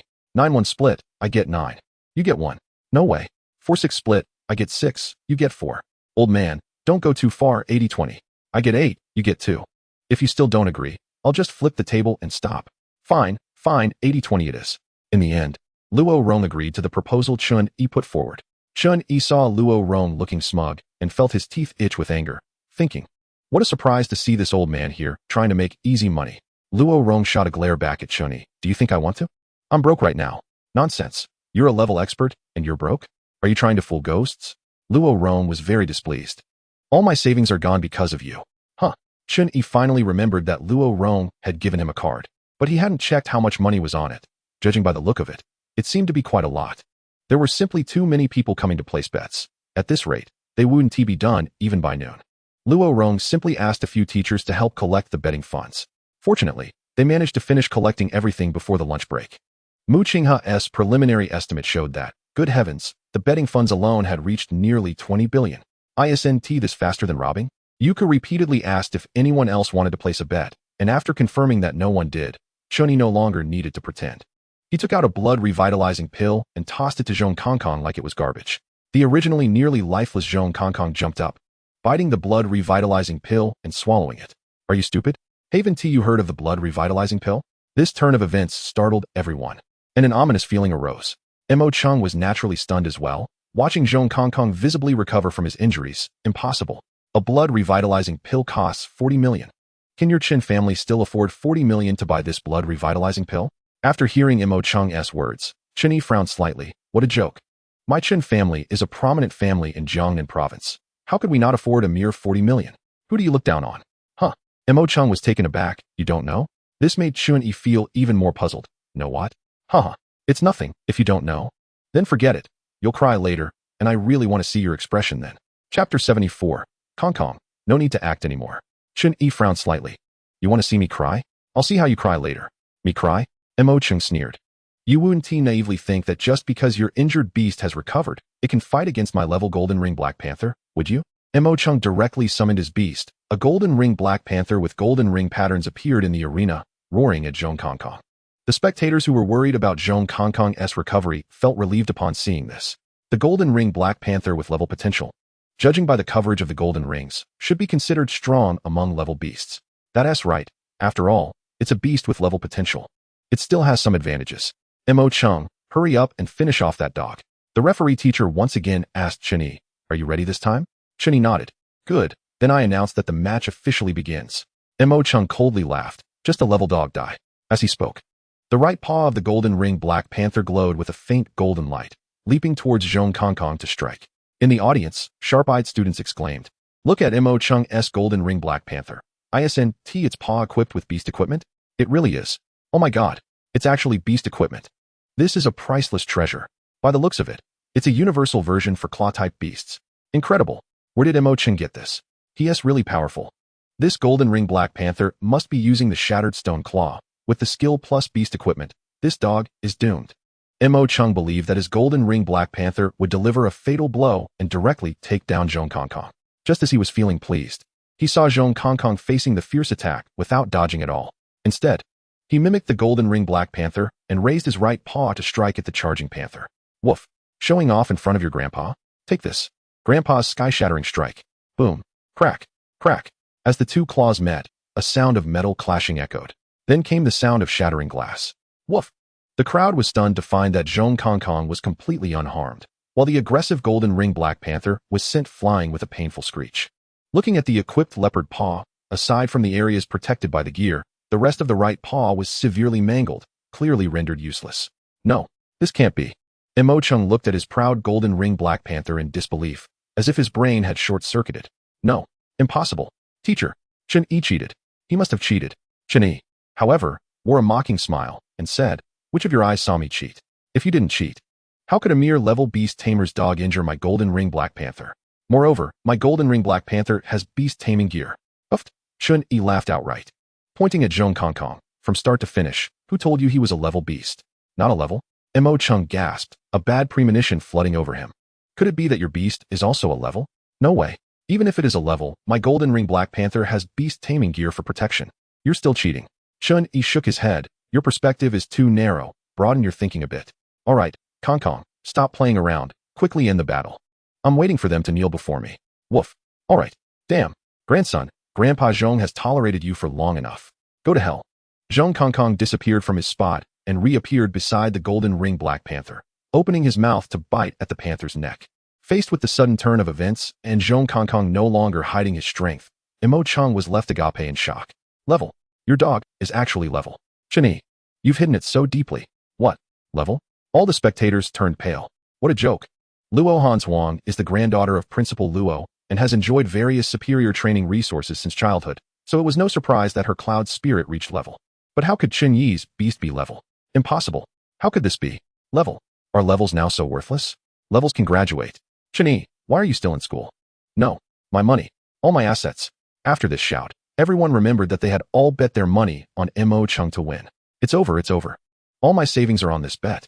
I hurriedly called my family to cash out all the shares of our company. It's over, it's over. My family will go bankrupt. My dad will definitely kill me. Conspiracy. This is all a conspiracy. Mo Chung, no matter what, you must win, or I will never rest until I take revenge. Mo Chung was also dumbfounded, staring at Zhong Kongkong biting the golden ring Black Panther, completely stunned. Win? How can I win? This is a level. That's a whole level difference. Besides, I've bet all my savings, over 8 million. But what terrified him the most was the fear that Zhong Kongkong might bite his golden ring Black Panther to death, which would mean the end of his life. Chen Yi, I admit defeat. I admit defeat. Let your beast release its grip. With Mo Cheng's surrender, the referee announced Chen Yi's victory. Following this, under Chen Yi's hint, Zhong Kongkong publicly bit through the bones of the golden ring Black Panther's neck. Crack. After biting through, he tossed the panther aside like trash, landing it in front of Mo Chung. No. Mo Chung hurriedly knelt before the golden ring Black Panther, looking painfully at the barely alive creature. Chen Yi, you are so ruthless. Regarding Chen Yi's mercilessness, the referee said nothing more and merely glanced at the half-dead golden ring Black Panther before leaving. Ruthless? What a joke. Who told you to provoke me first? But the matter was not over yet. Chen Yi coldly approached Mo Chung, waving a lifeblood pill in front of him. Do you know what this is? How could Mo Chung not recognize the lifeblood pill? Gritting his teeth, he asked, Chen Yi, what do you want? Chen Yi pointed at the golden ring Black Panther on the ground. You don't want it to die, right? Tell me, where did your beast taming gear come from? I don't believe you have the ability to obtain beast taming gear. Who wants to use your hands to deal with me? Mo Chung forced a miserable smile. What do you mean? There is no such person. Looks like you hope your beast dies then. I have nothing more to say. As Chen Yi turned to leave, Mo Chung, seeing the barely alive golden ring Black Panther, chose to call out to Chen Yi. Wait. Chapter 75, Killing the Heart. What? Have you figured it out?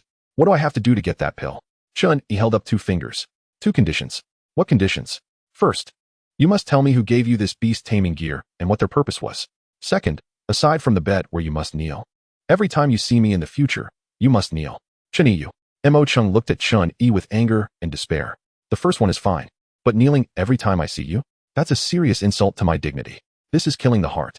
Chen Yi didn't waste words. If you don't want to, then forget it. Saying that, he turned to leave again. Wait, I agree. That's more like it. Chen Yi's previously expressionless face broke into a sly smile.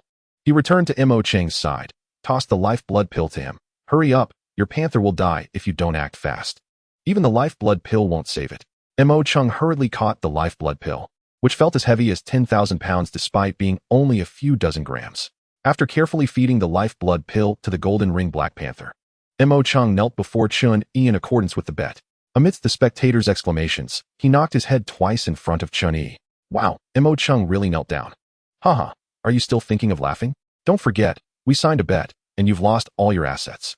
The audience, who had been laughing, suddenly fell silent, their faces turning extremely awkward. After kneeling, Mo Chung put away the golden ring Black Panther and walked to Chen Yi's side, whispering, it was Murong Lei. So it was him. Upon receiving the definitive answer, Chen Yi no longer concealed his expression, a cold and ruthless glint flashing in his eyes. Good, Murong family. Since it's like this, don't blame me for not being merciful.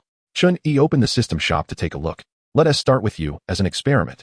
After Mo Chung finished speaking, he walked away in despair, his heart already extinguished by Chen Yi. After today, he would likely be nailed to the Academy's pillar of shame for 1,000 years. Next, it was time for the others. Chen Yi sneakily returned to the arena and, taking advantage of the broadcast, smiled at the audience. Those who signed a bet with me. Why are you still sitting? Hurry up and kneel and kowtow to me. Silence. The previously noisy audience suddenly quieted down. No one was willing to take the lead and kneel.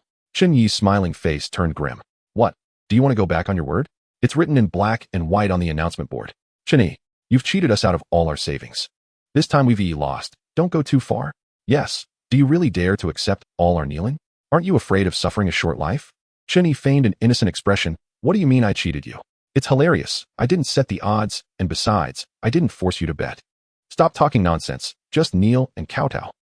The audience was momentarily speechless, and before anyone knew it, more than 70 of them knelt down in front of their seats, humbly bowing towards Chen Yi. Those who initially felt embarrassed, seeing so many people kneeling, no longer felt ashamed. Haha, my good sons, get up. Chen Yi looked at the audience with satisfaction and cheerfully walked down from the stage. Luo Rong, witnessing this scene, couldn't help but laugh so hard he could barely stand. Ha ha, what is this kid doing? Kneeling en masse, he's really daring. Luo Yongtian's face was somewhat awkward. Father, is this appropriate? After all, this is an academy. If word gets out, how will we save face for the Jiangnan Province Beast Tamer Academy? Luo Rong rolled his eyes at him. How did I end up with such a dullard like you? This world has never been fair. Just tell me, among those kneeling, how many will reach the level of master or great master in the future? Luo Yongtian was momentarily speechless. Luo Rong snorted coldly. Let me tell you, among those people, there probably isn't a single one who will reach master. Those who do are as rare as phoenix feathers or unicorn horns. Now tell me, what level do you think Chen Yi can achieve? Luo Yongtian glanced at Chen Yi and said doubtfully, Master? Wrong. Great Master? Luo Rong glared at Luo Yongtian. Do you think I'm joking with you? Are you trying to play guessing games with me? Father, then what level do you think this kid can reach? Could it be Great Master? Yes. What? Luo Yongtian was taken aback, then shook his head. Father, don't joke around. What level is Great Master? That's the kind of existence akin to a national guardian spirit. Over the past 1,000 years, there have only been 9 great masters in our Huagua. Just based on him? Yongtian, you're underestimating this kid too much. If Shuang'er can really be with him, it's actually Shuang'er who is climbing too high. Hearing Luo Rong say this, Sun Rong was unhappy. Father, how can you belittle Shuang'er like this? She's already a master beast tamer at such a young age. Luo Rong shook his head. There are many things you don't know, and I can't tell you everything, but I can tell you 2 things. What 2 things? First, Chen Yi is the true owner of the Shenlong Chamber of Commerce. What? Luo Yongtian was stunned. Father, are you talking about the Shenlong Chamber of Commerce that has recently risen to prominence? That's right. How is that possible? The beast taming pills sold by the Shenlong Chamber of Commerce are all unprecedented miraculous medicines. How old is he?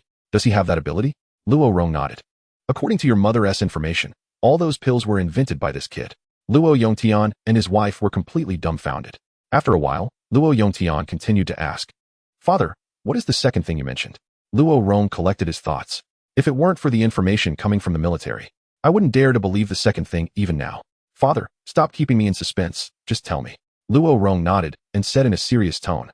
According to reliable information, this kid independently defeated a legendary beast.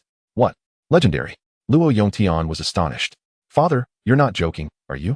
As a master beast tamer, he only had 1 legendary beast while the rest were all master level. Doesn't that mean Chen Yi even has the possibility of defeating him? What a joke. How old is he? Luo Rong shook his head. At first, I thought it was absurd too, but this is the truth. Looking at the shocked Luo Yongtian couple, Luo Rong continued. So do you still think my earlier words were exaggerated? Chapter 76, A Girl Shouldn't Stay. After her astonishment, Sun Rong also shook her head. Having money and such strength, Shuang'er is indeed climbing too high. Father, where is this kid's dormitory? Luo Rong glanced at Luo Yongtian. Why do you want to know that? I want to go apologize to him for my earlier remarks. Mu Qinghe and the others naturally put away their things and left happily. Many people would gather on the academy's rooftop that day, in the days that followed. This day was known as the day Chen Yi became a legend at Jiangnan Province Beast Tamer Academy, and also the end of the gambling era. Mu Qinghe and Yu Jie followed Chen Yi to his dormitory, as the three of them needed to settle accounts. However, before they even started, Luo Rong arrived with Luo Yongtian and his wife at Chen Yi's dormitory. When Luo Yongtian saw that his precious daughter was the one who opened the door, he was stunned for a long time. Schwanger, how are you here? Isn't this Chen Yi's dormitory? Of course, Luo Hanshuang was also very surprised to see her parents. In her memory, her parents were busy with work and rarely saw her throughout the year. She had been raised by her grandparents since she was young. Dad, Mom, why are you here? Sun Rong shot a glare at Luo Hanshuang. What? We can't come to see you. Of course you can, but is there something important? You can just stay in the room. Then Luo Rong walked straight in, while Luo Yongtian and his wife wore expressions as if they had eaten something unpleasant. Schwanger, are you living with Chen Yi? Yeah, what's wrong? You two have already. Seeing her father's expression, Luo Hanshuang quickly understood what he meant. Dad, what are you talking about? We're just roommates. We each have our own rooms. That's good. Take me to meet Chen Yi. Although Luo Hanshuang was confused about the situation, she could only nod and led Luo Yongtian and his wife toward Chen Yi's dormitory. Chen Yi was happily dividing the earnings with Mu Qinghe and the others when the door was violently pushed open. Just as Chen Yi was about to scold someone, he saw that it was Luo Rong, and his expression instantly darkened. Old man, what are you doing here? Vice Principal. Mu Qinghe and the others were not as relaxed as Chen Yi. They were quite apprehensive when they saw Luo Rong. Kid, where's my money? We agreed I would get 20. Chen Yi directly tossed a bank card to Luo Rong. Old man, this time we earned over 28 billion in total. There are 6 billion in this card, and the rest is your reward. Your reward? Luo Rong was so angry he was blowing his beard and glaring. Kid, without me, could you have earned this money so smoothly? What? You don't want it? Then give it back. I do. Why wouldn't I want it? Seeing that Chen Yi dared to speak to the vice principal like this, Mu Qinghe and Yu Jie couldn't help but wipe the cold sweat from their foreheads. Wow. This is a serious master-level expert. He could crush them with a single step. Brother Yi is awesome. While Luo Rong was still arguing with Chen Yi, Luo Hanshuang brought Luo Yongtian and his wife up. Just when Chen Yi was confused about who these two were, Luo Yongtian spoke first. Chen Yi, I apologize for my earlier remarks. You truly are someone extraordinary. Earlier remarks? Chen Yi looked completely bewildered, and it was only after Luo Rong explained that he understood. However, this left Chen Yi even more speechless. Are all the Luo family members really out of their minds? Is it necessary to be so sincere? I didn't even know. And you had to come over to apologize? Are you crazy? It felt like a strange atmosphere filled the room, as if a father-in-law was meeting his son-in-law, with no one speaking. Only Luo Yongtian was sizing up Chen Yi from head to toe. Not bad. This made Chen Yi feel quite uncomfortable. Of course, being his own parents, Luo Hanshuang also felt quite awkward. Dad, Mom, Grandpa, I'm going to cook. Chen Yi must be hungry. Do you want to eat here? I can cook a bit more. What? Crack. 3 heartbroken sounds echoed as Luo Yongtian looked at his daughter in shock. Schwanger, you cooked for Chen Yi? Yeah, I learned for a long time to make him happy. Crack. The sound of a heartbreaking was even louder now, as Luo Yongtian forced a smile that looked worse than crying. No need, your mom and I will go out to eat. We'll be leaving now. Luo Rong also sighed and left the dormitory. A girl shouldn't stay. At the entrance of the Shenlong Chamber of Commerce, Chen Zhenghua and Chen Jian had been waiting there for 2 days, but they hadn't even seen a high-ranking executive. Chen Zhenghua shook his head, saying it was not acceptable. What time is it now? To demonstrate the sincerity of the Chen family, I, as the head of the family, must personally wait here. Their conversation was overheard by a nearby security guard. The dignified head of the Chen family was now being looked down upon by a security guard, which made Chen Zhenghua feel a pang of sadness inside. This security guard, I am Chen Zhenghua, the head of the Chen family. I just want to meet your manager. Can't you help us get the message across? The security guard looked a bit troubled and replied, Sir, it's not that I don't want to help you, but we have regulations here. If you need something, you need to go to the front desk. Our leaders do not meet with anyone. When the guard realized it was Yu Ku, he was taken aback and quickly said, Mr. Ku, it's nothing. Mr. Ku? Chen Zhenghua was shocked as he looked at the young man in front of him, who seemed to be about the same age as his youngest son. The high-ranking official of the Shenlong Chamber of Commerce was surprisingly so young. Without hesitation, he hurriedly introduced himself. Hello, Mr. Ku. I am Chen Zhenghua, the head of the Chen family. I have important matters to discuss with your Shenlong Chamber of Commerce. Could you spare us a little time? Seeing Chen Zhenghua like this, the security guard became more anxious, fearing that he might upset Yuku. You too, that's enough, just leave. He then stepped forward to push them away. However, Yuku was stunned. What? The head of the Chen family? Wow. Yuka quickly stopped the security guard and said, a bit confused, the Chen family? The one from our province?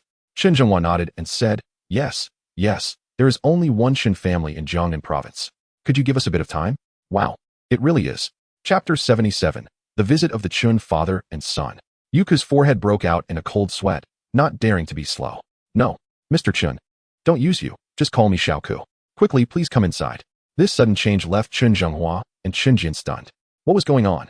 However, Chen Zhenghua naturally did not dare to be slow either. No, Mr. Ku, please don't be polite with me. It is my honor if you can give me some time. Oh man, don't put me in a tough spot. If the boss finds out, he will kill me. Mr. Chun, really, don't call me you, it ages me. If you keep this up, I won't leave. Chen Zhenghua was also confused, wondering what was going on. Why did the high-ranking official from the Shenlong Chamber of Commerce take him so seriously after he revealed he was the head of the Chen family? All right. Then Xiaoku, may I have the honor of discussing a business deal with your chamber? Yuka naturally nodded and said, of course, please come inside. This is not the place for discussion. Okay, thank you, Mr. Ku. Not at all. Yuka's actions left the security guard completely dumbfounded. What was going on? Had he inadvertently offended a big shot? Thinking about how he had already been working here for half a year and that he could enjoy the chamber's benefits after another half year, including possibly advancing to the Beast Academy, the security guard was stunned. Mr. Ku, Yuka glanced at him and said, it's fine. It has nothing to do with you. Just continue with your work. Hearing this from Yuku, the security guard finally breathed a sigh of relief. Okay, thank you, Mr. Ku. Yuku took Chen Zhenghua and Chen Jian to the front desk and instructed them to take the two to the president's office. This left the front desk staff confused. Mr. Ku, the president's office? Are you referring to the one on the top floor? Yuka rolled his eyes at her. What else would it be? Are there several president's offices? But Mr. Mu said that is the president's private domain. It's fine, just go. If anything goes wrong, I'll take responsibility. Hurry. The front desk lady hesitated for a moment, then nodded, forcing a professional smile as she led Chen Zhenghua and his son to the office on the top floor. Meanwhile, Yuka hurriedly found a secluded spot to call Chen Yi. Chen Yi was having a meal when he saw Yuka's call and thought it was about building materials. So he answered, hello, boss, is your father named Chen Zhenghua? Chen Yi frowned and said, yes, why? Wow, it really is. Thankfully, I didn't offend him earlier. Yuka couldn't help but feel relieved for his own cleverness. Boss, don't ask any more questions. Hurry to the chamber. Something big has happened. What? Chen Yi was taken aback. The chamber was his source of funding and the cornerstone of his ambitions. This could not be allowed to happen. He quickly put down his chopsticks and asked, what happened? Yuka didn't know how to explain, so he just said, your dad is here looking for you? Forget it. This was the boss's family matter, and he didn't dare to interfere too much. It was a big deal anyway, so he just said, boss, you should hurry over. Okay, I'll be right there. Seeing Chen Yi so anxious, Luo Hanshuang was puzzled and asked, what's wrong with Chen Yi? Chen Yi shook his head and said, it has nothing to do with you. Mu Qinghe, Yu Jia, you two come with me. It seems something has happened at the chamber. What? Mu Qinghe and the others were slightly stunned, quickly putting down their bowls and chopsticks. After apologizing to Luo Hanshuang, they hurriedly followed Chen Yi out of the dormitory. Luo Hanshuang watched the three of them rush off and muttered to herself, feeling a bit wronged. What? I can't even ask a question? After finishing the call, Yuka quickly pressed the elevator button, hurrying to the top floor to meet Chen Yi. Inside the elevator, Chen Zhenghua curiously asked the front desk lady, hello? I heard you say earlier that the president's office doesn't receive outsiders? The front desk lady proudly nodded, of course not. The president, as the head of our Shenlong Chamber of Commerce, never meets with outsiders. His office is a forbidden area. Even Vice President Mu doesn't dare to enter casually. Chen Zhenghua nodded, so impressive? Then why can we go in? The front desk lady shook her head. Don't ask me. I don't know either. Although it's Mr. Ku's order. If the president finds out and gets angry, I'll be in trouble too. Is it really that serious just to enter an office? What do you think? This made Chen Zhenghua even more confused. He nudged Chen Jian and exchanged glances. Chen Jian also shook his head slightly, equally puzzled about the situation. Soon, they arrived at the top floor. Looking at the decor in front of them, they couldn't help but exclaim, is this what you call an office? The presidential suite of a 6-star hotel isn't even this good. Gentlemen, would you like something to drink? We have everything here. Chen Zhenghua quickly waved his hand, saying, no need, Mr. Ku, we already feel bad for taking up your time. After saying that, Chen Zhenghua hurriedly took out a document from his bag and handed it to Yu Ku. Mr. Ku, please take a look. This is our Chun family's current asset details. Can we discuss a business deal? Your Chen family's asset details? Is this something an ordinary person can see? Yu could sense that the Chen family must be encountering some trouble. However, he didn't dare to look at it. He quickly placed the documents on the table and said, "Please don't rush. Our president is on the way and will personally discuss it with you soon." The president? The mysterious president of the Shenlong Chamber of Commerce? You don't even know what I'm going to discuss, and this president is personally coming to talk to me? However, being able to talk to the president was the best outcome, so Chun Zhenghua nodded in agreement. Then thank you, Mr. Ku. You see, we came in a hurry and didn't bring any gifts. Next time, I'll invite you to dinner? No, please don't be polite. I can't accept that. Chun Zhenghua could only smile, thinking that you could look down on them. The three of them waited in silence for Chun Yi's arrival. Yuko was worried about saying the wrong thing and upsetting the two gentlemen, while Chun Zhenghua and his son were equally perplexed, not understanding what Mr. Ku of the Shenlong Chamber of Commerce was planning. At the entrance of the Shenlong Chamber of Commerce, Chen Yi, Mu Qinghe, and Yu Jie got out of the car. Looking at the orderly Shenlong Chamber of Commerce, it seemed like nothing had happened. Could it be that Yuko was just messing with him? Holding a question, Chen Yi came to the front desk to ask where Yuko was. Upon seeing that it was actually Chen Yi, the receptionist hurriedly said, "Mr. Ku and two guests are waiting for you in your office." Chapter 78. The Furious Chen Yi. Isn't my office off limits? What is Yuko up to? My office? Yes, your office. With questions in mind, Chen Yi went to the top floor, to his office. As soon as he arrived on the floor, he saw two familiar figures and Yuko. "Yuko, what are you doing? Didn't you say something happened?" Chen Yi naturally didn't care about his identity and shouted directly. Chen Zhenghua and the other two were taken aback. That voice was so familiar. They quickly turned to look, and upon seeing Chen Yi, Chen Zhenghua was dumbfounded. And Chen Jian was also stunned. "Here, little brother." It was only then that Chen Yi realized why the figures looked so familiar. It was his father and elder brother. "How did you two find your way here?" Chen Yi widened his eyes. "Dad, big brother, how did you find this place?" Chen Zhenghua also widened his eyes. "We came to discuss cooperation with the Shenlong Chamber of Commerce." "Why are you here?" The three of them exchanged puzzled glances. Chen Yi felt speechless. "Yuko, is this the big matter you mentioned?" Yuko nodded helplessly. "Ear, how can you speak to Mr. Ku like that? Hurry up and apologize." Chen Zhenghua was also shocked to see Chen Yi like this, hoping he wouldn't mess things up. "Apologize to Yuko? What a joke." Yuko quickly walked to Chen Yi's side and introduced him to Chen Zhenghua and the others. "Gentlemen, this is our Shenlong Chamber of Commerce's president, Chen Yi." What? Chen Zhenghua and Yuko were now utterly dumbfounded, seriously doubting if their ears were working properly. "Ear, you are the president of the Shenlong Chamber of Commerce?" Initially wanting to keep it a secret, it seemed now he couldn't hide it anymore. Chen Yi could only nod. "Yes, I am the boss here. But Dad, how did you come here to discuss cooperation?" Now Chen Zhenghua and Chen Jian exchanged glances, both showing bitter smiles. What was going on? They had been trying to protect Chen Yi, but unexpectedly, Chen Yi had silently built such a huge business outside. Chen Jian seemed still unconvinced. "Little brother, you're not lying, right? You really are the president here? What percentage of shares do you have?" "Shares, including my 2% in the Beast Alliance. My share is as high as 90%, holding absolute decision-making power, while the remaining shares are evenly distributed among Mu Qinghe and others." 90% shares? 90%. Chen Zhenghua couldn't help but shake his head. It was then that Chen Yi noticed how haggard his father looked after not seeing him for a long time. He furrowed his brows and recalled what Mo Cheng had said earlier. "Father, has something happened at home?" Chen Zhenghua nodded helplessly. "Ear, the Chen family is almost gone." "What?" Chen Zhenghua looked at the luxurious office and then at the spirited Chen Yi, nodding. Hearing that his father and elder brother had borne such immense pressure to prevent him from worrying, and had suffered countless cold eyes from the originally vassal families, Chen Yi was furious. This time, he was truly angry. Boom. Chen Yi, amidst everyone's astonishment, directly used the physical abilities he obtained through the soul link with Shaoqing, smashing the valuable coffee table in front of him to pieces with a punch. "You scoundrels! Damnly family! I was planning to boil the frog in warm water and slowly play with you, but now you've asked for it. Here, little brother, your hand. Are you okay?" Chen Zhenghua and the others anxiously looked at Chen Yi's hand. "Did you really do that with a punch? My God, what kind of strength does that require? Is your hand all right?" Chen Yi then raised his hand and waved it in front of them. "It's fine. Dad, big brother, don't worry. With me here, the Chen family will definitely not fall." They naturally knew the influence of the Shenlong Chamber of Commerce in Jiangnan Province. "Qinghe, how much liquid assets does our Chamber of Commerce have now?" Mu Qinghe was now completely stunned, not even reacting when Chen Yi asked him a question. "Qinghe, brother, we currently have over 300 billion available funds." "Over 300 billion. Chen Zhenghua and the others gasped. It should be noted that during the Chen family's peak, all assets, including real estate, totaled only over 80 billion. Chen Yi actually had over 300 billion in liquid funds? Chen Yi nodded. Go, transfer 100 billion to my father. 100 billion. Here, you don't need that much. Chen Zhenghua was also startled by this enormous number. Dad, just accept it. The Chen family needs to plan well for the future. Let's handle the current matters first, and then I will discuss it with you. Seeing that Chen Yi seemed to have plans, Chen Zhenghua nodded.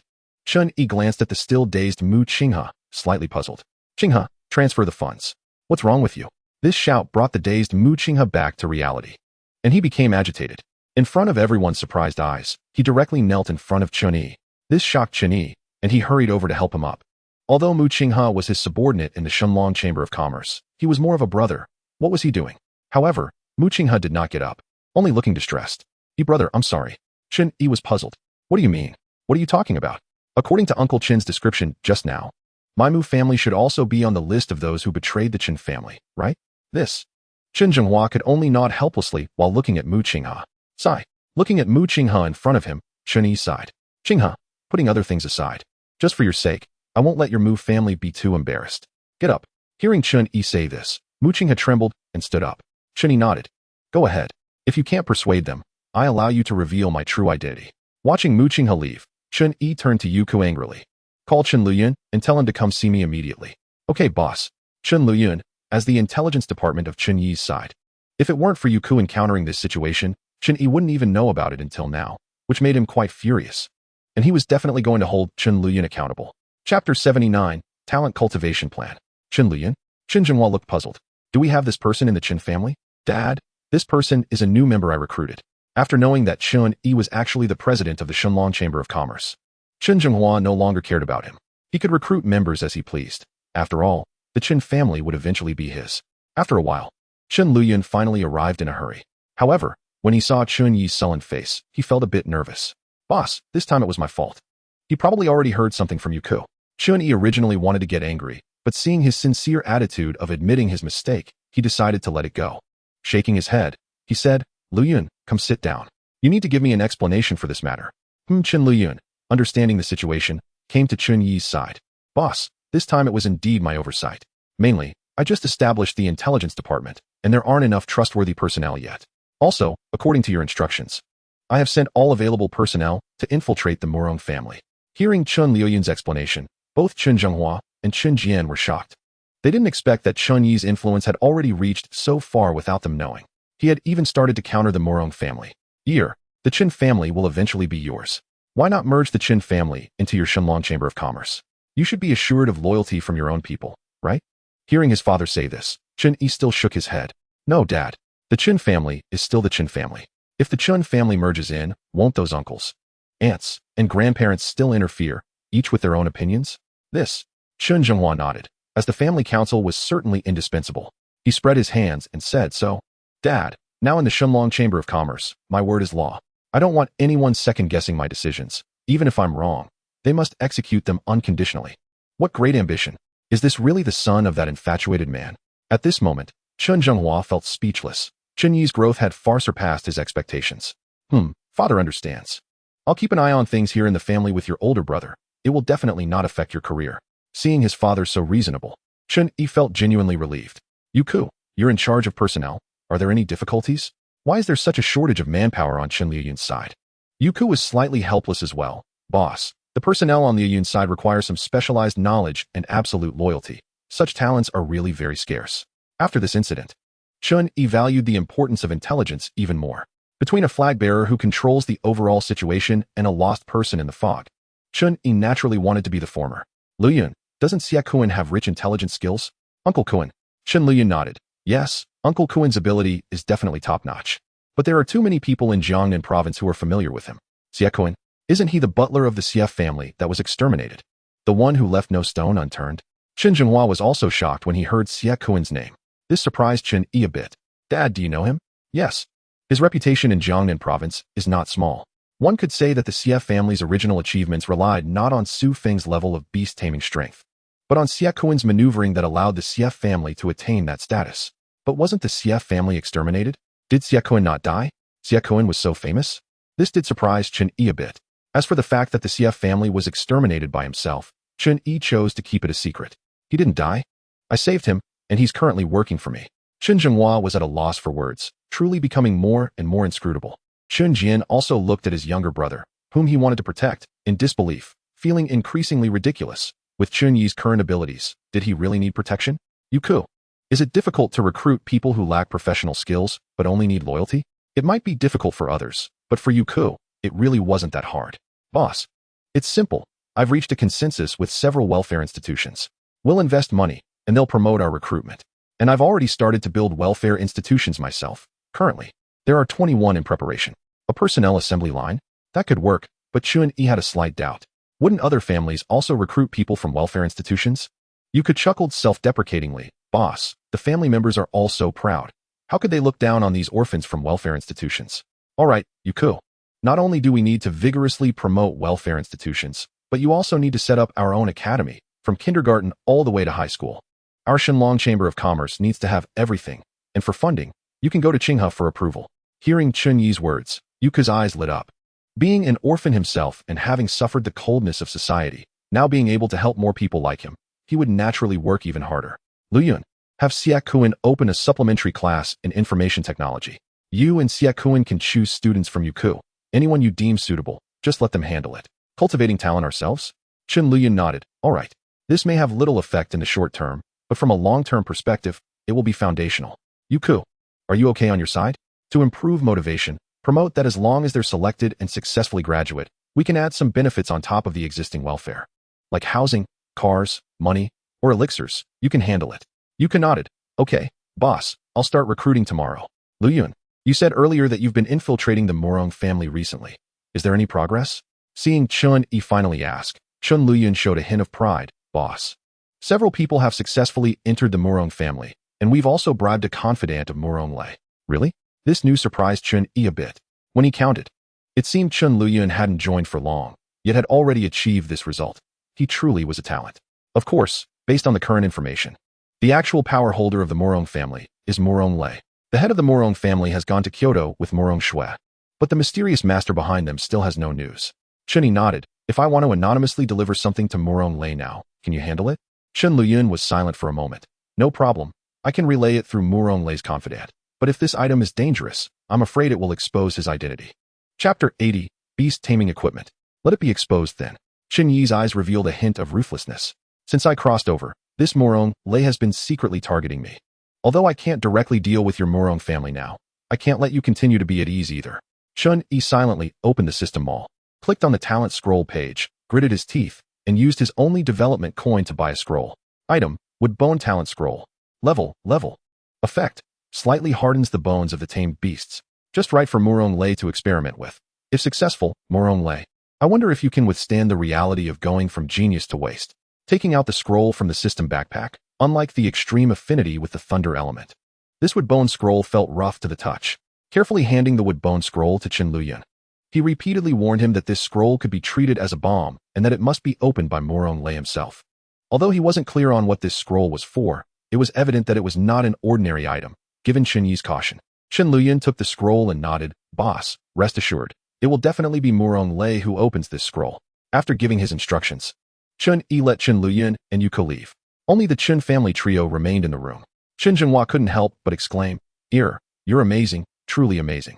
Chen Jin's face was a bit awkward as he looked at his younger brother. Little brother, it seems you don't need Big Brother to protect you anymore. And Big Brother doesn't have the strength to protect you either. You must pay attention to your safety. Facing his family's concern, Chen Yi naturally nodded with a smile. Dad, Big Brother, since our family has gone through this great difficulty, and since the Leaf family is swallowing our industries, let them swallow. Chen Zhenghua was startled. What does this mean? Father, I think our Chen family can take this opportunity to change our business. Knowing that Chen Yi was not talking nonsense, Chen Zhenghua looked at Chen Yi in confusion, waiting for an explanation. Dad, do you know how much our Shenlong Chamber of Commerce's enlightenment elixir sells for on the black market? Chen Zhenghua had heard a bit about the top-tier enlightenment elixir of the Shenlong Chamber of Commerce, no less than 3 billion. Exactly.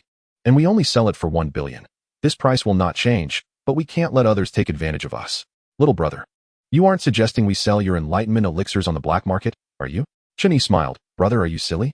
They would only sell on the black market without our Shenlong Chamber of Commerce's authorization, but you have the authorization. Chen Jian was even more confused, but little brother, won't this tarnish the reputation of the Shenlong Chamber of Commerce? Chen Yi shook his head. I'm not asking you to sell directly, but to sell through an auction. Auction? Yes. How about our Chun family change to run an auction house in the future? Chen Zhenghua thought for a moment and shook his head. No. The auction business needs many treasures. In the early stages, we must have treasures to establish our reputation. Only then will people come to us to consign their items. Relying solely on your enlightenment pills probably won't achieve that effect. Chen Yi had naturally considered this point. Dad, who told you that our main product for the auction house is my enlightenment pill? What is it then? Here, do you have any treasures that can be supplied long-term? Chen Zhenghua asked in confusion. Chen Yi smiled. Dad, what do you think about Beastmaster equipment? What? What? Two exclamations sounded. Chen Zhenghua and Chen Jian looked at Chen Yi in shock. Here, are you sure you didn't say anything wrong? Do you have a channel for Beastmaster equipment? Yes. Little brother, that's Beastmaster equipment. Even our Chen family doesn't have a single piece. It's a treasure with a price, but no market. Chen Yi smiled. I said I have it, and naturally, I do. Moreover, in the near future, we can supply it in bulk. If we make Beastmaster equipment our main auction item, Dad, do you think our Chen family's auction house can succeed? Chen Zhenghua stared in shock at his son, whom he had raised for so long. How could he have become so mysterious in just a few months? Here, if you can really produce Beastmaster equipment, even if it's just one piece a month. At this point, Chen Zhenghua's eyes showed a hint of pride. Dad guarantees that within 3 years, when others talk about our Chen family, it will no longer be the Chun family of Jiangnan province, but the Chen family of Huagua. After hesitating for a moment, Chen Zhenghua nodded in agreement. He chose to trust his mysterious son. Here, now that the Li family is targeting us, you must be careful. With his father trusting him so much, Chen Yi knew he couldn't let him down. The first place in the assessment was something he was determined to achieve. The only uncertainty now was the price of the Beastmaster equipment from the system, since Chen Yi revealed his strength at the Zhongkongkong level. The remaining opponents in the following matches didn't even bother to fight. They directly announced their surrender upon seeing Chen Yi. The only one who could compete with Zhongkongkong was Luo Hanchuang's weather spirit. But would Luo Hanchuang fight against Chen Yi? That was naturally impossible. So, under the resentful gazes of all the male students, in the finals, Luo Hanchuang hugged Chen Yi's arm and directly announced her surrender. With Luo Hanchuang's surrender, this year's midterm assessment finally came to an end. It must be said that this year's top 3 were all related to Chen Yi. Besides Chen Yi in first place, the second naturally belonged to Luo Hanchuang. What Chen Yi never expected was that third place would actually go to Su Tower. As Luo Rong officially announced the results of the match, the pleasant system prompt finally rang in Chen Yi's ears. Ding! Assessment first place task completed. The system mall has added the Beastmaster equipment interface. Please check it yourself. Ding! Congratulations to the host for successfully opening the Beastmaster equipment interface. The system will grant the host 1 lottery chance for Beastmaster equipment. Would the host like to draw now? Listening to the system prompt, Chen Yi was almost moved to tears. It was so considerate, even giving him a lottery chance. Confirm the draw. A familiar roulette appeared before Chen Yi. This roulette was exactly the same as the talent extraction roulette, except the options were different. Through the options, Chen Yi roughly understood the grading of Beastmaster equipment. There were 5 levels of Beastmaster equipment: bronze, silver, gold, diamond, and the most dazzling mythical level. Chapter 81. Invisibility Cloak. Watching the roulette start to spin, Chen Yi began to chant, mythical level, mythical level. As the roulette slowed down, the pointer ultimately landed in the golden area. Ding! Congratulations to the host for randomly obtaining 1 piece of gold-level Beastmaster equipment. Ding! Congratulations to the host for obtaining gold-level Beastmaster equipment. Invisibility Cloak. The equipment has been placed in the system backpack. Please check it yourself. Gold level. Not bad. Chen Yi was quite satisfied. Invisibility Cloak? He hurriedly opened the system backpack to check. Equipment. Invisibility Cloak. Level, gold. Applicable races, all. Effect, when worn by a Beastmaster, the body within the cloak will become invisible. This effect is amazing, although it shows that it is universal for all species. The size of the cloak can only cover an adult. Beasts like Bone Spirit naturally won't benefit from it. Of course, the most anticipated was the Beastmaster equipment interface, which was crucial for the future development of the Chen family. Chen Yi hurriedly opened the system mall and selected the equipment interface. However, all the equipment was in black and white, indicating that Chen Yi did not have the ability to purchase. Looking at the prices, the cheapest was a standard equipment crafting guidebook, priced at 1 Qian Kuan coin. Following that were some blueprints for paper-based Beastmaster equipment, all priced at 4 Qian Kuan coins. The rest were a dazzling array of various Beastmaster equipment. The prices for bronze and silver level were uniform. Each piece of bronze level equipment was priced at 10 Qian Kuan coins. while silver level was 100 Qian coins. As for the equipment above silver, the price of each piece varied slightly. Chen Yi directly flipped to the last page to see the splendid mythical equipment. Dragon-specific equipment, 5-color dragon pearl, priced at 1,000,000 Qian coins. My goodness. As for how to obtain Qian coins, Chen Yi quickly found the exchange interface nearby. Upon seeing this, Chen Yi was stunned. 1 Qian coin was exchanged for 1 billion Huaxia coins. What the heck? So, a piece of bronze equipment costs 100 billion? Damn. A piece of silver equipment costs 1 trillion? As for mythical level equipment, I can't even be bothered to calculate. This was pure extortion. Originally, he felt rich with 300 billion in his pocket, but now he realized the joke was on him. Li family. Li Qing was now full of smiles. So the Dragon Chamber of Commerce really has connections with the Chen family? Li Yuqing nodded. Yes, according to accurate intelligence. Chen Zhenghua and Chen Jian were high-profile invited to the Dragon Chamber of Commerce the day before yesterday, and they came out with beaming smiles. Li Yuqing was a trusted confidant recently recognized by Li Qing. His abilities were acknowledged by Li Qing. Smack. Li Qing excitedly slapped his thigh. Great. Heaven won't abandon my Li family. The Dragon Chamber of Commerce dares to compete with my Li family for business. Quickly report this to the Murong family. Invite them to join us in dealing with the Chen family. Master, we don't even need to notify them. This news was actually released by the Murong family to us. Li Qing was taken aback. What do you mean? Li Yuqing smiled. Master, you don't know? According to the Murong family's intention, since we started suppressing the Chen family, they have been closely monitoring us. Now that they see the Dragon Chamber of Commerce daring to help the Chen family, the Murong family has proactively proposed to cooperate with us.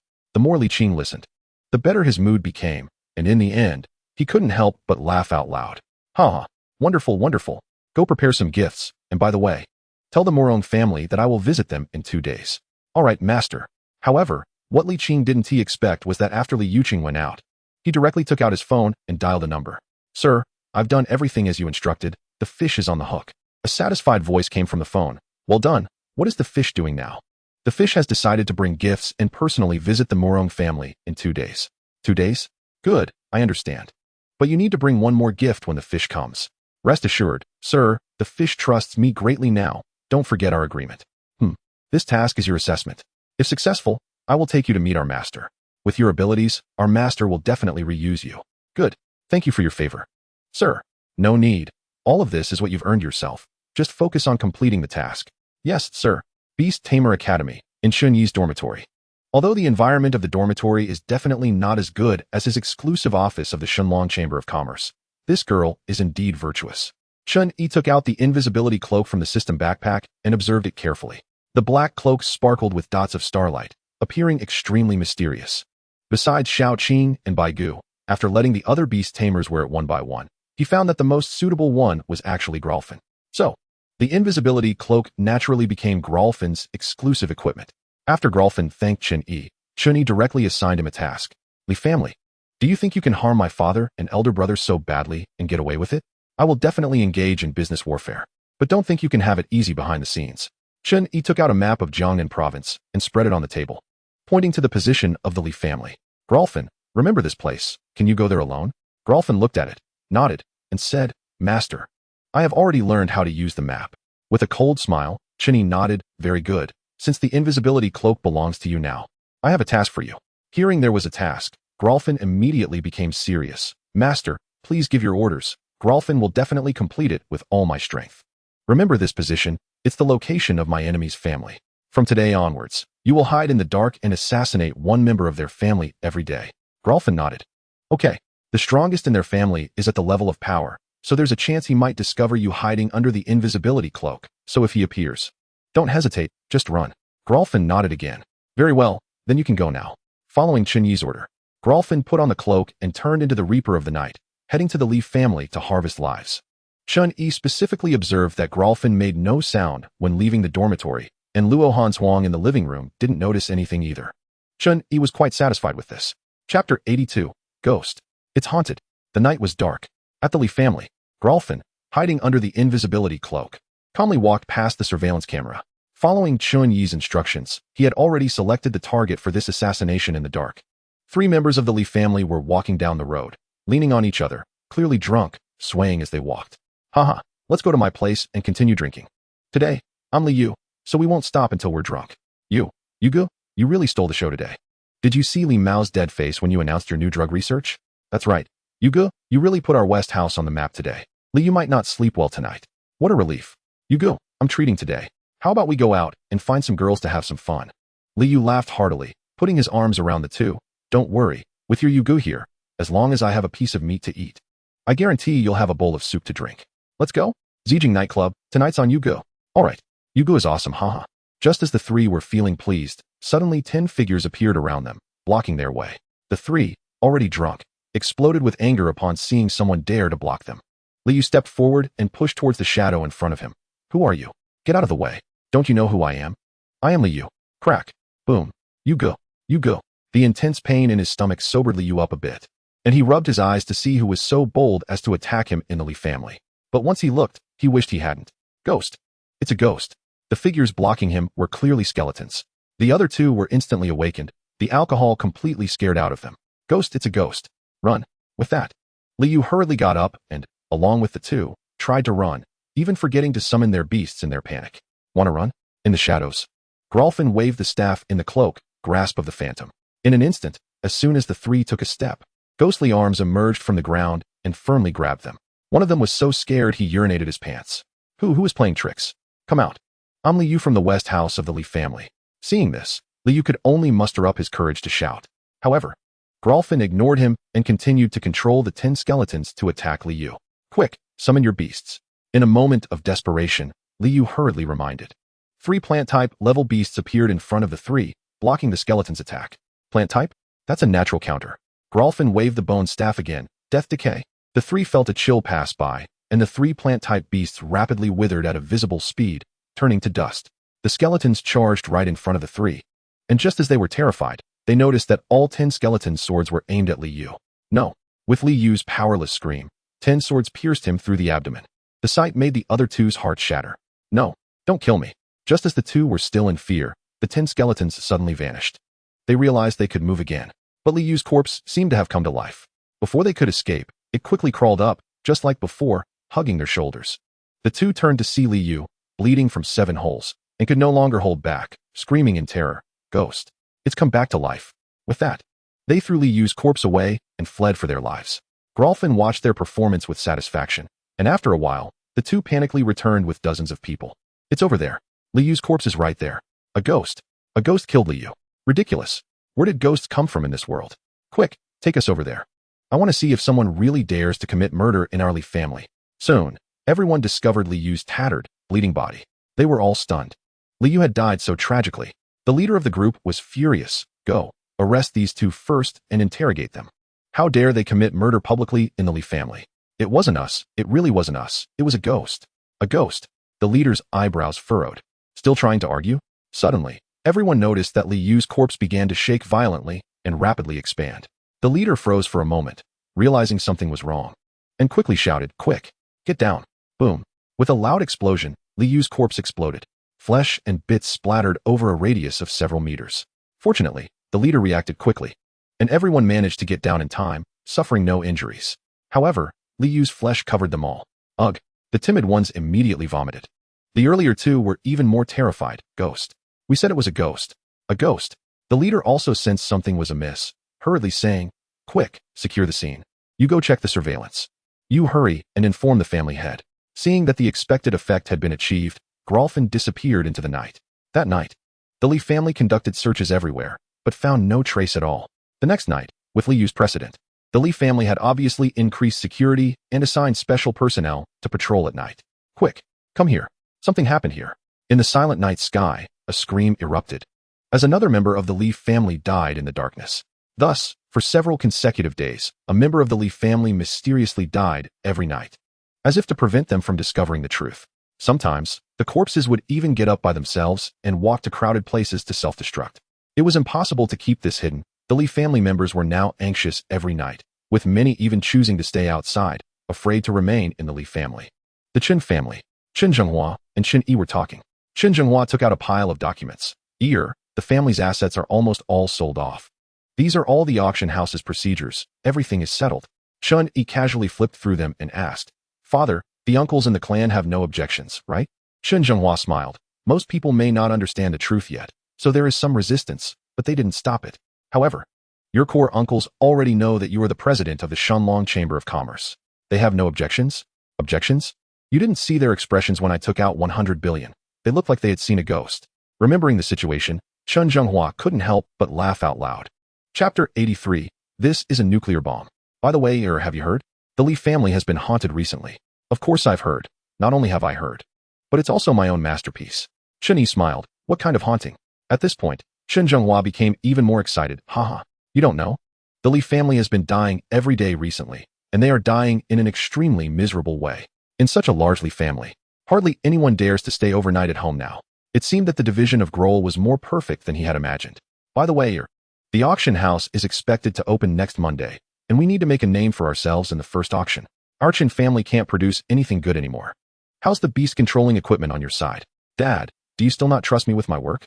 After saying this, Chen Yi directly took out 9 pieces of bronze-level beast controlling equipment and 1 piece of silver-level beast controlling equipment from the secret realm. This completely stunned Chen Zhenghua, who stared at the pile of equipment that was as tall as a person and stammered, Are these all beast controlling equipment with levels? That's right. Chen Yi picked up the white canine mouthguard on top. Dad, this piece of equipment is our main product, a universal equipment for biting-type beast controllers, a serrated mouthguard, silver level. What? Silver level equipment? Chen Zhenghua was completely dumbfounded and hurriedly took it over to examine it carefully. It should be known that the craftsmanship of beast-controlling equipment had long been lost.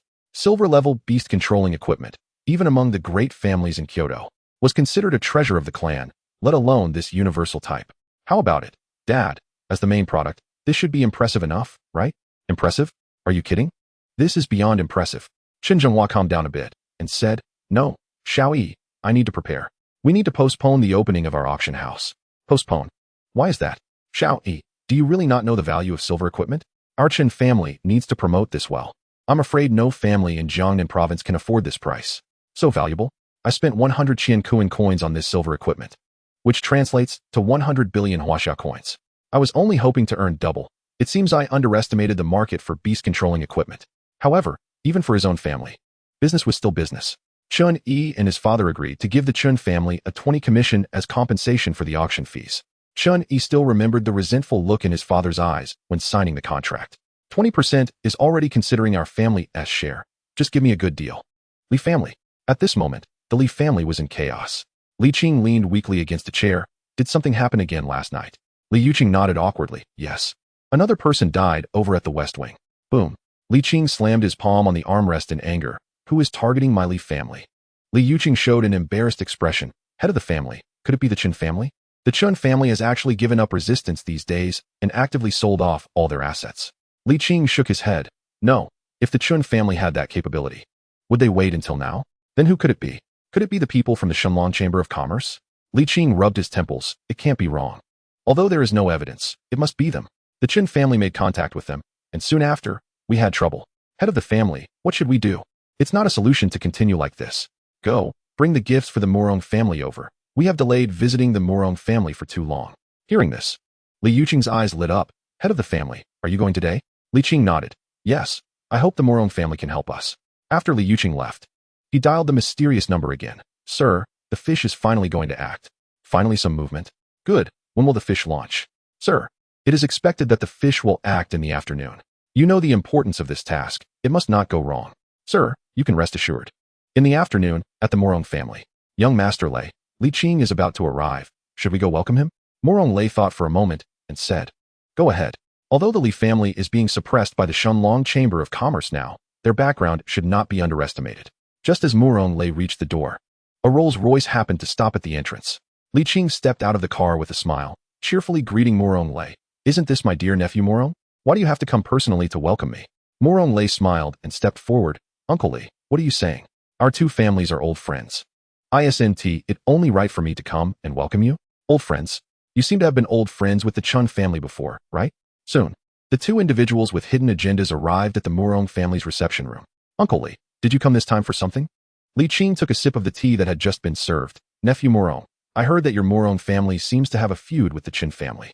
When I learned this news, I immediately had people help you suppress the Chen family. What a help in suppression, truly an old fox. Oh, really? Then thank you very much, Uncle Li. After that, Murong Lei stopped speaking and looked at Li Qing with a somewhat meaningful gaze. What a little fox. Trying to force me to show weakness? There was no way out. Under pressure, Li Qing could only lower his head. Nephew Murong. You also understand the recent situation of my Li family. As old friends, I wonder if the Murong family can join forces with us?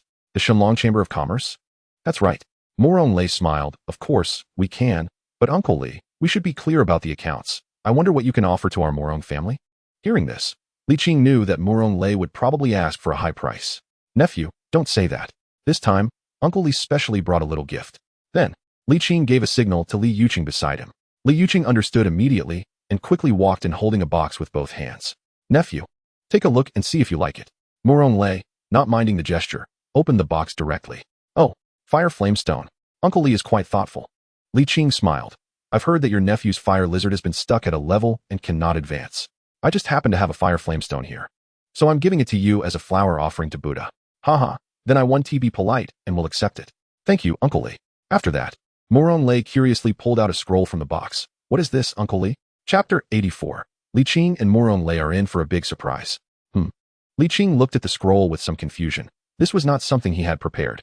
He then looked questioningly at Li Yuqing, who was holding the tray. Li Yuqing smiled and said, compared to that fire flame stone, this scroll is the biggest surprise our family had prepared for you. Oh, Murong Lei's face immediately lit up with a smile. Really? Then thank you, Uncle Li. Li Qing was also puzzled, unsure of what Li Yuqing was up to. But as his trusted aide, he still believed in him. Not at all. Nephew Murong, you're being polite. As Murong Lei was about to put away the scroll, Li Yuqing spoke up again. Young Master Murong, aren't you going to open it and take a look at what's written on the scroll? Li Qing immediately frowned. Li Yuqing, do you think you have a say here? You have no sense of propriety. Hurry up and get out. Li Yuqing pretended to be terrified and hurriedly walked towards the door, but just as he was about to leave, he turned to look at Murong Lei, who was preparing to open the scroll and revealed a sly smile. Murong Lei waved his hand and said with a smile, Uncle Li doesn't need to be like this. Just in time. I also want to see what surprise Uncle Li has prepared for me. After saying that, driven by curiosity, Murong Lei directly opened the scroll. The moment the scroll opened, it transformed into starlight and merged into Murong Lei's body in the astonished gazes of the crowd. What? What is happening? Li Qing was also taken aback. Virtuous nephew. Are you all right? Naturally, even more shocked was Murong Lei, as a stream of information flooded into his brain, leaving him stunned for a moment. He then fearfully took out his ID card to check, and upon seeing it, his eyes nearly bulged out. The talent originally listed as lava body had suddenly changed to the lowest level wooden bone. Anger and fear surged into his brain. Uffed. Murong Lei couldn't help but spit out a mouthful of blood. This startled Li Qing. Virtuous nephew, are you all right? Get lost. What? Li Qing was shocked, feeling a sense of foreboding. Could it be that the scroll was abnormal? Virtuous nephew, it's a misunderstanding, a misunderstanding. What exactly happened to you? What happened? Don't you have a clue? The change in his talent absolutely couldn't be known by anyone. Otherwise, his position in the Murong family would be precarious. How would I know? Virtuous nephew, it's truly a misunderstanding. However, how could Murong Lei, who was now burning with rage, listen to his explanations? Get lost. Get out of here immediately. Li family. My Murong family can't coexist with you. What? Li Qing's face immediately darkened. Someone was plotting against him. Virtuous nephew.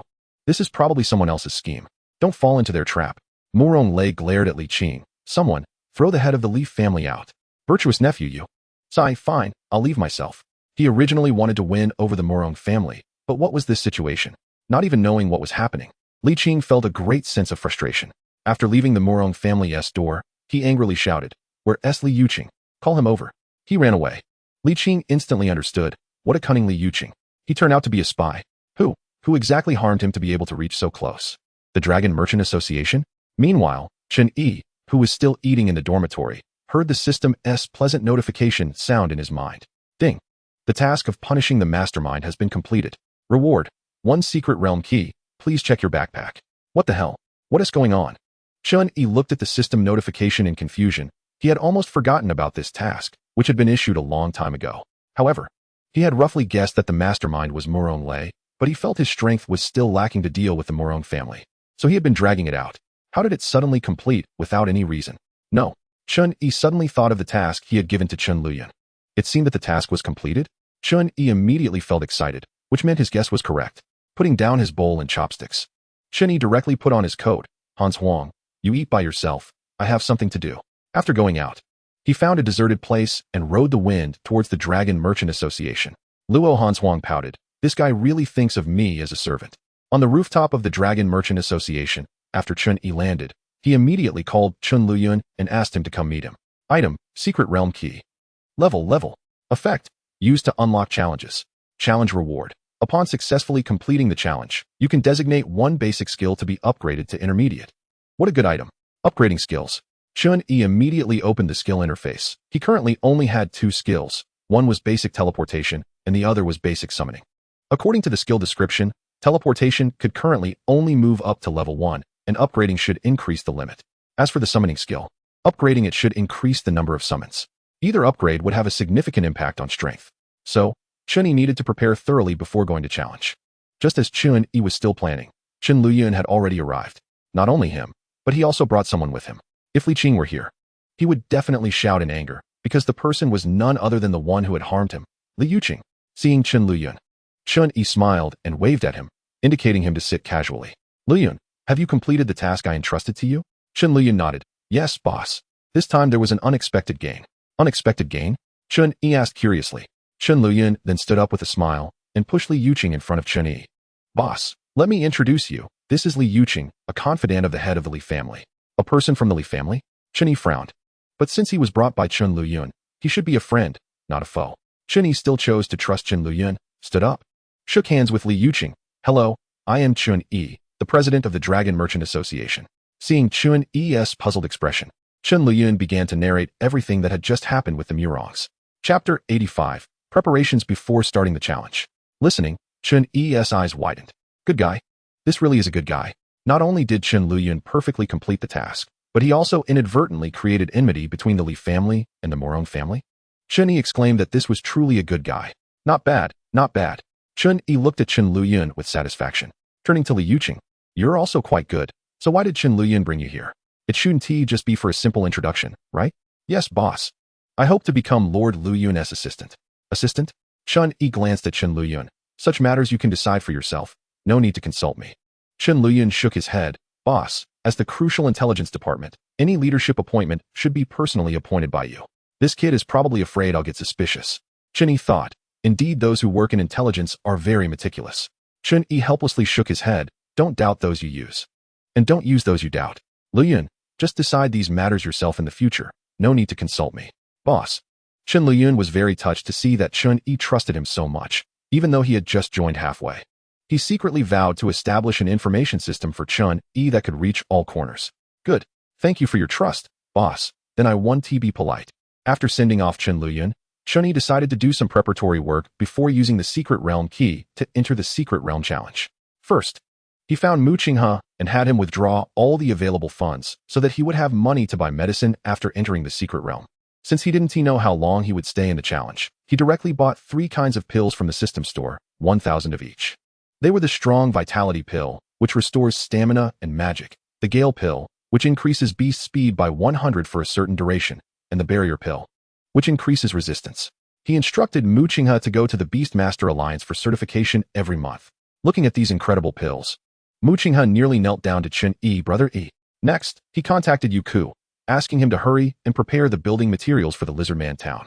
For the next few days, he stayed at home, participating in some preparatory work for the Chun family auction house as an investor. The elders of the clan looked at Chen Yi with expressions that were truly worse than crying. Young master, our Chen family will eventually be yours. Is it necessary to be so clear-cut? They tried to persuade Chen Yi with a barrage of arguments, but he remained unmoved. He could provide the Chun family with a substantial amount of resources and even help them grow stronger. But he would never allow the Chun family to merge with the Shenlong Chamber of Commerce. Nor would he let the Shenlong Chamber of Commerce become a subsidiary of the Chen family. After a few days of waiting, Chen Yi finally received a message from Youku that all the building materials needed for Lizard Town had arrived. Only then did Chen Yi follow Youku to the warehouse on the outskirts, where the building materials were so massive that they filled more than 10 warehouses. Just organizing these materials took Chen Yi 2 days of effort. During this time, Youku watched as Chen Yi seemingly absorbed several tons of stone with a mere touch. Once all the materials were collected, Chen Yi entered the secret realm space. Xiaoqing flew over excitedly and rubbed her head against Chen Yi's face. Chen Yi smiled and patted Xiaoqing's head, saying, "All right, in a couple of days, you'll have your chance to shine." Then, Chen Yi went to the territory of the lizard people. When Carl and Sif saw Chen Yi arrive, they quickly put down their work. Under Carl's resentful gaze, Chen Yi took out several meters high construction books and instructed the two of them to lead the learning. Sif seemed to grasp some of it, but Carl struggled, claiming the words were flying. Unable to help, Chen Yi called over Grolfin. As for the Li family, Grolfin had successfully completed his task. Experience speaks volumes. And Chen Yi was quite pleased with Grolfin's performance. Within just a few hours, he had already mastered the construction knowledge. If those architectural masters knew, they would probably spit blood in frustration. Chen Yi handed Grolfin the blueprints for Lizard City and appointed him as the supervisor to lead the lizard people in construction. The lizard people, hearing that they could finally leave the shabby wooden houses, were all energized, effortlessly lifting several tons of giant stones. With all preparations complete, Chen Yi planned to set off for the challenge secret realm the next day. Just then, Yanjun called him, asking him to come over. The military usually only calls when there's something important. Could it be a coincidence that just as he was about to embark on a challenge, they had something for him? Chen Yi didn't dare to be careless and hurried to the military camp. In confusion, he was ushered into Yanjun's office. Yanjun smiled at Chen Yi. Commander Yan, you already know? Chen Yi asked. Yanjun shot him a glare and said, You're a major general in our military district. How could I not pay attention? Chen Yi awkwardly touched his nose and replied, Yes, I need to go out, but the timing is not certain.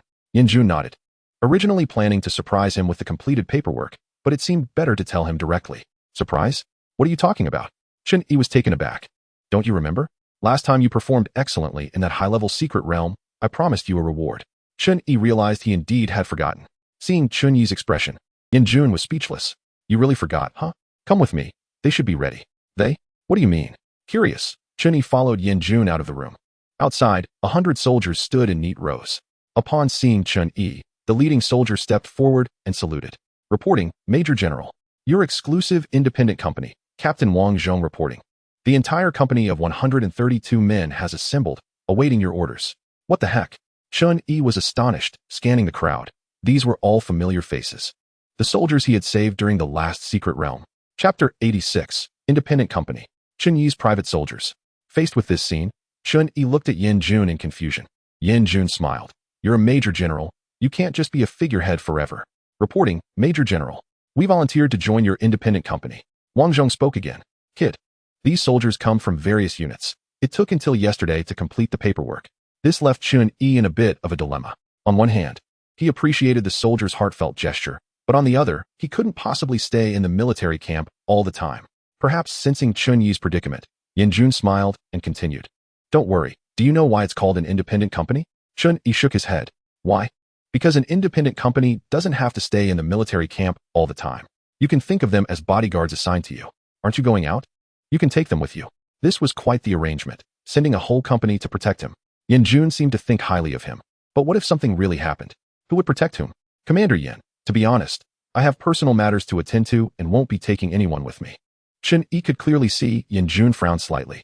Well, the military is currently collaborating with your Shenlong Chamber of Commerce, right? Chen Yi nodded. Indeed. The military was a major financial backer of the Shenlong Chamber of Commerce. In that case, during your outing, the independent company will be responsible for the security of the Shenlong Chamber of Commerce. Is that acceptable? Huh. Chen Yi was stunned. Have the military guard his Shenlong Chamber of Commerce? Commander Yan, is that appropriate?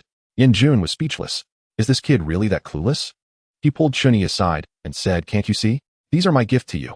In the future, although they would still be on the military's roster, fundamentally, they would be your private soldiers. Chen Yi's eyes widened. Really? This can happen? Yanjun nodded. I informed the commander-in-chief in Kyoto, and he personally approved it. The commander-in-chief. Of course, you'll be responsible for their expenses, training costs, living arrangements, and salaries. You're the president of the Shenlong Chamber of Commerce. Surely you can manage that much. With such a statement, if Chen Yi continued to refuse, it would seem overly pretentious. Nodding seriously, Chen Yi said, All right. Commander Yan, rest assured. I will ensure that these soldiers who volunteer to follow me receive fair treatment. Good. Now go and talk to them. When Chen Yi returned to the independent company, his expression had changed. Comrades, since you trust me so much, let's work under my command from now on. I'll take you to the Shenlong Chamber of Commerce shortly, where you'll be responsible for its security. Any objections? Wang Zhong stepped forward, reporting, Major General, you saved our lives. We have no objections to your orders. Excellent. Rest assured, I will provide you with outstanding treatment. Yanjun generously offered 2 military transport vehicles for Chen Yi to use. Otherwise, managing such a large group would be challenging. On the way, Chen Yi urgently called Yu Ku to arrange accommodations and supplies for the 132 soldiers. Yuko was somewhat surprised to hear that Chen Yi had recruited 132 people at once, but more than that, he was excited. As the Shenlong Chamber of Commerce was on a rapid growth path, and more people were always welcome. When they arrived at the Shenlong Chamber of Commerce, Yuko had been waiting for a while. However, when he saw the two military vehicles and a neatly arranged group of soldiers disembarking, he was a bit dumbfounded. Cautiously walking up to Chen Yi, he asked, "Boss, these soldiers you mentioned aren't them, right?" Chen Yi nodded. "That's right, why? Is there a problem?" "Of course there's a problem. These are soldiers, no training required, direct access to the strongest security talent." No, boss, you truly are amazing. Impressive. I'm in awe." Ignoring Yuko, Chen Yi arrived at the independent company and directly purchased 132 energy pills from the system store. To him, 1 million energy pills were just a drop in the bucket. Handing the 132 energy pills to Wang Zhong, he said, "These are energy pills, and you probably know their effects. Distribute one to each person in a while." Wang Zhong was astonished to receive the energy pills. He certainly knew about them. These pills were worth 10 million. "Major General, this is too precious." Chen Yi rolled his eyes at him and pointed to the Shenlong Chamber of Commerce behind him. "Do you know what this place is?" Wang Zhong nodded. "Shenlong Chamber of Commerce. Do you know where these pills are sold?" "Shenlong Chamber of Commerce. Then do you know who owns the Shenlong Chamber of Commerce?" Wang Zhong swallowed hard. "Major General, it's yours." Chen Yi shrugged. "Well, that settles it. Do you think I lack money? Since you will be my soldiers from now on, you deserve the best treatment." "Yes, Major General." At this moment, Wang Zhong's eyes were already somewhat misty. 10 million. It might not mean much to Chen Yi, but for them, it was something they might not earn in this lifetime, or even several lifetimes. This world was not like the one Chen Yi came from. Being a soldier was an honor, a glory for the country. Here, it was a world for beast masters, a world for the strong. Generally, families with some money would never let their children join the army. Seeing Wang Zhong accept the pills, Chen Yi nodded in satisfaction. "Although you just joined me, I'm going on a long trip soon, which may take a few weeks to several months. For now, you are responsible for the security of the Shenlong Chamber of Commerce." Upon hearing this, Wang Zhong stood at attention and shouted, "Yes, Major General, we will protect the safety of the Shenlong Chamber of Commerce with our lives." The other soldiers naturally heard the conversation between Chen Yi and Wang Zhong and also stood at attention, shouting, "We will protect the safety of the Shenlong Chamber of Commerce with our lives." This startled Chen Yi, and he quickly waved his hand, calling Yuko over. He pointed at Yuko and introduced, "This is Yuko, responsible for all personnel matters of the Shenlong Chamber of Commerce. In a while, you can register with him, and he will take you to your dormitory. When I'm not around, you can consult him for any issues." Yes, facing such a situation, Yuko was also a bit unaccustomed and awkwardly scratched his head. "So, Captain Wang, should we go to the dormitory now?" "Okay," Wang Zhong nodded. Yuko then hurriedly had someone lead the way to Wang Zhong and the other's dormitory. Meanwhile, Yuko looked at Chen Yi with a resentful expression. "Boss, you should have said earlier that you were bringing a group of soldiers. You made me look bad. But boss, you're actually a Major General. My goodness, a Major General." Chapter 87, Beast Battlefield. Of course, Chen Yi was also a bit bewildered by the sudden arrival of the independent company. "All right, go arrange things. I need to leave soon. Remember, don't let them suffer any unfair treatment." Yuko smiled helplessly. "Boss, these are soldiers, real talents. Their treatment can only be higher, not lower. How can it be unfair?" "Good. Ding. Would you like to use it immediately?" "Use. Searching for matching spatial realms. Search complete. Confirming secret realm space. Establishing spatial gate. Spatial gate connection successful." The next moment, Chen Yi, still on the top floor of the Shenlong Chamber of Commerce, felt his body twist and disappeared in an instant. When Chen Yi opened his eyes again, he found himself in a rocky forest. As this was a secret realm, he did not hesitate and summoned Xiao Qing, Zhong Kongkong, and Bai Gu. As for Shifu, Carl, and Grohl, Chen Yi left them in the secret realm space.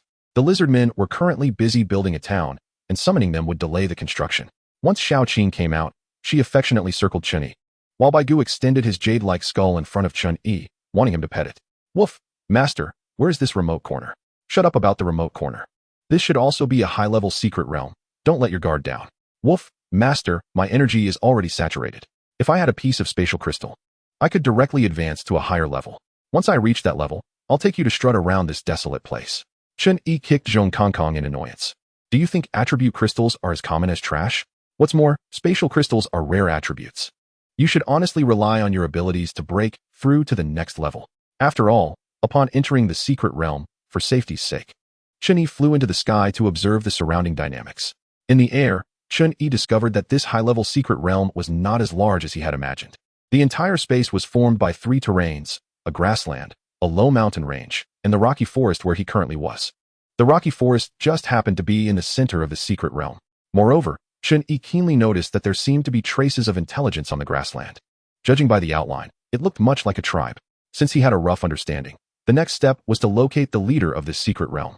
Based on his observations, the most likely place was the tribe on the grassland. Originally intending to fly over, Chen Yi noticed flocks of crows occasionally appearing in the sky. What surprised him even more was that these crows were all high-level creatures. This made Chen Yi choose to walk on the ground instead. In the rocky forest, Chen Yi was riding on Baigu's back, moving at high speed. Perhaps he found sitting on Baigu's bones uncomfortable.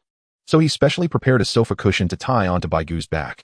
Xiaoqing also chose to rest in Chen Yi's arms instead of continuing to fly.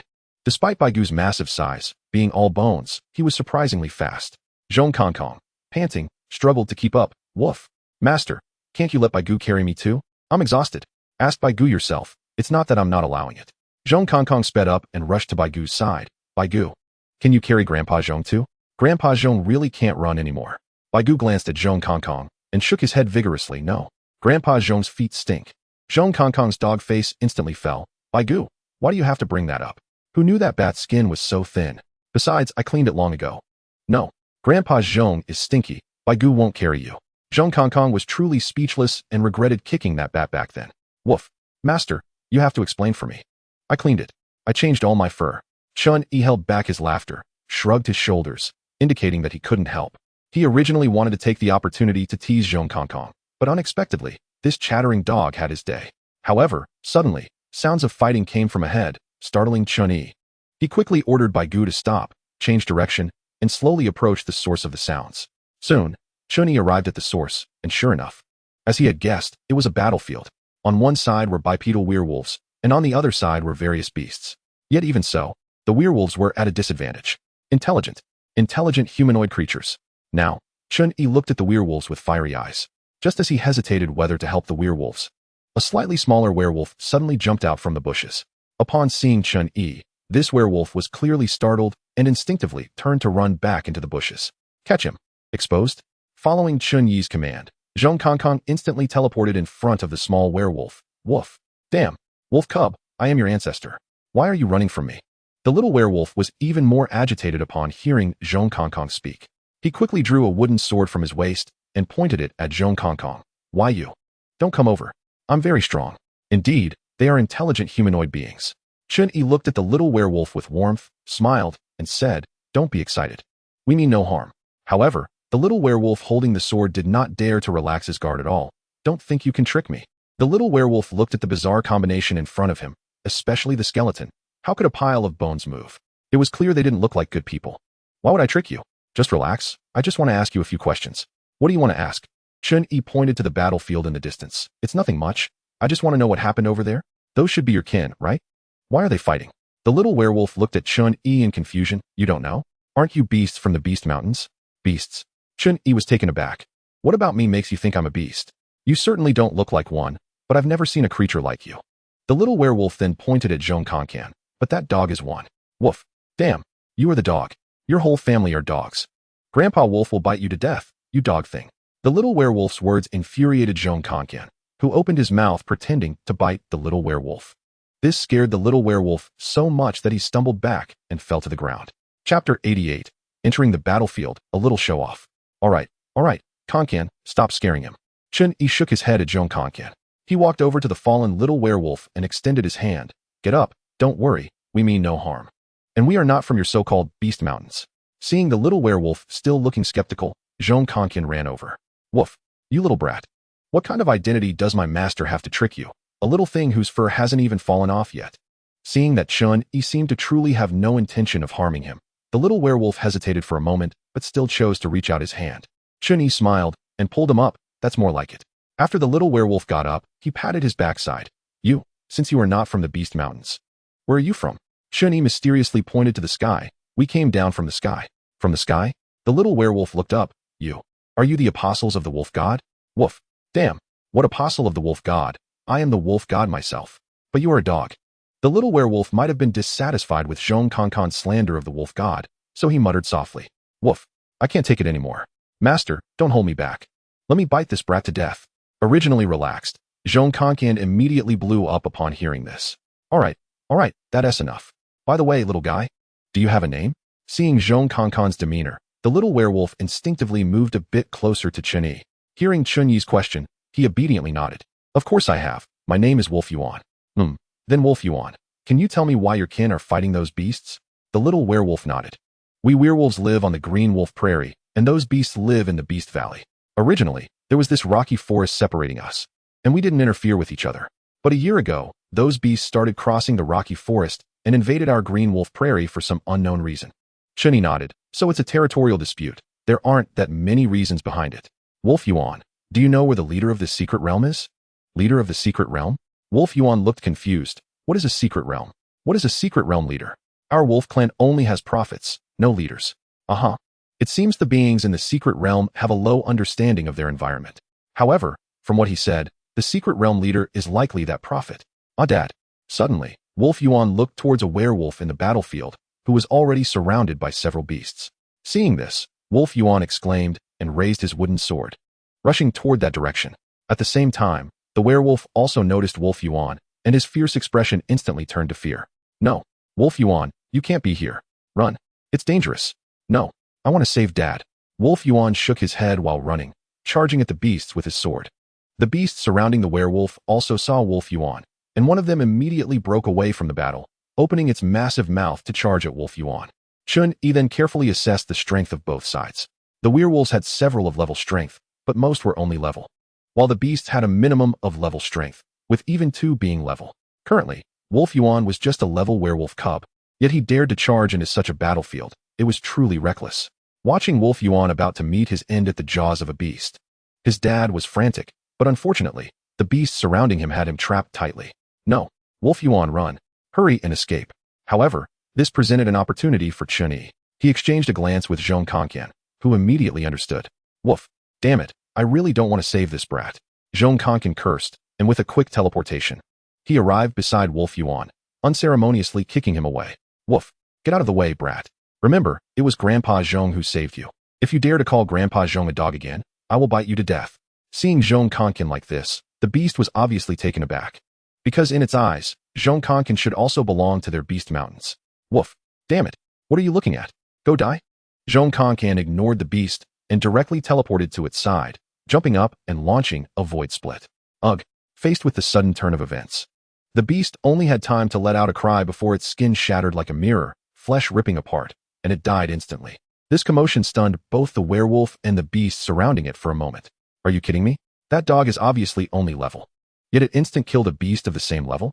However, the beasts quickly reacted, all turning to Zhong Kankan and letting out a furious roar.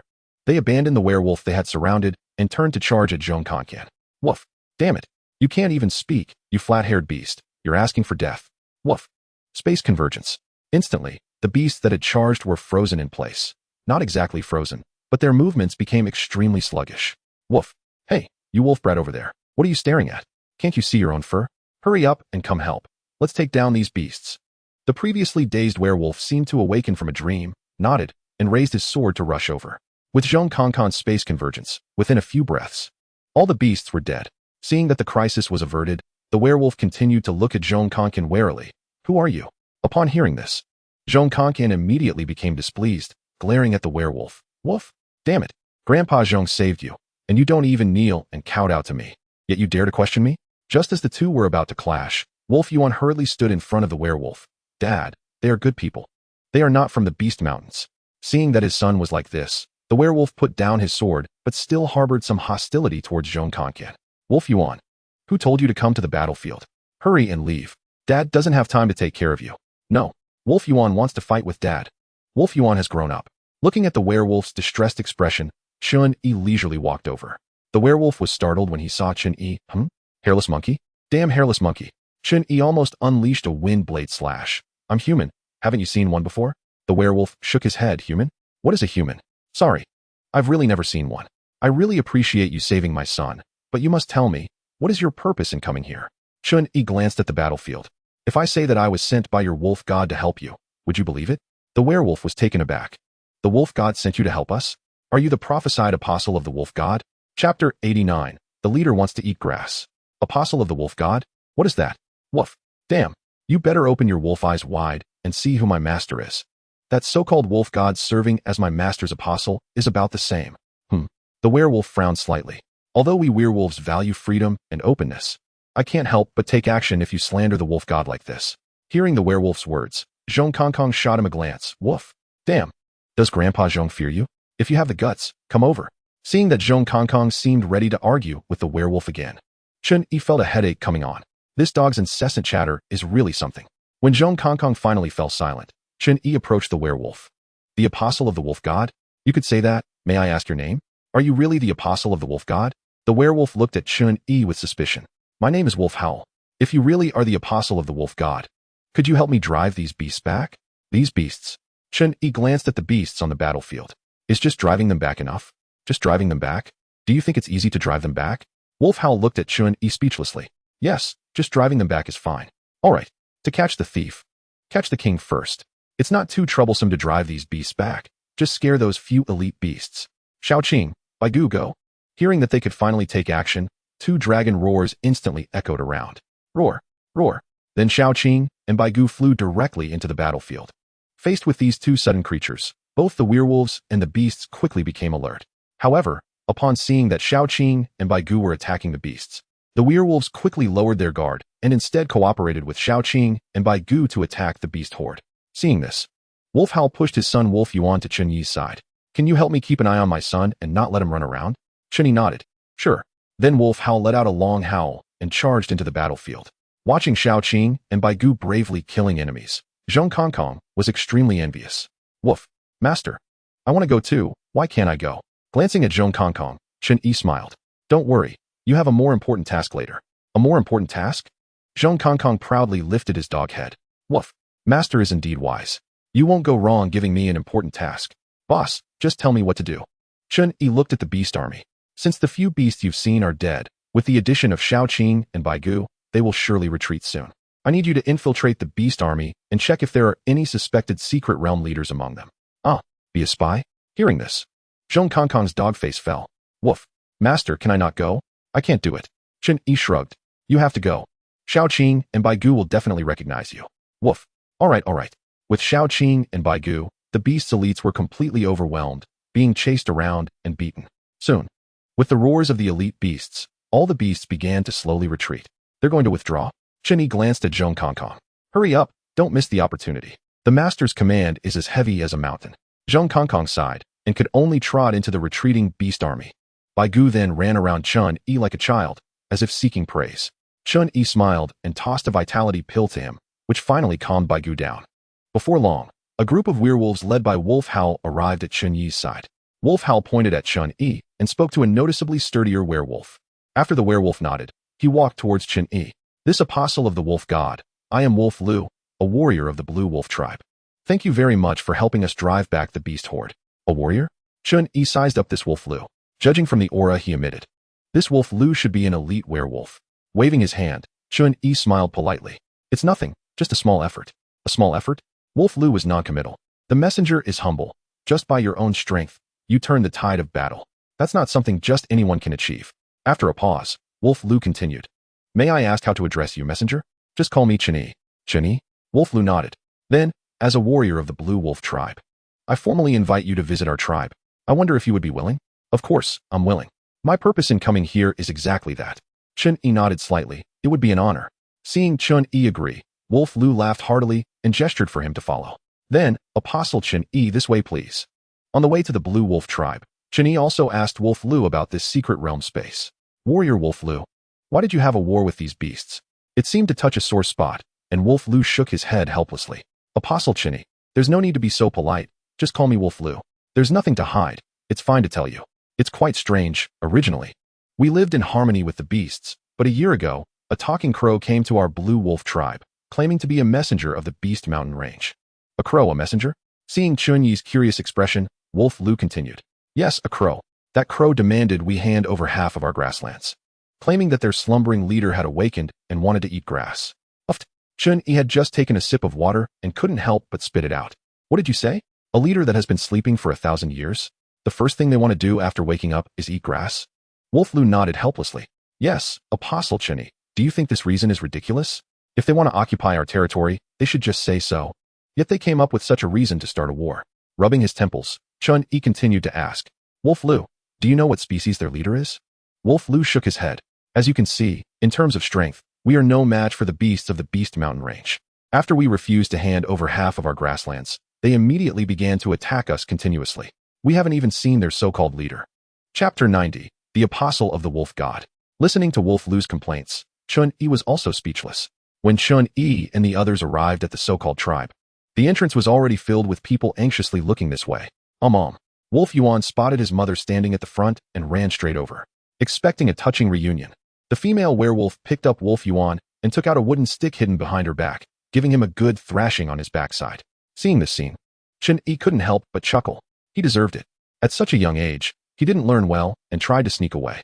If he hadn't encountered Chen Yi, he would probably be chatting with the King of Hell and the Black and White Impermanence by now. Apostle Chen Yi, this is our tribe. Let me take you to meet the prophet. Prophet? Chen Yi nodded. All right. Clearly, Wolf Lu's status was not ordinary among the werewolves, as all the werewolves made way for him respectfully when they saw him. Chen Yi walked into the tribe under the curious gazes of all the werewolves. Indeed, the werewolves lived in a tribal manner. Even the houses were made of branches, covered with leaves from unknown plants. Following Wolf Lu, they arrived at a relatively larger house in the center of the tribe. Wolf Lu asked Chen Yi to wait a moment while he communicated with the prophet. Chen Yi naturally nodded to show he understood, but he felt a bit worried inside. It seemed that this so-called prophet would make prophecies. And he wasn't really the apostle of the wolf god. Would he be besieged by werewolves if the truth came out? However, after all, they were saved by themselves. So it shouldn't lead to enmity. Inside the house, there was a person slightly different from a werewolf. This was a bay person. It is said that among 1,000 wolves, there must be one bay. In fact, a bay is a wolf with physical defects, and due to these defects, their brains develop particularly well. Therefore, bay individuals are generally smarter than ordinary wolves. Clearly, even if they are humanoid werewolves, it seems that their genes are still deeply rooted. The Bay Prophet, as you might expect, they indeed dispatched a level beast this time, which could have resulted in heavy losses for us. Did a level beast really appear? The Bay Prophet looked somewhat anxious. What was the result? How were our losses? How many clansmen met the wolf god? Wolf Lu shook his head. No. Not a single person went to meet the wolf god this time. Not a single person? Didn't you say they dispatched a level beast? That's correct. But there was a bit of an accident.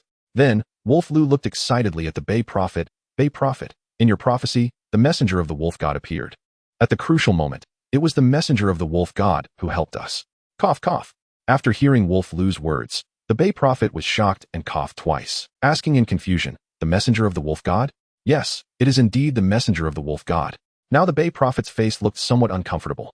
What a load of nonsense prophecy. It was just to prevent you from losing your fighting spirit, a deliberate lie to deceive you. Wolf Lu, how do you know that person is the messenger of the wolf god? Did he tell you personally? Wolf Lu nodded yes. He is definitely the messenger of the wolf god. The apostle's 2 pets were able to crush this level beast with level strength. If it weren't for the protection of the wolf god, who could have this ability? Level beating level? If this statement hadn't come from Wolf Lu's mouth, the Bay Prophet would have definitely thought he was talking nonsense. Both pets are that powerful, what about him? Is there really a messenger of the wolf god? The Bay Prophet was also somewhat skeptical. If there really is, would the messenger know that I was just lying to Wolf Lu and the others? Wolf Lu, where is the messenger? Quickly take me to meet him. Wolf Lu pointed outside the door. He's right outside. Should I call the messenger of the wolf god in? The Bay Prophet gave him a glare. Nonsense. Hurry up and call. Don't keep the messenger of the wolf god waiting. Soon, Chen Yi was invited in by Wolf Lu. Chen Yi then looked at the so-called prophet, whose limbs were as thin as a skeleton, with an unknown bead hanging from his neck and a staff in his right hand. Chen Yi squinted his eyes. This was actually a bay person. As the ancient said, wolves and bay conspire together. I wonder if this prophet will realize he is an impostor of the wolf god's messenger.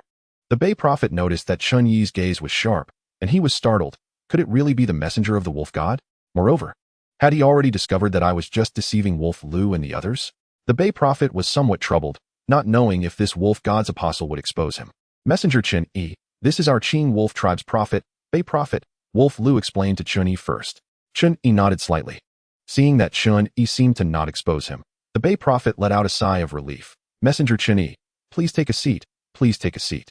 However, seeing that this prophet did not seem to have any intention of exposing him, Chen Yi no longer dwelled on it and directly found a stone to sit down. May I ask, Messenger Chen Yi, did the wolf god have any instructions for you this time? What instructions? However, Chen Yi keenly discovered that this so-called prophet did not seem to be not exposing, but rather he himself was uncertain. In that case, Chen Yi decided to take a gamble and take the initiative. Chen Yi pretended to show a surprised expression.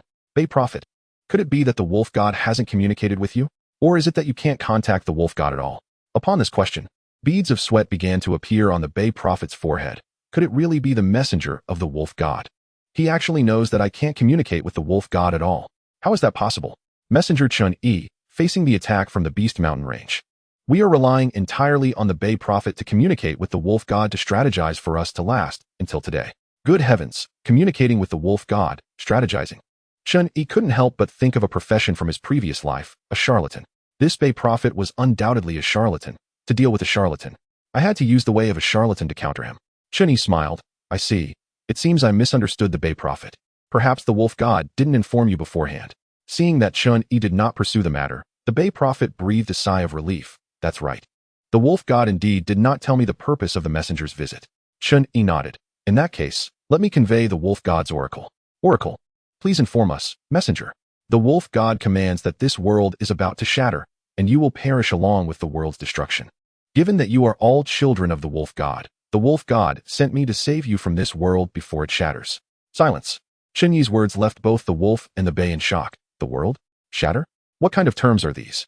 It somewhat refreshed their worldview. Chapter 91, Charlatan Chen Yi. The Bay prophet's mind was clearly sharper than Wolf Lu's. After roughly understanding Chen Yi's meaning, he looked at Chen Yi in astonishment. Messenger Chen Yi, are you implying that our werewolf clan is about to be exterminated? Chen Yi nodded. That's right, you can understand it this way. I am entrusted by the wolf god to take you away from here before your clan is exterminated. This news was too explosive, leaving Wolf Lu and the Bay prophet somewhat at a loss. Ultimately, it was the Bay prophet who spoke up to continue asking. Then may I ask, Messenger Chen Yi, how do you plan to help us? The fish was hooked. Chen Yi smiled. I suspect you might be a bit skeptical for a moment. How about this? Let's first think of a way to solve the difficulties in front of you. The difficulties in front of us? Does the messenger mean the Beast Mountain range? That's right. Precisely the Beast Mountain range. Currently, it seems that the leader of the secret realm should be in the Beast Mountain range. According to the conclusions drawn by the secret realm army, as long as the secret realm leader dies or disappears, this secret realm will be shaken to its core and shatter within a week. This talk of extermination seemed too fantastical. Naturally, Wolf Lu and the Bay prophet remained skeptical. But they were certainly very willing to resolve the issue with the Beast Mountain range. Especially Wolf Lu, who deeply understood Chen Yi's strength. He was someone who could easily handle level beasts. If Chen Yi could help them, then they could indeed settle the matter of the Beast Mountain range. Wolf Lu exclaimed, Is Messenger Chen Yi going to help us werewolves? Of course, I was invited by your wolf god. If I don't help you, should I go help the Beast Mountain range? Hearing Chen Yi's words, Wolf Lu was overjoyed, while the Bay prophet gave him a glare. All right, Wolf Lu, hurry up and arrange things. Tonight, we will welcome the messenger of the wolf god. All right, I'll go arrange it right away. Bay prophet, please make yourself comfortable for now. Watching Wolf Lu excitedly rush out, Chen Yi shook his head. This guy seemed to act without thinking, saying whatever came to mind. He had roughly figured out that the real decision-maker for the major affairs of the werewolf tribe was still the charlatan Bay prophet in front of him. In that case, Chen Yi smirked. He would first strategize against this Bay prophet. Subsequently, Chen Yi used modern knowledge and communicated with the Bay prophet as a charlatan for a long time, making the Bay prophet exclaim that he felt they had met too late. It turned out that the true identity of Messenger Chen Yi was actually as noble as the wolf god. They were both deities of a realm. Listening to Chen Yi's bluster, the Bay prophet's eyes widened, and he repeatedly clasped his hands to Chen Yi. Chen Yi nodded. That's right. Your wolf god is unable to come for some matters, which is why he asked me to help you. Looking at the Bay prophet who was dazzled by his own lies, Chen Yi decided to add more fuel to the fire, directly summoning Carl, Sif, and Grohl before the Bay prophet. Bay prophet, these are my subjects. Faced with the sudden appearance of a few people, the prophet Beishi was even more shocked. Because compared to the skeletal Shaoqing, the humanoid lizard men were more convincing. In response to Chen Yi's sudden summons, Carl seemed a bit confused and looked at Chen Yi with a puzzled expression. It was still the highly intelligent old lich, Grolfin, who understood the situation. After a glance, he guessed what was happening and directly knelt on one knee before Chen Yi, saying, My lord, your subject Grolfin pays his respects. May I ask what your command is? At this point, Carl and Sifu quickly reacted as well, mimicking Grolfin and also kneeling before Chen Yi. Chen Yi looked at him with satisfaction and said, It's nothing. I just wanted to ask you how the construction of Lizard City is going. Reporting to my lord, the surface part of Lizard City has basically been completed. and we will start the construction of the houses next. So fast. Chen Yi couldn't help but exclaim. It had only been 2 days, and indeed, the difference between the capable lizardmen and ordinary humans was significant. Good, my lord. At this moment, Beishi's gaze towards Chen Yi had completely changed. From initial suspicion to later regret for not meeting sooner, and now it had turned into reverence. It turned out that the envoy Chen Yi was also a deity. I was reckless. Saying this, Beishi directly knelt on one knee in front of Chen Yi. I pay my respects to the envoy Chen Yi. Please forgive us werewolves for our previous disrespect. Well, with 70 of the strategy already achieved, Gralfin's assistance was quite impressive. Chen Yi directly went forward to help Beishi up, saying, "There's no need for that. After all, you are the subjects of the wolf god, not mine." After that, Chen Yi continued to persuade Beishi until Wolf Lu came to inform them that the banquet was ready. The werewolf tribe's banquet was more luxurious than Chen Yi had imagined, with all kinds of wild beast meat laid out around the bonfire in the center of the tribe. With the arrival of Chen Yi and Beishi, the originally lively banquet fell silent. Beishi then took Chen Yi to the high platform by the bonfire and began to introduce Chen Yi's identity and origin to the werewolves. After the introduction, he knelt on one knee first, respectfully bowing to Chen Yi. Seeing Beishi do this, all the werewolves followed suit, kneeling on one knee to bow to Chen Yi. Chen Yi, having experienced storms and rain, had been able to handle the hostile gazes of 99 of male students during the academy competition, let alone this situation. He raised his hand to signal all the werewolves to stand up and then gave a speech using very mystical language. Along with his speech, he secretly signaled Shaoqing to activate the cloud and rain domain, occasionally striking a thunder during his speech. In that moment, he captivated all the werewolves, who called him Mr. Divine Chen Yi. After the speech, whether by Wolf Lu's arrangement or due to unforeseen circumstances, Wolf Hao and his wife, accompanied by Wolf Yuan, came to the high platform, and the family knelt on both knees before Chen Yi. That's right, they knelt on both knees, not just one. Wolf Hao thanked Chen Yi for saving his son. After Wolf Hao spoke, he glanced at Wolf Yuan, who immediately bowed to Chen Yi, thanking him for saving his life. This was unexpected for Chen Yi, but it was a good opportunity to further elevate his status. Chen Yi smiled and directly took out an energy-gathering pill, handing it to Wolf Yuan, saying, "No need to be polite. You and I are fated, so take this pill." Wolf Yuan carefully accepted the energy-gathering pill, then curiously looked at his parents. Chapter 92, King Pig. Wolf Hao shot him a glare. "Hurry up and eat it. How could Mr. Divine Chen Yi harm you?" Startled, Wolf Yuan quickly swallowed the energy-gathering pill, and moments later, the werewolves were astonished to find that Wolf Yuan had actually reached level X. Now, all the werewolves, who had already stood up, knelt down again, exclaiming that this was a divine miracle from Chen Yi. Meanwhile, on the other side, Zhong Kongkong was having a headache. All the wild beasts scattered in all directions, with no organization at all. This left Zhong Kongkong, who wanted to blend into the wild beast organization, feeling quite frustrated. His unnatural demeanor soon caught the attention of a crow in the sky, which was entirely black and had 3 legs. Just as Zhong Kongkong was pondering what to do next, a pile of bird droppings suddenly fell right in front of him. This made Zhong Kongkong, who was already feeling a bit gloomy, furious. He lifted his head to find the culprit. The 3-legged crow appeared directly in Zhong Kongkong's sight. "Woof! Damn it! You dare to poop in front of me, you crow! I'll bite you to death." With that, Zhong Kongkong dashed through the air towards the 3-legged crow. This startled the 3-legged crow. "You can talk, dog? Why have I never seen you before?" The crow can also talk. High intelligence. This surprised both the crow and Zhong Kongkong. "Woof! Damn! If a crow can talk, why can't Wolf Lord talk?" King Pig. Zhong Kongkong's eyes lit up. Could this be the leader of the wild beasts in the mountain range? From the tone, this crow seemed to hold a high position. "Woof! Damn! You think you can catch me? In your dreams. I'll bite you to death." With that, Zhong Kongkong charged into the air and began to fight with the 3-legged crow. The 3-legged crow was increasingly alarmed. This dog, despite only having level X strength, was fighting fiercely with him, who had level Y strength. "What are you, dog? Why have I never seen you in the wild beast mountain range before?" Zhong Kongkong spat out a feather from his mouth. "What identity does Wolf Lord have? Is it something a crow like you can know?" The 3-legged crow's eyes lit up as it asked, "Could it be that you, like King Pig, just woke up from a deep sleep? What? Is this crow trying to strategize against itself?" Now, this was great. I was worried about what excuse to use to blend in, and now it was resolved. "Yes, indeed. I just woke up. Crow, who is this King Pig you mentioned?"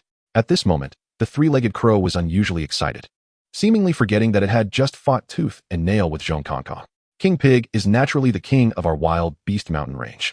Since you just woke up, come with me to pay respects to King Pig." Zhong Kongkong tilted his head. "What the heck? 1 minute I was frustrated about not having a chance to blend in, and the next minute someone is leading me directly there? Woof. All right, I'll reluctantly go with you. The three-legged crow flapped its wings. Good. Hurry up and follow me. King Pig will be very happy to see you can talk. In the center of the wild beast mountain range, a huge snoring sound came from a cave. Zhong Kong followed the three-legged crow to the cave entrance. King Pig is inside. Wait here while I go report to King Pig. Watching the excited three-legged crow, Zhong Kong nodded. After the crow entered the cave, Zhong Kong surveyed his surroundings. Aside from the snoring from the cave, it was completely silent. Not even the sound of insects. This all indicated that King Pig's strength inside the cave was certainly not ordinary. After a while, the snoring from the cave ceased. Zhong Kong waited a moment longer, and then he heard sparse footsteps coming from within the cave. Listening closely, it seemed that more than one King Pig was coming out. Zhong Kong immediately took a combat stance, watching the cave. The three-legged crow was the first to appear from the cave, followed by a massive ball of flesh that came into Zhong Kong's view. Woof. What the hell? It's really a pig. A fat pig. Looking at the ball of flesh that appeared, Zhong Kong was speechless. This was a pig that had grown into a ball, a meat pig species, with the only difference being that its 2 ears were huge, resembling those of an elephant. This king pig lay on a stone slab, which was being carried by countless mice the size of heads. The earlier sparse footsteps were indeed made by these mice. When King Pig heard Zhong Kong call him a fat pig, his eyes immediately lit up. Hoo. You wolf have a good eye? You actually know I am a pig. Zhong Kong was also amused now. Woof. Haha, you fat pig have a good eye. You actually know I, Lord Zhong, am a wolf. The three-legged crow also excitedly shouted, Pig King, look, I told you I was right. This wolf can talk. The Pig King nodded with difficulty, looking at Zhong Kong with delight. Not bad, not bad. What a handsome wolf. Come let the king touch your wolf butt. Woof. What the hell are you saying? You fat pig? Zhong Kong actually lifted his paw and patted his ear, doubting if he had misheard something. Was he being teased by a fat pig? Handsome little wolf. Don't be shy. Quickly bring your wolf, but over here. Originally proud to be called a wolf, Zhong Kong was now completely dumbfounded, confirming he hadn't misheard. He was really being teased by a fat pig. Woof. Damn. Fat pig, go die? You want to touch the Lord Wolf's perky butt? Go call your mama. Woof. Damn. Such humiliation, such humiliation. I, Lord Zhong, was actually teased by a fat pig. I will definitely bite you to death today. Zhong Kong angrily looked at the Pig King, wanting to teleport and bite this fat pig to death.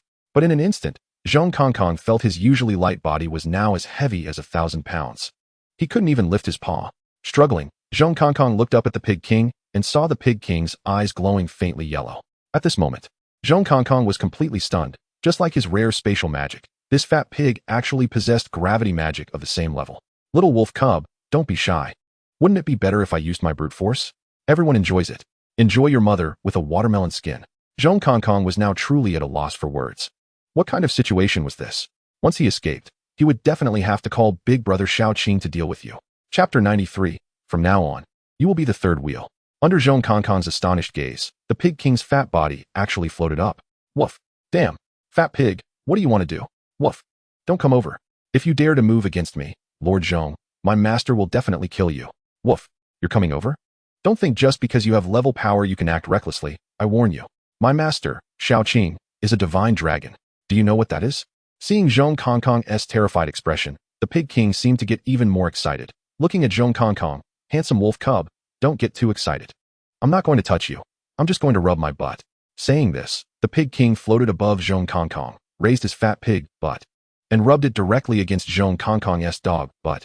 Feeling the sensation on his dog butt, Zhong Kong's fur bristled. Woof. Damn. Fat pig, you're finished. You're done for. When my master comes, I will definitely kill you. Enjoy your watermelon skin. Zhong Kong was already feeling darkly amused. Thankfully, this pig just rubbed against his dog butt. Woof. Damn. Fat pig, hurry up and die. The three-legged crow also flew onto the stone slab of the Pig King. King, how is it? Is this wolf cub's but soft? The Pig King nodded in satisfaction. Not bad. Quite nice. Much softer than your feathers. Woof. Damn. My lifetime reputation. Zhong Kong was now truly speechless. What the hell are this pig and this crow doing? Discussing his dog but in front of him? Damn. A pig among beasts? Pig King, how do you plan to deal with this wolf cub? Hearing the three-legged crow's words, Zhong Kong immediately became alert again. If this fat pig said anything outrageous again, he would rather die than let go of his dog dignity. The Pig King thought for a moment. Let this little wolf cub be the third wheel? Woof. Damn it, fat pig.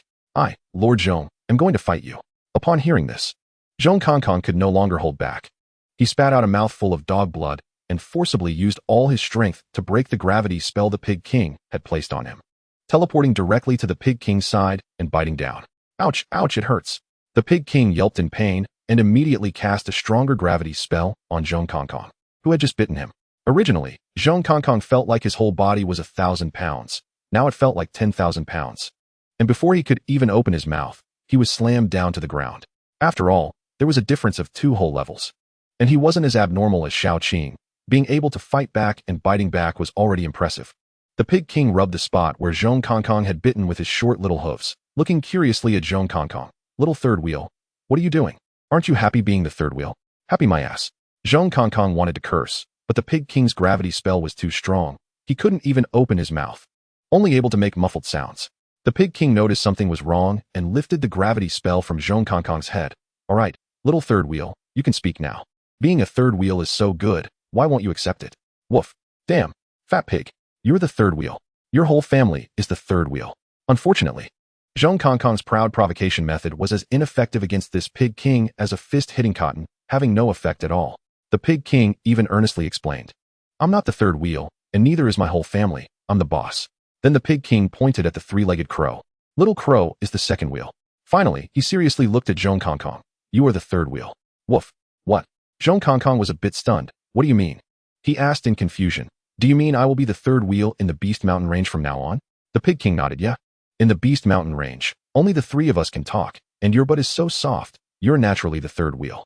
Now Zhong Kongkong was completely speechless. What the hell is a third wheel? That S called the third. This pig seems to have heavenly strength, but his subjective thoughts are completely inherited from pigs. Stupid. However, if it's like this, then being this third will might really work. Seeing Zhong Kongkong silent, the Pig King directly lay back on the stone slab supported by the mouse. I'm starving, little two. Haven't you brought the grass yet? I'm so hungry. Strangely, those 2 levels were a pile of bones, and the other, though also a beast, was actually helping those werewolves to oppose us. The Pig King shook his pig head. Level? Isn't that very weak? The 3-legged crow also looked puzzled. Those 2 levels are as strong as the third wheel, clearly looking like their only level. But they can hold their own against level. Hold their own? Zhong Kongkong glanced at the 3-legged crow with disdain. If Big Brother Shao Qing is serious, your level Pig King wouldn't even be a match. The Pig King shifted his pig body, finding a comfortable position, and said with a hint of grievance, Little two. I'm starving to death. Isn't it just wanting to eat some grass? Why is it so difficult? The 3-legged crow also began to lament, blaming that group of werewolves. It's bad enough they don't eat grass themselves, but they won't let you, Great King, eat grass either. Chapter 94, Setting Fire to the Mountain, Sitting in Prison for Life. Wait.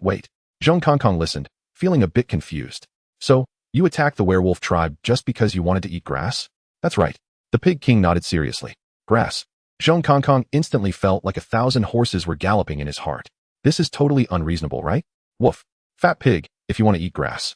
You can communicate well with the werewolves. I think the werewolves want to stop you. Thinking of this, the Pig King seemed very angry. I did send Xiao Air to communicate, but those werewolves actually refused. It made me so mad. They want to even agree to eat grass. Zhong Kongkong looked suspiciously at the 3-legged crow. The 3-legged crow also nodded confidently. Yes, I went to communicate, but those werewolves were unreasonable. It was simply impossible to communicate. Woof. How is that possible? How did you communicate? The 3-legged crow thought for a moment and said seriously, I asked them to give up half of the grassland to our Pig King. Hearing this, Zhong Kongkong was speechless. Is this what you call communication? What kind of communication is this? Fat pig, doesn't your Beast Mountain have grass? Why do you have to go to the grassland to eat? There is, but the grass in the mountains is too sparse. I have to run around to eat grass, which is too tiring. Zhong Kongkong's mind turned. Woof, fat pig, do all the beasts in Beast Mountain listen to you? Yes, I am the boss. The Pig King proudly raised his neck, which had disappeared due to fat. Woof. Then you can just let these beasts collect grass. Why do you have to run yourself? Hearing Zhong Kongkong say this, both the Pig King and the 3-legged crow were momentarily stunned. Then the Pig King excitedly patted Zhong Kongkong's dog, but with its elephant-like ears. Yes, Xiao-san, you are so smart. How come Xiao Air and I didn't think of that? I have decided, from now on, you will replace Xiao Air and be our military advisor in Beast Mountain. Feeling a slight pain in his dog, but Zhong Kongkong exploded again. Woof. Damn. If you touch Zhong Yi's but again, I'll bite you to death. The 3-legged crow let out a strange cry. Xiao-san, as a military advisor, good things should be shared. Letting the Pig King touch you won't cost you much meat. Woof. Damn it, you 3-legged crow, Zhong Yi won't share with you. I'm so mad. I'm so mad. I can't beat this fat pig, but can I beat you, you three-legged crow? Saying this, Zhong Kongkong directly lunged at the three-legged crow. Quack! Great king, Xiao San is angry, Xiao San is angry. Then, the three-legged crow and Zhong Kongkong started to wrestle, while the pig king didn't take care. Instead, it watched with great interest as Zhong Kongkong and the three-legged crow fought. Xiao San is fighting Xiao Air, go for it, go for it. Naturally, Chen Yi had no idea what was happening in Beast Mountain. It had already been 4 days since Chen Yi arrived at the werewolf tribe. On this day, Chen Yi was guiding the werewolves in setting up some defensive layouts on the Qinglang grassland. The Prophet Bei followed Chen Yi, constantly marveling. Lord Messenger, you truly deserve to be the messenger. You can use such clever methods to deal with beasts. By the way, what is this called again? I forgot. Chen Yi rolled his eyes at him. Traps, traps. You are the smartest among the werewolves, and you don't even know this. The Prophet Bei was completely convinced by Chen Yi and awkwardly smiled. Lord Messenger, you're joking. Compared to werewolves, I am indeed slightly better, but compared to you, what is this little bit? As a charlatan, humility does not exist. Chen Yi nodded naturally. That makes sense. Compared to me, you really don't count for much. Even if Chen Yi scolded him, the Prophet Bei just awkwardly scratched his head. Just as the two were inspecting the trap layout, Wolf L ran over from a distance. Lord Messenger, the scouts you asked me to arrange are all set up, but the situation seems a bit off. Situation off? What do you mean? What's wrong? What? Disband? What are you joking about? Disbanding is not an option. He was now basically certain that the leader of this secret realm must be in Beast Mountain, and he wanted to take advantage of the conflict between the two parties. Wolf L, you must not be careless. You need to have the scouts investigate carefully. What if these beasts are plotting a major offensive? Wolf L nodded. I think so too. These beasts have been fighting with us for a year, and they are about to push the front line to our Qinglang Mountain. How could they just give up? Watching Wolf L rush off again, the Prophet Bei felt a bit anxious. Lord Messenger, if these beasts really don't come, then all the traps we set up will be in vain, right? Huh. Chen Yi glanced at the Prophet Bei. If the beasts don't come, isn't that the best result for them? Why does the Prophet Bei seem so worried that the beasts might not come? This guy has a rebellious nature. He is a potential troublemaker. Chen Yi looked towards the direction of Beast Mountain. If they don't come, can't we force them to come? Who says we were only supposed to passively defend as werewolves and not actively attack? Actively attack? The Prophet Bei thought for a moment, but shook his head in the end. The Prophet doesn't he know? Beast Mountain has rugged terrain. We were never able to go in, let alone attack. We might get lost just trying to enter. Rugged terrain? Since we can't go in to fight, then let us find a way to force them out. Chen Yi smiled sinisterly. Recalling a saying from his previous life, set fire to the mountain and wait for the fish to take the bait. However, in the secret realm, no one would stop him. How about this? Let the scouts observe for another 2 days. If these beasts really give up on the attack, we will set fire to Beast Mountain. I don't believe they won't come out then. Hearing Chen Yi's plan, the Prophet Bei was obviously taken aback. This is a move that cuts off their retreat. If we really burn it down, wouldn't the beasts of Beast Mountain fight to the death with the werewolves? Messenger, is this safe? Of course, it's not safe, but it is safe for me. Chen Yi smiled and said, what is there to be afraid of? If we're going to do it, we must do it thoroughly to eliminate future troubles. Surely you don't want to always have a powerful enemy by your side, right? Don't worry, with me here, what is there to fear? In the eyes of the werewolves, Chen Yi was a being on par with the wolf god. Hearing Chen Yi's implication that he would fully help them eliminate future troubles, the Prophet Bei's eyes revealed a fierce light, and he nodded. Good. Then we will follow the messenger's wishes. If after 2 days, there is still no movement from Beast Mountain, we will set fire to their mountain. That is more like it. Chen Yi looked at the Prophet Bei with satisfaction. Isn't this better than risking entering Beast Mountain to find the leader of the secret realm? You must know this is a high-level secret realm, and the leader has at least high-level strength. Just relying on myself, I might not be able to handle it. Chapter 95, Werewolves Never Become Slaves. In the central area of Beast Mountain, inside the Pig King's cave, a group of monkeys was bringing in several basins of fruit. As the monkeys delved deeper, 3 figures appeared in the depths of the cave. 1 pig, 1 crow, and 1 dog. In front of the pig was a pile of fresh grass, and in front of the dog lay several bones. The fruits the monkeys carried were meant for the crow. These 3 figures were naturally the Pig King, the 3-legged crow, and Zhong Kongkong.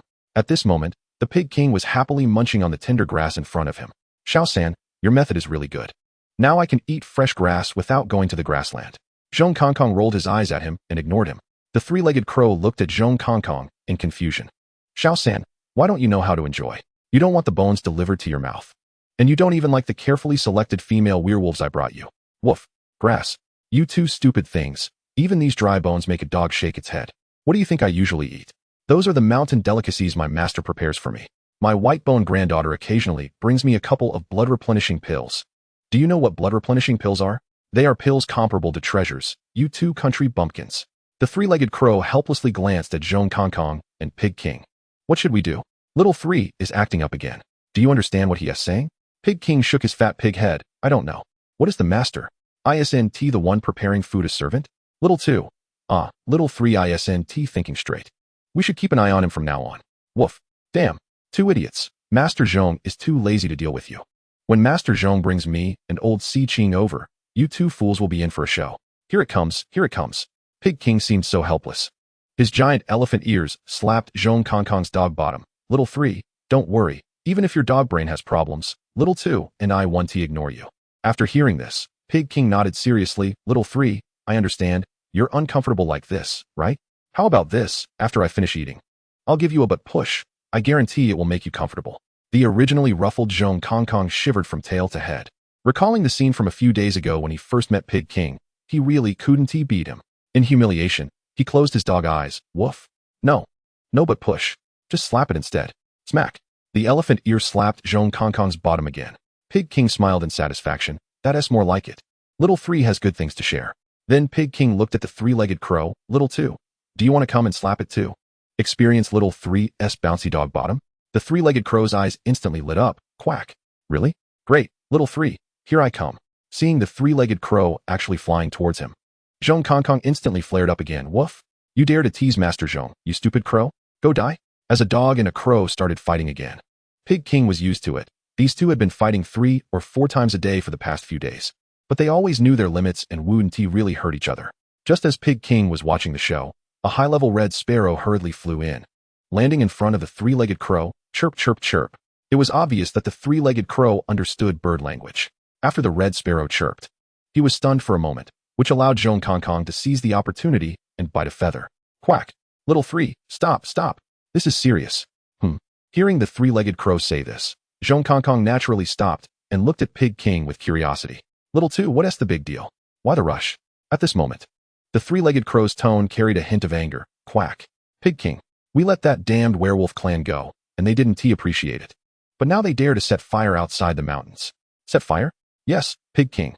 The red sparrow told me that the werewolves are gathering outside our beast mountain, setting fire everywhere. What? The originally silly Pig King became furious after hearing this. His 2 giant elephant ears kept slapping his fat pig body, creating a rumbling sound that shook the entire cave. This is infuriating. Damn werewolves. It's bad enough they don't let me eat the grass of the plains. Now they even want to control what I eat inside my own mountains. The three-legged crow also nodded in anger. Exactly. This group of werewolves is really too meddlesome. Pig King, you and Little 3 rest. I'll go meet these damned werewolves and see what they want. All right, Little 2. Hurry and gather the beasts to confront these damned werewolves. After glancing at the very angry Pig King, he watched the three-legged crow follow the red sparrow out of the cave. Zhong Kong was now quite speechless. Damn, who is stopping you from eating grass? This must be my master's doing. Master, hurry up and come. I am now the 3rd in command of the Beast Mountain. Outside Beast Mountain, Wolf LV stood beside Chen Yi, watching the raging fire before them. Chen Yi, is this fire enough? Will it achieve the effect? Chen Yi nodded. This is just a signal. We're telling the beasts of Beast Mountain that we werewolves will never be slaves. Roar. Wolf LV seemed to like Chen Yi's words and couldn't help but roar. Indeed, Chen Yi is knowledgeable. Yes, we werewolves will never be slaves. We werewolves will never be slaves. With Wolf LV leading, all the werewolves who came to set fire shouted along. Chen Yi was satisfied with the effect and said, all right, Wolf LV, let us move to the next spot. Okay, clan members, did you hear? The messenger wants us to change to the next place. Heard it, heard it. Praise the wolf god, praise the messenger. After obtaining a rough map of this secret realm from the prophet, Chen Yi's plan for burning the mountains was basically set. First, ignite areas with dense trees. Then, according to the spread of the fire, reignite the extinguished areas. Just as the werewolves were preparing to move, everyone felt the ground begin to tremble slightly. Wolf LV reacted first, shouting, quick, gather, the beasts are coming out, retreat to the trap. Messenger, you must hide. You can't get into trouble. Get into trouble? What a joke. He is connected to Shao Qing's soul. If he gets serious, he can withstand high levels. Even a lion uses all its strength to fight a rabbit. Chen Yi wouldn't underestimate these beasts. Chen Yi also summoned Shao Qing and the skeleton to protect himself. Chapter 96, Three-Legged Crow. As expected, with the intensity of the tremors increasing, a group of beasts burst out of the flames, led by dozens of huge elephants. These elephants completely ignored the flames, trampling down the burning trees and extinguishing them. Following the elephants were a variety of beasts, mainly leopards and tigers. Based on the experience of the past year, the werewolves would definitely turn and run at the sight of this lineup, not even stopping to look back. But this time, it was quite strange. The werewolves were standing neatly in the nearby rocky forest, provocatively staring at these beasts. The leading elephants raised their trunks, producing a series of rumbling sounds. Accompanied by the roaring, the beasts behind the elephants also roared and surged forward, all charging at the werewolves. Faced with this scene, Wolf LV coldly smiled and raised his hand. Archers, prepare. It turned out that the werewolves, who originally relied only on their claws, all took out bows and arrows and pulled back their strings. Of course, these bows were mostly provided by Chen Yi. He wouldn't give them modern weapons, but he could still provide some cold weapons. Fire. With Wolf LV's command, all the werewolves released their bows.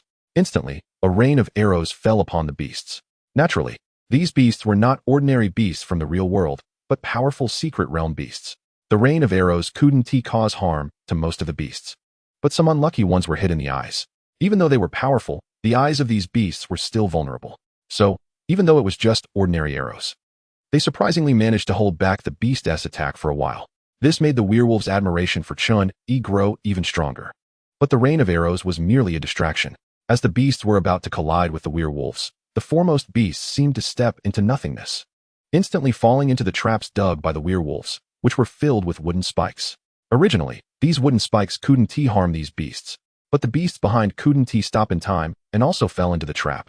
Even if they tried to stop, they would be pushed into the trap by the beasts behind them. It was like a pile driver, having barely withstood the wooden spikes. They hadn't even caught their breath before another beast landed on top of them. Instantly, blood flowed like a river in the entire trap, a truly tragic scene. Alright. Haha. Wolf LV laughed heartily. Those werewolves who were originally worried were now also excited. The messenger is mighty. As expected of the messenger. I didn't expect that a few wooden spikes could actually kill beasts of level and even higher. Yes, with the existence of the messenger, we were no longer bullied by these beasts. Haha. Praise the wolf god, praise the messenger. What wolf god? Over the past year, we faced numerous attacks from beasts, and I haven't seen the wolf god show up.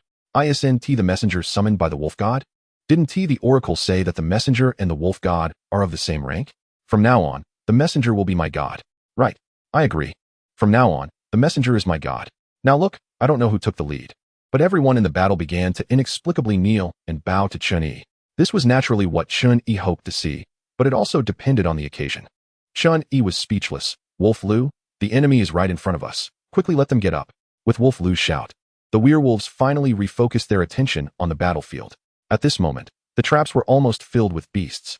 The real close combat was about to begin. Watching the tragic scene below, the three-legged crow in the sky couldn't help but curse. This caught Chen Yi's attention. What the hell? It can talk. Wolf Lu pointed at the three-legged crow in the sky and exclaimed, Messenger. It was this crow that declared war a year ago. Chen Yi nodded and looked at the crow. A three-legged crow? Damn. Isn't this just like the golden crow from the myths of my previous life? But the golden crow is the embodiment of the sun. If it really is the golden crow, it shouldn't be that weak. Chen Yi summoned Grohl to help the werewolves fight against the densely packed beasts. He flew into the sky with Shao Qing, intending to capture the leader first. Seeing that the crow was a leader-level beast and could speak, he decided to take it down. The three-legged crow was clearly startled as Chen Yi approached. Caw. You featherless werewolf can actually fly. What the hell, featherless werewolf? Chen Yi was furious for a moment. If Zhong Kong were still around, he would definitely have scolded the crow a few times. You bastard. You're the werewolf. Shao Qing acted together. Get him, but don't kill it. It can talk. It might be useful later. Seeing that Chen Yi looked down on him so much, the three-legged crow sneered coldly. Caw. You're so arrogant. Just two-level beasts. Do you think you have the strength of Little 3? You're looking for death. Little 3? Chen Yi was taken aback. What is Little 3? I wonder if it's what I'm thinking in my mind. Looking for death? Little crow, don't regret it later. Shao Qing, activate your domain. Hearing Chen Yi's words, Shao Qing nodded and roared. After a furious roar, the sky instantly turned dark with clouds, and countless lightning bolts erupted in the clouds. Rain fell like bullets, directly penetrating level and level beasts. The three-legged crow was dumbfounded by this scene. What kind of ability is this? Is this really level? As the lightning in the dark clouds struck towards it, the three-legged crow emitted a golden light, and the originally pitch-black crow turned golden. A wave of high temperature radiated from the three-legged crow's body. However, this series of changes made Chen Yi even more excited. Damn, Xiaoqing, capture it alive. This thing can't really be the golden crow, right? If it really is the golden crow, I must get it into the secret realm space and enlighten it. Caw, you're so arrogant. Capture me alive? Just relying on you two-level beasts? The three-legged crow seemed very tough, but in reality, it was being struck by Xiaoqing's lightning and was darting around in panic. With each lightning strike, its golden light dimmed a bit. Compared to the three-legged crow being bloodied in the sky, the battle on the ground was even more horrifying. Grohl was indeed a walking disaster of the undead. As soon as he appeared, he directly resurrected the beasts in the traps, and for every beast that died, he resurrected one. In just a moment, the werewolves were astonished to find that they didn't even need to make a move. The skeletal creature summoned by the messenger, after opening this frozen world, was able to single-handedly block dozens of level elephants. The person hidden beneath the cloak was even more terrifying. He could actually resurrect corpses. Now, the werewolves didn't need to act at all. These resurrected beast corpses could completely stop the living beasts. The two creatures summoned by the messenger are really level? Chapter 97 Chen Yi's glorious moment. The three-legged crow was becoming increasingly alarmed. Why had the werewolves, which he once deemed to be easily defeated, suddenly become so powerful and outrageously strong? Just the snake fighting him in front of him, clearly at level strength, made him feel mocked during their confrontation. Looking at the corpses moving in strange postures on the ground, the three-legged crow couldn't help but shudder. Reason told it that it could no longer fight. Pig King? Chen Yi's eyes lit up. This should be the leader of this secret realm, right? Pig King? Could the leader of this secret realm really be a pig? Shaking his head at this absurd thought, Chen Yi smiled. Xiaoqing, this crow wants to run. Don't let it escape. Roar. Xiaoqing poked its head out from the clouds, roared, and nodded at Chen Yi. Chen Yi looked at the three-legged crow with fiery eyes. Forget it, Xiaoqing. I'll help you. We must capture it alive today. Saying this, a dragon roar erupted from Chen Yi's mouth, and the dark clouds in the sky quickly grew larger and darker, with the light of the lightning becoming brighter. Chen Yi felt a rush of exhilaration and laughed to the sky before flying into the clouds. This left the werewolves below in shock. Wolf Lu's mouth twitched. He didn't expect that the seemingly weak messenger would have such strength. A werewolf warrior beside Wolf Lu said in astonishment, "Yes, Wolf Lu the Brave. The messenger and that snake lord, clearly only level like you, but the aura they emit is just too powerful." Wolf Lu nodded, looking longingly at Chen Yi and Xiaoqing, who were faintly visible in the clouds. Indeed, the messenger and his pet can no longer be described by levels. This must be the power that only deities possess. The triple domain of Chen Yi, Xiaoqing, and the skeleton had a precedent for killing level powerhouses. Although they didn't have the extreme cold world of the skeleton backing them now, just relying on their combined strength had already reached the level tier. Under the immense pressure, all the werewolves felt a sense of palpitations. The beasts, already terrified by Grohl's ability to resurrect corpses, could no longer withstand this pressure and fled towards the beast mountain. Of course, the one who felt it the most was the three-legged crow at this moment. Its entire crow heart was in suspense, and it erupted with an emotion it had never felt before. Caw, is this fear? This pressure was far too strong. It had only felt it from the Pig King, which meant that the two creatures in the clouds were actually comparable to the Pig King's strength. The Pig King is at level strength. Chen Yi's laughter echoed from within the clouds. The already battered three-legged crow endured the pain in its body and shouted, "Caw, you want me to surrender? Dream on. Just wait. The Pig King will definitely help me take revenge." After saying this, the three-legged crow no longer hesitated. Its transformed golden body grew even brighter, and its temperature rapidly rose. Damn, this crow is so fierce. Is it going to fight to the death with me? This thing could possibly be the golden crow from the myths of my previous life, and Chen Yi naturally didn't want it to truly die. Xiaoqing, quickly stop this reckless one. Don't let it kill itself. Xiaoqing understood and dulled the once sharp wind blades, directing all the wind blades towards the three-legged crow's head, clearly intending to knock it out. Caw, a gentleman can be killed but cannot be humiliated. You are insulting me. I'll fight you to the death. Caw, the blazing sun shines. In the midst of the dialogue, the three-legged crow transformed into a golden fireball, the heat causing a slight burning sensation on Chen Yi's face amidst the clouds. Really going all out, isn't it? I don't even want to kill you, okay? Seeing this, Chen Yi could only shake his head helplessly.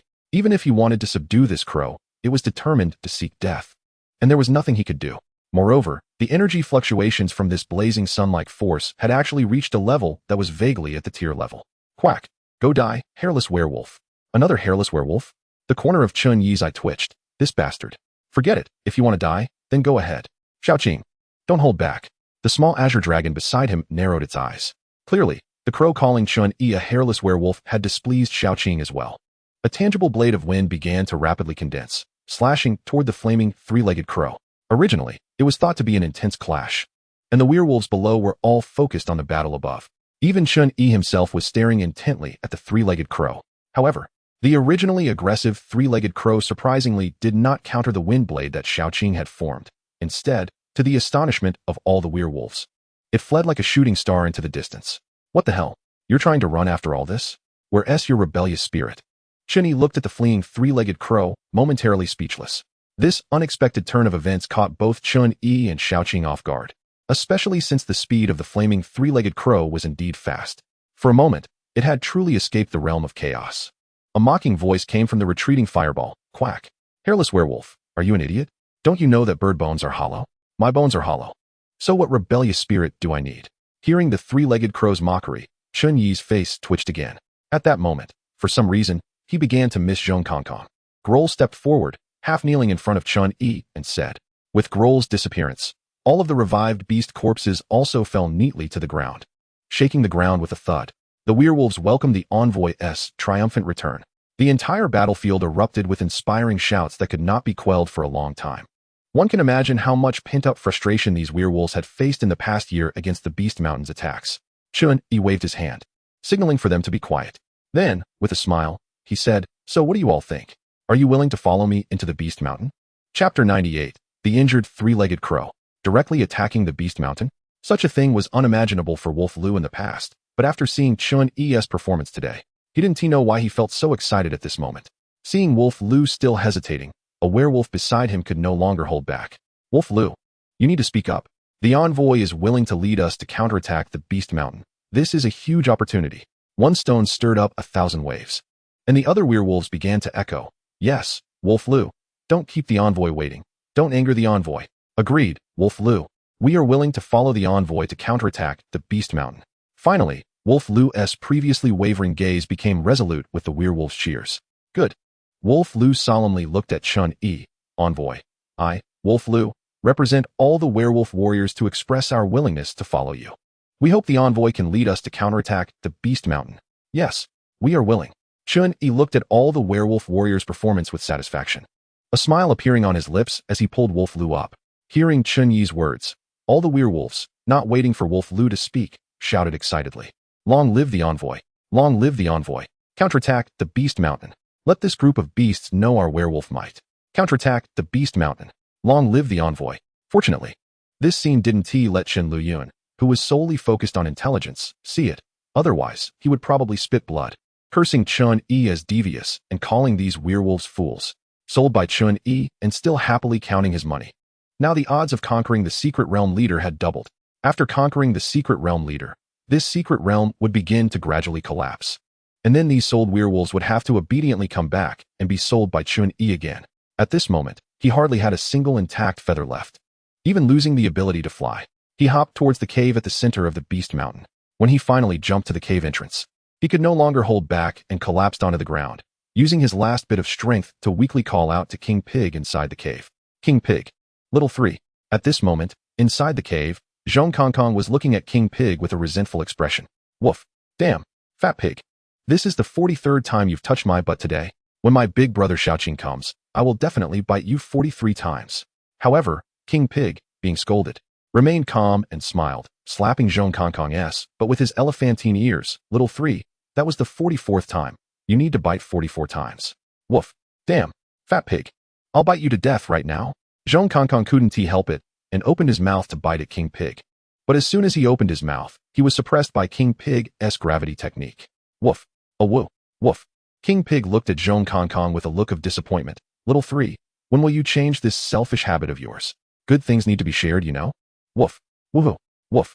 Even though he was pressed down and couldn't speak, one could feel Zhong Kongkong's anger and helplessness from his voice. King Pig, Little 3.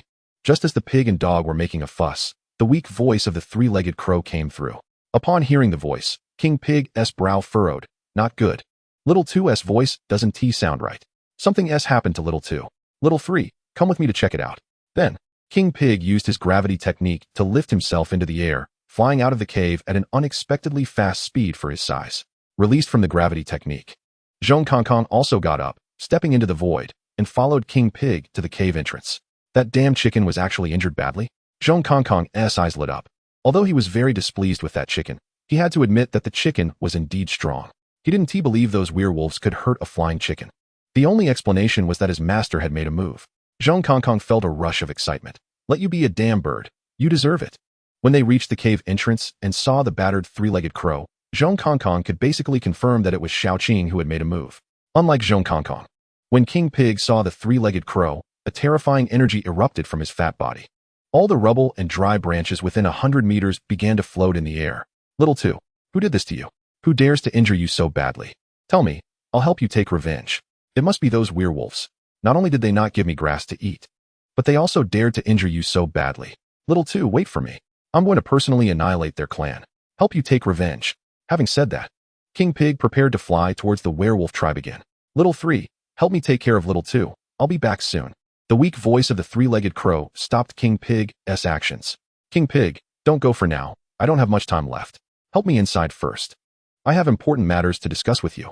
King Pig hesitated for a long time, a look of endless sadness appearing on his pig face. All right, Little 2, I'll listen to you. Little 2, what else do you want to tell me? The three-legged crow began to laboriously recount its experiences. Listening to the crow's account, King Pig was shocked. Little 2, is there truly a being within the werewolves that is on par with my strength? That's right, Pig King. That's a snake and a hairless werewolf. The three-legged crow said, and Zhong Kongkong, who was listening to the play nearby, couldn't help but shout out. What the heck? At this moment, both Pig King and the three-legged crow looked at him curiously. Pig King looked at Zhong Kongkong in confusion and asked, Little 3, what's wrong? Do you know something? No, nothing. Zhong Kongkong awkwardly shook his head. What are you joking about? You deserve to be beaten. Little Qing is a divine dragon. Even if you say he's a snake, that's fine. Little Qing has a big picture and won't hold a grudge. But you actually said the master is a hairless werewolf? There's no saving you. No saving you. The three-legged crow continued. Pig King, that snake and hairless werewolf are definitely unusual. You mustn't be careless when you encounter them in the future. Looking at the three-legged crow, who was more worried about himself than anything else, Pig King's heart felt quite uncomfortable. All right, Little 2, I promise you, I will be careful. I will definitely avenge you. The three-legged crow nodded with difficulty and then looked at Zhong Kongkong, saying, Little 3, if you encounter them, you must escape at the first moment. Although your strength is equivalent to level, those two creatures are simply too terrifying. Of course, that was his master and boss. How could it not be terrifying? You two country bumpkins. Although Zhong Kongkong thought this way, he wasn't foolish. He nodded and glanced regretfully at the three-legged crow. After a few days of contact, it would be a lie to say there were no feelings. Pig King and the three-legged crow treated him quite well and didn't regard him as an outsider at all. Unfortunately, who told you to be enemies with the master? Ahem. After explaining, the three-legged crow spat out a mouthful of blood, looking like he was about to pass away. Little 2, take care. Pig King couldn't bear to watch any longer and closed his pig eyes. As if recalling something, the three-legged crow reminded Pig King. Those two creatures seem particularly interested in talking beasts and have been threatening me to surrender, wanting to subdue me. Little 2, stop talking. I know. Wait. At this moment, Zhong Kongkong's eyes lit up. Three-legged crow, you said those two creatures want to subdue you? The three-legged crow forced a smile and said, yes, Little 3. You should be careful too. You can also talk. I think they will definitely be interested in you. Now Zhong Kongkong's dog eyes turned mysteriously a few times. Thinking of the master's various wonders and the master's world, Zhong Kongkong understood in an instant.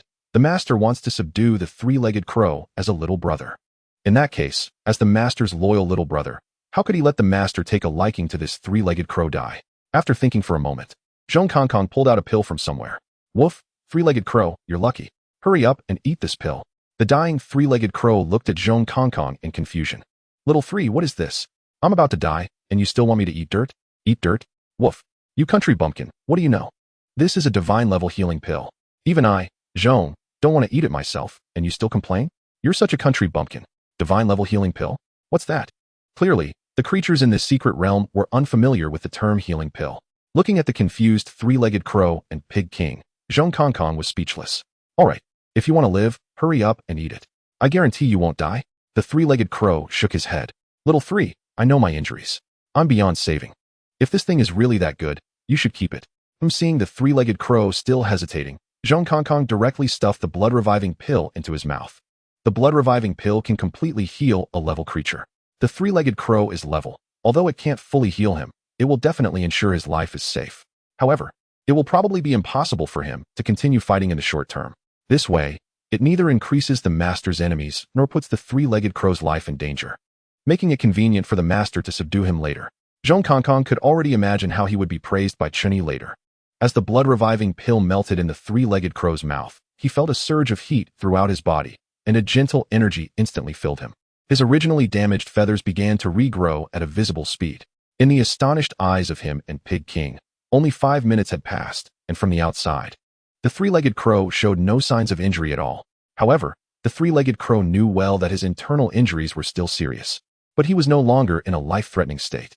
As long as he was given time to recover, he believed he would heal quickly. The three-legged crow staggered to his feet, looking at Zhong Kongkong in shock. Little three, what on earth is this earthball? The healing effect is so terrifying. Zhong Kongkong glanced at him. If I told you this thing is just a snack for Whitebone, wouldn't that scare you to death? What earthball? I told you.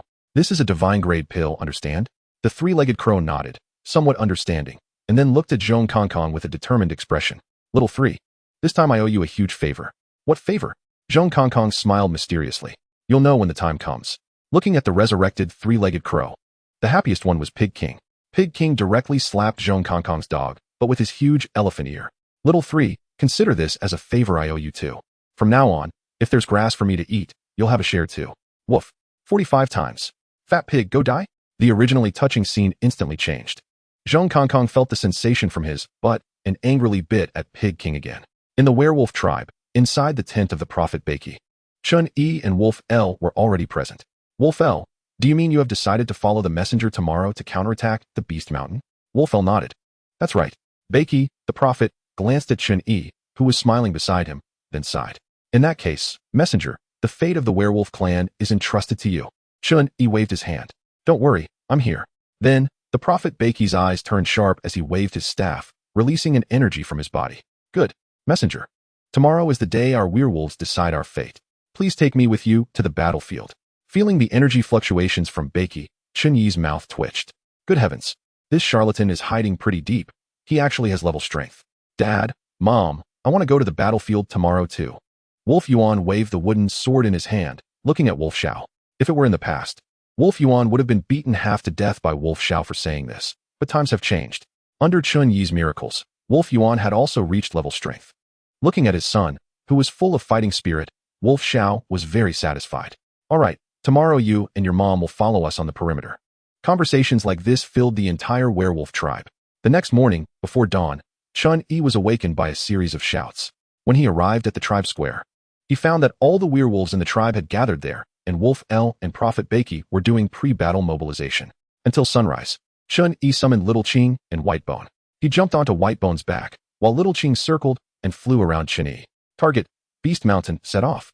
With Chen Yi's shout, Whitebone began to rise into the air, and all the werewolves followed behind Chen Yi towards the Beast Mountain.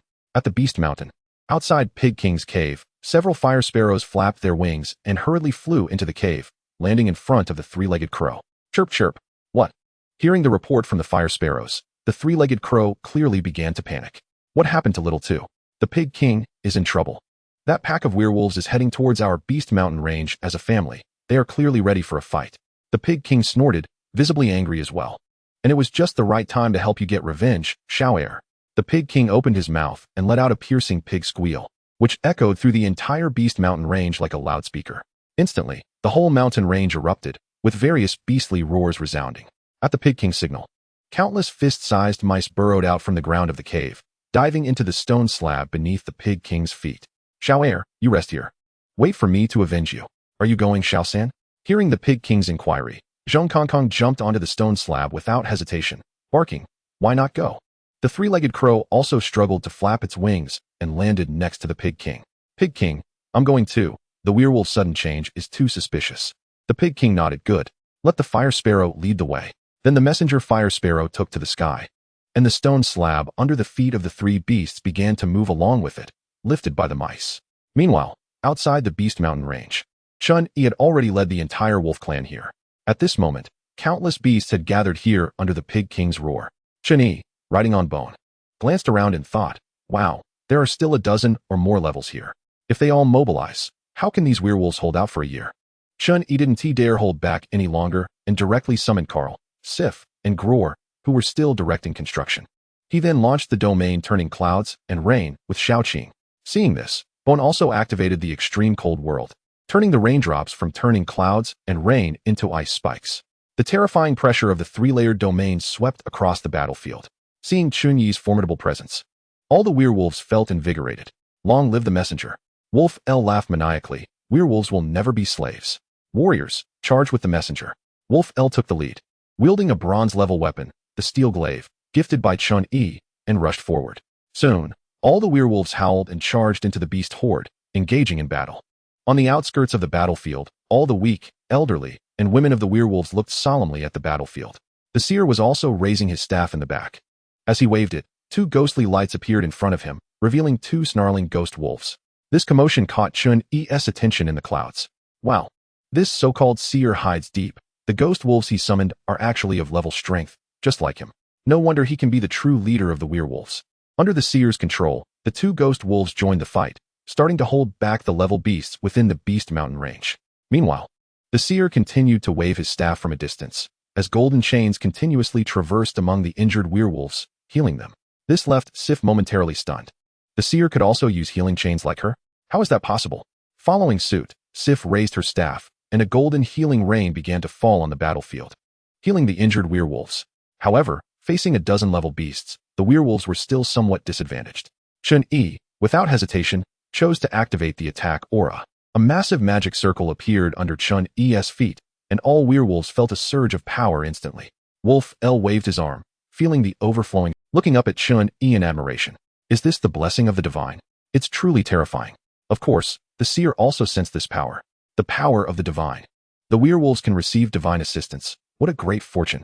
Unlike the werewolves, Chen Yi's side was like a meat grinder, under the enhancement of the three-layered domain. Any beast that stepped into the domain would basically die within 2 breaths. Groor was clever. He simply ran into Chen Yi's three-layered domain to wait for a chance. As long as Chen Yi killed one beast, he would revive one. This was subtly giving off the impression of a 4-layered domain. However, Sif and Carl were in for a tough time. Although these two lizard men were stronger than ordinary level beasts, they still needed to cooperate to deal with level beasts. Just as Chen Yi was enjoying the slaughter, a wave of pressure emanated from within the Beast Mountain range, followed by a pig's roar that echoed throughout the mountains. Upon hearing this, the beasts, who had been somewhat demoralized, instantly felt invigorated, having experienced the strength of the bat in the lonely grave secret realm. Chen Yi understood that this pressure likely came from a powerful level beast. This should be the leader of this secret realm. But that roar? Chen Yi couldn't help but feel embarrassed. Could it be that the leader of this secret realm is really a pig? Soon, the stone slab carried by the mice appeared in Chen Yi's sight, and the pig king's rotund body confirmed his thoughts. It really was a pig. But soon, Chen Yi also saw the crow next to the pig king and the leisurely Zhong Kongkong lying there. Especially Zhong Kongkong's current appearance left Chen Yi speechless. I was wondering why I hadn't heard from him for so long. Looking at this situation, he must have mixed in and gotten a position in the Beast Mountain range. Of course, the three-legged crow recognized Chen Yi and Xiaoqing at a glance. Quack! Pig King, it was this snake and that hairless werewolf who injured me. Be careful. They are very sinister. Upon hearing the three-legged crow's words, the Pig King nodded, and his fat body flew up, rising into the air to meet Chen Yi's gaze. So it was this hairless werewolf who injured Xiao Er? Chen Yi looked at the three-legged crow. The Xiao Er you mentioned is him? Chapter 101. Xiao San. You are actually a spy. That's right. If it weren't for Xiao San having a divine pill, Xiao Er would already be dead. What? Xiao San. You can't be talking about Zhong Kongkong, right? I only asked him to infiltrate the Beast Mountain range. Could it be that he is working so hard, sacrificing his own canine life? That crow. Yes, I did hit it. Gulu. The Pig King squealed. Dare to injure Xiao Er? Then you shall die. With the Pig King's roar, Chen Yi felt as if he was weighed down by 1,000 pounds. Even bone was being pressed down towards the ground. Luckily, Chen Yi quickly cast wind magic, allowing bone to slowly ascend again. Master, you are so heavy. I can't move. What the hell is this? Woof. How is it? Is the Pig King's gravity magic powerful? Just as Chen Yi was confused, Zhong Kongkong's barking came through. Oh, so it's magic. Chen Yi looked at Zhong Kongkong with satisfaction and secretly gave him a thumbs up. Then, Chen Yi no longer rode on Bone's back, but instead slipped into the ribs of Bone. Bone understood, and a layer of white light enveloped him, greatly reducing Chen Yi's sense of weight. Fortunately, Bone had magic immunity, but unfortunately, Bone was still a level beast. Facing the level Pig King, he couldn't be completely immune, but he could still offset most of it. Oh, hairless werewolf, you really are as extraordinary as Xiao'er said. Another hairless werewolf? Chen Yi cast a glance at him. Fat pig, if you seek death, then don't blame me.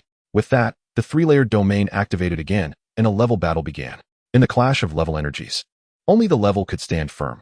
All beasts and werewolves below level had already fallen to the ground. In an instant, the entire battlefield stopped attacking and turned to watch the fight in the sky.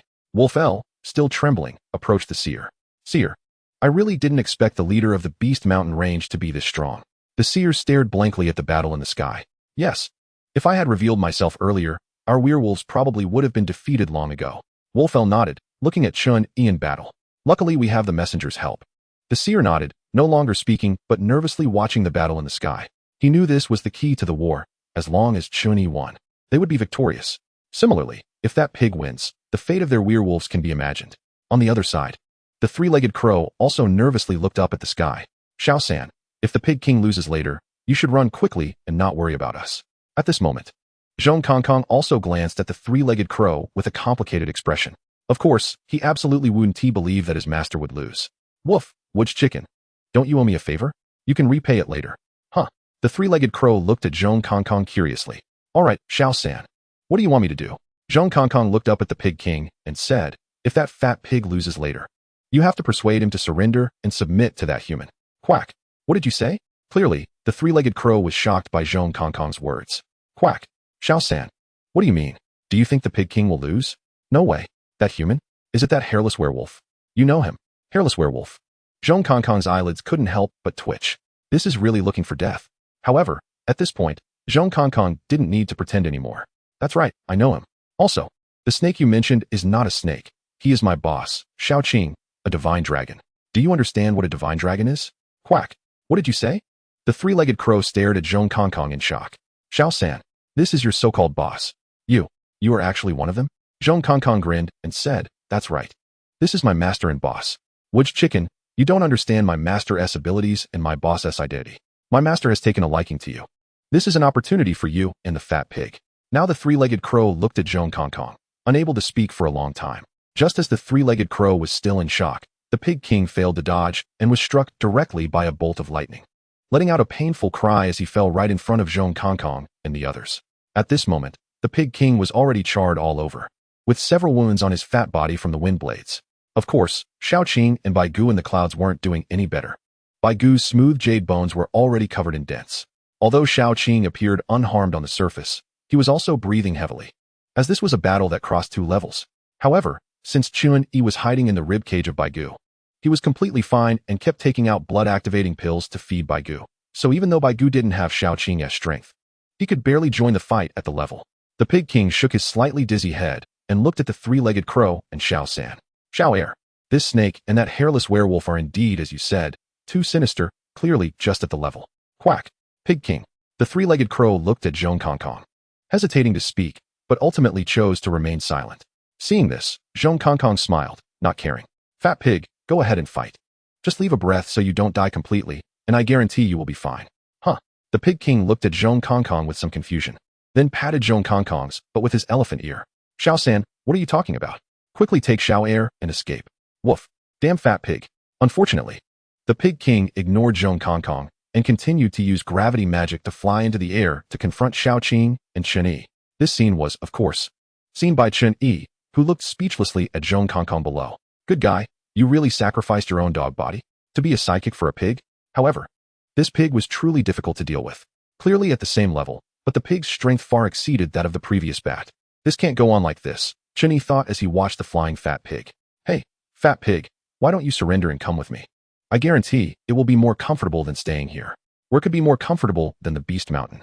You hairless werewolf. Hearing this, Chen Yi felt a headache. Is this hairless werewolf addicted to calling out names?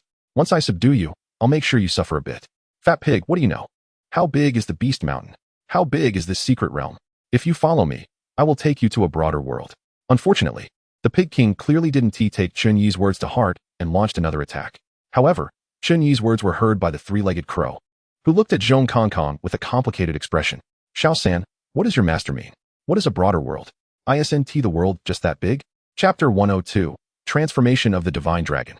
Zhong Kong glanced at the three-legged crow and nodded. Woof, I told you, you are a country bumpkin. Do you understand what a frog at the bottom of the well means? Then Zhong Kong explained the true situation of this world to let the three-legged crow know that the world they lived in was just a small secret realm. This statement completely overturned the three-legged crow's perception. Xiao-san, is everything you said true? Zhong Kong rolled his eyes at the three-legged crow. Woof damn, which chicken? Does Zhong Yi need to lie to you? Hearing this, the three-legged crow fell silent, but Zhong Kong could see a hint of desire in his eyes. Woof, which chicken? How about this? Follow my master, and he will take you to explore this vast world. What a big pie. Luckily, people in the know didn't hear it, otherwise, they would have a face full of black lines. After all, whatever kind of master there was, there would be that kind of beast tamer. Goddamn. Taking you to explore the world? Isn't that just like the werewolf?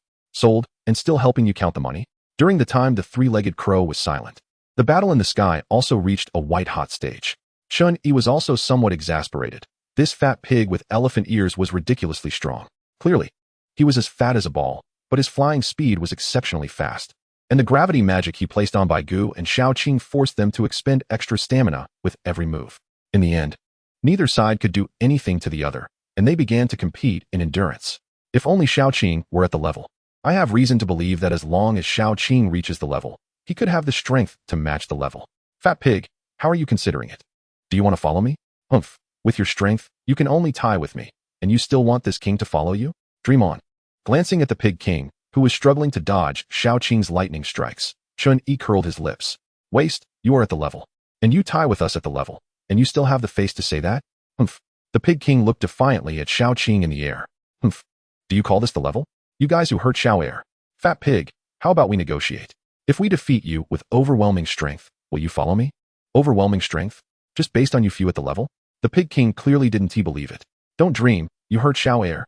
This king will definitely not let you go.